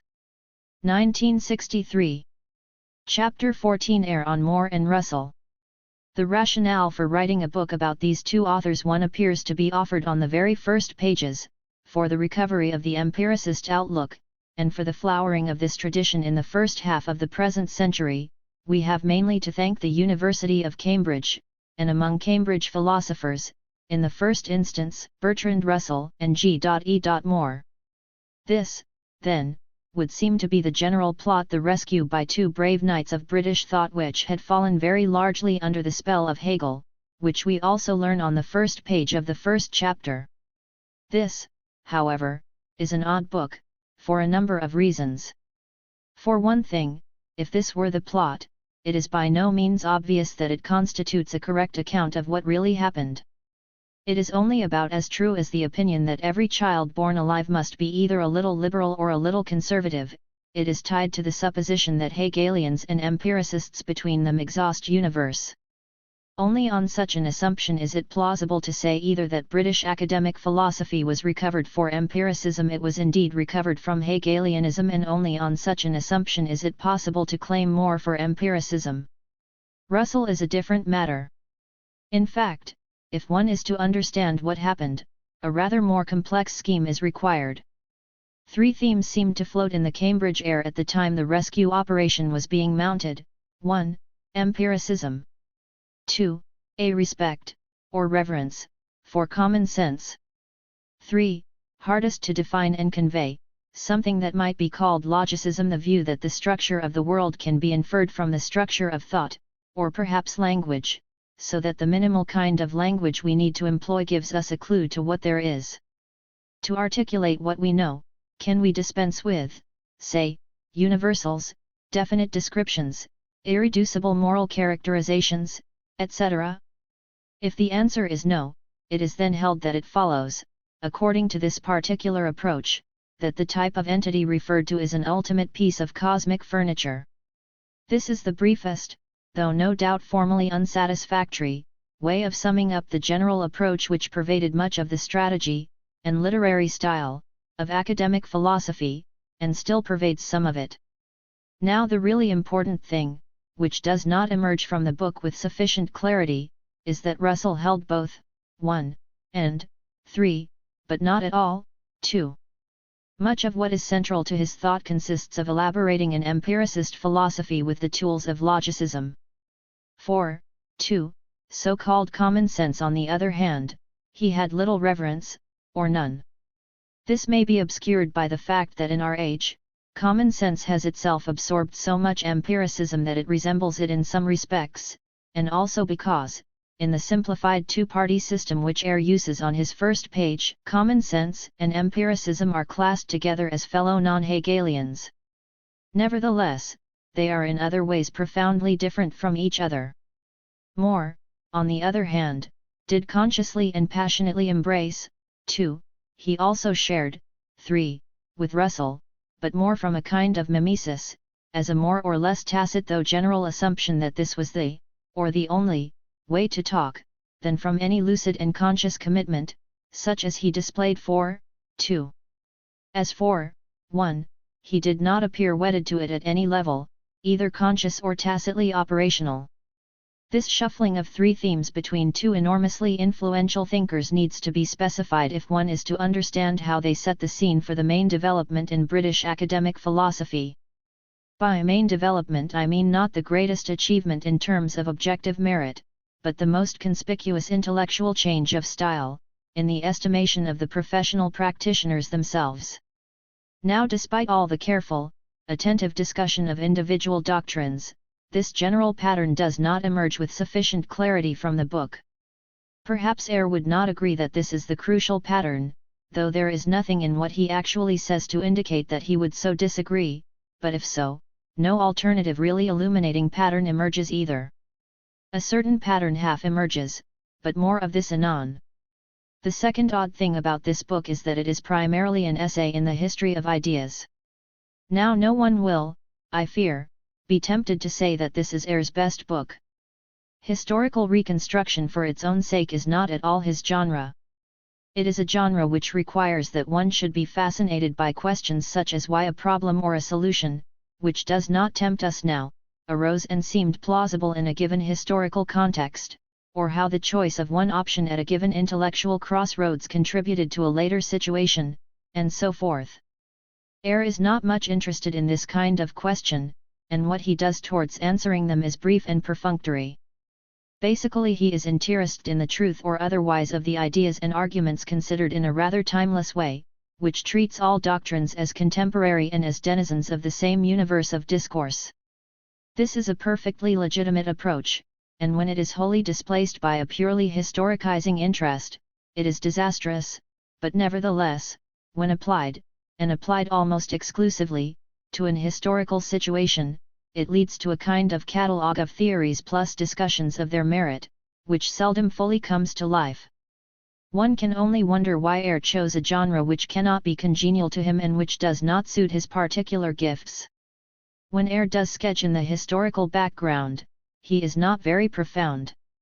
For instance, he on the whole accepts the authorized and self-propagated image of More as a spirit so pure, unpretentious, and straightforward that he would not allow himself to be bamboozled, as others were, by philosophical departures from common sense, the child who bravely cried that the emperor was naked. The faux naïf style is taken at more or less face value. Now this is odd, as Ayer himself cites the piquant evidence that in More's earliest published paper, he held that the arguments, which prove the unreality of time, appear to me perfectly conclusive. In other words, far from having always been the virgin of common sense, who clearly sees the one untainted truth which philosophical impurity prevented others from recognizing, he must on the contrary have made a decision, at some time in or after 1897, that this game of philosophy could be played by at least two different kinds of convention, either the one commended by Socrates which bids us follow the wind of argument wherever it may lead, or the other consisting of never allowing it to stray outside the bounds of common sense. By what processes, rational or other, did he come to make this deep choice to which he subsequently remained loyal? More clearly preferred to let people think that he had sprung into the world complete with the expression of total surprise at philosophers' counter-commonsensical absurdity, and that it had never left him.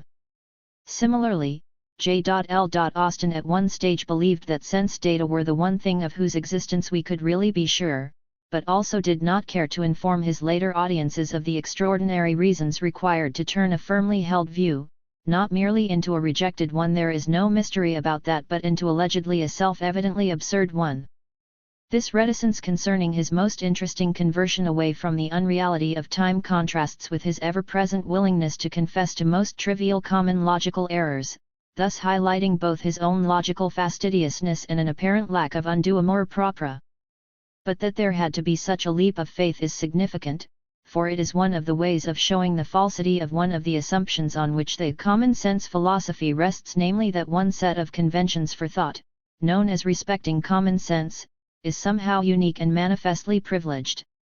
But to return to Ayer, if imaginative historical reconstruction is not his forte, his strength does lie in the lucid organization of complex material from some one definite viewpoint, and organization concerned with the truth, rather than the psychological or historical role of the ideas concerned. It is this particular kind of approach, most conspicuous in his early work, which shows him at his best. Now the central organizing idea or issue which underlies this book is half hidden, and emerges only obliquely and intermittently. And the idea is not the rescue of the maiden of British thought from the Hegelian dragon by two Parfait knights. Why not? Simply because Ayer is so sure that Hegelianism was a paper dragon, that no excitement or interest can possibly be obtained from rescuing anyone from him. On the contrary, whenever Ayer introduces some Hegelian doctrine, he is visibly embarrassed at being seen in such company at all. He hastens to reassure the reader that though the view is plainly absurd, no need even to say why, it nevertheless did mislead even quite intelligent people, and though the issue itself cannot really be in doubt, there may be at least some intellectual interest in locating the precise point at which the error occurs. Well, if that is your view of Hegelianism, you cannot extract much drama from the rescue of British thought from it. Yet clearly, something about Moore's and Russell's approach does fascinate Ayer. It is not the intrinsic interest of a historic reconstruction, and it is certainly not the drama of a battle with Hegel. Well, what is it? One of the clues is to be found in the final passage of the book. It is a serious mistake to bracket Moore with the later Wittgenstein.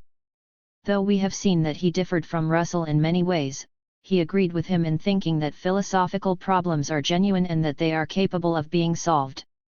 Here and elsewhere, the underlying driving force which inspires the argument, in as far as the argument is inspired at all, is laid bare. It is not what unites Russell and Moore and distinguishes them jointly from Hegel, but it is what in Ayer's view unites them and then distinguishes them from the later Wittgenstein. It is when it deals with questions related to this theme that the book comes to life. Unfortunately, the theme is not clearly avowed and allowed to organize the material, and the interest of the book suffers in consequence.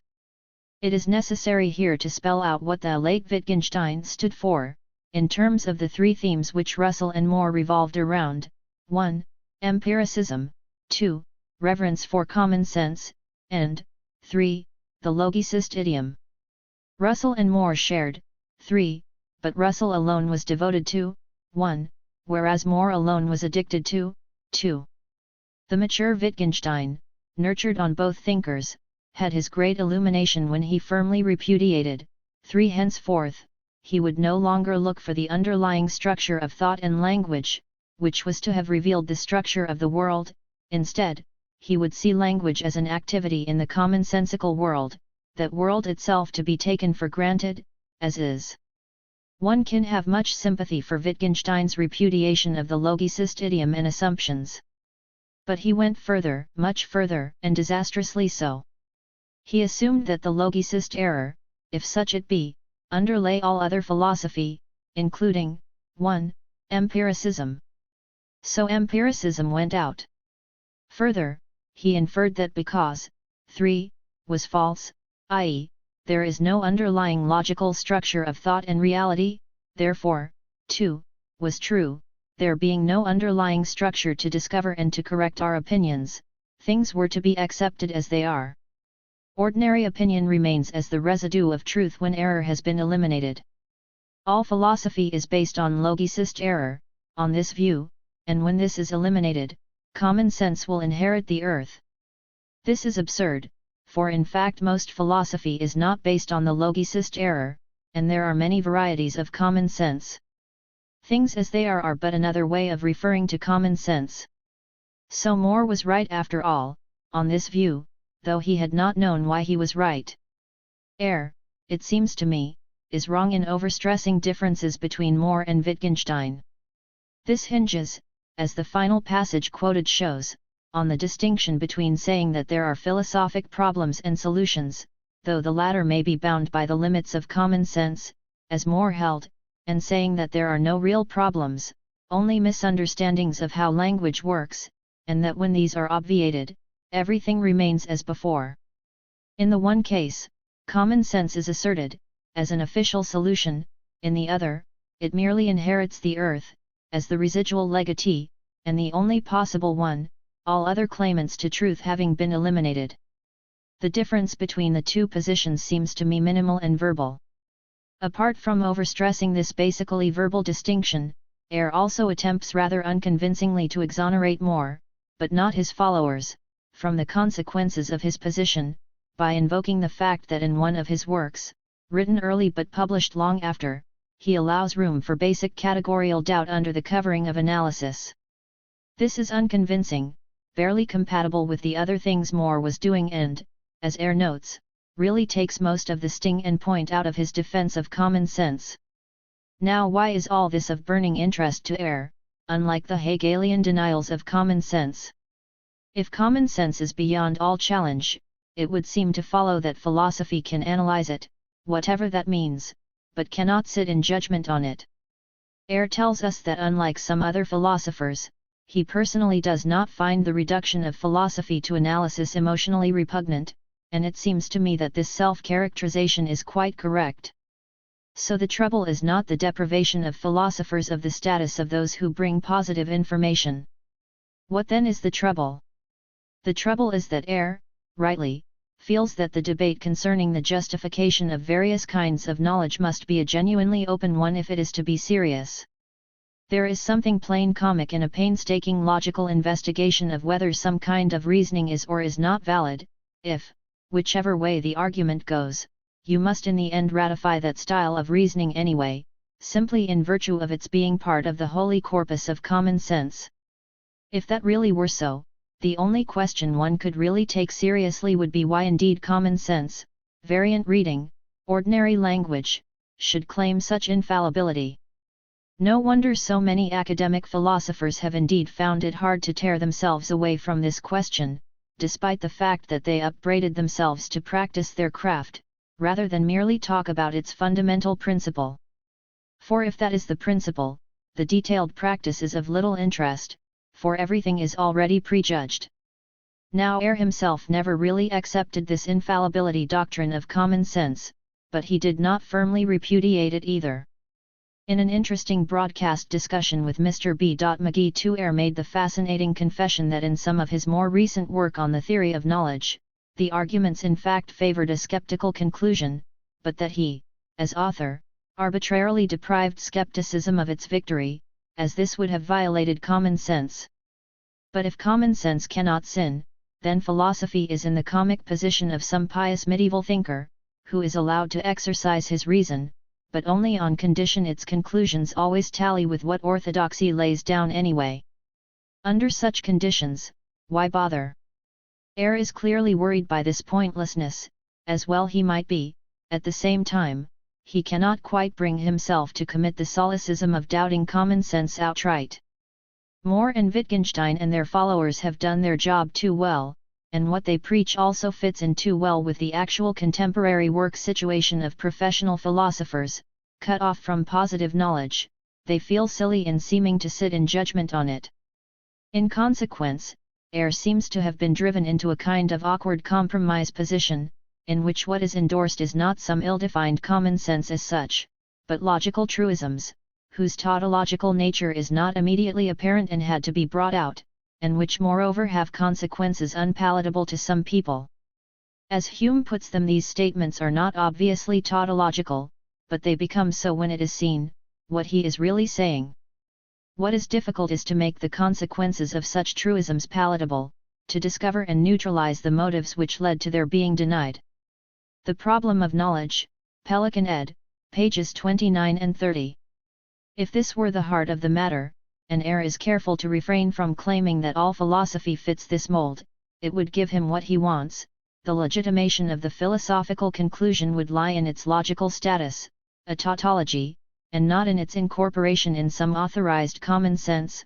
Yet at the same time, the philosophic job would be the analysis and elucidation, rather than the bringing of new truths, for the truths in themselves, as opposed to the neutralization of difficulties accompanying them, would be very simply and easily accessible to all.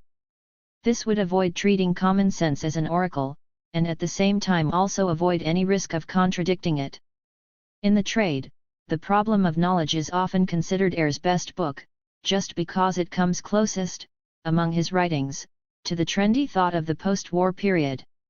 It is fairly evident that this unconvincing and rather strained compromise no longer satisfies Ayer, if indeed it ever really did. And in fact it is not defensible.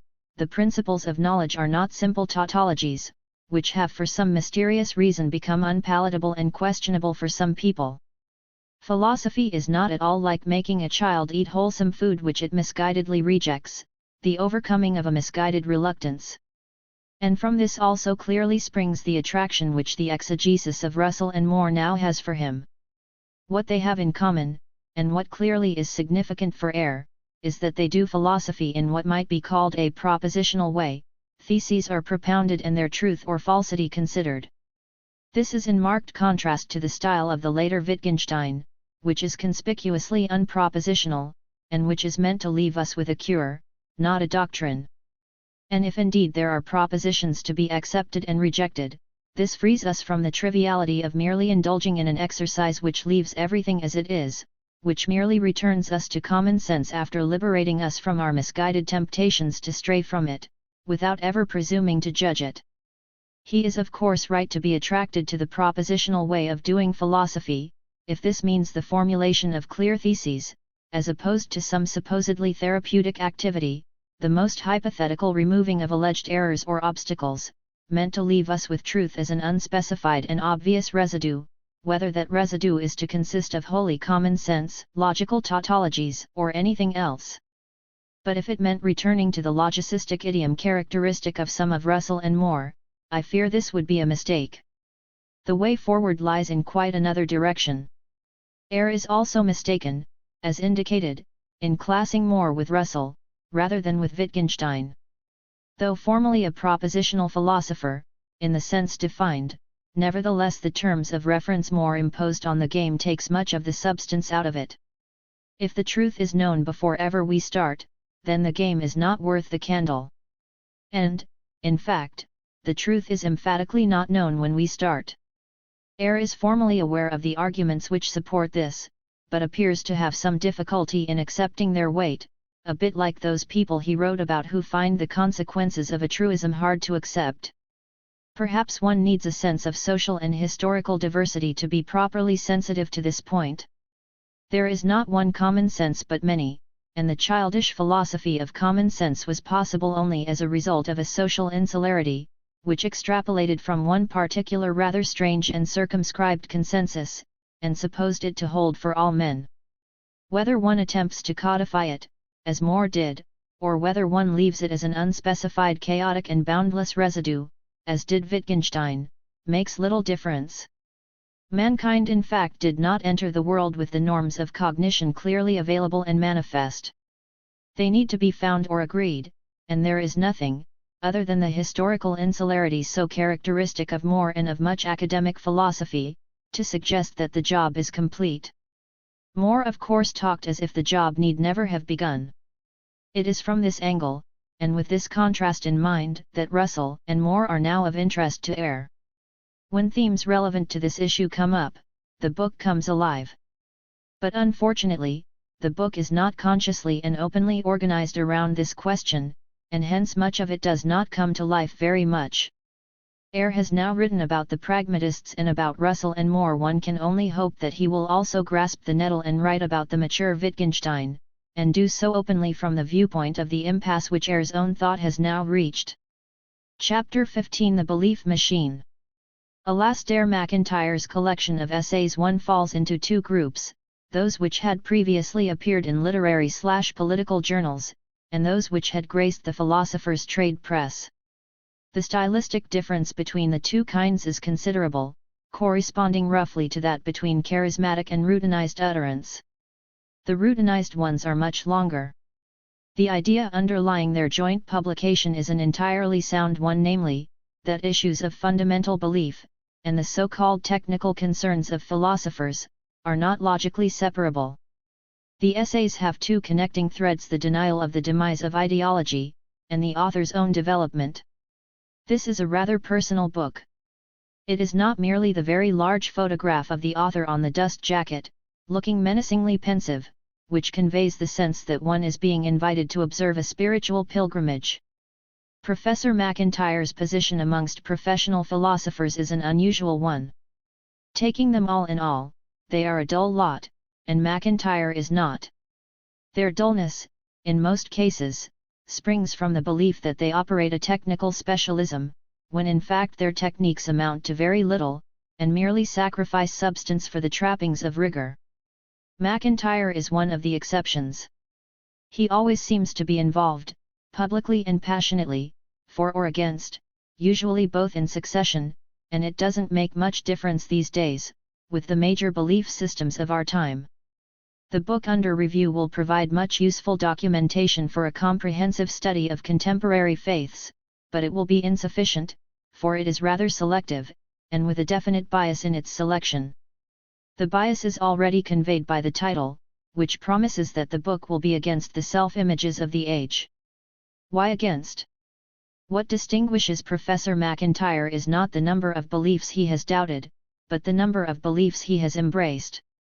His capacity for doubt we share or surpass, it is his capacity for faith which is distinctive and perhaps unrivaled. In his youth, he wrote a book on Marx for the student Christian movement, and if he did not at the same time write one on Jesus for the Young Communist League, it must have been a very close thing. It is no secret that he was, for many years of adult life, a paid-up, card-carrying Christian. As for Marxism, like other important historical developments, it has made its appearance twice, the first time as tragedy, the second time as farce. This second coming of Marxism, the mystical soteriology of alienation, was in its time much heralded by MacIntyre, and in fact a good deal of this survives even in the present volume. In addition to this attempt at Christian/Marxist synthesis, there have also been most curious attempts to marry Marx and Wittgenstein, and so forth. It is this spiritual omnivorousness, and not the occasional recul, which is distinctive and interesting, even if it is a case of reculer pour mieux croire. One would have preferred the positive declarations of faith to be more fairly represented, if one is to understand that inward movement of thought which the book appears to promise. The denials are parasitic on the affirmations, and a return to an affirmative stance is strongly indicated.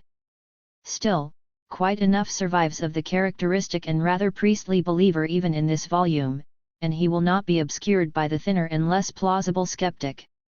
The believer tells us, p. 86, that what really matters is whether you are concerned with God's existence, not whether you affirm or deny it, an observation strikingly similar to the kind of modernist theology which he elsewhere denounces, with its instant God generated tautologically from the mere existence of a central concern, and its indifference to the object of that concern. Freud is vindicated, p. 37, though in a strikingly Wittgensteinian manner, as essentially an observer of detailed facts, whose significance is that he broke all conceptual schemes including his own. There is a rebuke, p. 43, for those for whom the whole project of the revolutionary liberation of mankind from exploitation and alienation is an absurd fantasy, and a defense of the concept of alienation, p. 66. This is combined with an historical account of the manner in which this notion originally acquired its psychological content, which is excellent and in my view entirely correct. So the word against in the title must be read in a rather relative way. The author is not so much in favor of current faiths as he was at the apogee of his enthusiasms, but he is still a great deal more so than most of us. As for shrines, he seems to have moved from Trotsky's to Guevara's. He is contemptuous of R.H. Tawney's cliché-ridden high-mindedness, exemplified by observations such as that capitalism corrupts human relations by permitting the use of man by man as the instrument of pecuniary gain. As the Polish schoolboy said, capitalism is the exploitation of man by man, and socialism is the other way round. But for some reason, Che's very similar remarks are treated with reverence and seriousness. Essentially, nothing has changed, except that I am much more conscientious, my Marxism has struck deep roots and is purified. The author's stance and style are remarkably pastoral, earnest, stern, admonitory, but understanding. He gives us to feel that he comprehends and sympathizes with our doubts, but that we can take comfort from the thought that even a mind such as his, as familiar as we are with the grounds of doubt, can nonetheless recognize the need and the possibility, nay the necessity, of a much, much more complete conceptual fulfillment, if only we are big enough to overcome our inner impediments. His Marxism was truly episcopal, and it was an achievement of a kind to get on a soapbox and sound like a bishop.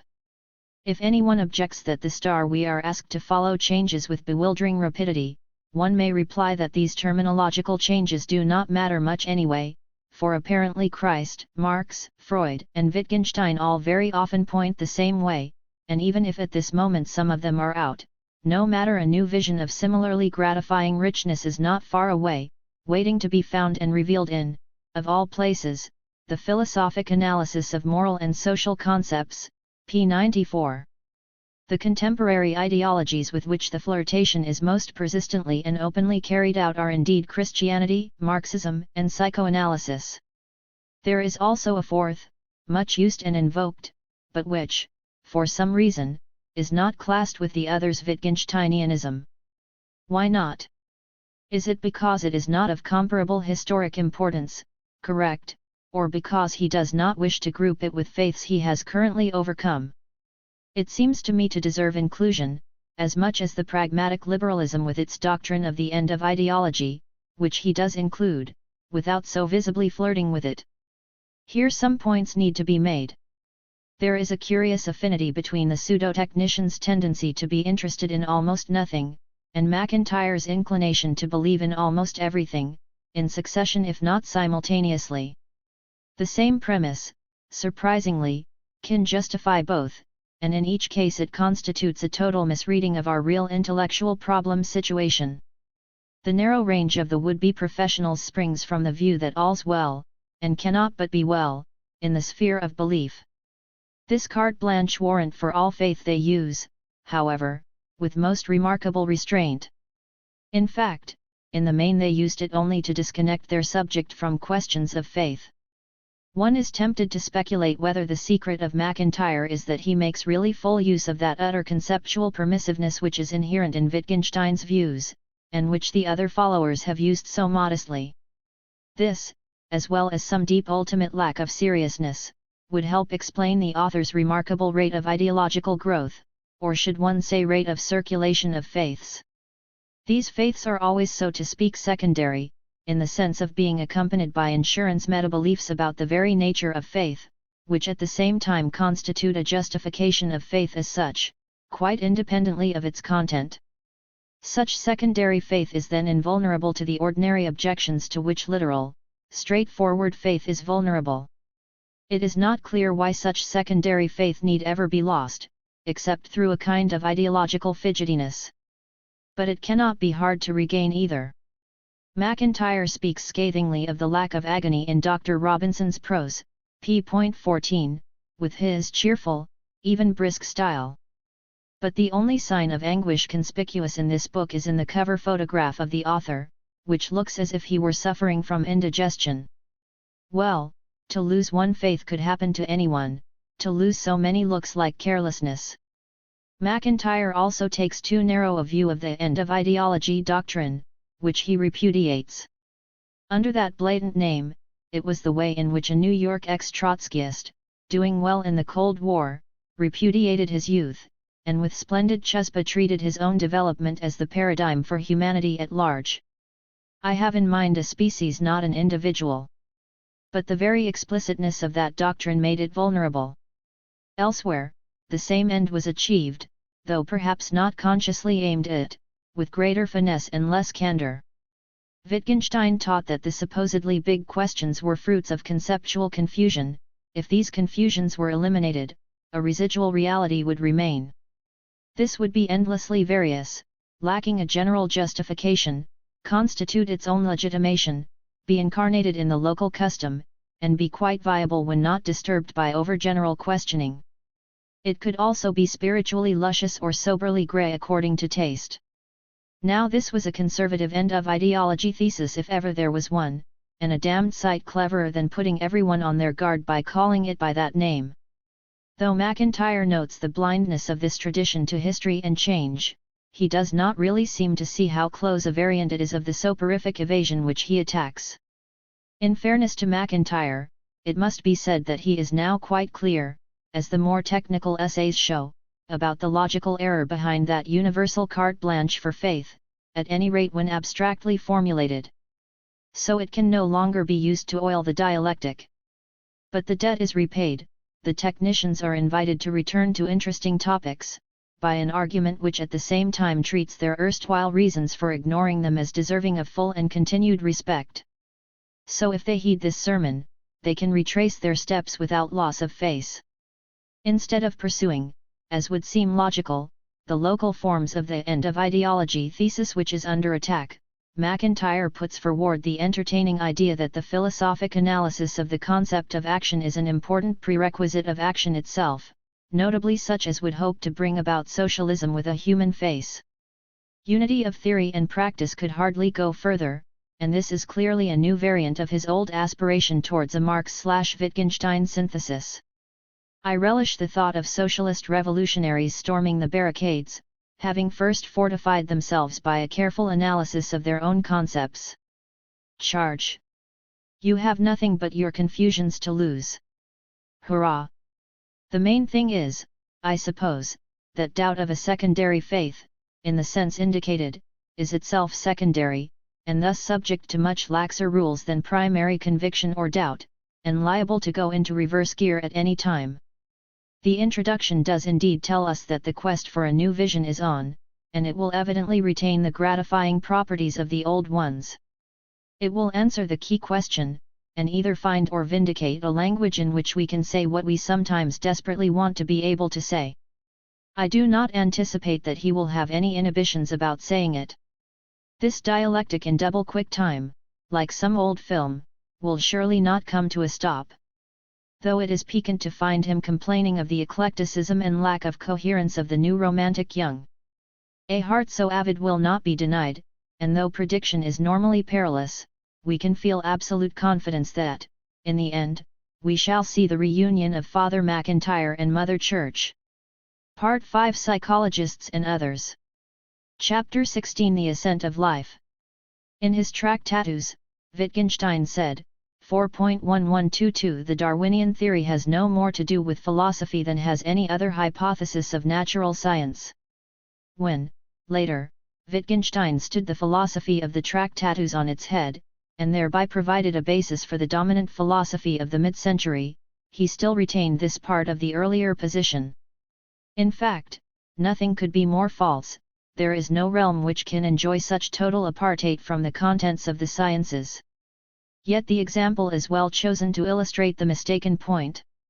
Amongst scientific theories, some do and some do not have philosophical implications, and they have them in varying degree. But in the front rank amongst claimants to our philosophic attention are the biological doctrines connected with the notion of evolution. Of course, Wittgenstein had not chosen his example at random. When Darwinism appeared and came to be accepted, it made, and was logically entitled to make, an enormous impact on man's vision of the world, of himself and of human knowledge. If this is not philosophy, what is? To begin with, it was in manifest conflict with some rival views of the origin of man. But even if it were not in conflict with parts of other world views, it would still be extremely fertile in providing the crucial images and concepts for our view of ourselves and the world. There are, to begin with, the implications of the doctrine concerning the alleged mechanics of evolution, natural selection, which, if true, implies either that a higher value must be placed on competitiveness and ruthlessness, and a lower value on charity and compassion, than might otherwise be the case, or, alternatively, that an ethic differing from the ways of nature, must be conscious of being a rebel and a deviant against the order prevalent in the rest of nature. There is, again, the possibility of avoiding the argument from natural order to purposive design. There is the continuity between human and other biological phenomena, a diffuse idea but perhaps one richer and even more important in its consequences than the others. There is the intoxicating idea of evolution itself, providing a kind of theodicy, a justification of the ways of nature to man, a kind of new purpose for life, a cosmic story in the image of the manner in which middle-class people see and justify their lives, a career with rung after rung after rung, each step up justifying the tribulations of the preceding rung. After an enthusiastic exploration of these and other possibilities, the whole business of building philosophies around notions inspired by biological evolution went out of fashion, for reasons sometimes good and often bad. The fallacies inherent in drawing ethical conclusions from natural trends became familiar and were indeed overstressed, providing a rationale for the anti-scientific formalism of academic philosophy.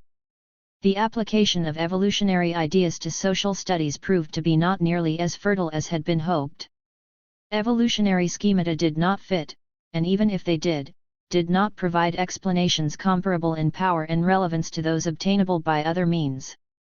So, in one way and another, this particular interest came to be comparatively eclipsed, though there must still be enough interest in the matter to enable a piece of evolutionist nature philosophy to become a bestseller if it is sufficiently edifying and obscure. With time, evolution can be enlisted on the side of the angels. The time has no doubt come for a revived philosophic interest in biological theories, differing from its predecessor in avoiding its errors and enthusiasms and in working on the much more sophisticated biology of today.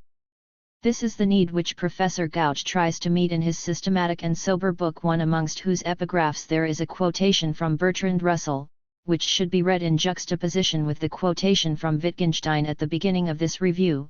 A philosophy which is to have any value should be built upon a wide and firm foundation of knowledge that is not specifically philosophical.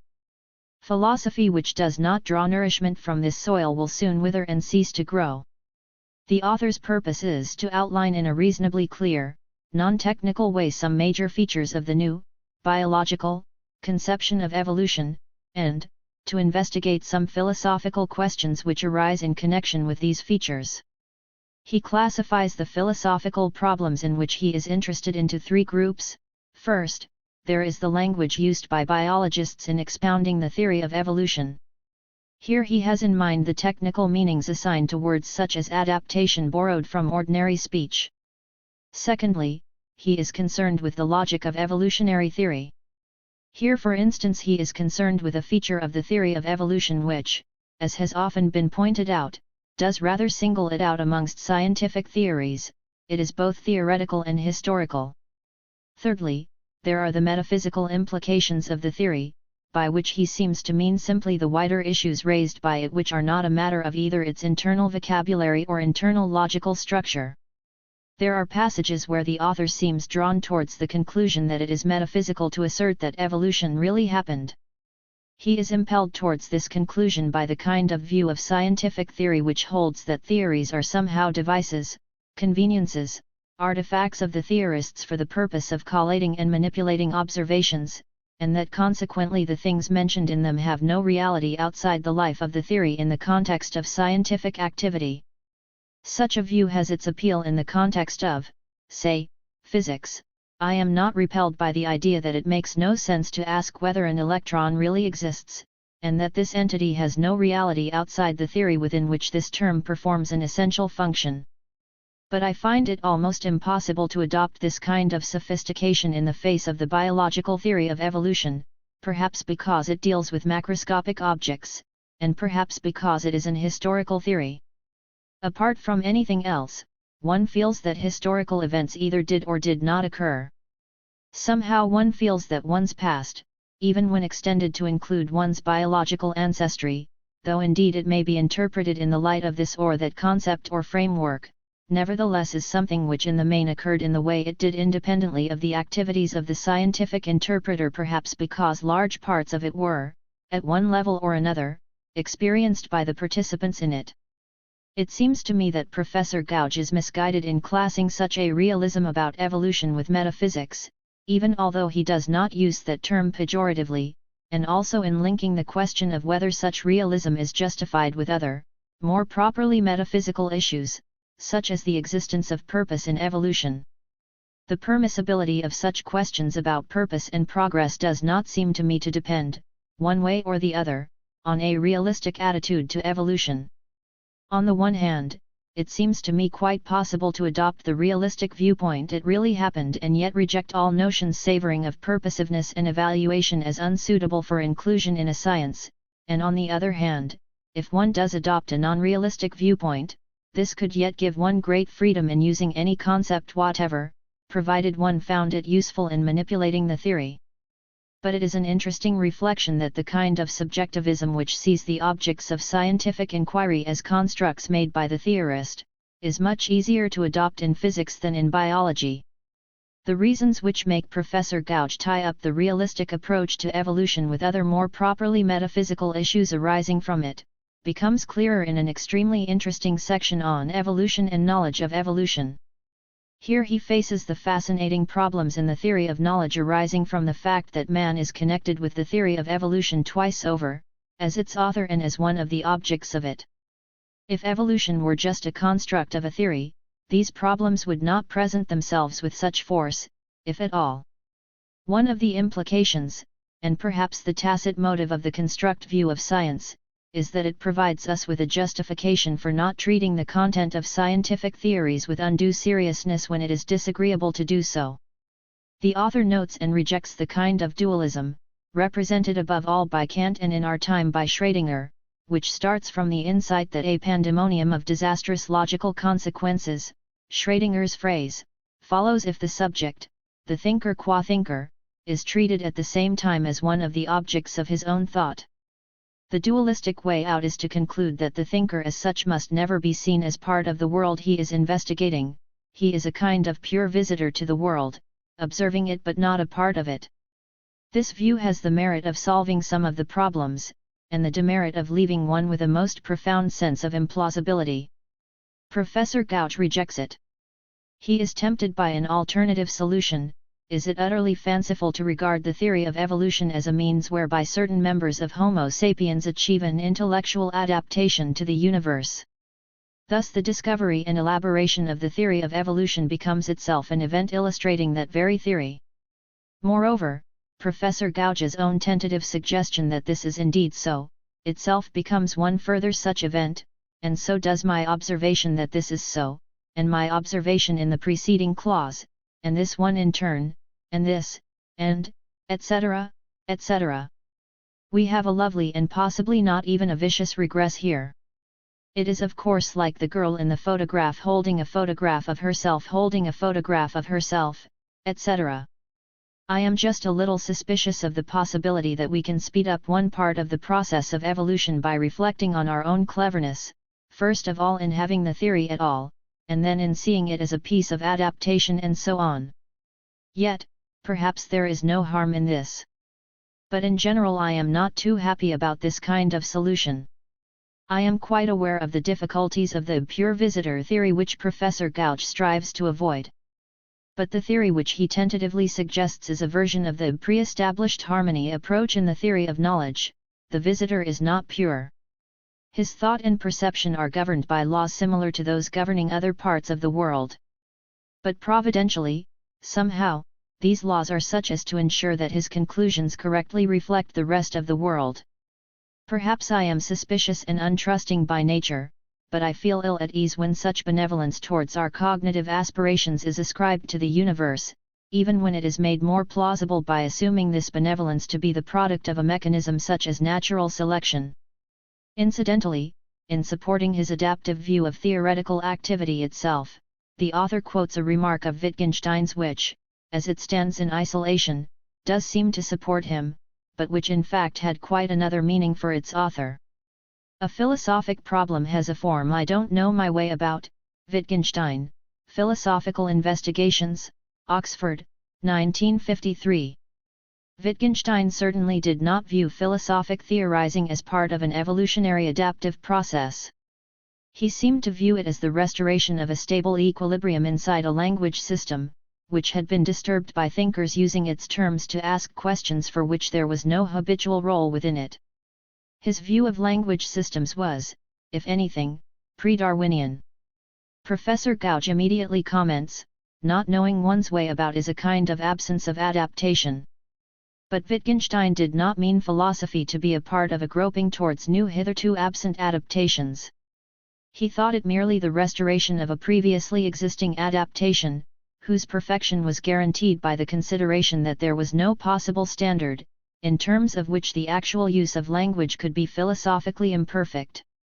In his final conclusion, Professor Gouge invokes man's good evolutionary record in the past, in order to justify optimism concerning man's prospects in coping with the present crisis arising from the availability of means of collective self-destruction. I wish one could have some faith in this argument, which invokes a very abstract premise and makes it bear on a very concrete individual situation. The point about the past evolutionary process was that it could afford to make mistakes, even numerous mistakes. 1962. Chapter 17 Man's Picture of His World. In one of Nigel Balkin's novels, a character reflects on the oddity of any moderate or modest attitude to the ideas of psychoanalysis. Like the notion of God, these ideas, if true, make so enormous a difference that one can hardly escape making them the center of one's thought and life. It also follows that the inquiry into their validity should be an important concern, and so should their falsehood if they turn out to be false. In fact, however, the history of thought and indeed our own intellectual climate of opinion are full of ideas and ways of thought which logically have this overwhelming power, whose internal claims are such that they ought to force us into some supreme Pascalian wager and commitment about them one way or the other, but which in practice come to be used as small changes of the mind and to live in more or less peaceable coexistence with rival ideas, Marx, Freud, Wittgenstein. At their inception, they may be treated with the seriousness their content calls for, but in the course of time they are somehow watered down and socialized, and learn to live and let live. This argues ill for human consistency and sincerity, but socially speaking it is a great blessing. For logically, Mao is probably right and Khrushchev wrong, and coexistence a heresy. But the survival of societies depends on such heresies being accepted. No society and no harmony without doublethink. It is only through unavowed heresy, for instance, that Muslim states can subscribe to the United Nations Charter and refrain from periodic holy wars. The ideas of Freud have gone through this process of domestication, though happily it is by no means complete or stable. This mellowing is due partly to sheer age, the acquisition of caution engendering vested interests on one side and habituation and acceptance on the other, and in part it is deliberately fostered by some practitioners themselves, perhaps in the hope of avoiding criticism. One often hears protestations of modesty, such as that psychoanalysis should not be seen as a world view, that it is but a technique with limited claims and powers, or that it cannot be expected to aid the psyche in difficulties which have an objective rather than neurotic basis, claims which, whether convenient or not, are I suspect in conflict with the inner logic of the ideas themselves. The works of Mr. Moneycurl are greatly welcome, for these are the reflections of a practicing psychoanalyst who is also genuinely aware of the outer world, and attempts to explore the cross-implications with lucidity and candor. Mr. Moneycurl does indeed see the world from the vantage point of psychoanalysis, and a very strange world it turns out to be, and it is interesting to see the world from this perspective, its objects acquiring quite different proportions and positions from those they habitually possess. But at any rate it is our common world seen through a strange perspective, rather than a self-enclosed world of its own. Mr. Moneycurl's overt aim is not to explore the cross-implications of psychoanalytic and other thought, but to systematize the views of one segment of the psychoanalytic movement, the Kleinian, which he considers to be the most progressive. His conception of what such systematization involves, however, is so broad, including as it does views on ethics, aesthetics, and politics, that in practice his discussions, whether one agrees with them or not, do have the effect of keeping the diverse fields sensitive and alive to each other, rather than insulated and coexisting into an insensitive eclecticism. His approach in this book 1 is guided by a certain schema. One can see man in three ways: as an object, as the natural sciences see him, or dualistically, as common sense sees him, or finally as central and pivotal to the world which his mind had built, as he is seen by philosophers such as Hume and Mach. Though he also explores the first two visions, he explicitly commends the last. As psychologists, we ought, perhaps, to reverse the order of common sense and think first of experience as that out of which each individual builds his world, and I suggest that psychoanalysis could make use of it also to construct a more comprehensive picture of man in relation to his world. This is a truly amazing marriage of psychoanalytic and epistemological thought. The egocentric predicament of the empiricist picture of our knowledge is married to a Kleinian subjection to our infancy. This might seem a sad fate indeed, but Mr. Moneycurl's book is not a pessimistic one. I wonder, however, whether the psychoanalytic and epistemological approaches really will mix well. I had always supposed that what gave psychoanalytic thought its vitality was precisely that, unlike academic psychology, it did not originate from epistemological preoccupations. It was never a theory of knowledge driving itself into the laboratory from a sense of obligation to its own principles. Mr. Moneycurl's main reason for valuing the epistemological, subjective approach is that in seeing how the individual constructs his world, we at the same time see the general features of the world, of which the other sciences supply the detailed features. The task of psychology is to describe how world models are constructed, that of other sciences is to extend and refine specific parts of them, man being pivotal and the constructor of his world. The study of man is also the study of the basic construction of that world. Psychology is also an ex officio cosmology. This has often been the aim of theories of knowledge, by as it were catching the world as it passes through the needle's eye of knowledge, to gain a shortcut to its general features. What is novel in Mr. Moneycurl's thought is that three, and not, as is more common, two, things are fused into one: a genetic account of the growth of our view of the world, a philosophical theory of knowledge which cannot but, at least tacitly, assess the validity of what we claim to know, and finally a synthesis of the findings of the sciences about the world. One should add, in fairness to him, that he explicitly disclaims the ability to complete such a synthesis, but it is interesting to see that, on his view, a completion of a psychoanalytic system of thought would also be a unification of science. By knowing how our knowledge grows, we would also know the general features of its content. The problems which this triple identification raises are enormous, and whether solved or not, it is very interesting to see them raised. In practice, psychoanalytic thinkers do tend to see the world through their theories of what happens to the psyche, and it is good to see the problems inherent in this view brought into the open. It is impossible to follow up all of Mr. Moneycurl's applications of his program, but it is worth commenting on some. He is familiar with the grave objections to psychoanalysis, best argued by Professor K. Popper, that a doctrine so elastic that nothing could falsify it is of no scientific value. Unlike some who are wedded to psychoanalysis, this point does not cause him to burst into a defensive anger. He argues with it earnestly, and his argument takes the form both of a theory of how in general we know about the thoughts and feelings of other people, and how in particular psychoanalytic interpretations come to be accepted and rejected. Concerning knowledge of other minds in general, it is odd that he should not consider the theories of recent philosophers, who have devoted so much of their minute labors to this problem. Psychoanalytic reasoning, he says, is in essence very simple and of a type on which all our beliefs about other people are ultimately based. If we see two people embrace, we imagine them to be in love because we are acquainted with such feelings in ourselves. Could we then never comprehend what we have not experienced?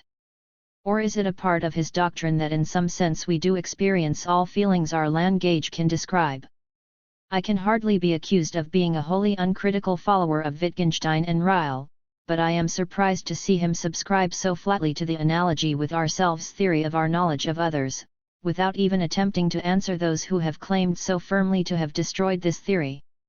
The second part of his argument here, an account of the specifically psychoanalytic mode of choosing and rejecting interpretations of the minds of others, is, if I understand rightly, open to other objections. His account of how the analyst comes to reject an interpretation, and this is crucial in answering a demand for falsifiability, is in terms of the analyst's capacity to detect his own motivation which had led him to see the situation falsely. He detects falsehood by unmasking his own motives for embracing it. But this leads to a view which I suspect is deeply embedded in psychoanalytic thinking, namely, that error is always somehow motivated. Identify and neutralize the motive, error will disappear, and truth is the remaining residue. But is this so? Is truth manifest and simply available even for a pure heart? I doubt it. Here Mr. Moneycurl might well consider another objection arising from Popper's thought, namely that truth is not manifest, for anyone, not even for those who know themselves. Finally, a word about the author's views on society and history. They are psychologistic in the extreme. The crucial factor in social changes appears to be the personality types, and their distribution in various social classes, of the participants. Mr. Moneycurl distinguishes between technical change, which he believes to be linear, i.e. continuously progressive, and social change, which is sadly circular. For one constellation of our psyches produces revolution, which brings forth another constellation and reaction. And so on. But is there no hope? May we not break out of this circle? There is some.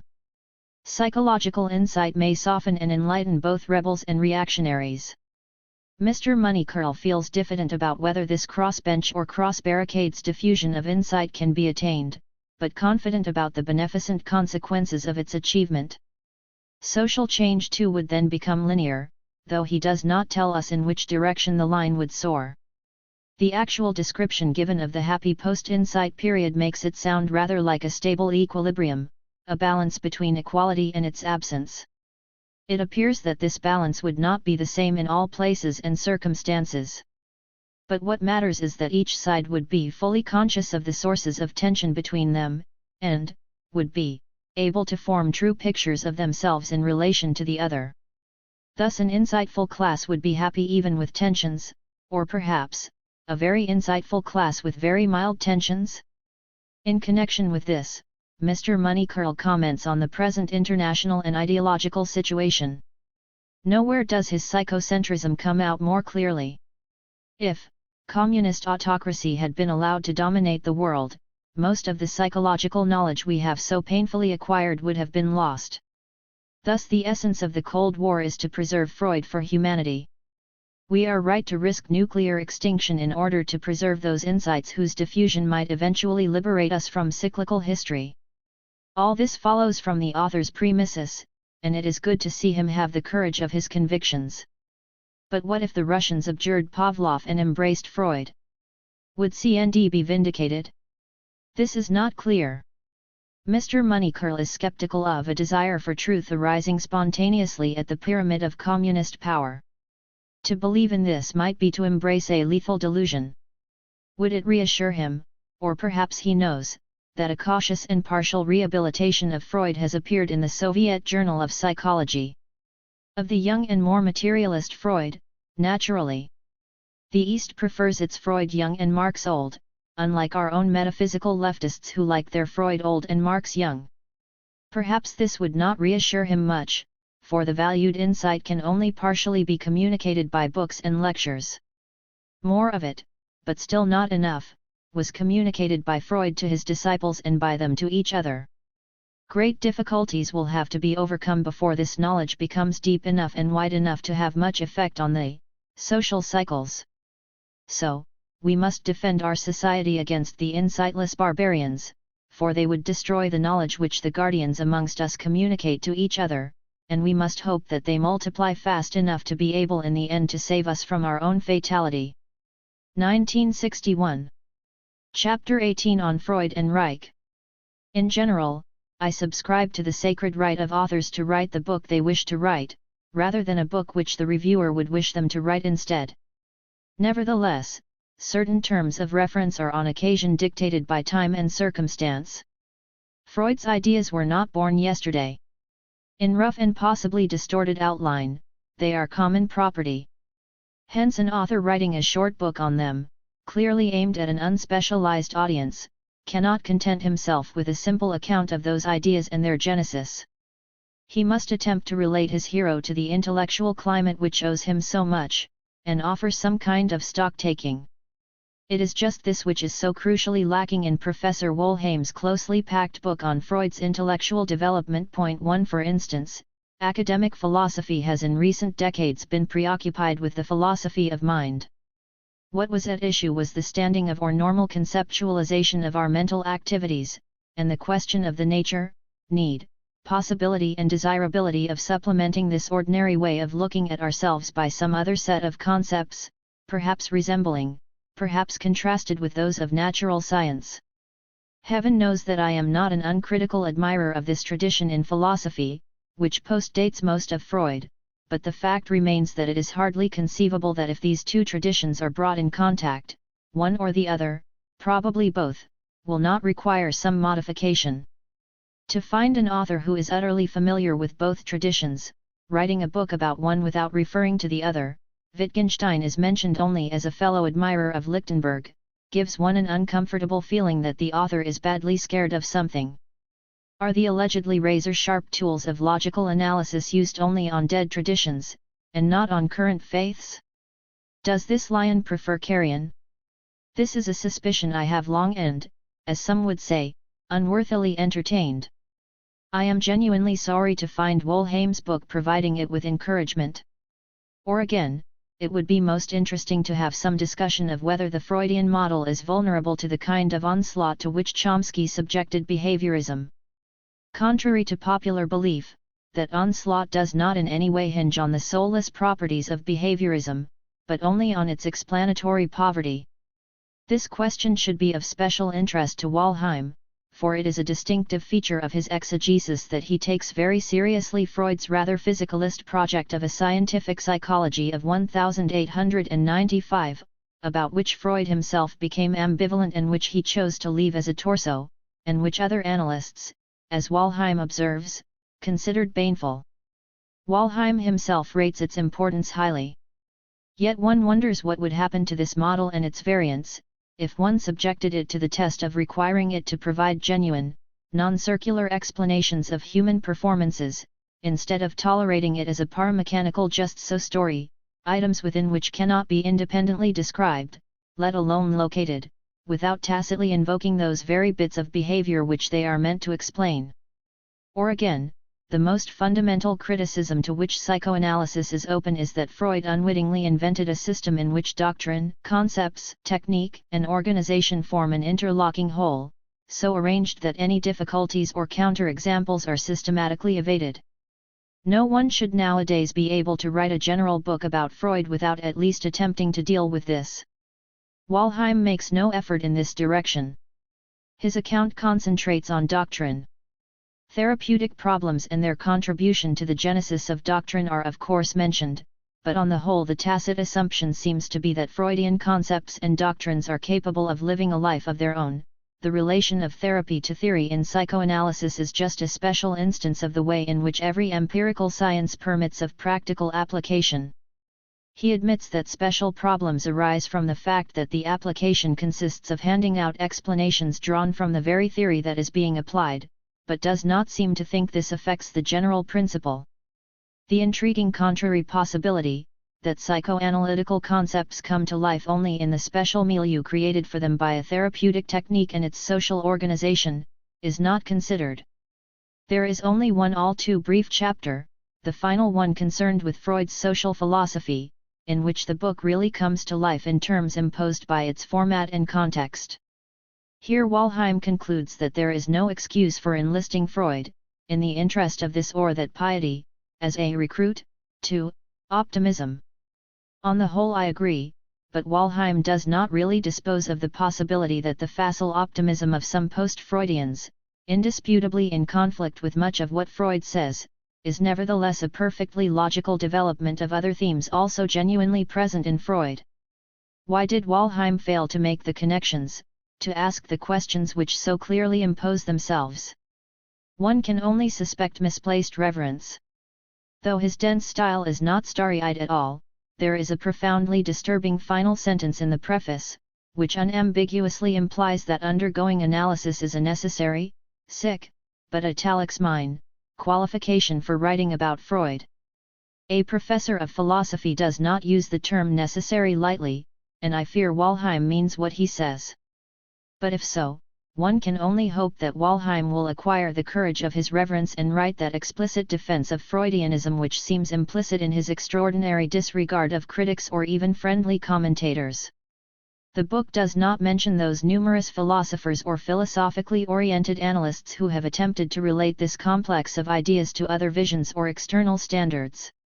Of course, there is also room for the kind of book of which this one seems a fragment, a meticulous account of the genesis of Freud's ideas, one which in philosophy goes no further back than Brentano, which stresses doctrine more than therapy, and within doctrine treats the rather physicalist early model as crucial, and which contents itself with raising problems internal to the outlook and its language, rather than fundamental and external. Such a book would of course have to be longer and addressed to specialists. The present book, though it leans heavily towards this pole, is an unhappy compromise between it and the wider terms of reference imposed by the context. Mr. Charles Rickroff's book about Wilhelm Reich II is altogether admirable, and a model of what a book of this kind should be. For one thing, it is just right stylistically, without ever being superficial, it is extremely readable, and one is never obliged to retrace one step in order to discern the structure of the argument. On a number of occasions, his dry but unmalicious humor made me laugh out aloud. For another thing, it is impossible to read this book without gaining in a kind of collective ideological self-knowledge. Ideas which are very much in the air, whether or not one likes them, are convincingly traced to what clearly is one of their important sources, or at any rate one of their earliest articulations in a modern idiom. Fate was cruel to Reich in a number of ways, but perhaps most of all in letting him live, or rather die, a decade or so too soon. It was he above all who forged the most characteristic items in the intellectual armory of the Secessio I Juventutis. He forged that curious mixture of sexual mysticism, the blaming of ills on an oppressive social structure, and a passionate anthropodicy, which is so central to the movement. I suppose that in a world without God, it is essential that the earlier justification of the ways of God be replaced by a demonstration that, appearances notwithstanding, man is basically good. If not, one is left with the discomfort of irreducible, inexplicable evil.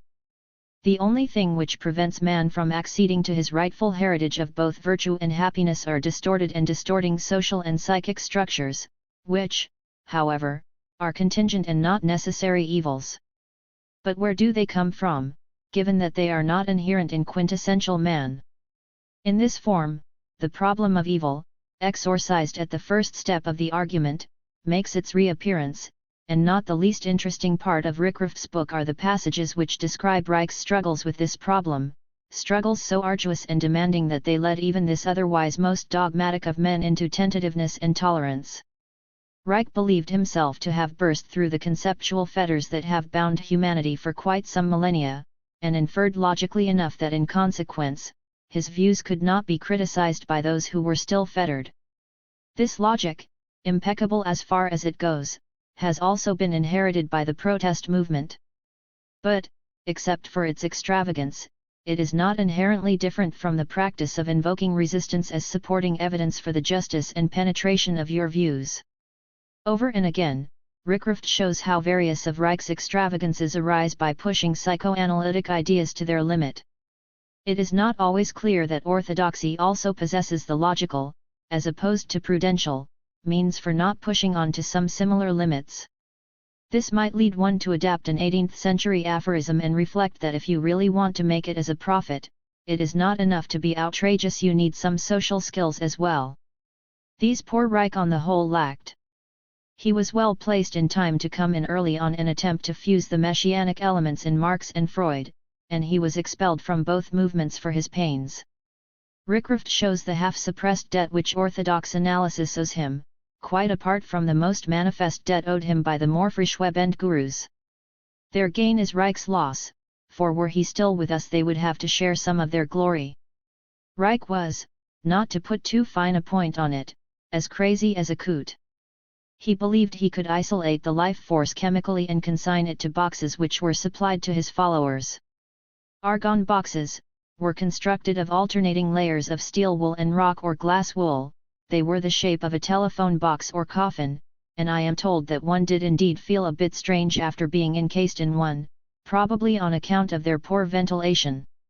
What makes Rickraft's book so admirable is that he takes this complex of ideas, which most of us would dismiss as far beyond the pale of reason and possible interest, and shows not merely its genesis and crystallization in the mind of a man, its intimate relation to the problems and conceptual equipments of an age, but also its elements of plausibility and the points at which it might contain something of merit. It is done with sympathy and not with derision, and in the end Rickraft converts the reader to a similar attitude. Given vitalism as a philosophical background, given the principle that psychic forces must in the end have a physical base, given a time in which both Freudianism and Marxism were making a powerful impact, given some therapeutic successes, the Reichian synthesis was not at all points absurd, and may have sinned by consistency rather than otherwise. Rickraft's vision of him is as of a mystic who asserted insights which are within the Western mystical tradition commonplace rather than extravagant, who was led by a combination of scientism and scientific incompetence to formulate those insights in an inappropriate idiom, who responded to the problems of his age, borrowed from its visions and contributed to them, and within whose thought something of value might also be found alongside the absurdities. As an hermeneutic exercise, Rickraft's book is superb, for it converts one to sympathy without at any point abandoning sobriety and critical standards. Rickraft also compassionately observes that Reich was a Central European and, as such, lacking in humor and incapable of formulating insights without wishing to anchor them to a system. He also had a Central European trait which might have been a point of friction with his knowing or unknowing followers of today. He took academic titles and rank with utmost seriousness. 1971.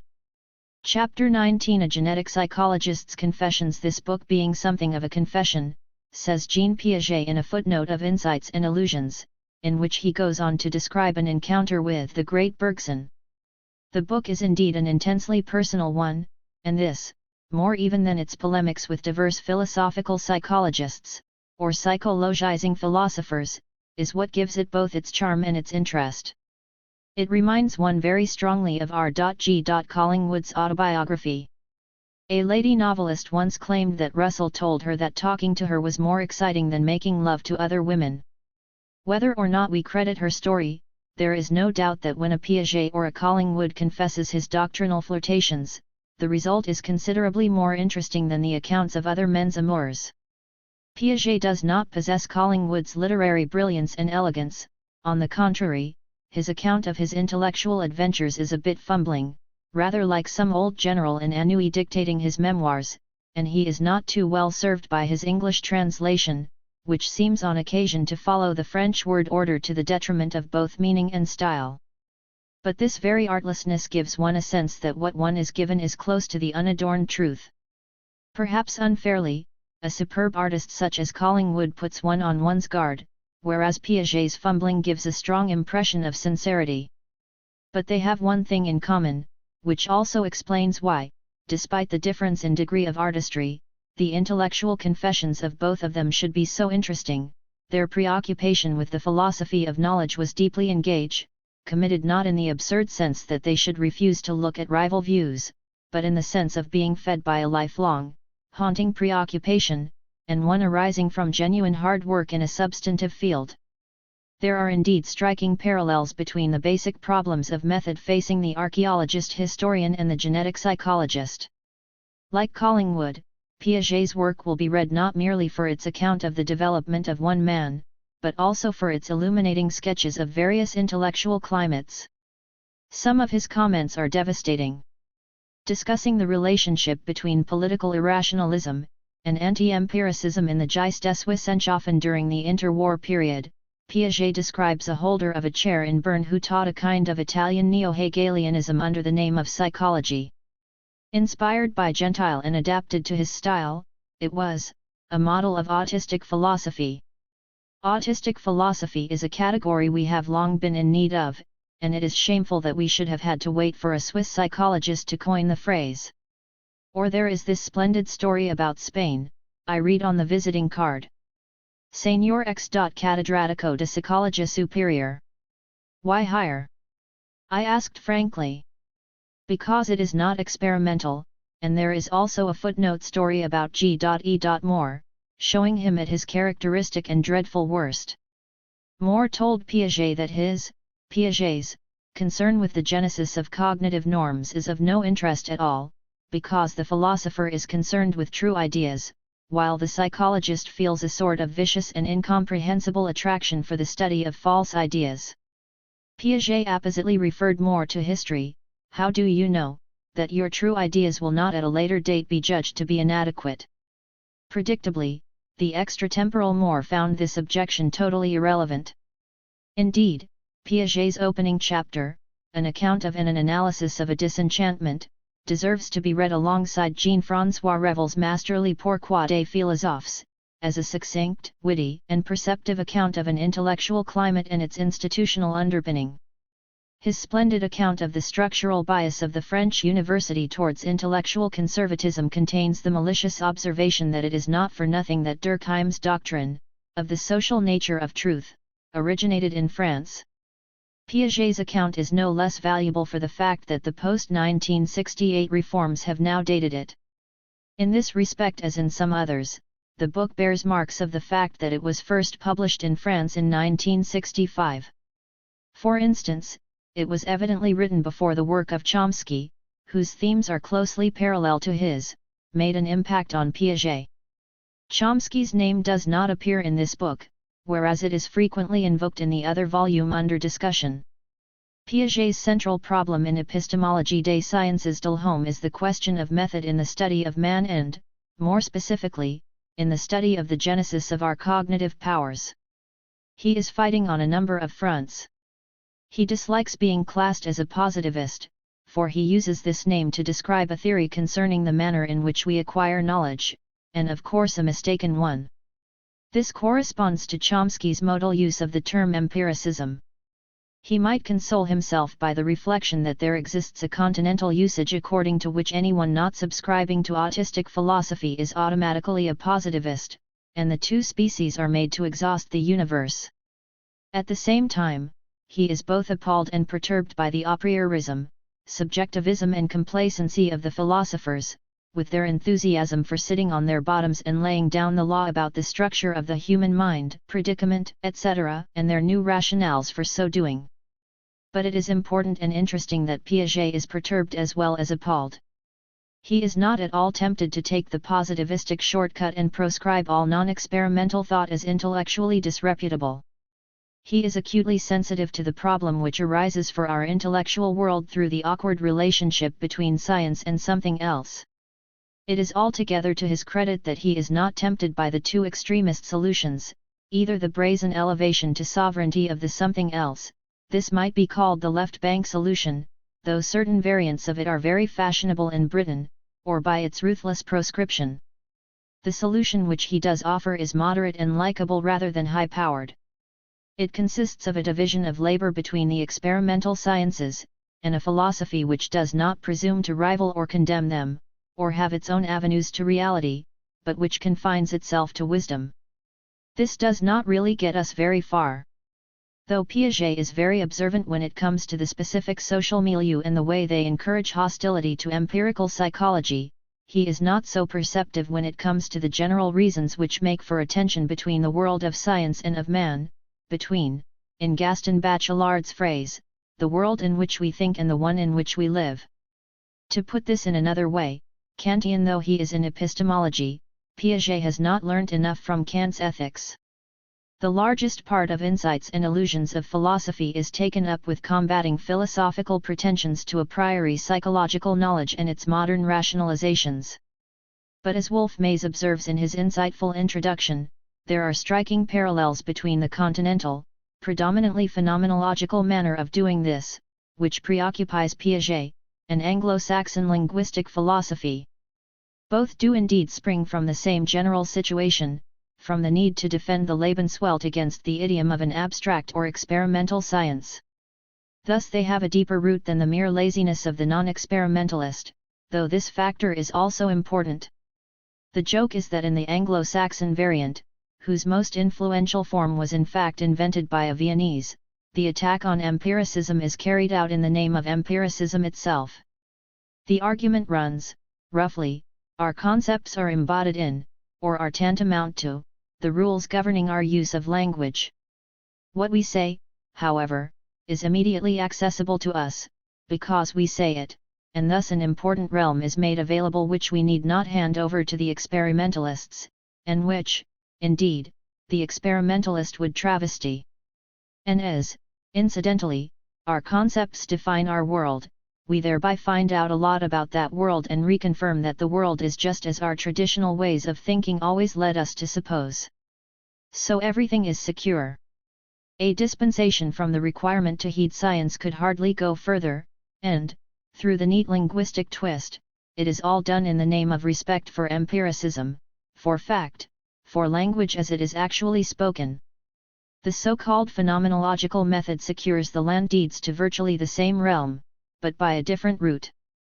Is it not legitimate, runs its argument, to examine our own concepts, whilst suspending the natural attitude, which is interested in the reality of the objects of those concepts? This procedure has a number of curious consequences, apart from handing over this realm of suspended concepts, in a kind of philosophical bonded warehouse, to the non-empirical contemplator. In at least two ways, it freezes and distorts that realm. The natural attitude is not merely interested in the reality or otherwise of objects, it is also sensitive to the possible invalidity of concepts. It is aware, in other words, of the possibility that things may turn out to be quite different from what we initially supposed, and hence that the concepts in terms of which they were seen in fact totally misdescribe them. The phenomenological attitude, by freeing our ideas of any such threat, for the natural attitude is suspended, thereby also confers a kind of rigor mortis on them. Secondly, it is part and parcel of at least our contemporary Lebenswelt, or common sense, that there is built into it an uneasy sense of its own inadequacy. The notions of daily life are inadequate, they have a kind of pies aller or interim standing. We suspect that a true understanding of things requires some quite different idiom. In other words, tentativeness, insecurity, a kind of general surcease are already part of concepts in their normal daily life. We practice epiky as we speak prose, and we do not need Husserl to invent it for us. Thus phenomenology, in the name of suspending our concepts, does exactly the opposite. It confers on them a kind of rigidity and an unwarranted inner security. Thereby, it not merely issues a charter to bum-sitting a priorism, a small matter, but, through it, unjustifiably reconfirms the trustworthiness of our whole shaky Lebenswelt. It is by this kind of facile argument that Sartre, for instance, arrives so confidently at free will, at le self-service de sa conscience libre, in M. Revel's marvelous phrase. At this crucially important point, the parallel with linguistic philosophy is perfect. But in truth it is precisely a central feature of our condition, that the Lebenswelt, or world of ordinary language, is precarious and does not inspire confidence. There is one further parallel at least.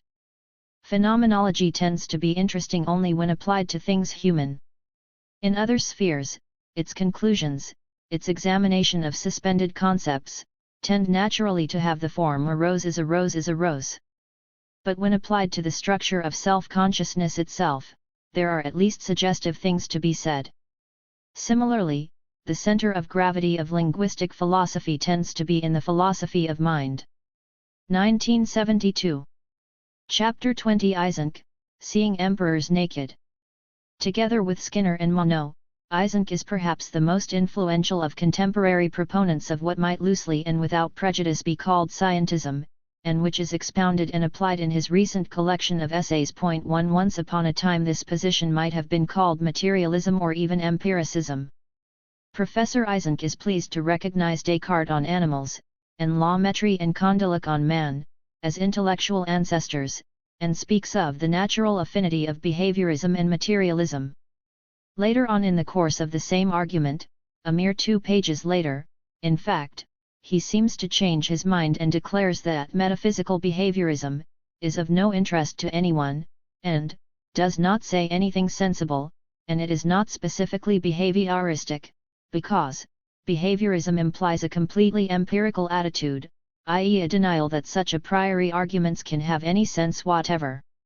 For we had just been told that Descartes, La Mettrie, and Condillac were philosophers and metaphysicians, primarily concerned with the mind-body problem, whereas real behaviorists such as Watson, Skinner, and Thorndike did not care about this problem in the slightest, and never thought about it. They took it for granted that stimuli and their effects determine human conduct, and went on from there to elucidate the actual laws according to which this determination takes place.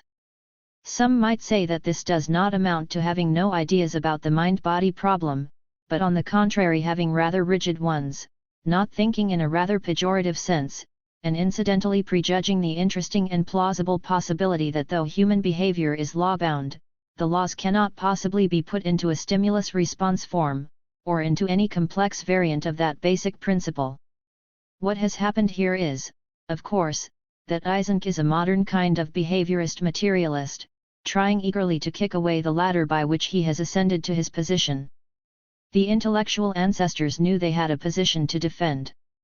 Eysenck vacillates between hailing them as pioneers, and being embarrassed by the association, for he also wants to treat the position as something obvious for all men of goodwill and of sense good but trivial, as something only talked about outside office hours, or lab hours. Behaviorism emerges as something really quite colorless and without any distinct doctrine.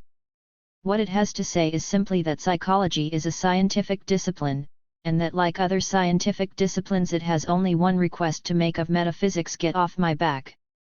All this presupposes that there is no serious problem about what kind of world we are in and what is the proper way of investigating it.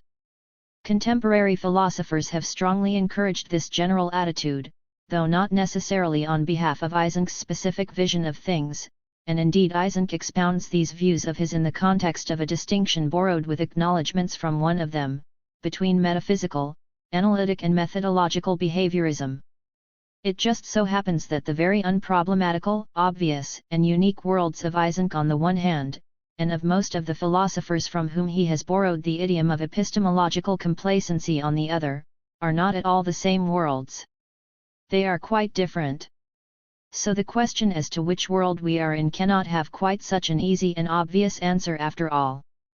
Eysenck differs from his metaphysically tainted proto-behaviorist ancestors in another way, over and above wobbling between seeing his own position as a position amongst others, and as a kind of obvious null hypothesis which does not require defense.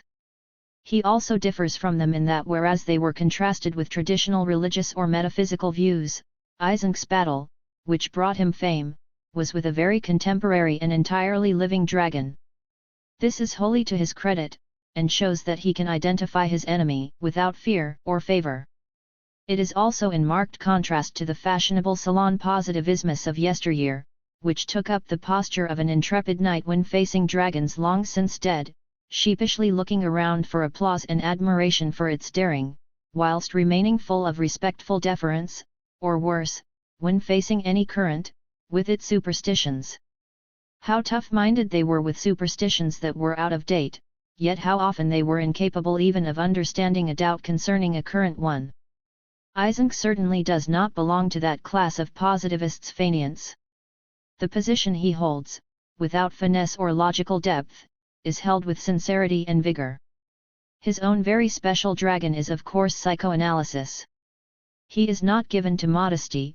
When describing his achievement in this field, I always saw my role in all this as being rather like that of the young boy in the fairy tale of the Emperor's New Clothes. Well, yes, there is no doubt but that he was in the forefront of this fight. But there were others too who felt that nothing is quite as superficial as depth psychology. It is an exaggeration to say that at one time nearly everyone thought that the Emperor did in fact have on the most gorgeous raiments. He tells us not merely that he was the brave child who disclosed the Emperor's nudity, but also that in consequence it is now generally recognized. Nowadays many young students take it more or less for granted that psychotherapy is pretty useless. This, if true, is most interesting comment on changing intellectual fashions. What strikes me as interesting is that the time when psychoanalysis, with all its subjectivism, was taken most seriously, was also a period when ponderous scientism, the emulation of the supposed idiom and procedures of the natural scientist, was most rife in the social and human sciences. It was almost as if the hot intimacy of the one compensated for the cold impersonality affected by the other. It is curious that psychoanalysis should be on the wane at the time when objectivism is no longer fashionable, when leading social scientists try to write prose rather than tables, and when a large number of practitioners turn to schools which, in various styles, proclaim that truth is subjective and inward. It is arguable that Popper's account, which is nowhere mentioned in this book, of how psychoanalysis fails precisely by not putting itself at risk at all, was as influential as Eysenck's insistence on how it fails. The absence of references to Popper or other philosophers of science is also symptomatic of something else. The trouble with Eysenck's position is not that it is scientistic, but that his scientism, though vigorous and sincere, is not very deep or perceptive. Even so, this is not nearly so simple, let alone manifestly true, a position as he supposes. It contains a number of strands, a wholly admirable respect for the ascertainment of fact, and a contempt for those who would prejudge or ignore facts, a predilection for causal explanations, and a residual and very simple evolutionist social philosophy, which he supposes to be elicited from the facts. Like some of the materialists whom he so ambivalently claims as ancestors, he has little understanding of the logical tension between the first two elements in this compound. Behaviorism is in fact a case of logical misgeneration, of the application of criteria which make some sense when applied to data, to the quite different problem of the delimitation of possible explanatory models. The third element, evolutionism, comes out in passages such as this: opposed to the neocortex, which is the seat of reason, is the brainstem, seat of ancient feelings and habits, derived from evolutionary developments no longer advantageous to us. Science is the expression of reason in its highest form, and science therefore is our one and only hope for survival. If this means that we have a better chance of survival, if we act in terms of facts rather than of illusions, then it is probably true, and that the system of activities known as science is somehow related to the neocortex of individuals, is then an interesting side remark. But if it means, as it appears to do, that there is somewhere a repository of saving precepts, which are sound in virtue of being the expression of something called reason, which has higher and lower forms and can be graded by their physiological location, well, that sounds just like the kind of metaphysics which he says he wants to abjure, and a most muddled specimen of the genre to boot. This conditional scientistic evolutionist optimism is in curious and characteristic contrast to one of the opening passages of the book: social science has been rather oversold, there is little that we can do, as scientists, about atomic war and its prevention, or about social unrest and upheaval, or about strikes and other confrontations. Well, which is it to be? Related to this we find an old set of contradictions which pervade Enlightenment-type philosophy, a conviction that it is all really simple, provided you just attend to the facts as they really are, heed nature, as they used to say, followed by exasperation at the way people will follow their irrational attitudes rather than heed facts, and this in turn tempered a little by a realization that this is precisely what, on one's own theories of human conduct, one should expect. Neocortex or not, rationality is more surprising than irrationality. 1972. Chapter 21 on Chomsky. When Noam Chomsky came to give his Shearman Memorial Lectures at University College, London, the enormous collegiate hall was packed and overflowed, and many had to be turned away. Yet the lectures that people had come to hear were not given by some entertainer don. On the contrary, the lectures were on an abstract topic, by a lecturer who had contributed much, as some might complain, to make his subject much more abstract than it had ever been before. Despite his effortless and almost diffident lucidity, the level of argument was such as to strain to the utmost the concentration, the logical powers, the sophistication, and the range of the audience. Even if one were to suppose that some had come to hear Chomsky, the theoretician of language, only in order to see Chomsky, the prophet of peace in Vietnam and in the Middle East, this could account for only a small proportion of the audience, and does not explain the magic which this most abstract and unshowmanlike of theoreticians indisputably possesses. There can be few, if any, intellectuals of his age who have already made as profound an impact on the intellectual scene as he has. There can hardly be another professor around the age of 40 who can calmly refer, without immodesty and with full justification, to his own work of a decade or so ago as classical or standard, and contrast it with not one but two intellectual generations of subsequent revisionists of it. In the world of generative grammars, time appears to move fast, and scholarly generations succeed each other at a speed which leaves them quite out of phase with the slower pace of physical time, so these successive generations of linguists can build on the foundations laid by their intellectual grandfather who, in the physical world, is identical with quite a young man. He can, and apparently does, look at his own alter ego of two scholarly generations ago with detachment, calmly picking out what he keeps, what he rejects, or what he restores. The concepts or terminology contributed by the grandfather of a decade ago have already entered and pervaded ordinary intellectual discourse.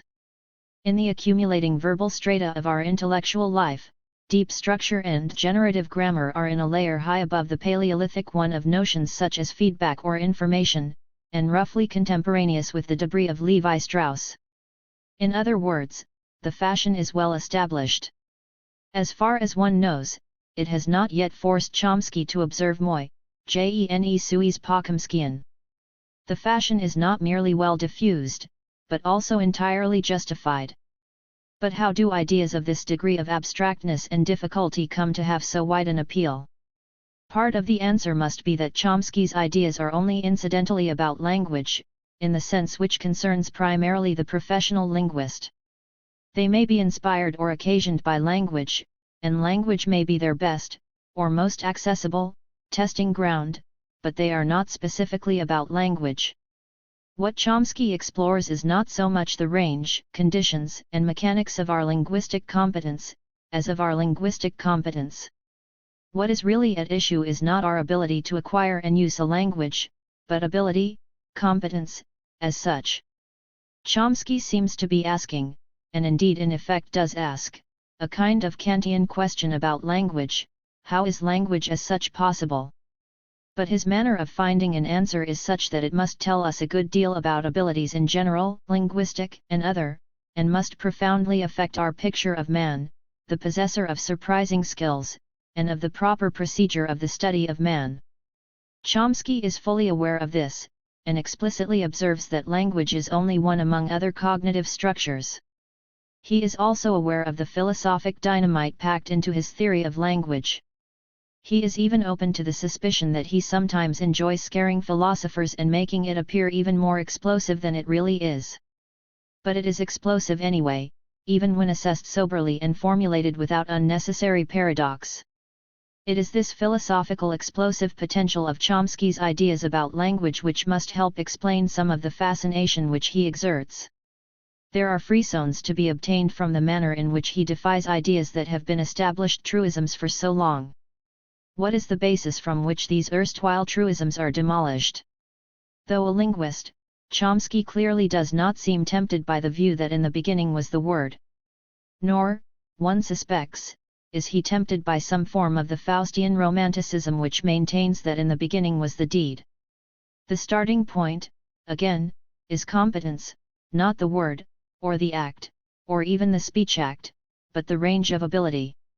Chomsky's favorite quotation seems to be one from von Humboldt, to the effect that language uses finite means for infinite ends.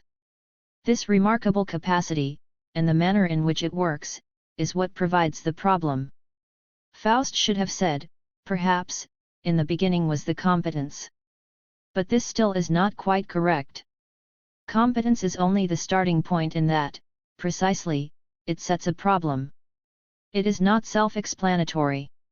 On the contrary, it seems to be the very paradigm of what needs to be explained, and needs to be explained genuinely and rigorously, not nebulously, schematically, and semi-vacuously.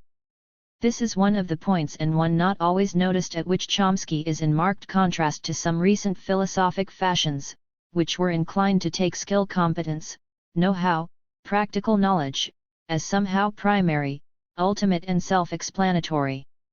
Philosophers were inclined to think, for instance, that if some difficult concept could be shown to be rooted, not in some mysterious external reality, but in our linguistic competence, in what we do with words rather than in what words refer to, well then, that was the end of the matter. Language offered philosophic salvation to them precisely because linguistic competence was held to be in no need of explanation. This is the very antithesis of the Chomskyan strategy. This is the first, perhaps the most important, though not the most commonly noticed point at which Chomsky is in conflict with philosophic conventional wisdom.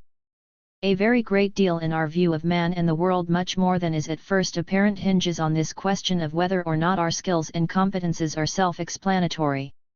The view that our competences are self-explanatory is closely connected with what may be called the humanist vision: we are as we normally experience and conceptualize ourselves, the concepts we normally invoke, and which are easily accessible to us, are also sufficient for explaining our behavior. Thus life and comprehension are not inimical, and true understanding remains within the same circle of ideas as those in terms of which we live. Chomsky's approach contains nothing to establish this conclusion.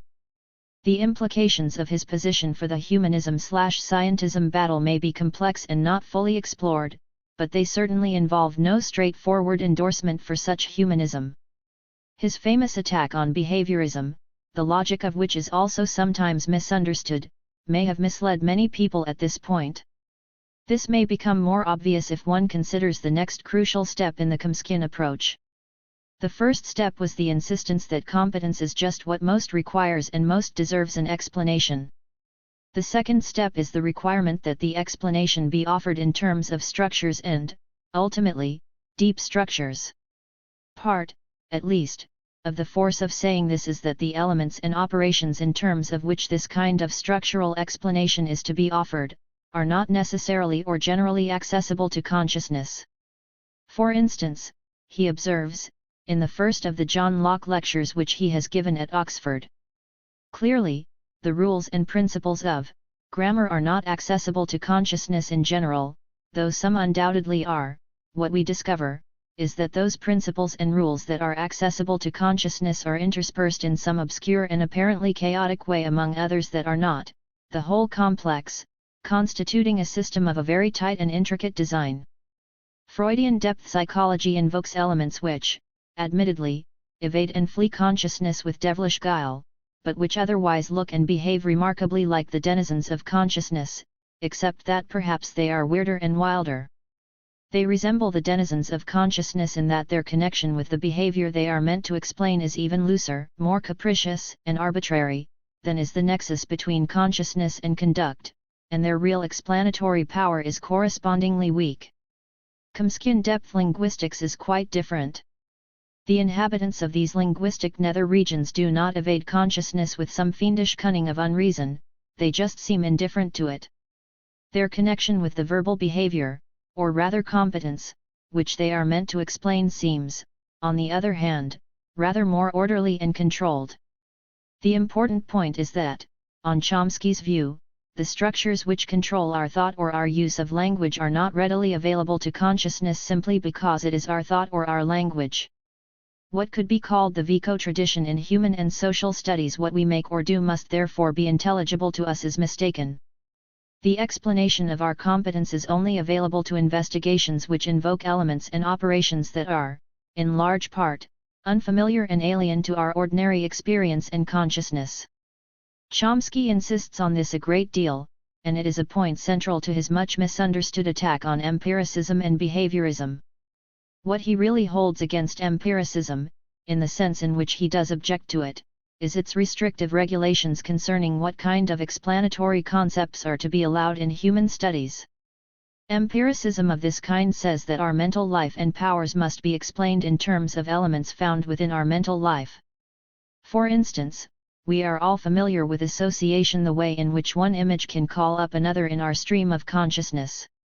Hence empiricism attempted to construct a first-person model of the individual accumulation of knowledge in terms of this.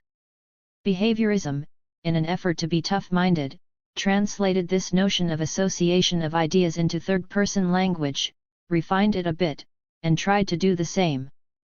Chomsky's two principal objections to this approach, sometimes not distinguished with sufficient emphasis, are: the structures which emerge from this are too weak to account for the actually observed range and type of competence.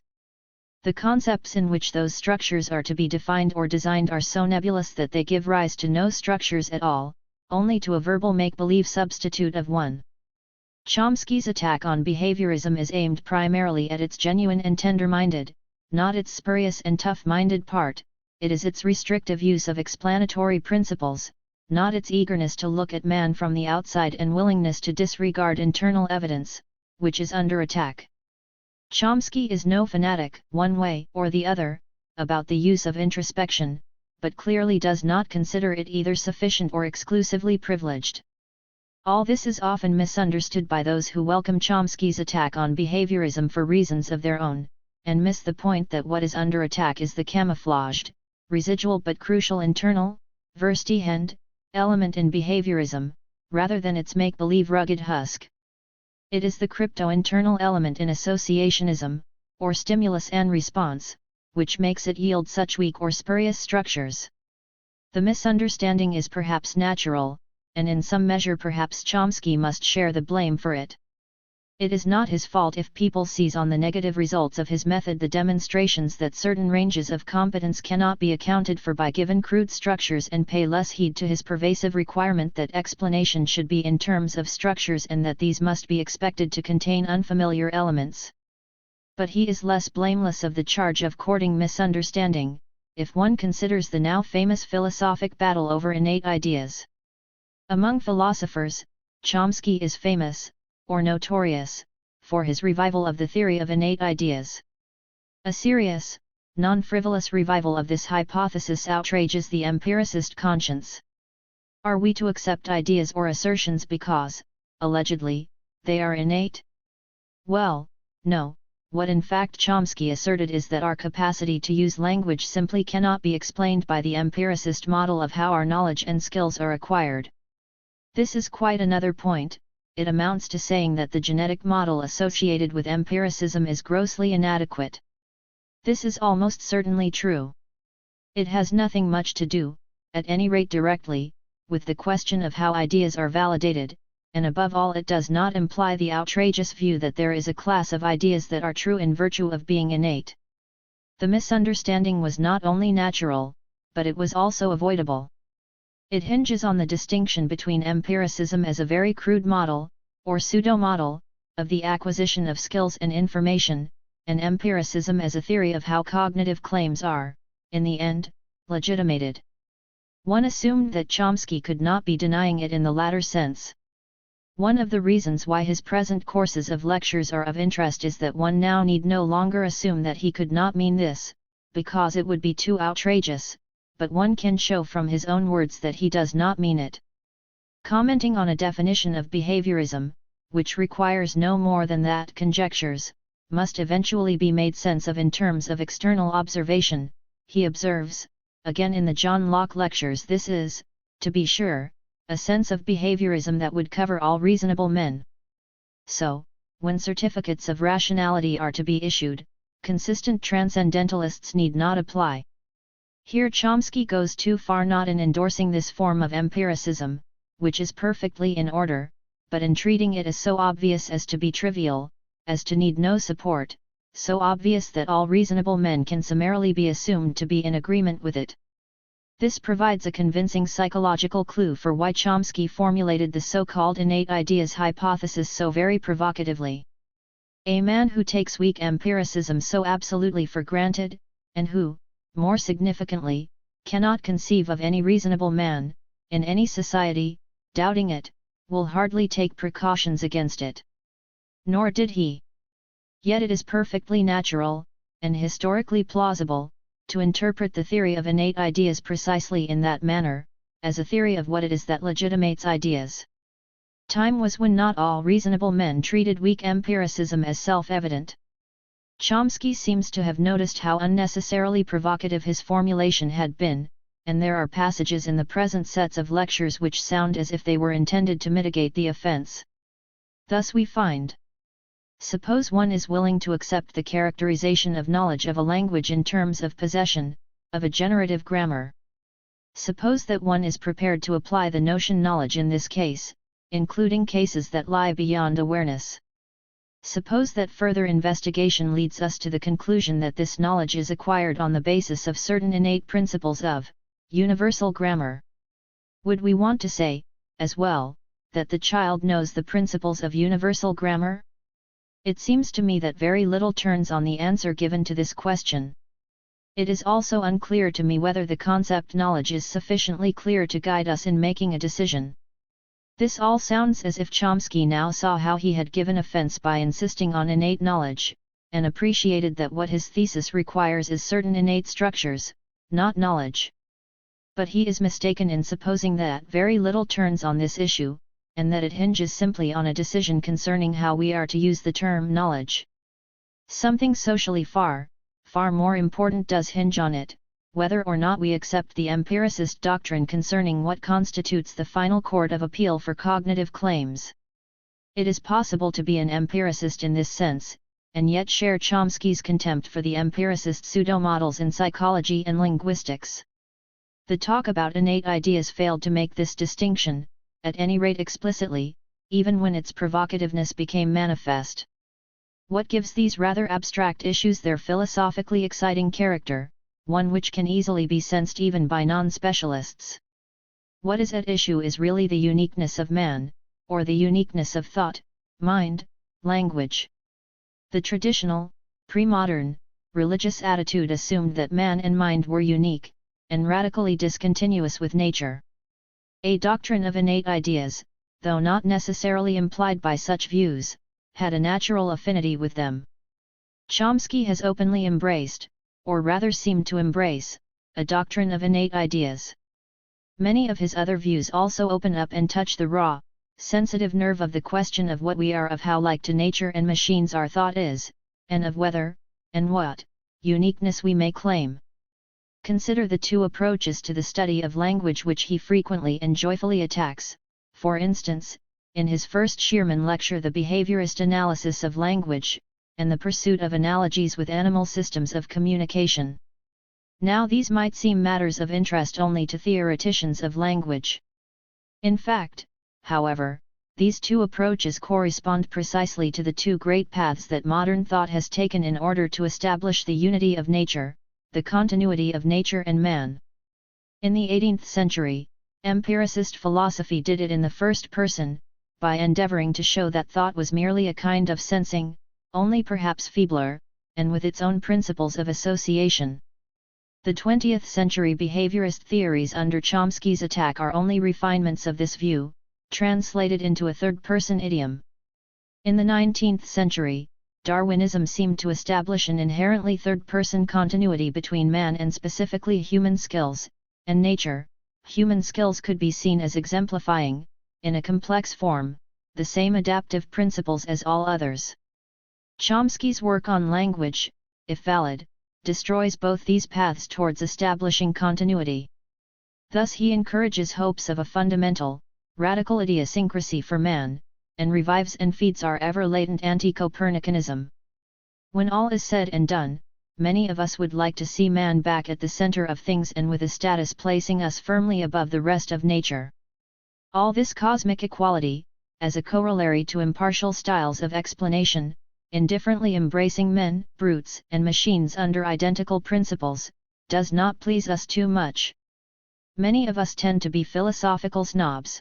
When thinking of the nature of existence, we'd rather fancy a special status, and we often look to modern philosophy as a kind of honors list that will gratify this craving. Chomsky offers titillation, if not outright encouragement, for such hopes and sentiments. As far as I know, Chomsky does not really endorse such hopes, in the way in which he has endorsed the innateness hypothesis. The radical differences in principle between animal systems of communication and human language, which he firmly stresses, do not quite amount to a rejection of the unity of nature. But those who wish to read him in this way can do so. My own guess is that the real implications and significance of his work are quite other. I do not think he is, philosophically, an arch-reactionary destined to reverse the whole empiricist and naturalist trend of modern thought.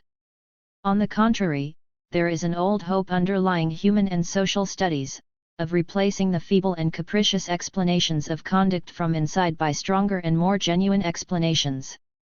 Ironically, behaviorist models, despite their spurious tough-minded exterior, belong to the inadequate insider species, as Chomsky shows. The real significance of Chomsky's work is that he has taken this old hope and brought it much closer to reality and to precise, concrete research. He is of course perfectly capable, and willing, to carry out his own philosophical exegesis. But he might conceivably agree that a man's view of the philosophical implications of his own work are not necessarily privileged or final. 1969